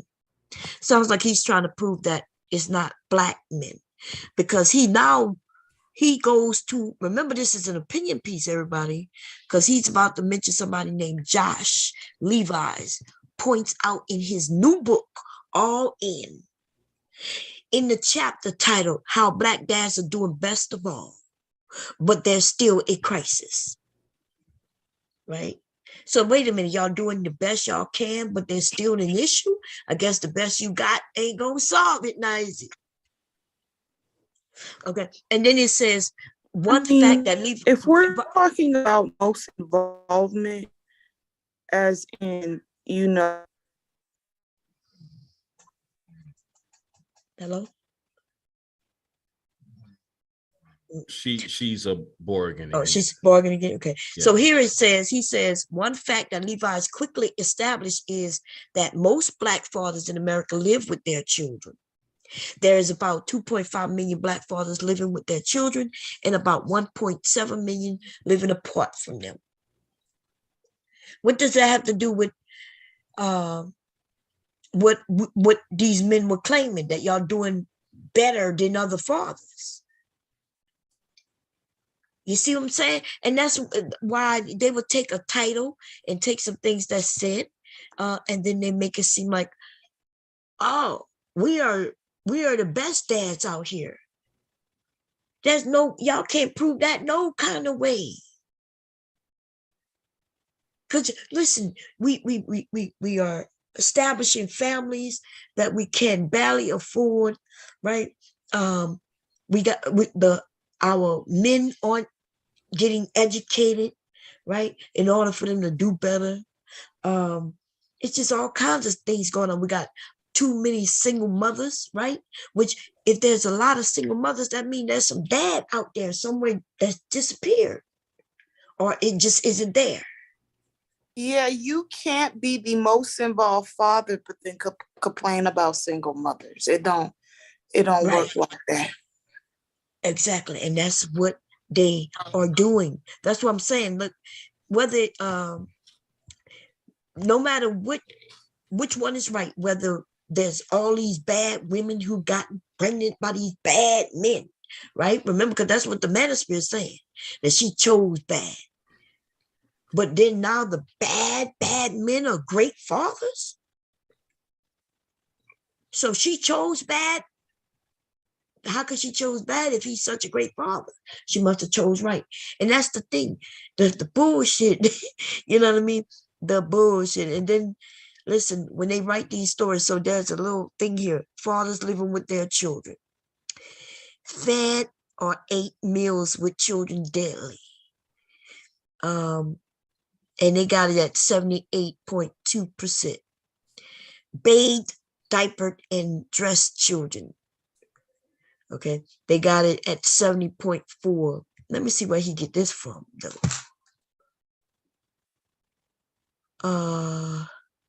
Because how would you know this? How would they know this? How would the CDC even know this? Read to the children daily. Daily, I mean, come on now, y'all. Black women are lying for y'all asses and y'all want to use it against black women? Yeah. Oh, yeah, the dad's there. Oh, yeah, he reads to the children. He reads to the children every day. Yes. You know, we lying for y'all, having y'all back and shit, and then y'all use that information and throw it right back in our face to say, oh, we better ass than y'all. We better on. You know, black people not telling their business. Right. I bet you the number of people who they got this from, I bet you we're going to find that it wasn't a large group, right? And we're going to find that depending on, it wasn't, they pick and choose an area in the United States where there probably are a lot of fathers involved. You see? So they're not going to go to no areas where there's a high rate of assistance, right? Food stamps and welfare, stuff like that, because they know most of those women don't have fathers in the household.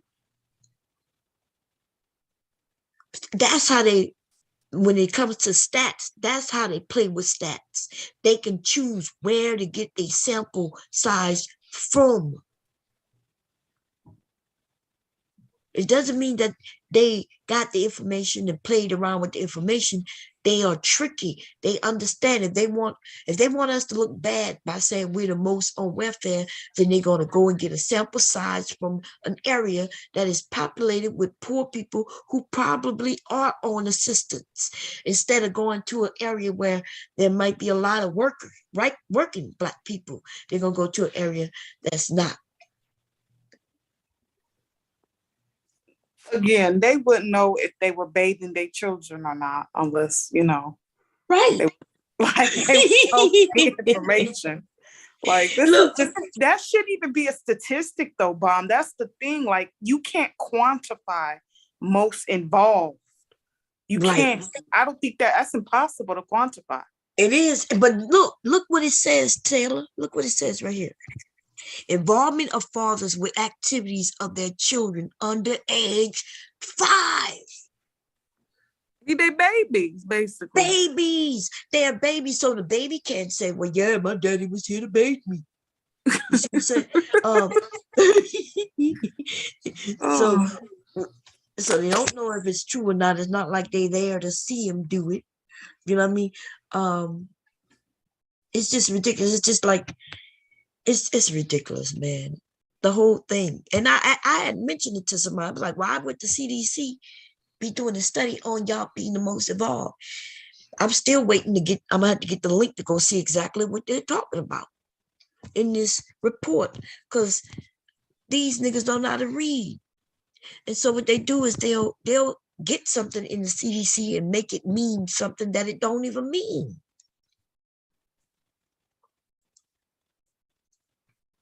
But just for them to even have to do a piece like this, when they're trying to soften the blow of black men, the belief that black men are just not taking care of their children. I mean, all you got to do is just go through our communities. There's a lot of people whose fathers wasn't there. Okay. So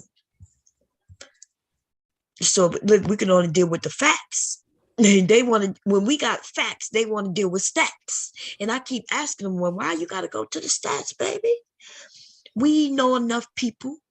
We could go into areas where we get real numbers instead of percentages.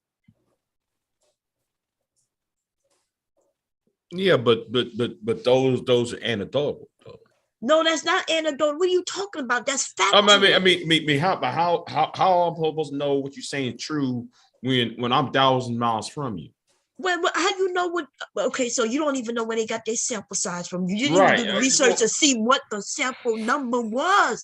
What is the sample size? Suppose the CDC did some research and they only chose 500. It's like this though. It's like this. Black men are conquered men. I hear that all the time. You know, I hear that from that heifer Tanya TKO, right? Uh-huh. Well, I'm like, but Tanya, who gave you money when you were living in your car? Oh, me. Not the heifer. Me? No.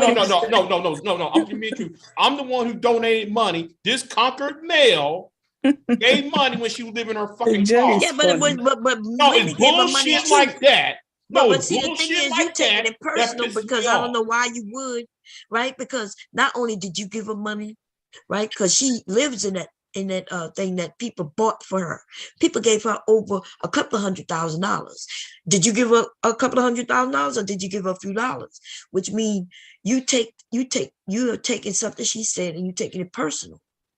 All of us, when we saying things that's factual, I'm not personally trying to attack Black men, but we are telling the truth, right? And so if Black men are conquered and Black women are conquered too. But it's just that Black men, y'all want to act, some of these Black men want to act like they're not conquered. They want to beat up on Black women instead of going after the ones or standing up to the ones who have conquered you.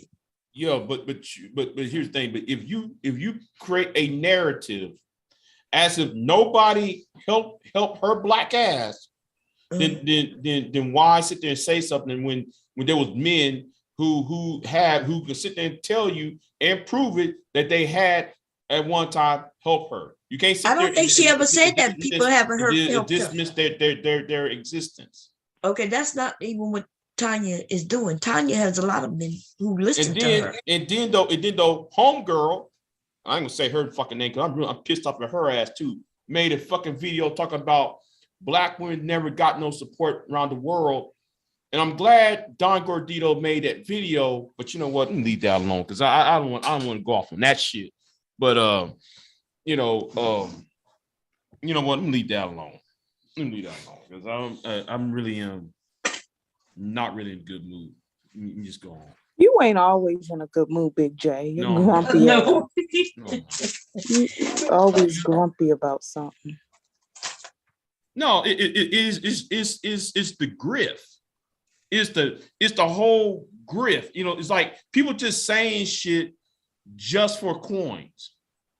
It's propaganda. It's all I hear is propaganda just for a coin. Kevin Samuels are doing that best of all, right? Yeah, I know that, and you don't see me over there waving pom poms for Kevin Samuels either. Right, and so you know, so we have people on both sides, and just some people lie more than others. You know, the women. When I first came to YouTube, I saw a whole lot of men, and only really one woman. That was Cynthia G, right? Whole lot of men beating up on her, trying to beat up on her, and here she is. She wasn't even talking about Black men that way. She was talking about Black pride, and she was talking about injustices, right, of Black people. But the Black men decide to attack her as she's actually going in other places, telling people why we are in the state we're in. Black men decide to beat up on her. Let me tell you, when Cynthia G takes her hand and put it around Black men's throats and choke, I don't give a fuck, right? Because I watched what y'all did to her for no motherfucking reason. Let's be honest here. Let's be honest here. Cynthia G should be sued. Okay, she should be sued for that. What should she be sued? Sued for what? Series. No. I'm gonna give you a little bit dose of why I'm pissed off. People like her get away with a lot of shit. She should have been. There should have been a lawsuit against Cynthia G over that bullshit about Who Choose Better series she made about four years ago when she had Jax, Jet, and all them simp ass niggas chasing interracial couples in subways and stores and parking lots. And she goes around there and slandering them. See, nobody was chasing that Big J. No Don't bullshit. tell That's lie. bullshit. No, that's Don't bullshit. tell that lie, Big J. No, ain't no lie. Ain't no lie. Nobody was ain't no chasing lie that. because it ain't no lie. How you going to go and people's parking lots, follow them around, take pictures of them, then go People right back do that down all the the video time. to So should Cynthia everybody G. go to jail, Big J? Huh? Should everybody go to big jail? There's people do that shit all the time, be taking picture of people's dusty ass feet and roasting it and stuff and flip-flops and taking pictures of people that got bad wigs and hair. And I'm gonna say something too. People do that all the too. time. She should be sued when she slandered Jared. What's his name? Bacardi Henderson. Listen, I don't even know when Bacardi Henderson. Why you worrying about? She should be sued over that shit. Well, you can't sue her, so if they didn't do it, I know I can't. But I will. So this is file my a legal brief.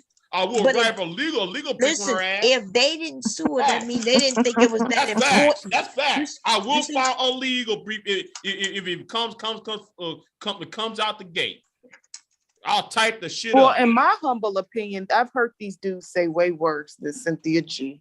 I know that.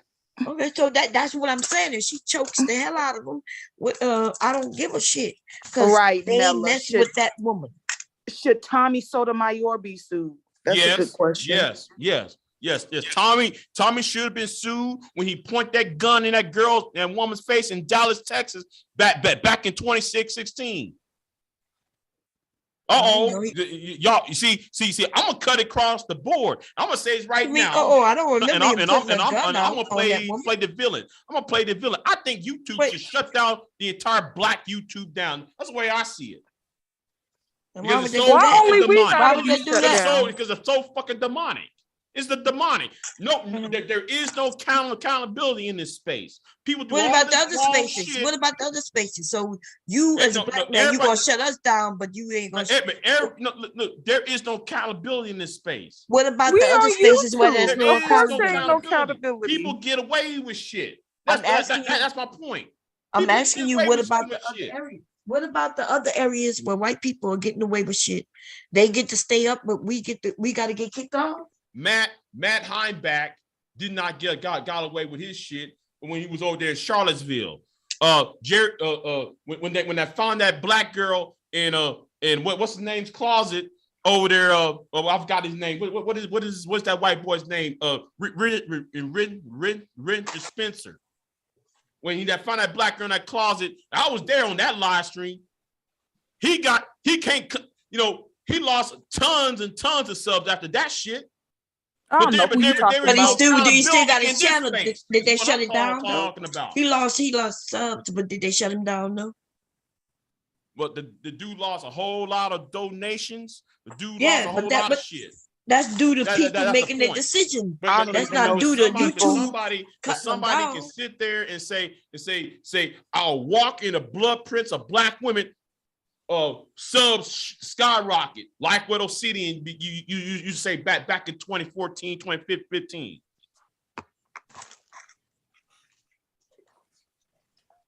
I'm just saying. Well, I understand, Big J. You need to calm down, though. I'm not understanding why he want to shut down the whole black YouTube, but all these white people get to do what the hell they want. Fuck those crackers. The problem. I don't give a fuck about them crackers. The thing is, though, there's no fucking accountability. Everybody can say all this ratchet shit, and people get pom-poms, and people so clapping the fucking green and shit. Okay. That is my point. I understand. Real quick, right? Let me step in here. I remember when I first started getting ready to do this, a friend of mine, not even a friend, this lady I met, she said that. She said, if you're going to go on YouTube and all that, you got to be ratchet. She said, you got to make it like a reality TV show. And, this is why a lot of people too. It's just like take Kevin Samuels, bless his soul. Kevin Samuels would say something I don't know what Kev's situation was, but I realized because I was making videos about Kev. Kev would say something outrageous every few months just to get people all worked up. He said that thing about little boys being for pleasure or something. Then he said the thing about black women. But if you watch Kevin Samuels, he would say something that was just so off the charts. He would do it maybe like every 3 or 4 months. And just like when they said he died, initially I thought it was just some bullshit ass rumor until it was so many people saying he died. But I said all that to say, Big J, a lot of these people on here, man, it's just sensationalism, man. It's like you take Obsidian. Initially, I thought all of these dudes was crazy. I thought they were some crazy, sick, demonic guys. But I would same way how I sit on a panel with y'all. I've been on some of their panels and I talked to some of them guys. And in the case of Obsidian, you can hear the mischief in Obsidian's voice. A lot of the stuff, a lot of these guys do is sensationalism, man. They just it's like trying to sell newspapers, man. That's what a lot of them guys do. And I'm not giving nobody a pass on nothing that did something that was really, really fucked up. But a lot of people do things for clicks and views, man. That's facts. Well, yeah. So, and it's happening, it's men, women, black, white, Asian. There's all kinds of shit going on here on YouTube. It's like Cynthia G infuriated them niggas when she said abort all black male babies. Like you think that woman really meant that? But once she didn't even say it that way. She was like, these men, so they don't want to take responsibility. Right. It was context that if you got the context of what she was saying, I mean, within of itself, it was kind of shitty, but at the same time, I mean, that's what these motherfucking niggas want. Because if you're saying that basically that no matter what the situation, no matter how you raise your child, both parents, one parent, no matter how you raise him, if he's just going to be influenced by the quote unquote black male culture of today, then and have that same thought process, then I mean, why, which is going to sound bad, but why bring a child like that into the goddamn world? No, hey, listen, Till, let me tell you something. I am totally anti-fucked up people. So again, I didn't personally, I'm not going to allow some person on YouTube to infuriate me where I'll be upset with that person after I come off a line. Now, I like all of y'all to the extent that I like y'all, but ain't none of y'all gonna say nothing that's gonna have me so angry that I'm gonna be sitting there talking, man, I can't believe she was talking about an abort male baby. Hey man, like hold up. Like everybody gonna listen to her. That's another thing. Like all the women, right. That's a good idea, Cynthia. I'm glad you said that. Right. These dudes are fucked up. People having fun fucking with people, man. And then they got so mad about it. And they don't care anything about abortions. Ask some of these dudes how many abortions they done paid for. Yeah. For women. Right. Damn right. And it'll shut them up real quick. These are the same idiots that talk about, man, we need financial abortion. I mean, come on, really? We need financial abortion because if women got the right to choose, therefore, man, we have we can go ahead, man, and have financial abortion. It's so stupid. Yeah, they're so stupid because they don't even have to get a woman pregnant. Like they really can. There's so many options. They don't even have to take a pill, right? A woman will have to take birth control. Then the birth control got to work. And then when a man could just simply just not ejaculate in her, and boom, there will be no children. Or put on a Trojan. Put on a coat, but they don't even want to do that. Yeah. They don't, because they want to be able to get it the way they want to get it. Hey, even though they don't like her, they don't even like her, right? Hey, watch this, Bob. Watch this. Half of the niggas complaining they didn't even get no pussy. That's right. And that's the issue. That's the whole issue with everything that's going on now, especially with this abortion thing they're talking about, right? Trying to stop it. Black men gonna regret. Let me tell you, I know that they're not smart. They're not thinking about this shit long term. But just imagine if your girlfriend gets pregnant and she don't even have an option. Oh, you don't have an option. No, that ain't even cool. Because again, you got to look at, first of all, personally, even though I am pro-life, let me be clear with that. I respect anybody's right, because who am I to say to some young person, male or female or a young couple, y'all should have a kid, and if you don't want to, put it up for adoption. I mean, that's certain stuff is just so far to the right that it's like, man, listen, man, that's not none of my business, man. I'm not gonna sit here and fight with a motherfucker over a fetus. You understand? I mean, we don't even give a shit about people why they alive. Right. And we'll raise all this hell about a goddamn fetus. Please stop it, man. Please stop it. Please, these men really hate women to the extent where they will cut off their own noses. As long as the woman, they can hear the woman say out. You see what I'm saying? I know one thing real quick. I love y'all, goddamn. Y'all humdinger. Y'all like to carry on. Y'all bossy. Oh my God, but I wouldn't trade y'all for the world. I just wouldn't. I love the ground y'all walk on, goddamn it. I don't, like I said, you know what, Bob, listen, I think I've been in this space, maybe, I got to look at my first video I done on Kevin Samuels, but I might have been in this space for about a year, and I couldn't believe some of the conversations I was having. I was flabbergasted. I'm like, wow, these people are crazy in this goddamn section.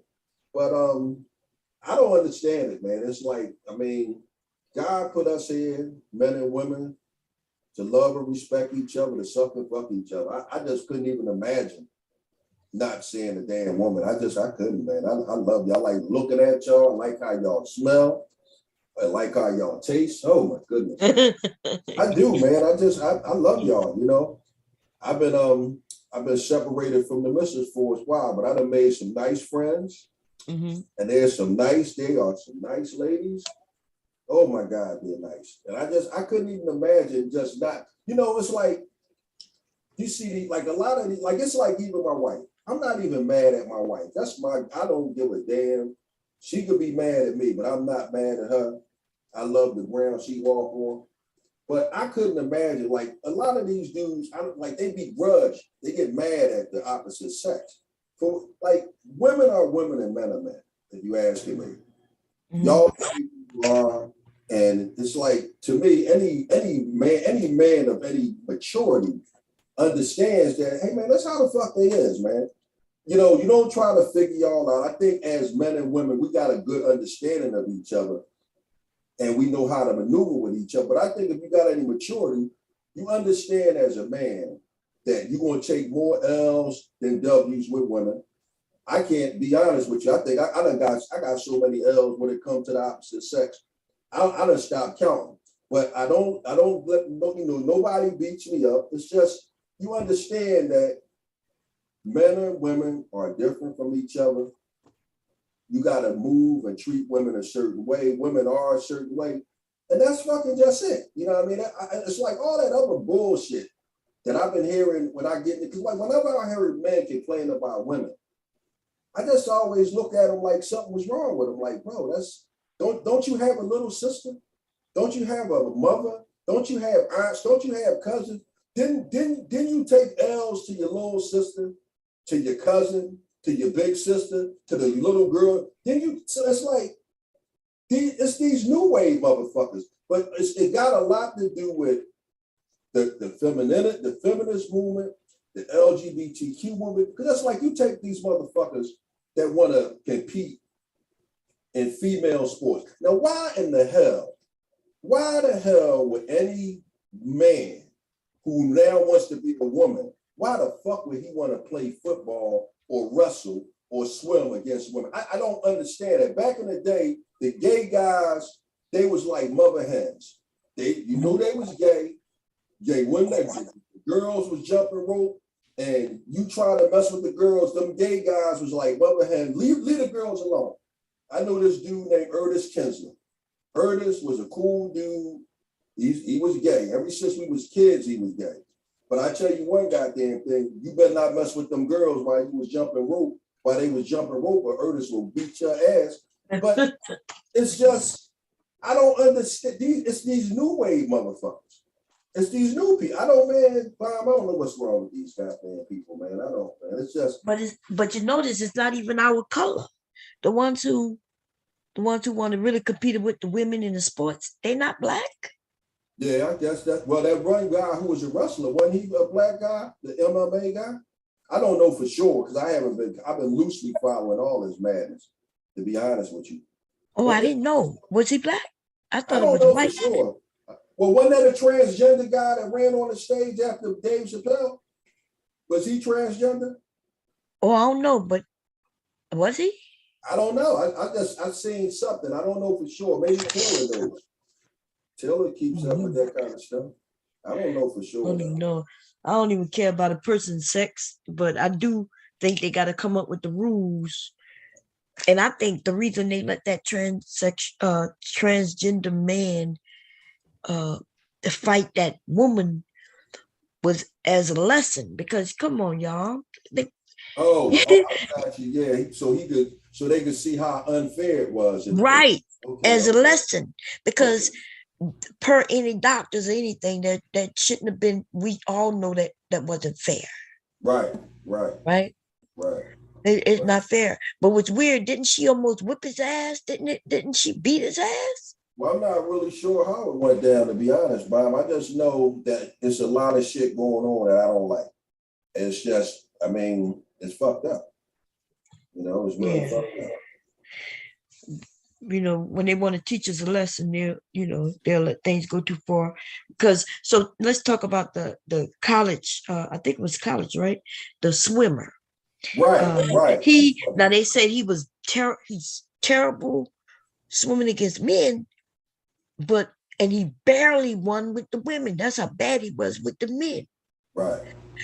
Now think of the type of person you got to be just to become trans, just so you could be a winner. Yeah, right. That sounds like a sick person. Oh wow! You know what you say, Bob? You said think of what kind of person you gotta be to become a trans just so you could win. Wow. Yeah, just so you can win. Has nothing to do with what you're really into or not into. It's just so you could be a winner. Yeah. You have to be narcissistic on an extreme level. You know what I mean? Mentally just all fucked up. Yeah. And that's why I think a lot of people, like when the men was like, hey, trans men shouldn't, should I say trans women, right, shouldn't be able to use the bathroom. Well, most of us women, we're like, well, if they trans, then they're not going to be looking. They don't care. Right. But we're not thinking from a sick person mind who will just act like they that way just to come in. Right. But you think about that. For a person to put on a dress, go out in public just so they can go in a bathroom to see little girls or other, that means these motherfuckers so sick already, they need to be taken off the streets already. Mm-hmm. We need to identify these motherfuckers. Mm-hmm. Mm-hmm. So when they get caught, they're identified and they need to be thrown away. They need to be thrown in jail. The jail need to be thrown away. The key to the motherfucking jail need to be thrown in a whole nother area. And these motherfuckers should never be in society ever. Right. But most people just want to be themselves, and they're not thinking about being themselves, being a certain way just to abuse others. Right. Facts. You know what I mean? Like you into women, and let's say you into women and you like to watch women. Will you go and put on a dress to act like you're a woman just to come see us in a bathroom? Well, I don't have to do that. Right. You know what I'm saying? Yeah. Even the ones who might not be able to get women still don't take it to that extreme, because that's a whole nother level of mental illness. Yeah. I don't have to do that. So anyway, let me put that link that gave me. Big Chill, let's find that link. Because see, I'm not here to shit on black men, right? That's not my goal at all. But when we have the black men who shitting on black women with non-factual information, that's when the issue comes. That's why they don't like Cynthia, because Cynthia is over there spitting facts, right? She'll pull some shit up. She'll read through it. Huh? Cynthia tunes these niggas up. Yeah, and she used to, I'm telling you, when she used to say, hey, black people, she's right. When have we been conquered? Yes, right. And she's going back all the way to slavery. But then we got a group of black men who was against that, because see, these black men in Black Manosphere space, they act like they're Republicans. They act like they're all six-figure makers, right? And most of them don't even vote, probably not even registered to vote for the most part. But they'll act like they're something they're not. And then even when a black woman would stand up for them, they wanted to shut her the fuck down, even if she was on their side. So then she goes and she says, well, you shut the fuck up. They made her the enemy and she fight back. And they don't like that. Right. And the Obsidians and some of these old dudes made her an enemy. And so now we got new men who don't even really know much about her. Who y'all decided she's the enemy because most of the men say she's the enemy. But Cynthia have a lot of men subscribers. Right. The men who not into this gender war shit, and they just like hearing the facts, and they'll go over there and listen to her. Because she's smart. When I first came across her, she was over there. I forget the name of that man's name, but he's Tariq Nasheed. No, he looked like he's black, but he's Republican. He was a Trumpster. She was over there on his channel. He kept muting her.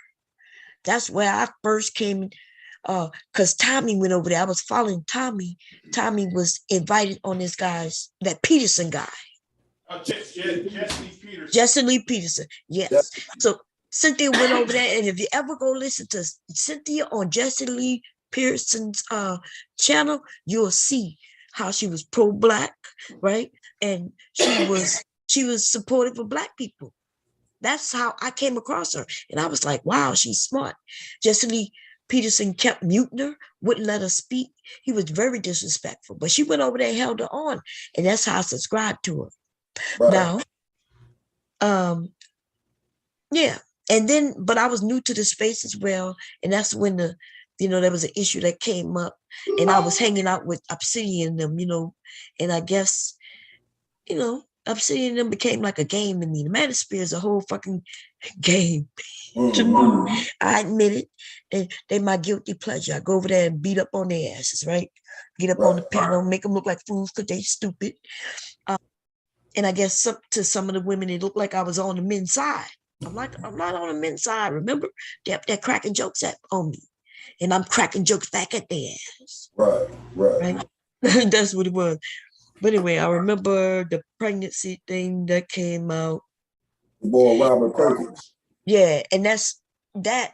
Like and Obsidian asked me a question. I didn't even know Cynthia G like that. I don't care about her business. It ain't none of my business. But they asked me something, and I was like, I answered them, right? They was like, if you have a baby about da da da da da, right? I didn't know they was talking about her, and I gave my answer. I don't think she liked me because of that, but I don't have a problem with her. I don't have a problem against Cynthia G. She's doing her thing over there. I think she's smart. They have accused her of being with white men. They have accused her with this and that. So Robert Perkins don't look white to me. Yeah, but she has been with white men. But what's wrong with that? How many of y'all been with white women? But if you go around criticizing black men for playing in the snow, then I have a problem with that. Yeah, I mean, if you're out here talking about, well, you with a Becky, you with Ling and all that. Well, wait a minute, there's a picture with you with a white man. So how am I supposed to look at you now? Well, no, because the black men was telling her, accusing her of being with white men, and then so she comes back and said, "Well, you with this person, you with that." But just because you see a picture with her with this man, don't mean much. And even if she date white men, so what? Most of our society today, especially you younger people, have dated outside of your race. Yeah, it ain't no race loyalty today. These young people don't have no race loyalty, none whatsoever. Yeah, y'all younger people, maybe my generation, you will find a lot of us who ain't never dipped and dabbed. But my children's generation, shit, y'all doing whatever y'all do, and I'm not against it. Yeah, but here is the thing. She started this. I'm gonna say the exact date. You remember that video when homeboy went in that restaurant and found an interracial couple, and he was calling that woman, calling his this man's girlfriend a dog and shit. And she she went ahead and was supporting that shit. That happened on January of 2017. I know the dates of some of these videos she made off the top of my head. But Jay, you gotta, some of that stuff could be orchestrated though too, man. It don't necessarily gotta be real. That video is true. That video is true because it's made by that Hebrew Israelite idiot, by that gay. How you gonna be a gay Hebrew Israelite? That's I gotta talk about Isaiah Israel. That old nigga who went up to that interracial couple in that restaurant, and then out there hugging on a white man, talking about he's selling real estate. A lot of people on here are hypocrites. Yeah, but so she was pro-black against interracial dating, and then now y'all saying that she's not. I don't know what people saying now because I don't know. When she was living in Vancouver with a white woman. Who was? Cynthia. When she was living in Vancouver. Yeah, when she was living in Vancouver, Canada. And that part though, nobody, if anybody bring that up, it's trouble. I'm gonna leave you that alone too. So, well, she had a roommate. Mm-hmm. Okay. Well, things that happen in our life do change our viewpoint on things. Like for instance, I never dated outside my race. I couldn't have. Like that would have never happened. But like if one of my sons decide, I'm not against what they do. They based on just realizing it ain't none of my motherfucking business. Yeah, I dated the white chick before, but it wasn't because she was white. It was just one of them situations. Right. Me and her clicked. You know what I mean? In fact, I was talking to my cousin because I've been on a dating site and been meeting some very nice people I don't mind add. And my cousin said, "Man, I'm surprised you ain't pulling no white chicks, man." I said, "Bro, that's not really, I said, if I see a beautiful white woman, she's beautiful." I said, "But for the most part, I like black women, man. I'll go past 100 white chicks, man, to get to a sister. But you like what you like. But like we were saying, Bob, the racial loyalty today is different. These young bucks, they ain't got no damn racial loyalty, man. They don't care about none of that shit, man. They don't care about none of that. I'm not against whatever they decide to do. That's on them.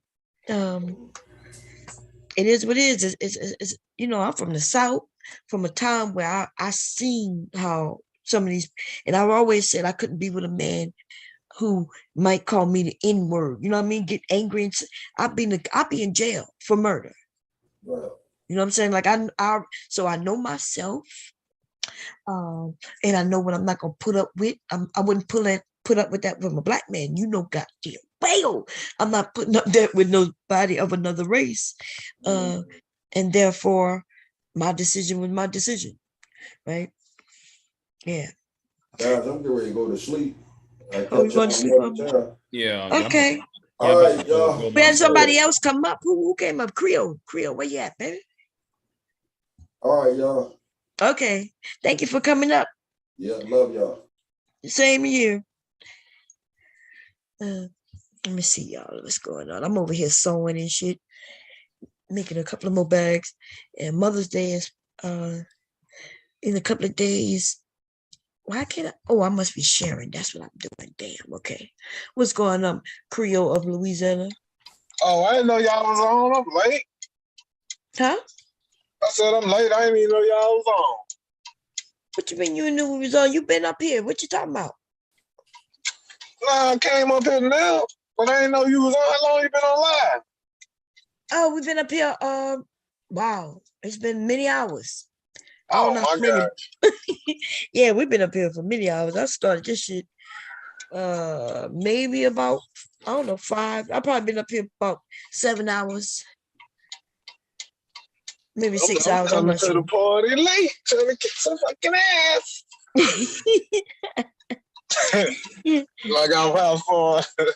Yeah, I smell somebody smell like pussy. Yeah. My bad, I ain't mean to come late. Hey, yo, Bon, I got my Cash App card, but I don't know how to. I gotta switch. I gotta put that put my Cash App card on. Put some money on my Cash App card. Oh yeah, that's okay. Yeah, you gotta put money on the Cash App card. Baby. Put money on the Cash App card. See, I'm gonna have to figure out how to do it. They just sent it to me yesterday. Oh, okay, yeah. You just you attach your account to it. That's all. Okay. Well, I'm gonna do all that. Okay. Anyway, how you doing? You been doing good? I just got all work. I didn't know y'all was. I would have came through. I done missed everything. Man. Yeah, we was up here. We done talked about a little bit of everything. So, what's your feelings on Mr. the late Kevin Samuels? Okay, rest in peace too. I thought, to me, I feel, me, I'm different. I feel he was helping women out by trying to get them to marry. So I really feel like he was trying to get them to help out. But I don't go off the high value and all this stuff like that. So, but I really thought he was trying to help out. And I see women think it was the opposite. Yeah. So you thought him telling women that they fat even when they wasn't. You thought that was helping them out? No, I mean, that was, I don't think he really, I think he was just doing that, but at the end of the day, I think by telling women to be married, I really think he was on y'all side, me personally. So you think him telling the woman they need to be married and they need to accept that their husband will cheat on them, you thought that was help? Man, it's strange. Our community is fucked up. Well, think about it. Think about what he was saying, Bob. He was kind of saying what I was saying the other day. Like, if you got big money, then we'll have to deal with your man. I mean, that was just the truth, though. No, but that's not true, though. Okay. So this is the thing, right? This is a man who didn't have no money telling other people with no money how people with money act. And that's weird because, if you ever look at wealthy white people, look at them and look at their wives. Most wealthy white men are not married to no young woman. I don't know why. Like, the only ones that happen to very small, minute, and that's usually in Hollywood. And then we watch that shit fall apart. The marriages don't even work. Yeah, that's true. And there go Kevin trying to convince black people who don't even really have money like that some black man should be able to go and have options, right? And black women, we supposed to, it's okay because, it's not many of them who even make that amount of money, so he get to do what he want. No, he don't get to do what he want. Most of you don't really want to do that type of shit when you're a certain age anyway. Like, Kevin was a liar. He lied about everything. He even lied about everything about his life, every experience. Most of these men gonna be more clueless as they get older if they would have kept listening to him. Because remember, he was saying the wealthier you are, the more options you have, right?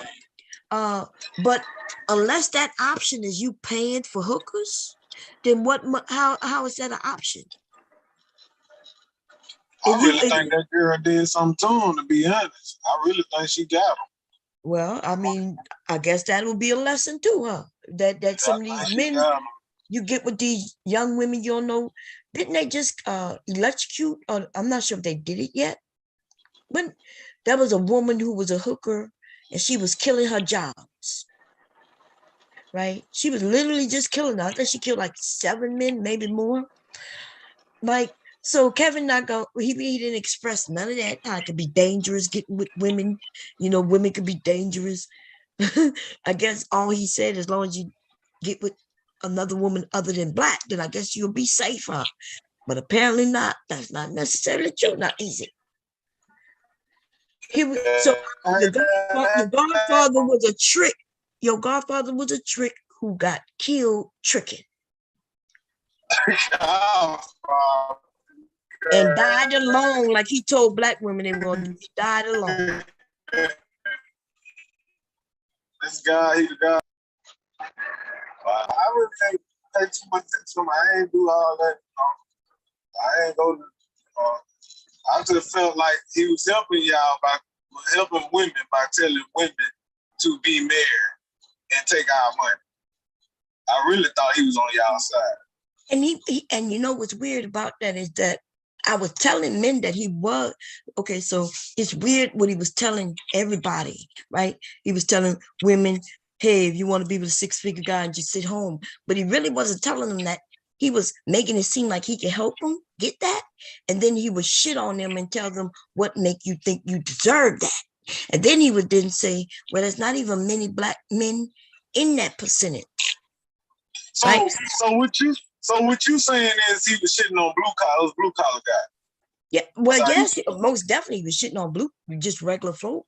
Remember, he would just say you're regular at best anyway, right? He was saying most regular people get with regular people, but he was shitting on regular people. But no, let me tell you what he was really doing. It was like he has a carrot, right? You the rabbit, and he has a carrot, and he dangles the carrot to and says, hey, you want this carrot? That's what he was telling the women. I'm gonna show you how to get this carrot or get more carrots like this. And then when the woman would come on the show so he can teach her how to get carrots, he would then trick her and say, well, tell me, why do you even deserve this carrot? And then when she goes to say, well, I have a child, right? He then tells her, well, you don't deserve no carrot because nobody gonna want you, rabbit. Right? You used and abused. She used and abused because whether she got a child or she's over the age of 25, or, there's many things if she's overweight, according to him. So he wasn't helping women at all. None of us. None of them. Okay? Oh, wow. You can explain to me, give me one thing that he helped a woman do. Telling y'all to get married and take our money. No, he didn't teach no woman how to get married. He was putting it in out there, marriage. He was promoting marriage. No, he was telling these women, first of all, he always said, and the manosphere said that the men is the gateway to marriage. Right. So if we the gateway to marriage, how is he yelling at women about them not being married? I see what you're saying. The men are the ones, y'all the ones who asked the woman to marry y'all. So why is he yelling at women about them not being married? Well, he was telling y'all to force y'all, force. It was like, I feel like he was just telling women to get their man, hurry up and get their man to marry them while they young. Take out and stuff like that. Take out alimony and all that. But the men are saying they don't want to get married young. I advise people not to get married young. Remember, this is a man who had a failed marriage. One for sure, possibly two, right? But he's a liar. We don't even know. This dude was old enough to be most of y'all grandfather. He lied about his age. And And now it's almost like y'all keep, I don't know how y'all see that. Why you think black women will be mad at a man who helping them? I don't know. I don't know. I mean, not because of what you said about the size and the stuff, how he came at him. Nah, he wasn't helping no black woman. The only woman who could even concede that he's helping them is a woman who's used to abuse. And they believe in that, what they call it when they say tough love. You know, tough love is something that came about in somewhere in the 90s, 2000s. I started hearing this term tough love, right? And now that's all he did was talk down on these women, crack jokes on these women, sound effects on these women, even the ones who were nice, even the ones who was like, yeah, I'm okay with working with a man, you know, and then he would shit on them and let them know that they don't get to do that. Like even the black woman who was talking positively on black men, he shitted on her. That dude was just. I think the energy, I think he kind of matches the same. I mean, I don't really know. I just know the promotion of marriage was a turn off. But yep. I mean, I thought he was, so he promote marriage even though he's not married. And that makes sense to everybody. That's a weird shit.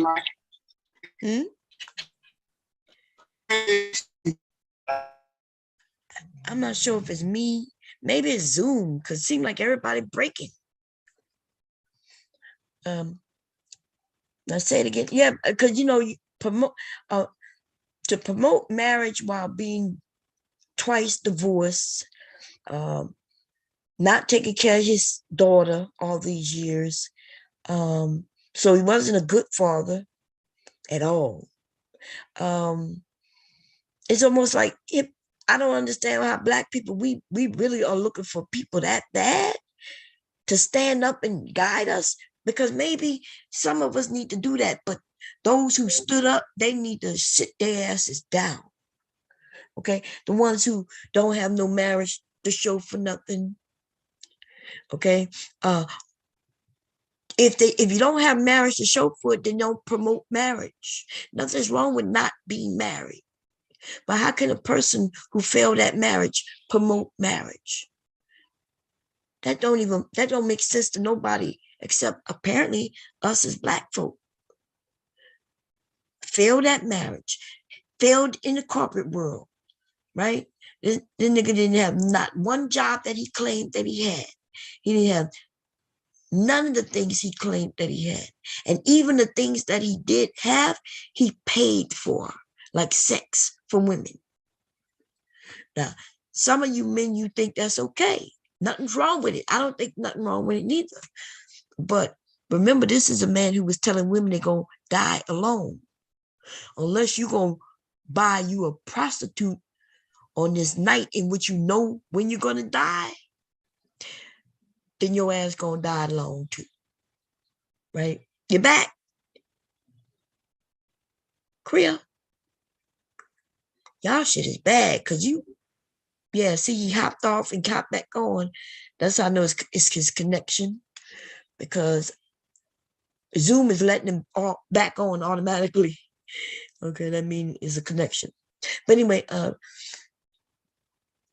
see, I promote marriage. I do promote marriage, but when I promote it, I'm saying it's not for everybody, y'all, and it's not for everybody at all times. I suggest that y'all be at least more mature, right? And when I say that, know who you are so you can choose the right mate, right? Because your choice is not going to be, a good choice is not going to be based on just looks alone. Yes, hopefully you're attracted to your mate. That's a good thing. But it takes more than that, to keep everything going. So if you want to talk about marriage and really want it to work, you need to know these things. Kevin didn't know anything about marriage. And he definitely didn't speak about it. He'll tell you what pay for private consult. Right? When he didn't know nothing, he'll tell you, well, you pay me privately for that. You mean you're not gonna give nobody nothing except insults? And we in the Black community, we ate that shit up. And y'all should be ashamed of yourselves. They should be ashamed. Y'all let the world, y'all showed the world that we are willing to take abuse. Right? We're willing to take that type of shit. And now we're claiming, oh, all I saw was that he was helping. Wow, that's almost like somebody coming and beating the shit out of me. And when my friends come to protect me, I tell them, oh, he beat me because he loved me. He came over to help me. He punched me in my eye because he didn't think my eyes was open wide enough. We should be ashamed of ourselves. Now let me get back to the CDC thing so I can find out what Big J was trying to say with this. Let me look at it real quick. Because I don't, the father's involvement in their children's lives in 2006 to 2010, they say it's abstract. Okay.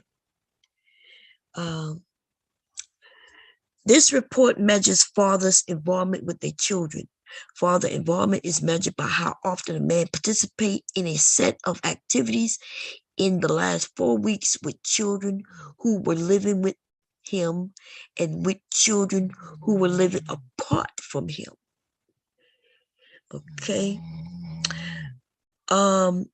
So they analyzed a sample size of 10,403 men, and the age was from 15 to 44.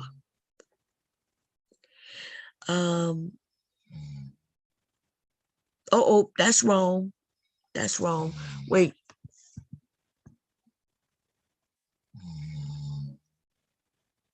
They said the father involvement measures are based on, okay, y'all. Now check this shit out. I gave y'all the number 10,000, right?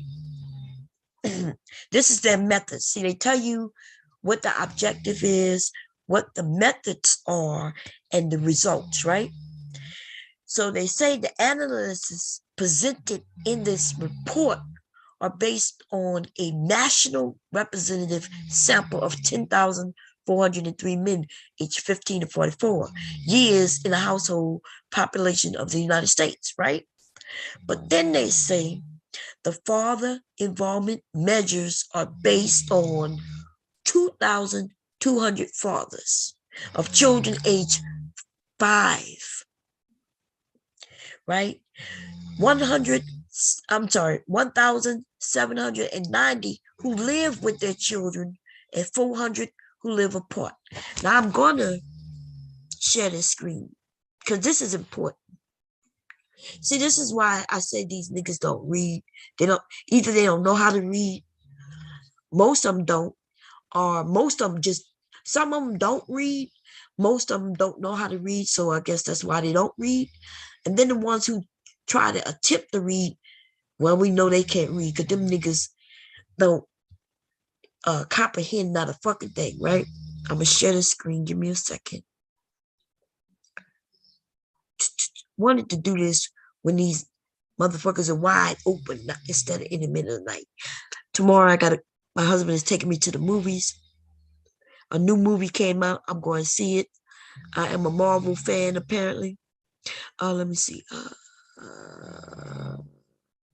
Well, I gotta find the Zoom, y'all. Give me a second.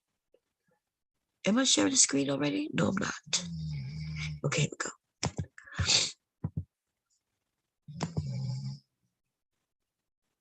Share screen.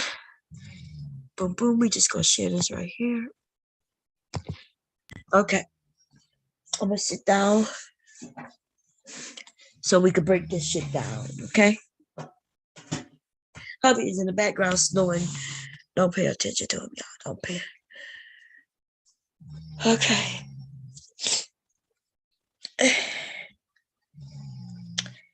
See, the methods the analysts presented in this report was based on, and they have that number 10,443.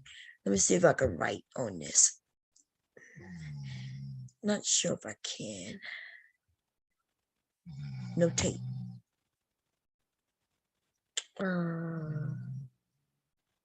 Draw. We're gonna see. Y'all see? Uh-oh. Let me clear that. Okay. I want to draw. I guess I need to do this. So this is the, no. Gotta clear that too. Select it, draw. How do I just draw, y'all? I just want to draw. God damn it, let me see. Yeah, there you go. Okay, so the 10,403 men, right? And the age, y'all see the age from 15, right? Okay. But then when we go down, I gotta undo that. Let's move down. Let me go to the mouse. Can I go down now? Okay. Okay, that's clear. All drawings. Okay, so then they say the father involvement measures are based on, see here,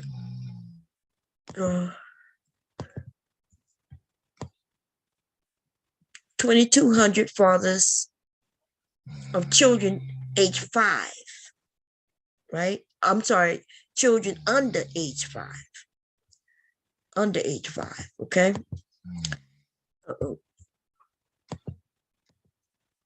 Mouse. Who live. Okay, so it's 2,200 in total, but then 1,790 who live with their children and 410 who live apart from their children.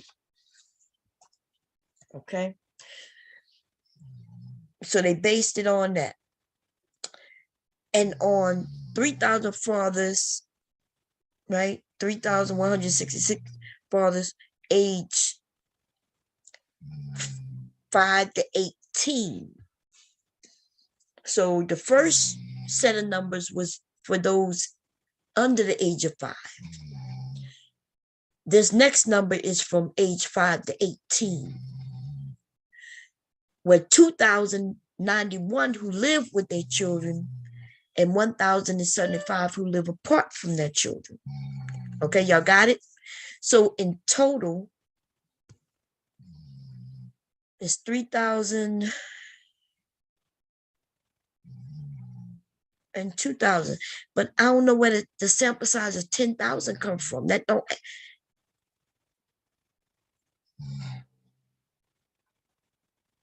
Based on it. So that number and that number equals 2,200. Yeah. That number and that number equals to 31. I'm not sure where the 10,000 coming in at. Okay. I'm not sure what that means. But anyway, because that don't add up. Then they're saying it's presented on the frequency with which fathers took part in a set of age specific, whatever the word is, activities in their children's lives, right? In general, fathers living with their children participated in their children's lives to a greater degree than fathers who live apart from their children. That is the fucking results. Did y'all not? This is where these niggas are stupid at. These men are claiming that Black men are doing so much better than other fathers. And they said that this CDC report says that, but that's not what this CDC report states. What it says is that the men who live with their children are being better fathers than those who don't live with their children. That's what the fucking results is. These niggas can't read, baby. They keep, look, even when I go to that guy's, let me find it. The guy with the opinion piece, right? Let me find it real quickly. It's up here. Because he gonna mention this CDC report. This guy with this opinion piece, he mentions right here, the CDC report, see?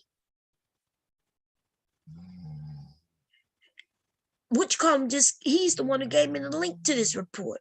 See what he says, Black dads are doing best of all? And they're making it seem like the CDC report is stating that Black men are being better fathers than other men.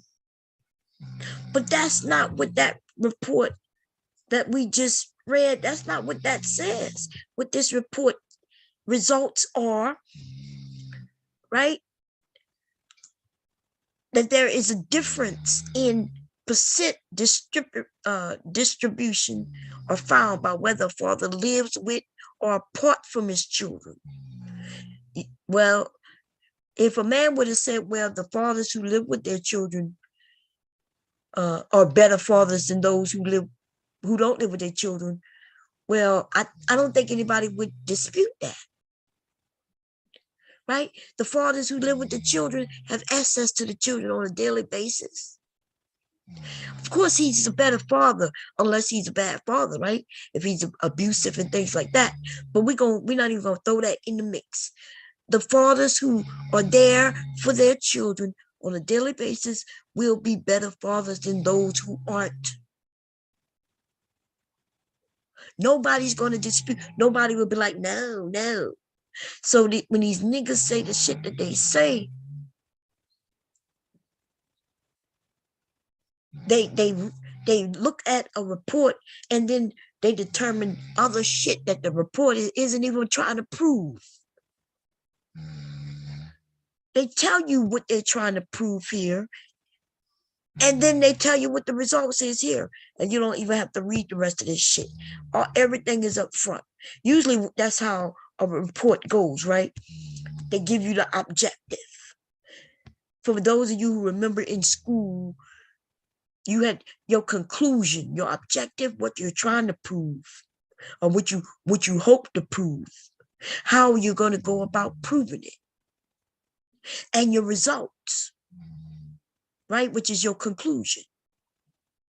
You restate within your conclusion, right? Or AKA your results. You restate what it is that you was hoping to prove, and then you give the actual results, your findings. Okay. So this is what Big J gave me. Fatherhood, activities with children, and self-rating of fathering. Okay. And notice that self-rating of fathering. We got the fathers themselves rating themselves as how good of a father they are. Right?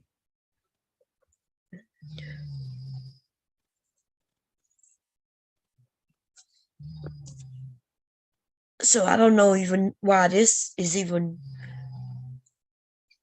I don't even know why this was given to us, because I'm still a little confused on what he thought this would say or prove.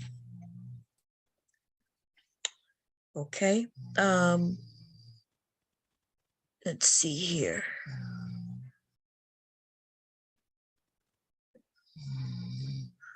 So we got the ones, we got currently married. Then we have currently cohabitating, those who just live together, and then not married or cohabitating. Maybe they divorced. Okay. Let's see.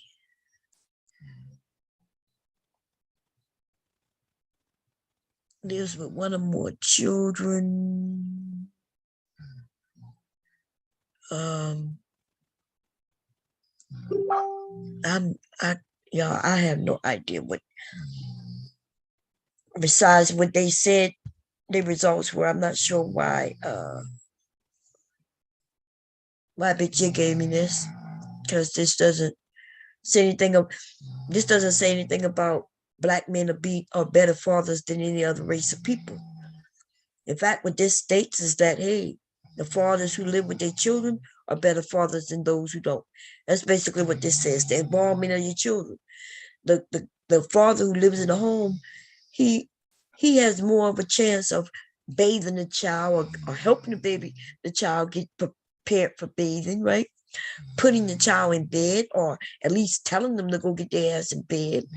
The father who's not there, well, he don't have to worry about none of that. Right? I think he had another link. Let me go see if I can grab it.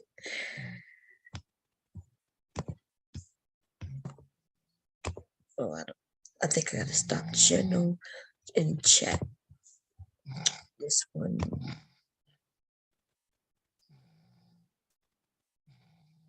Okay, so this is another one that Big J provided. 3 decades of non-marital first births among fathers aged 15 to 44. So this apparently looks like non-marital first births. The percentage of fathers aged 15 to 44 who first births were non-marital was lower in the 2000s, okay, than in the previous 2 decades.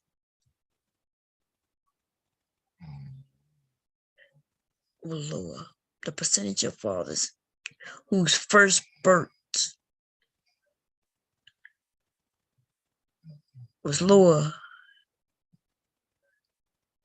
in 2000s.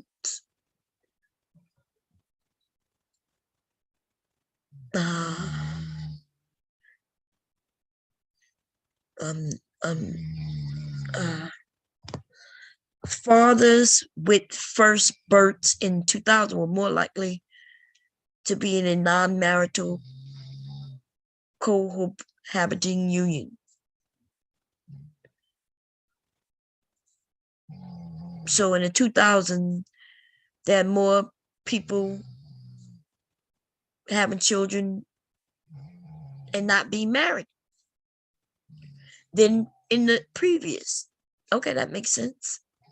The percentage of fathers with a non-marital first birth over the past 3 decades has remained similar for Hispanics and non-Hispanic white men, but has declined for non-Hispanic Black men.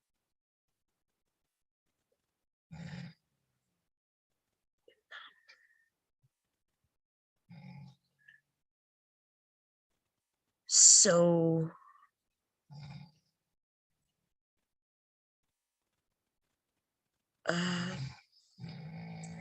I don't know exactly what he was trying to,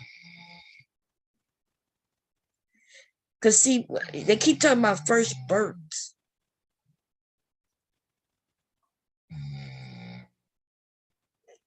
So I guess their first child, they want to know were they married to the woman. But this still has nothing to do. This is the type of shit these men throw at you when you have a legitimate question that you put in front of them. They'll throw some shit that has nothing to do with what you asked them or what is being said. And then they throw out shit that doesn't even prove their point. This has nothing to do with the point that they're even trying to prove.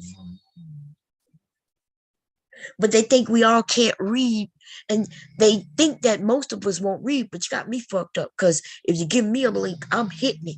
And see, because I know how to read and I understand stats, I understand how the makeup of these things are. And the first thing I usually go to is way to the bottom, and I start grabbing citations. Look at that. Right? I grab citations. I just want to see, well, am I looking at something legit? Do they have anything to back up what they're saying? And they do. They look like they got the National Center of Health Statistics, right? The CDC and vital stats, right? Which, if anybody know anything about these things, well, neither one of these are real reliable for real. When they go to get data from these places like this, in our neighborhood, we know this shit not legit. Why? Because a woman can say a man is the father to her child and it not be. Right?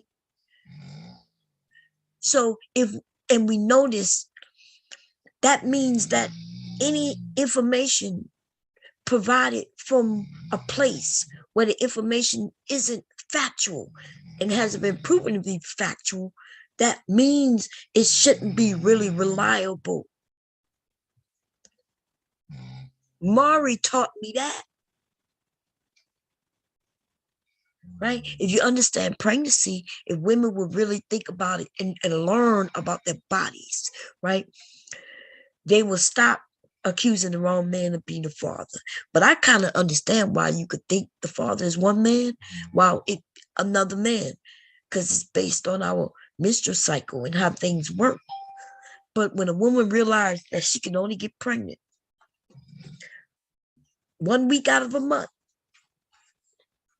okay, 1 week out of a month, a week, anywhere from 5 to 7 days out of a month.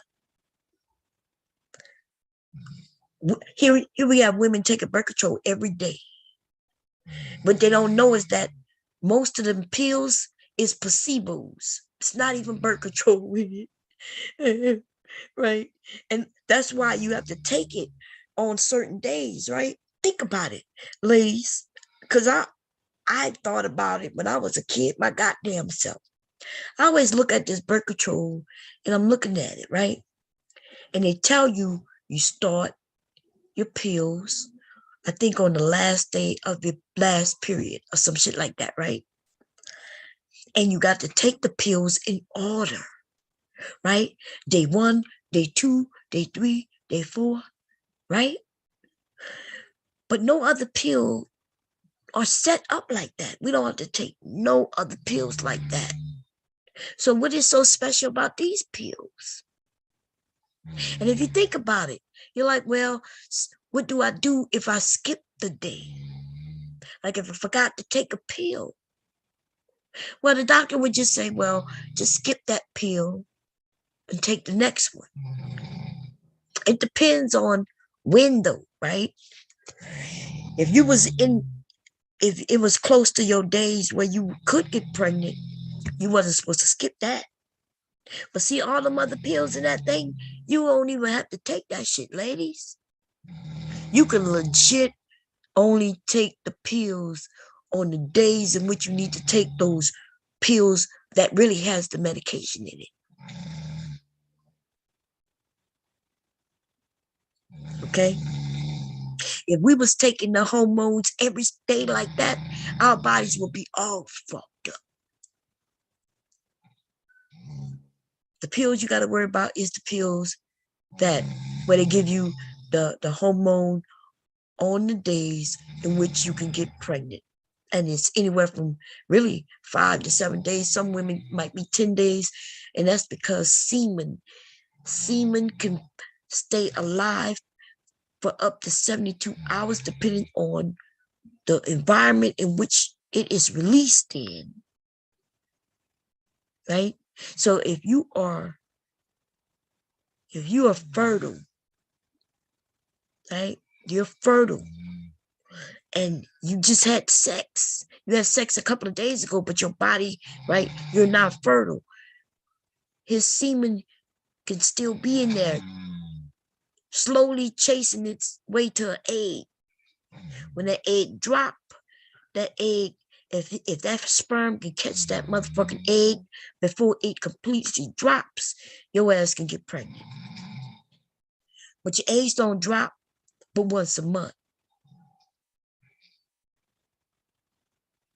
So I'm just saying, if you did your research, we can really have birth control naturally. And you men, there's things you can eat to ensure that you don't get a woman pregnant. You need to go over there and read my website or look that shit up. Look that motherfucking shit up. There are natural things out here, ladies. Talking about abortions, my website is about to get popping if they shut down abortions. But then they're going to start making other things illegal. Birth control. You men think you about to punish women. Your ass is about to get punished, baby.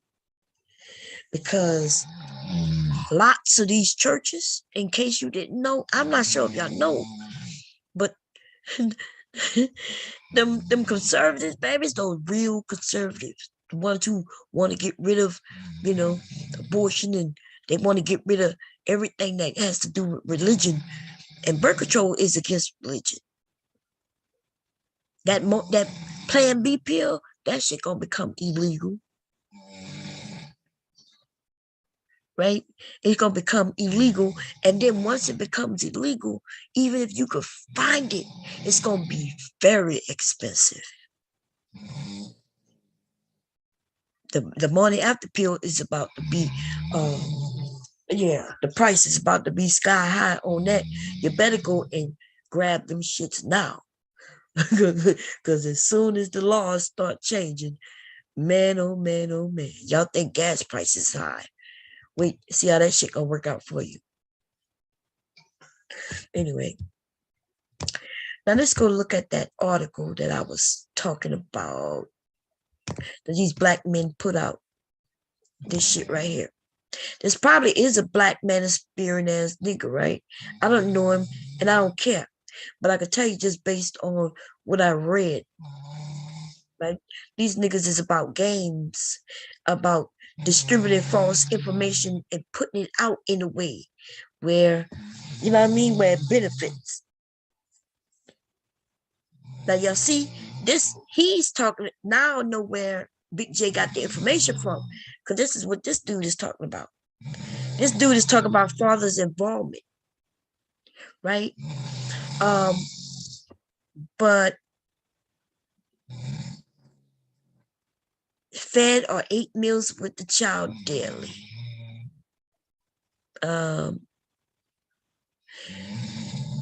No, what I didn't see, let me go back to this.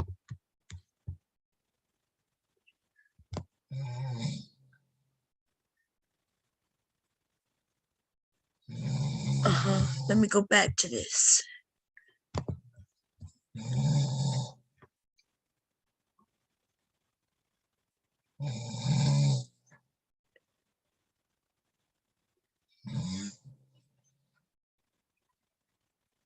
Okay. Okay. So let me tell you the lie, the outright outrageous lie between this article, which uses that chart that Big J put up, right? Remember over here, it mentions, and I'm gonna show it to y'all. It says percentage of fathers whose first birth was non-marital and percentage of whose first birth was either within a marriage or within just them living together, right? They mention the words first birth.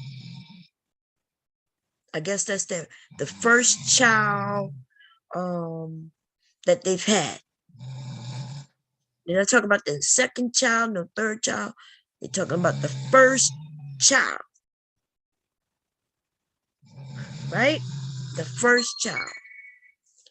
And then we go to this article where they never mentioned anything about a first child.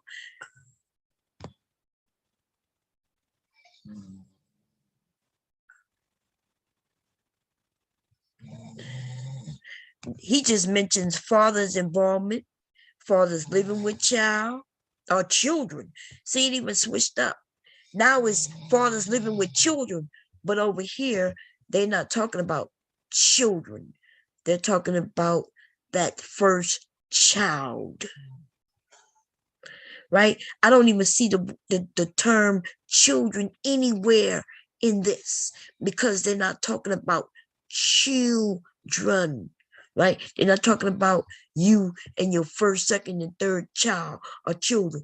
They're talking about the first, whose first birth. First birth. Okay. Now, how does that change things? Well, it does. It would change a lot, right? Because if we're talking about the first child, and then we start talking about the ages of when black men started having children, and what is the ages when Latino men, Hispanic men have children, or when non-Hispanic white men have children, right? So that's why it matters. These things matter. The factual information matters. And so when they say, well, Bob, it don't matter that in here it mentioned the first child and over there. Well, yes, it does. And this is why I say these niggas can't read, baby. Either they can't read or they purposely want to fool you. Okay? So now let's go back to the article. Let's see if they ever mention anything about a first child.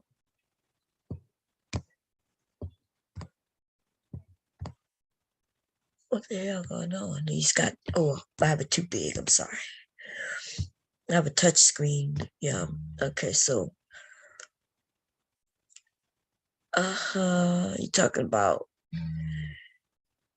okay. Yup.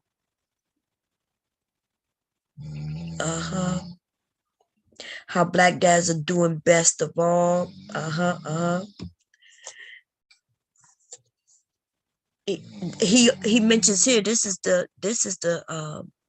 outright lies, right?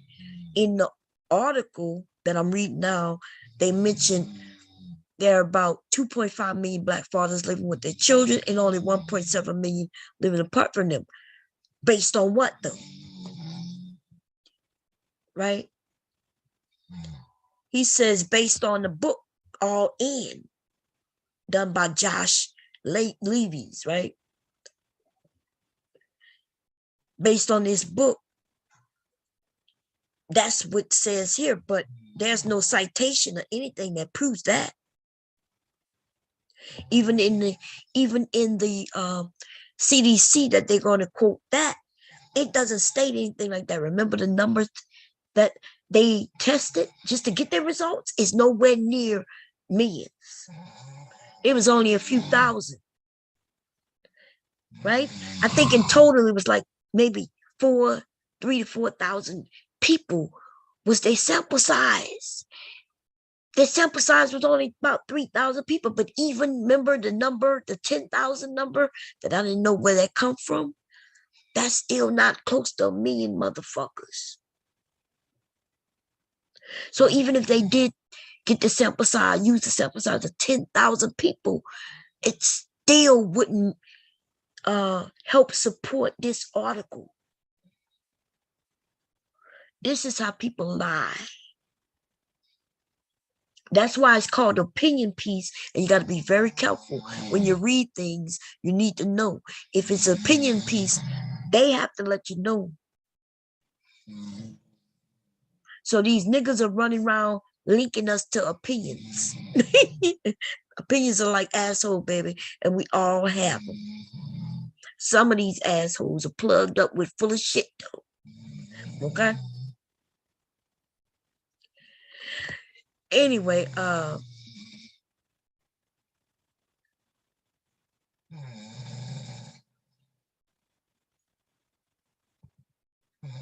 Let's see. This is when they start putting the numbers down, making it seem like black men are doing something so great. But what you see them high numbers?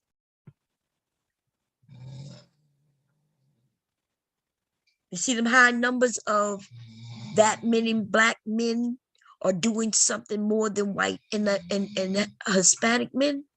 That simply just means that black men have more children out there. You are having more firstborns, right? That doesn't mean that you're better fathers, nigga. It just means that you keep creating fucking babies. That's what that means based on the information that's on that chart. But he's not saying that though. They written it a different way. That's why they're not mentioning first children.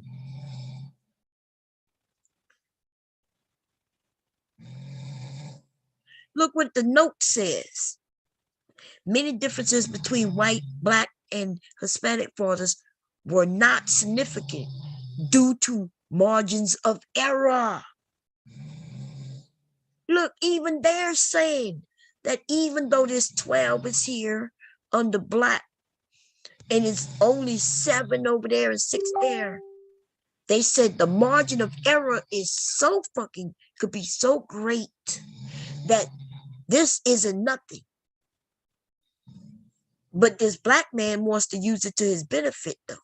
He wants to say, look, we're doing so much better. We're doing so much better. But then down here, it states the exact opposite, right? Because down here it says, hey, due to the margin of error, this information could be quite wrong.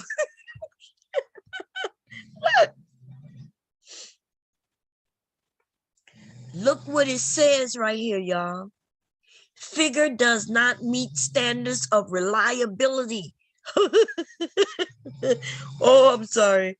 I'm sorry, y'all. Oh my God. Did y'all, the paper put that in there? Look, these niggas are writing reports, opinion pieces, putting in little links, and the links don't even prove what they're saying, to where the paper, if the paper want to publish it and make it legit, they have to legitly say that this figure, and when they say figure, they're talking about this chart that these men posted. They're talking about this whole chart, right? They're talking about the whole fucking chart. They're saying that it's not reliable. Look, it says, figure does not meet standard of reliability or precision. They basically just said, hey, see that information now I just posted? That shit is not reliable. It's not reliable. So, yeah. And these niggas really be posting these links. And all the information we ever need to discredit them is right there in their own goddamn proof.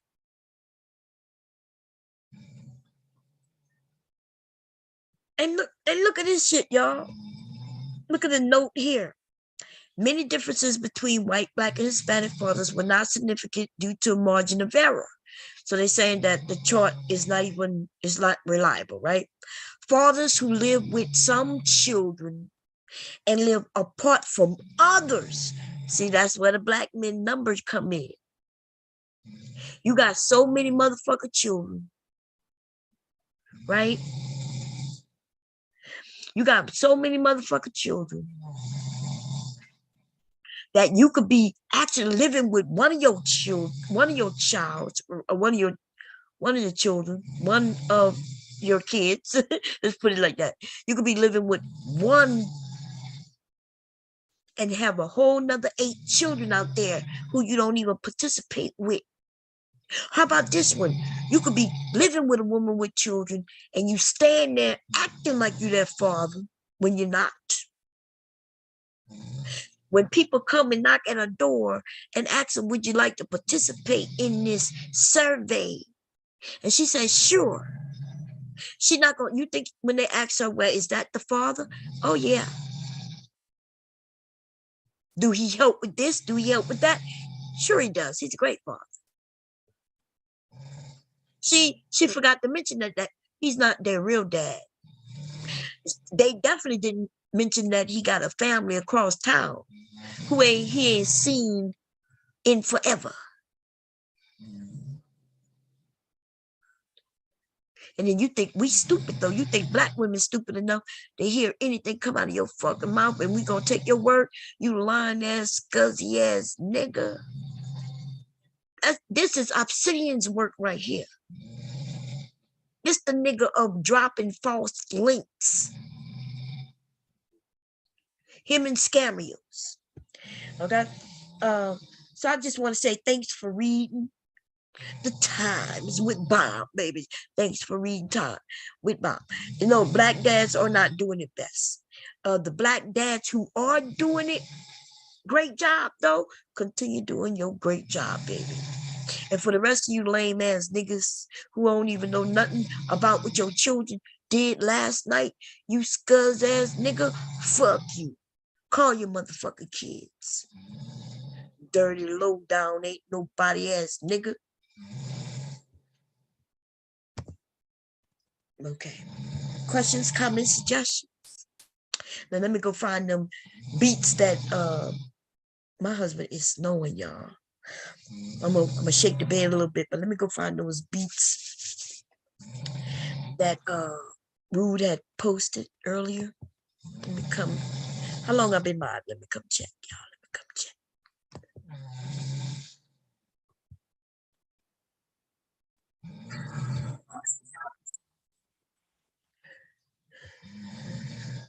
Oh Lord, we got somebody dropping in. Yeah, hey, stop, I say. Good night, Aries, you gone? How you have 73% fatherless homes, but be the best fathers? That's what I want to know. That's what I want to know. I want to know that shit myself, Aries. Anyway, let me see.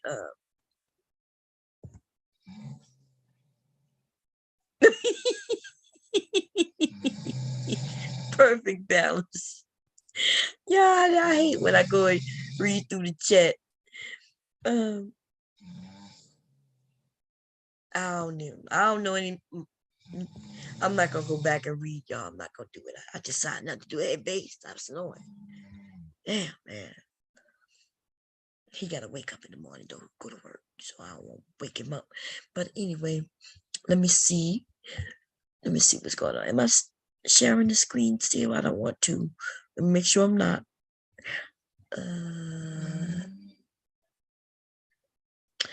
Okay, good. Okay, so to the Scamios lovers and those of you who gonna miss your daddy, let's bow our heads and I'm gonna say something really sweet. Okay, I'm gonna say something real sweet. Let me find a beat, though. I gotta find a beat. Let me see. Come on. Where's my phone or my iPad? I need one of them. Give me a second. Hubby, it's snowing, man. Good God. iPad saying hello. I just updated it. iPad OS. Wait, what? Listen, I got time for this shit right now. Okay, wait. Continue. Setting up my Apple Cash. Oh no. Ow, what am I sitting on? No wonder. That's painful. Look, I ain't got time for this shit right here, okay? Just iPad not set up. Accessibility options. Come on. I don't really want to do this right now. Back. Set up later in settings. There we go. Not now. Welcome to iPad. Cool. Okay, good. Now, let me find YouTube, which I'm not. And let me find, what do you call it? Gossip.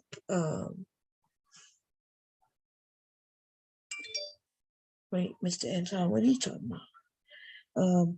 Is a man wrong for leaving if his wife, if she can't have kids? Oh, nobody cares about this.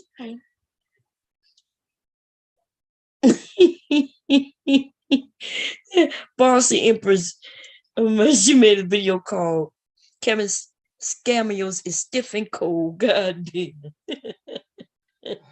I'm sorry, that shit is funny, y'all. Okay.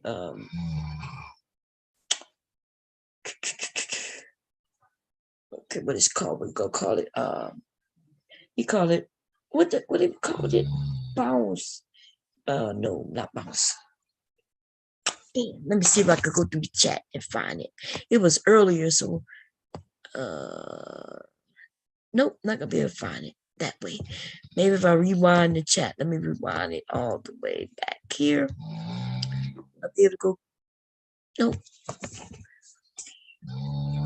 Kids, the room called it like it was gossip.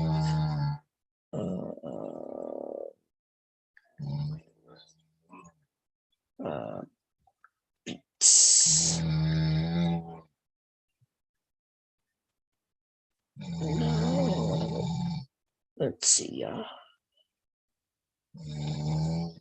Save up to 70% on your favorite brands. We're gonna bow our heads. We're gonna be nice.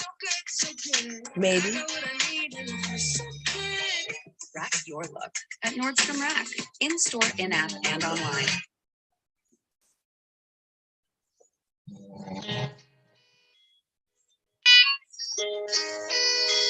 Hey.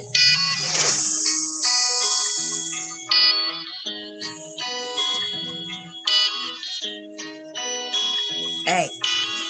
What happened on Thursday, y'all? Hey. Keep me in your head, cause I'm standing on the edge. Say a prayer for me, say a prayer for me. And keep me in your thoughts, cause right now it's all I got. Say a prayer for me, say a prayer, cause I could cross the line any. What the hell? Is this a whole song? Hell no. Okay. Oh, I see. Let's it with a hook. What the hell? I don't need no goddamn hook. Okay.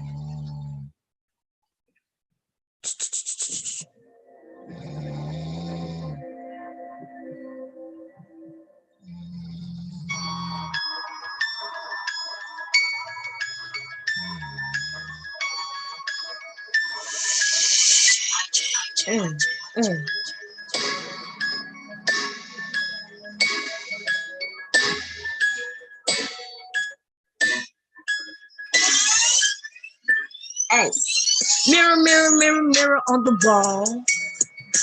Who took a fall? In the fall, thought the nigga said winter, y'all. Mirror, mirror on the wall. Who took a fall? Is it fall? The nigga said it was done in the winter, y'all. Scamios. Scamios. Scamios is a scamios. Hey, coming from y'all. About to take a fall. Like I said, the nigga was a bum, y'all. The nigga was a bum, y'all. The nigga was a bum, y'all. I'm sorry. Am I supposed to be crying? Not today, nigga. Not today. Say. The nigga fell. He fell well on a hoe in a hotel. That's right, with a spell. And now his body smells. Woo! Scammers, scammers. Hey, he's a bum, y'all. He's a bum, y'all.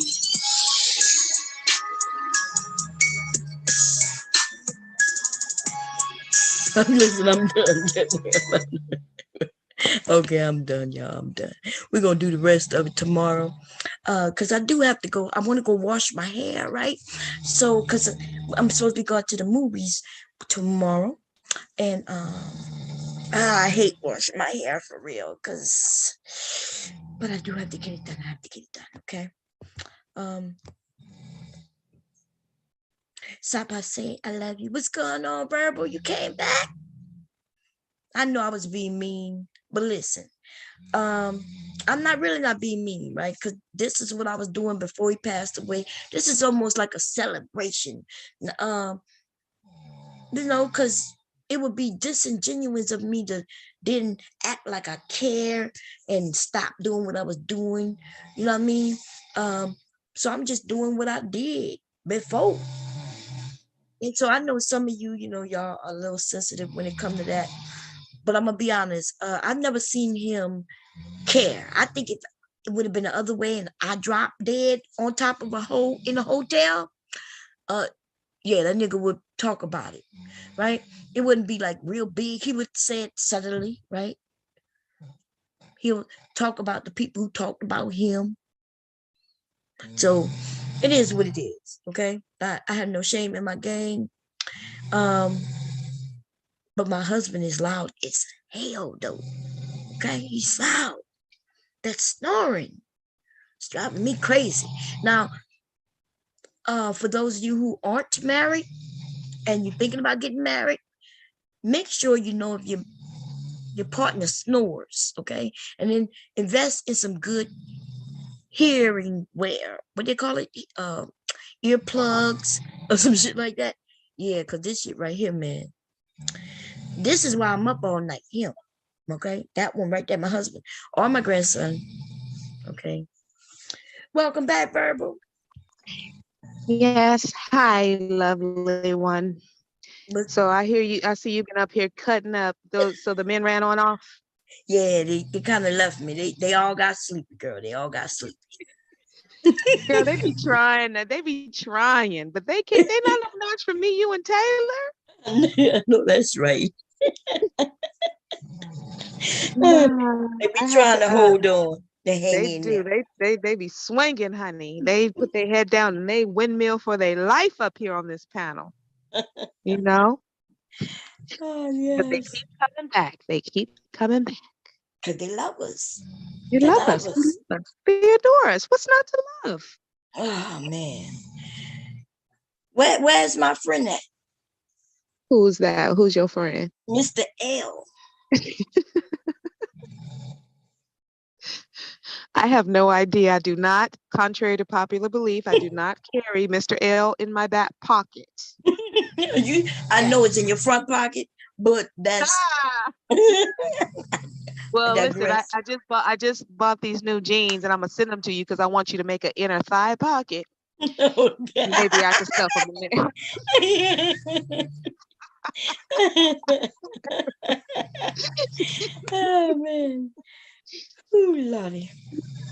Anyway, girl, they just be mad at you. Girl, I'm just trying to live my life. Just live your life. I'm just trying to live my life. That's all I'm trying to do. I'm over here with the little blue kitten up on my screen. You know what I'm saying? I know that kitten is so cute. It's so cute, girl. If he was here, may he rest in peace. Mm-hmm. He would be stealing that. He'd be like, that kitten is kind of cute. He'd be like, yeah, that kitten is spicy. It's sassy. Oh man. But poor fella. It's a hard lesson to learn. Poor fella. But everybody who's listening, just when you wake up in the morning, just as soon as you open your eyes, just be grateful and thankful. I know that's right. That is a fact. You know what I mean? Like that is a fact. We can be gone today, tomorrow. You know what I Sure mean? can. Any one of us. And honestly, regardless of whether we're a good person or a bad person. Right. That's a You fact. know? That's why I let So y'all know. Want y'all to Go party ahead. for me, baby. I'm gonna be hovering, watching all of you. I'm like, look, y'all better You're not stop. gonna be listen, we gonna stop speaking on your we not doing that. I don't like that. We're not gonna keep that's the second time you done mentioned some foolishness like that, and I'm gonna need you to stop. I'm just saying because I just want y'all to No, have because fun. we're not gonna be partying, we're gonna be crying. No, I I will want y'all lose to, my mind. I will lose it. I need you to understand that. So can we just not? but I don't want you to lose your mind. I want you to have fun. No, I'm gonna Up lose here, it. I'm have gonna lose it. fun. I would lose it. Okay. And I don't want y'all having fun on me. I want y'all crying and miserable and upset. Well, I'm gonna be upset because that's what you want. But for me, I want y'all to have fun. Okay. No. That we'll have fun later, but we're not initially. We're not gonna be having no fun. And nobody better not be giggling and cackling because Rue gonna go on a rampage on their asses. You know that ain't happening. So you can wish it all you want, but he will tear the U2 streets down. So. And you know I will too, girl. It will be Look, girl. It will be everybody horrible. with my name in the title. Y'all gonna be jumping on their panels. What you talking about? Tag teaming. Okay, Taylor will start a channel. Okay, Bunny will come back. All right, like they better sit the fuck down and chill and act sad if they ain't sad. I don't give a damn. That's when I will be trying to find addresses and shit. I've been to jail. I could go again. They better not fuck with me. She said, I done been to jail and I will go my ass again. Girl, I was up here disputing this information that Big J put up here that these men. God. Girl. What Big J was talking about. I think some kind of way Cynthia G named. Well, he brought her up, I guess, in a sense. She always comes up. These men, she always comes up. What Cynthia G done now? Not just the same thing about saying that black men need to, that we need to avoid them or whatever. Oh God, and girl, they ain't gonna never let that go because that's they are not gonna let that go, girl. That triggered them, but what they don't understand is she did it on purpose. Mm-hmm. Taylor, I am about that life, and if they did that to you, I would rip rap shot through this whole state. Okay, right. So don't tell me I'm not about that life. You know how I get down, Taylor. When they was up here trying to come for your forehead, I did not allow it. Okay? That's right. Don't play with me now. Taylor knows it. Taylor. Why is she playing with me, volunteer?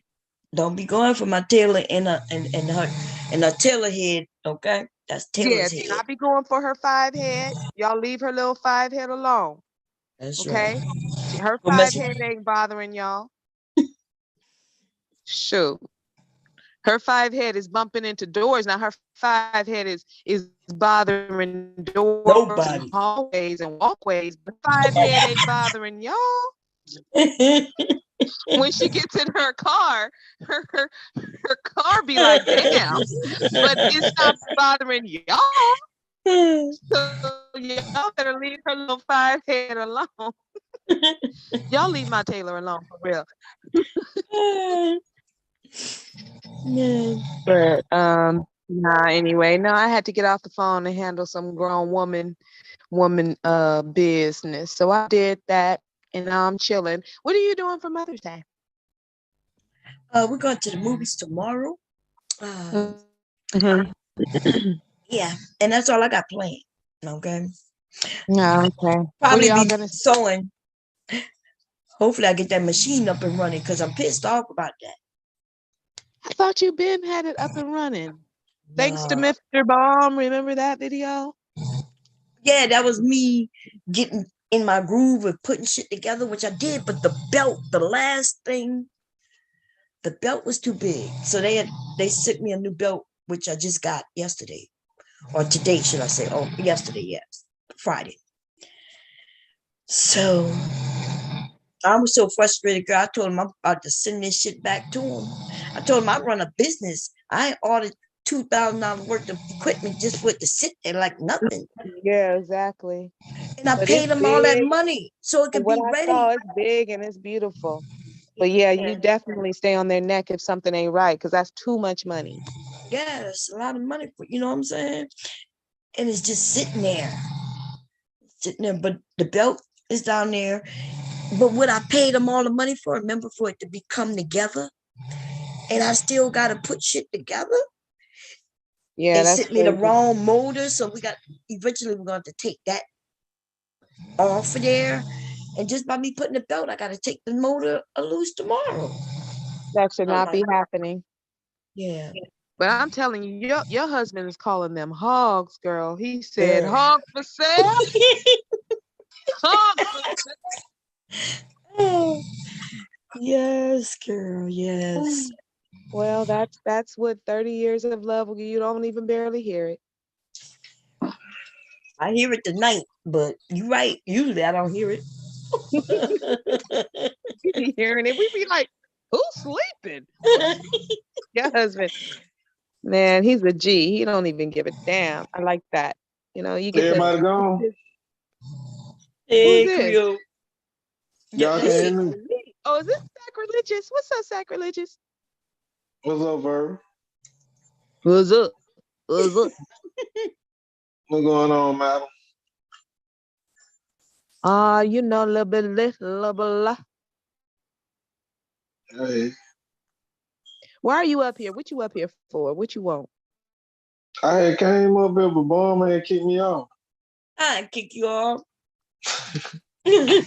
Your internet kicked your ass off. Well, I was about to say, what did you do? Because Bomb don't kick people off unless they do the absolute most. Miss Kendra, now we cool now, but Miss Kendra was, she was doing a lot, and she didn't get kicked off. So what you do? I ain't did nothing, woman. So what I missed? What was he talking about? Taylor, stop trying to regulate my speech. Bomb talking about Kevin Samuels. Oh, yeah, but Sacrilegious said that he thought that Kevin Samuels was helping Black women. What you think, Verb? I think I'm trying to tell madam. I'm like, madam, look, I feel like Kevin was helping out. You feel me, by promoting marriage? Like, I don't see how he wasn't helping out. How was he help? Who did he help? He was promoting marriage. Was he? He really was. He was marriage for who? Marriage for who? For women. Really? Because every woman that got up there, he told them that she wasn't worthy of marriage. So how was he helping? Now I think Bomb got a little bit more history though with Kevin though. She was with when it did start. I remember seeing Bomb over there. Okay, that's fine, but what does that have to do with what you're saying right now? I don't think she agrees with you that he was helping women. Did she agree with you? No, she don't. But okay, exactly. So what does her history with him have to do with it? Her history and her saying that she don't agree with the hell you talking about means even more. So why are you talking about her history with Kevin? But so what I'm saying is, you don't feel like Kevin was you? No, I don't. By promoting marriage.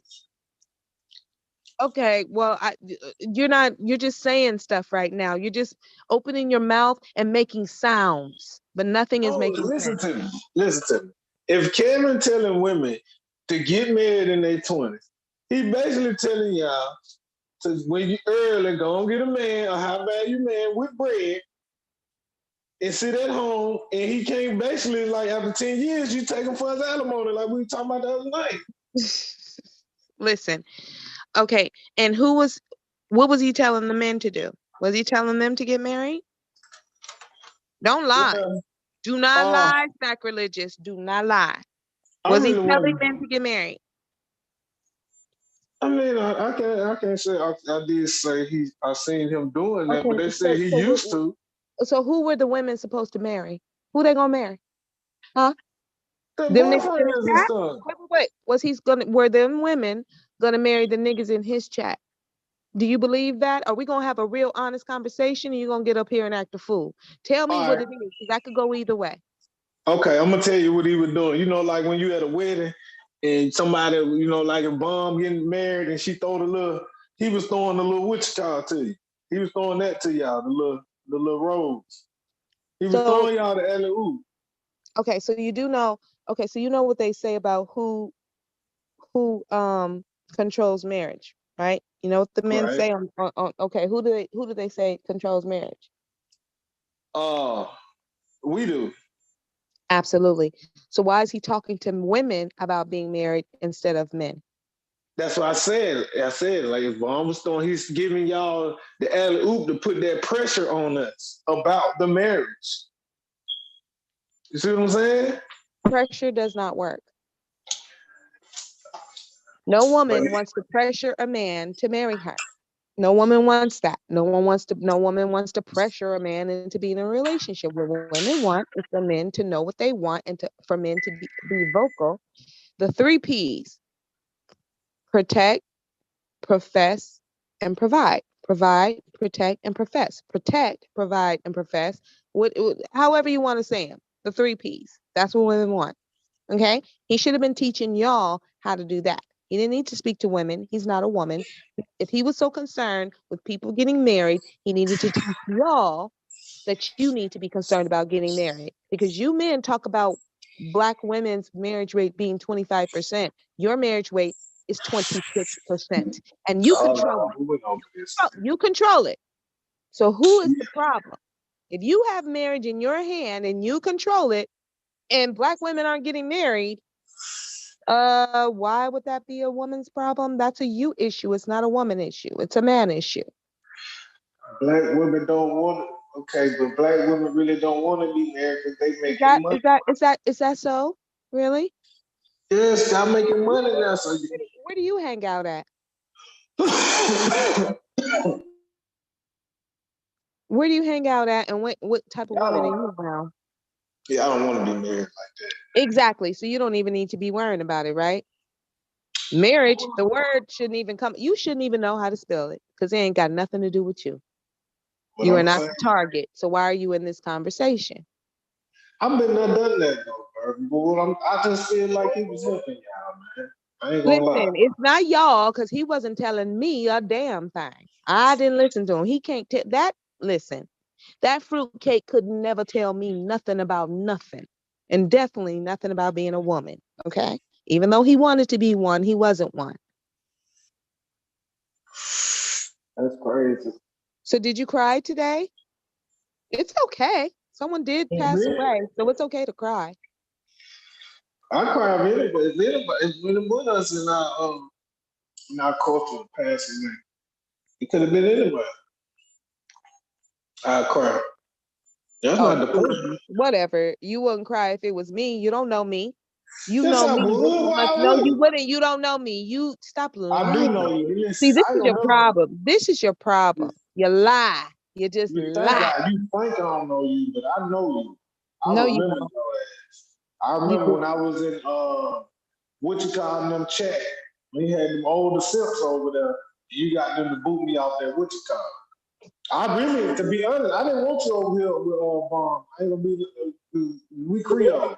No, so I ain't gonna know you. You didn't want. Wait.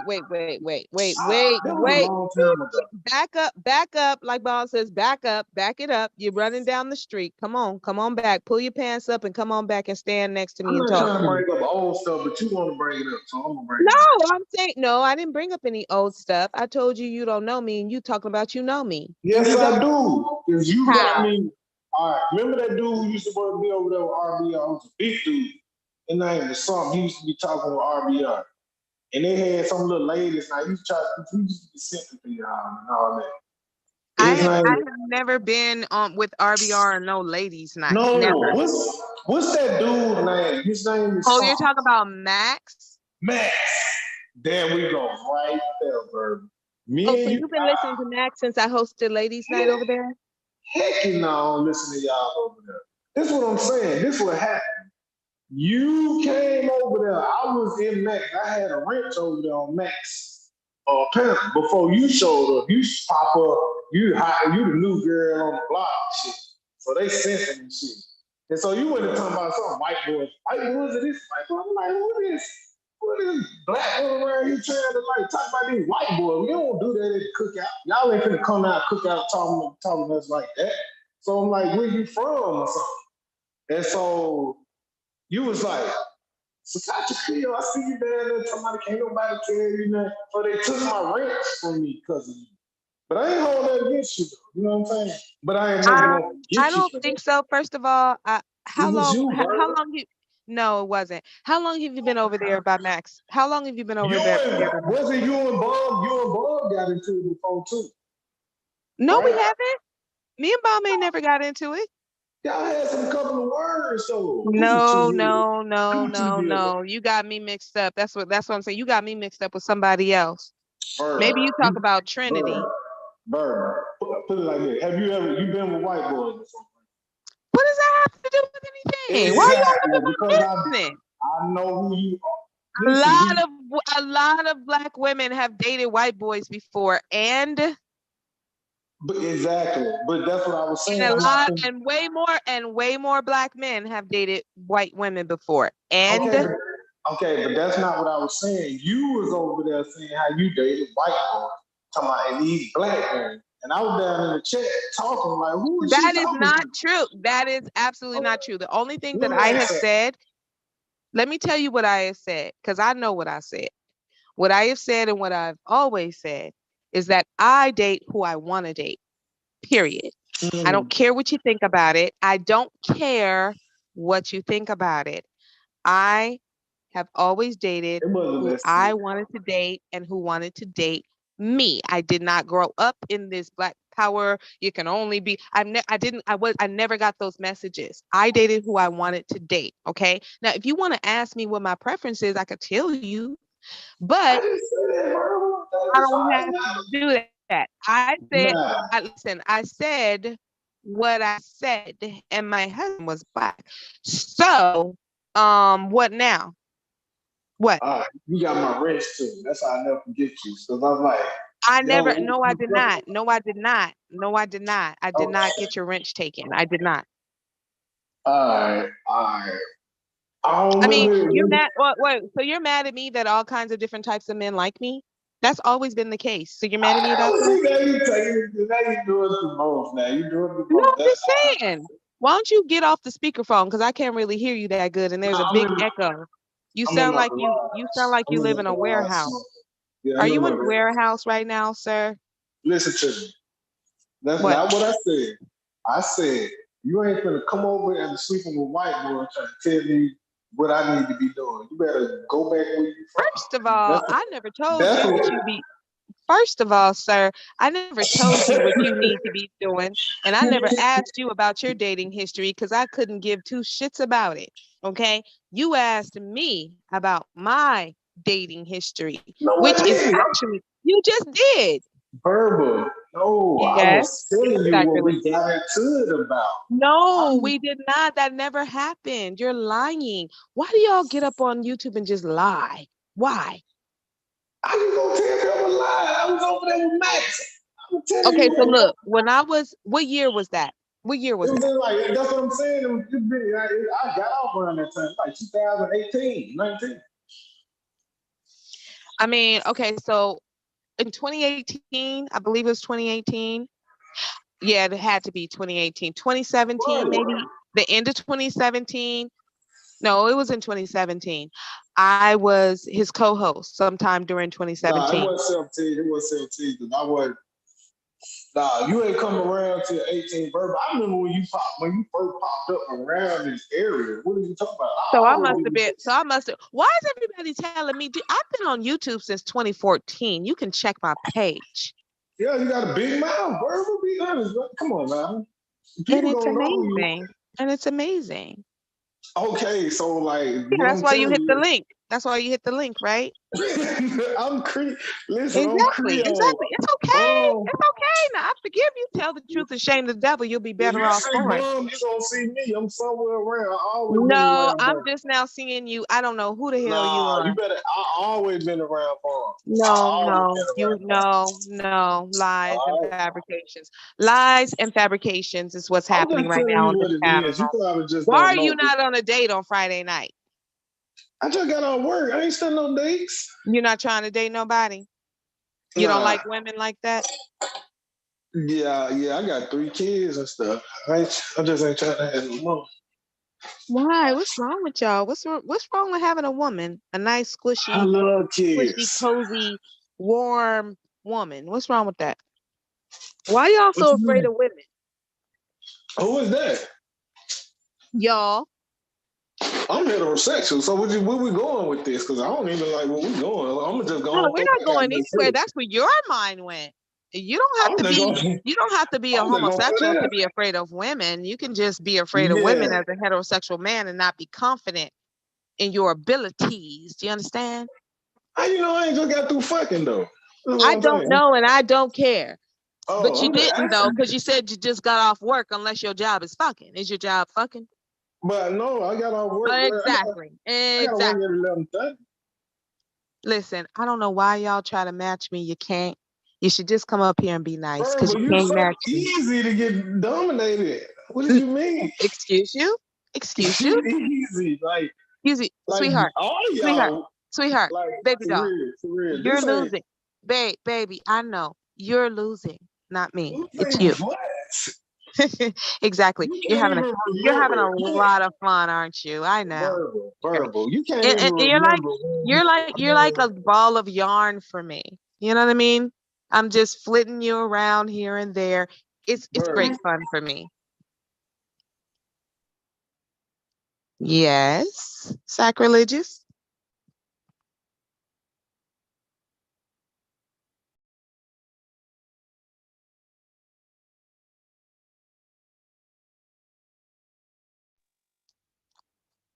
So if you're done,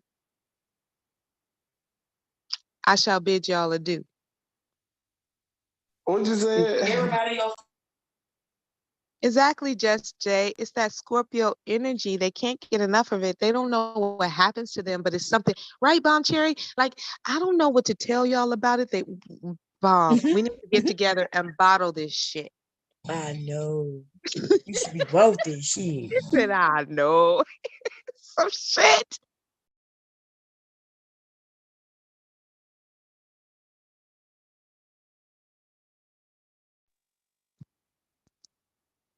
Sacrilegious is probably still talking.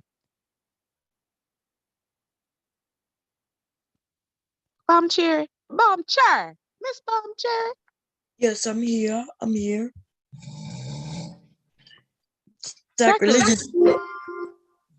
Yeah, he's over there having a hard time, look like. Nah, Verb was sitting up here like, you know what I'm saying? Verbal, you got my ranch took from over there. You owe me my ranch back, though. I'm just trying to explain this to you. All right, so what I'm going to do for you, since you're crying and whining, I'm going to talk to Max, and I'll tell him if he remembers who you are, I'm sure he'll say no. And I'll say, well, if you see this guy come around called Sacrilegious Fool to give you your ranch. And I don't even want the rich no more since you said it like that. Exactly, because you don't even go over there. You don't want to hear what Max be talking about. You're not with that. I don't. Exactly. So why in the hell are you coming at me about it? Because you want my attention? I know. It's okay. Just say that. Just say that. Just say you want my attention. It's very easy. It's not hard. It's let me see, how many words is it? It's 4 words. I want your attention. It's 4. Say it with me. I'll say it slow. Let's go. I want your attention. You don't need my attention. Like, so you don't need my attention. I don't know why you saying that.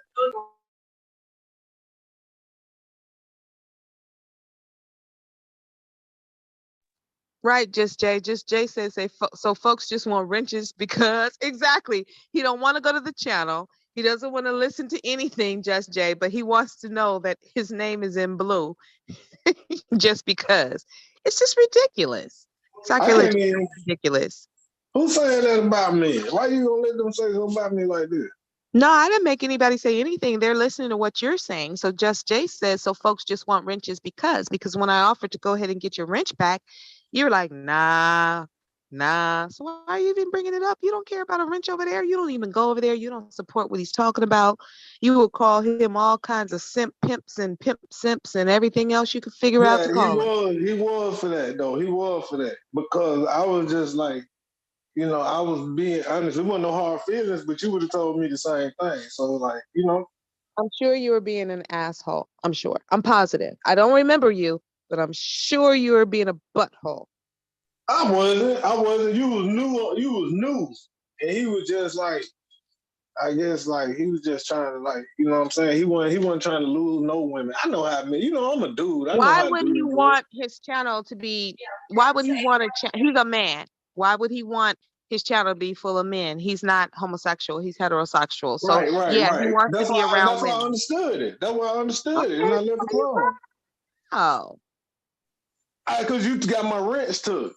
I did not get your wrench taken. I have never gotten anybody's wrench taken. How you gonna tell me though? I'm trying to. How you gonna tell me? Okay, what was your name when you were over there? Was it still? It's the same name. Okay, well, no, I don't know. I do not. I never saw you over there, and I was the whole co-host every Saturday night doing Ladies' Night, and there when it wasn't Ladies' Night, I was his. I was there before. Before Ladies' Night started. You can't go on in and out. I can't have a conversation like this. And I'm about to drop off, okay? I'm about to be calling the hogs like Bomb's husband, just not as loud, okay?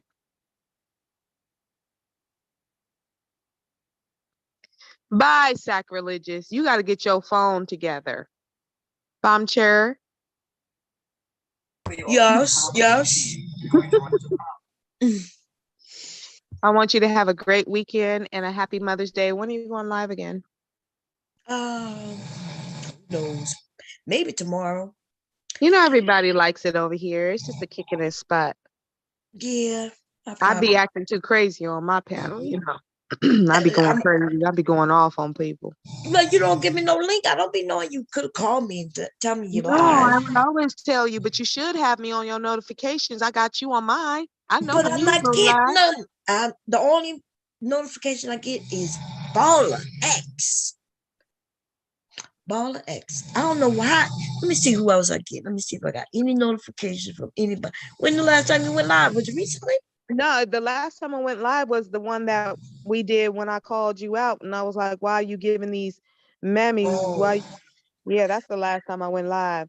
A lot of things happening on YouTube, and I just don't want to. I don't want to go live. I don't want nobody asking me no questions. I'm cool. I'm chilling in the game. Okay, I got my own problems. Right. I got you. Yeah, I was sewing the bonnets, putting the bonnets together, and I got another bag I need to do. Waiting to get that other machine up and going. Okay, because I got a couple of bags to do, but I can't do it on this machine. Remember those curtains? I still wanna. I gotta measure my windows. They're almost floor to ceiling that I have. Okay. So I want floor to ceiling curtains. So I want to, because you know, my living room is navy blue. My couches are navy blue. So it's, but I want that navy blue and salmon to kind of brighten it up. Salmon. So I'm like brown, salmon is like a mix between an orange and a pink. It's not orange and it's not pink. Oh, it's like pink. Yeah, I have some salmon downstairs, but it's not curtain type though. But I know what color you're talking about. Yeah. Well, what I would tell you is go to fabric.com or Joann's or just online and see if you see a type of fabric that you like. Okay. Yeah. And then and it would be white, navy blue, and salmon like curtains. That's what I want to get. Right now, my color scheme is navy blue, gray, and white, but I'm kind of tired of it. So I They're want gonna something. add that salmon in it. Yeah. That's cool. You can get you some salmon pillows. That'll bring out. Yeah, exactly. Yep, exactly. I'm thinking to get some salmon throw pillows. Yeah, that'll make it pop. That pop of color. You know what I'm saying? Yeah. So, but What anyway, color girl. What color is salmon? I'm gonna talk to you later because I need to talk to you. So I'm gonna talk to you later. Okay. Check your text because I'm gonna send you something. Okay. My text. Tomorrow. But have fun tomorrow at the movies. What y'all gonna go see? With that Marvel movie that just came out. Doctor Strange. Yeah. Hubby know that. No, my daughter was telling me this morning when we were waiting for her school bus to pick her up. She's like, "Oh, Doctor Strange came out today," and she was like, "But you can't see it right now because you don't remember what happened in WandaVision." Yeah, WandaVision was good. Did you see it? I saw a few episodes, but I got bored. Yeah, that shit was boring in the beginning. It was too slow. It was so boring at first. Oh, I was confused. I'm like, why is this shit in black and white? And then I liked it. It was like I Love Lucy type, wasn't it? Yeah, it was. So I felt, I was good with the I Love Lucy thing, but then it just was slow though.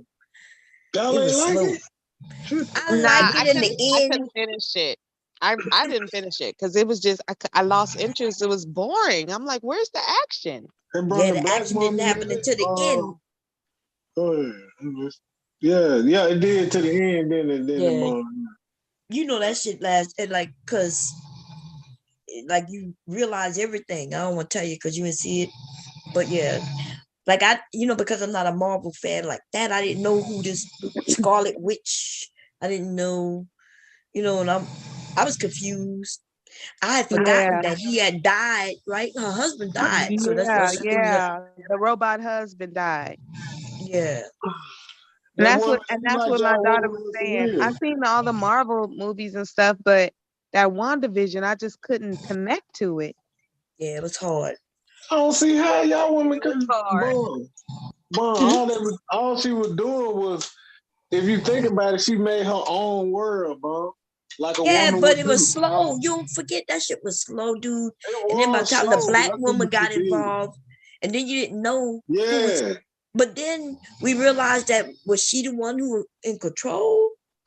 Because remember there was another woman. I know, but remember there was another woman who was there. Yeah. That other woman who was that little witch woman. Yeah. You know the black woman that was she's from Louisiana. Like what's her name? Captain Marvel. She was the first Captain Marvel before Captain Marvel. Yeah.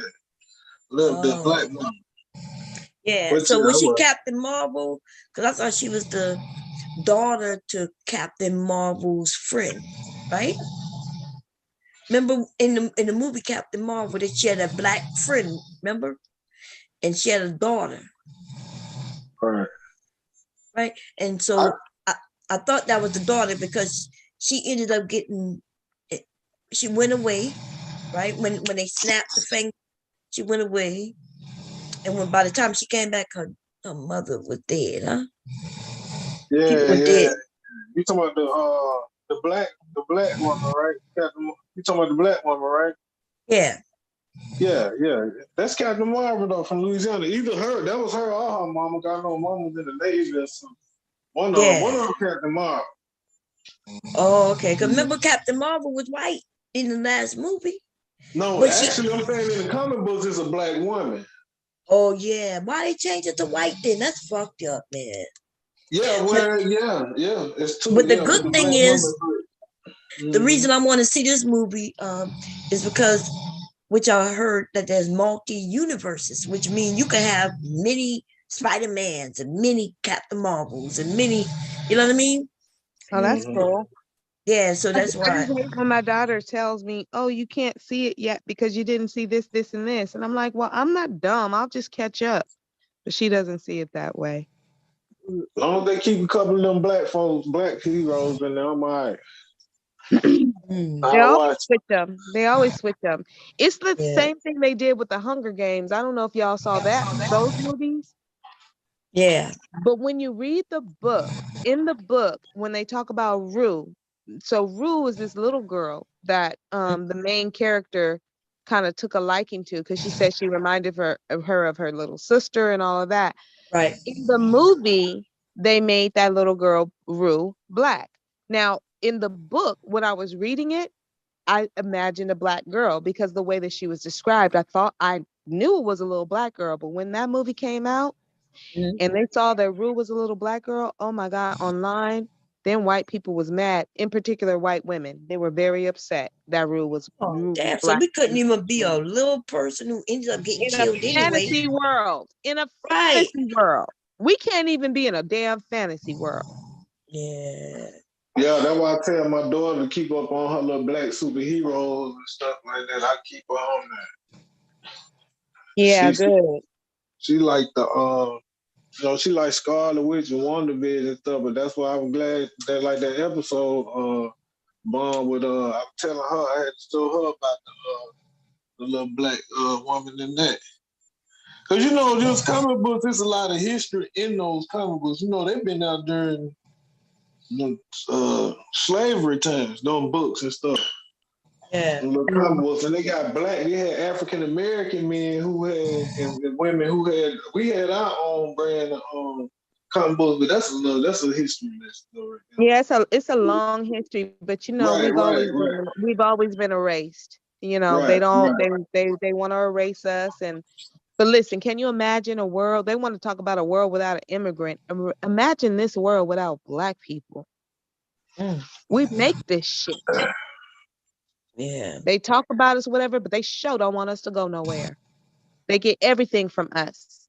And the truth is, while everybody is looking at white folks and seeing what they're doing, white folks is looking at us, seeing what we're doing. What we doing. Copy that shit. They copy us while the rest of the world copies them and thinks they're doing white folks is copying black folks. Right. And everybody else is copying white folks who are copying black folks. And they got us thinking that we're wrong, right? Ebonics is a bad thing. The way we speak is a bad thing. The way we walk and our body shapes are a bad thing. And yet they want what we got. African American Vernacular English is AAVE. So I want all you black people to know that if you're not bilingual in any other way, you are bilingual because you speak English, proper English, and you also speak AAVE. Okay? African American Vernacular English. It is a thing. Yeah, it is. So we're bilingual too. Okay. I know that's right. But they, I'm on here and I hear them black men like right now, probably by Mr. Anton Daniels. Man, I never heard so many black people come together and hate each other, hate themselves. Yeah. It's like, dude, you can't find nothing good about being black. Oh no, we're this, we're that. Or they'll say you're. And I'm like, you are us though. Exactly. We ain't gonna be united like that though, man. Look at our Creole history though, bro. Look how we lost our tongue and everything. And it's like we didn't lose it, we gave that up. Well, even in times because we were black, right? And black was considered negative. We let things go. Right. And we're not the only ones, right? There's a lot of other people here in the U.S. that got here in the U.S. and wanted to assimilate. Right, because of the Americans. Because when the Americans took over, we just lost the tongue. Because the Americans are like everybody speaking English, so we just stopped speaking French. Like my grandma was still speaking it, but they didn't teach it no more.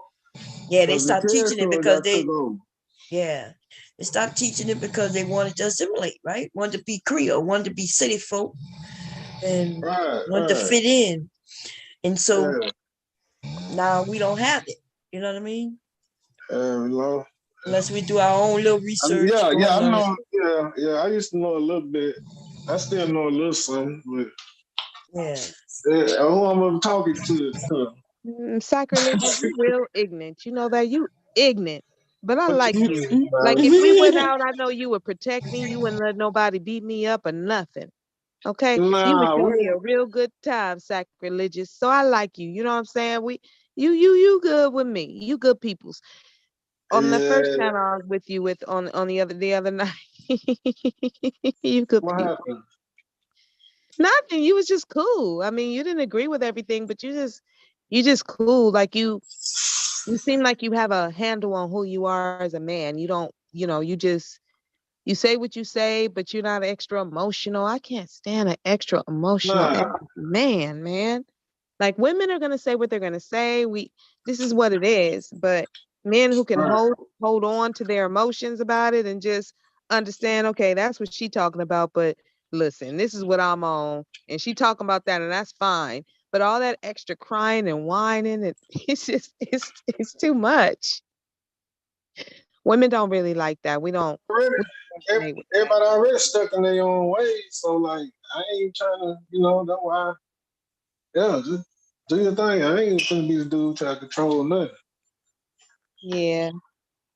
But like a lot of men, well, half of the men on some of them are like you, but a lot of, others of them get really, really upset about me, man. They get real upset about what I be saying, and I'm just giving my opinion. I'm not doing nothing to nobody. Oh, whatever, man. Here you go, man. Listen. Oh, stop it. Listen, you see that picture right there. You see that picture. You see that whole neck right there. Why they gonna be mad? Why would you be mad? You can't be mad at that neck. Stop. Ain't nobody stay mad at the verbal assassin. What?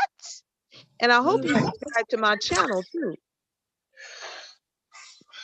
Subscribe. Yeah, subscribe. You come over there, I'll give you a wrench over there. Okay, I'll make up for the wrench that I made Max take from you. Okay.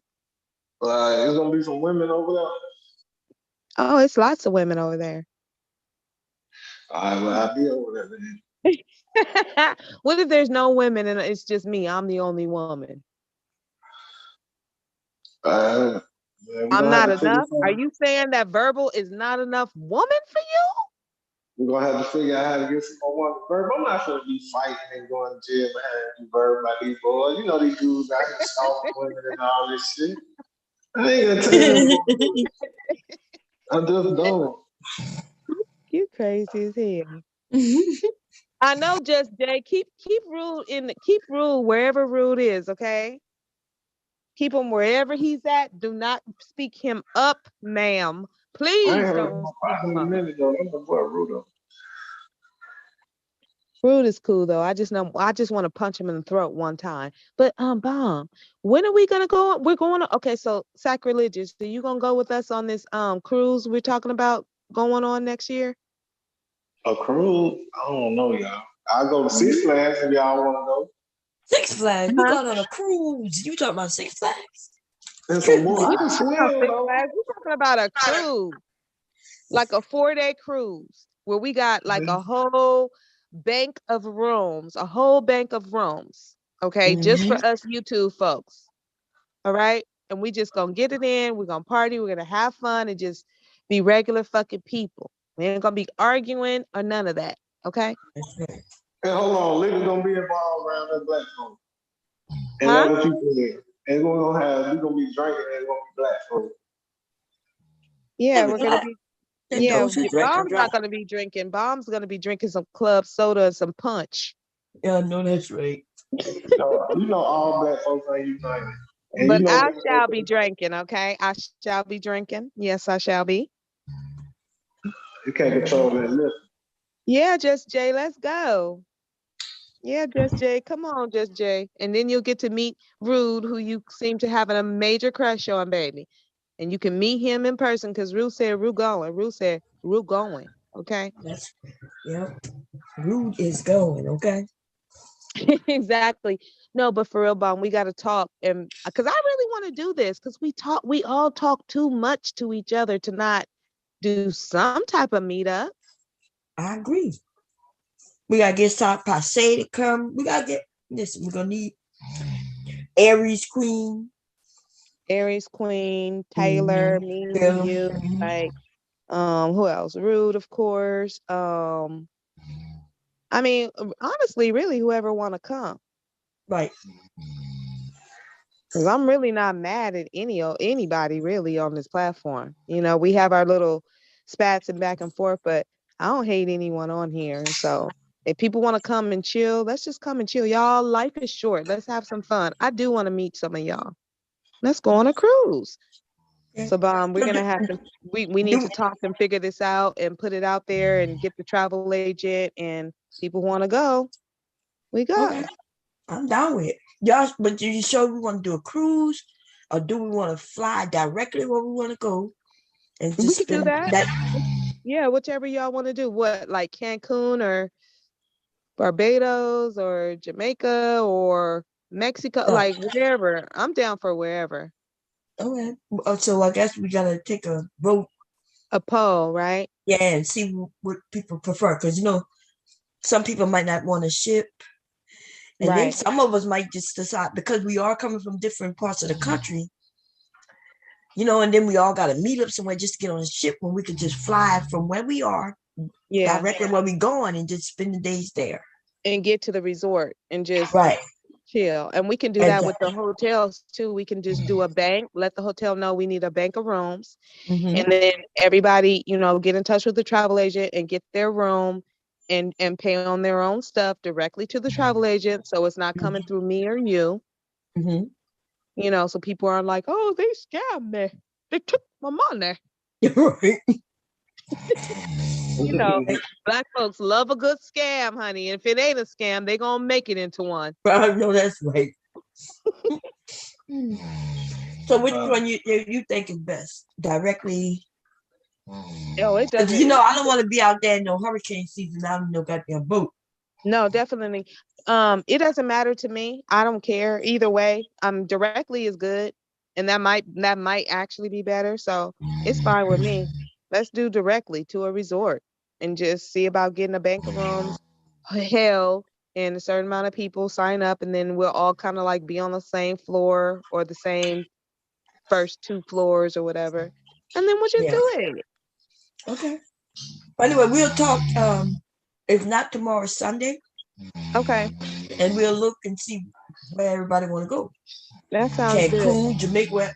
We need to know where we want to go. Yeah. We could even do Belize. I mean, yeah, you know, Cancun, Jamaica, Turks and Caicos or whatever. They got casinos over there.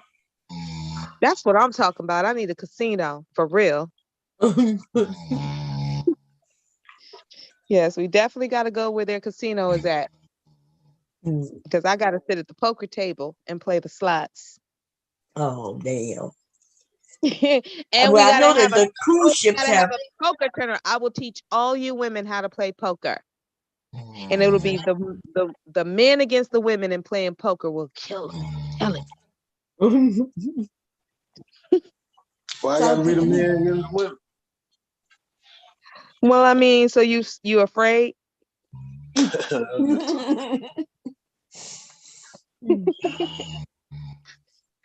you know how to play poker, sacrilegious? I don't know how to do nothing. Play dice, shoot dice, play spades, domino, right? play ball. Yep, that's spades. Man. Exactly. That's all. That's all. Spades, that's all the man. Negro You games. You gotta listen. Just Jay, I'll put a mask on your face for the poker face. Okay, you'll be all right. We gonna play some poker, and we gonna take these ninjas' money.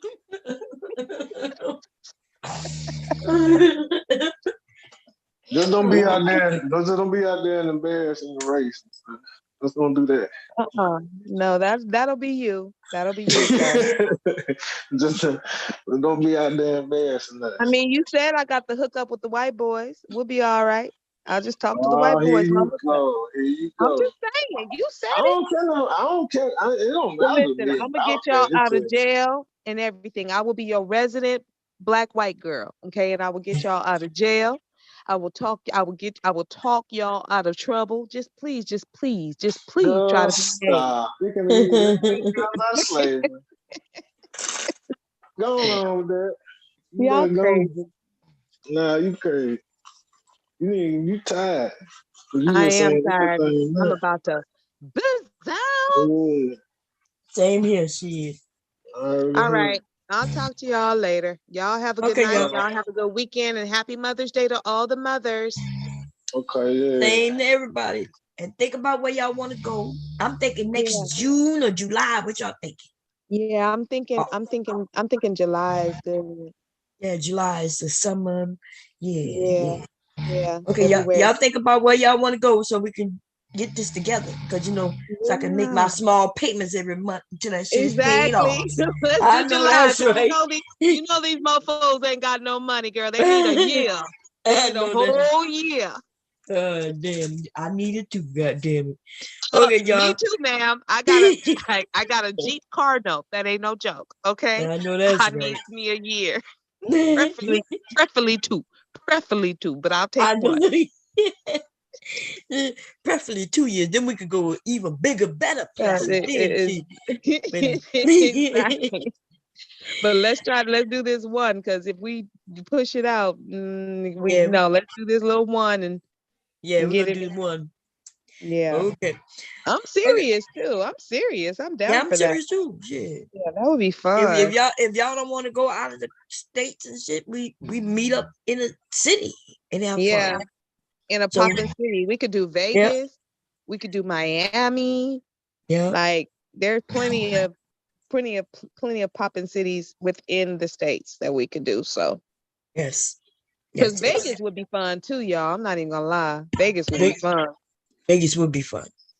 So we'll decide this weekend, hopefully, and then we'll go from there. All right. Bye, everybody. Good night, everybody. See y'all later. And you've been verbally assassinated. How's it feel? They say it feel good. It feel good.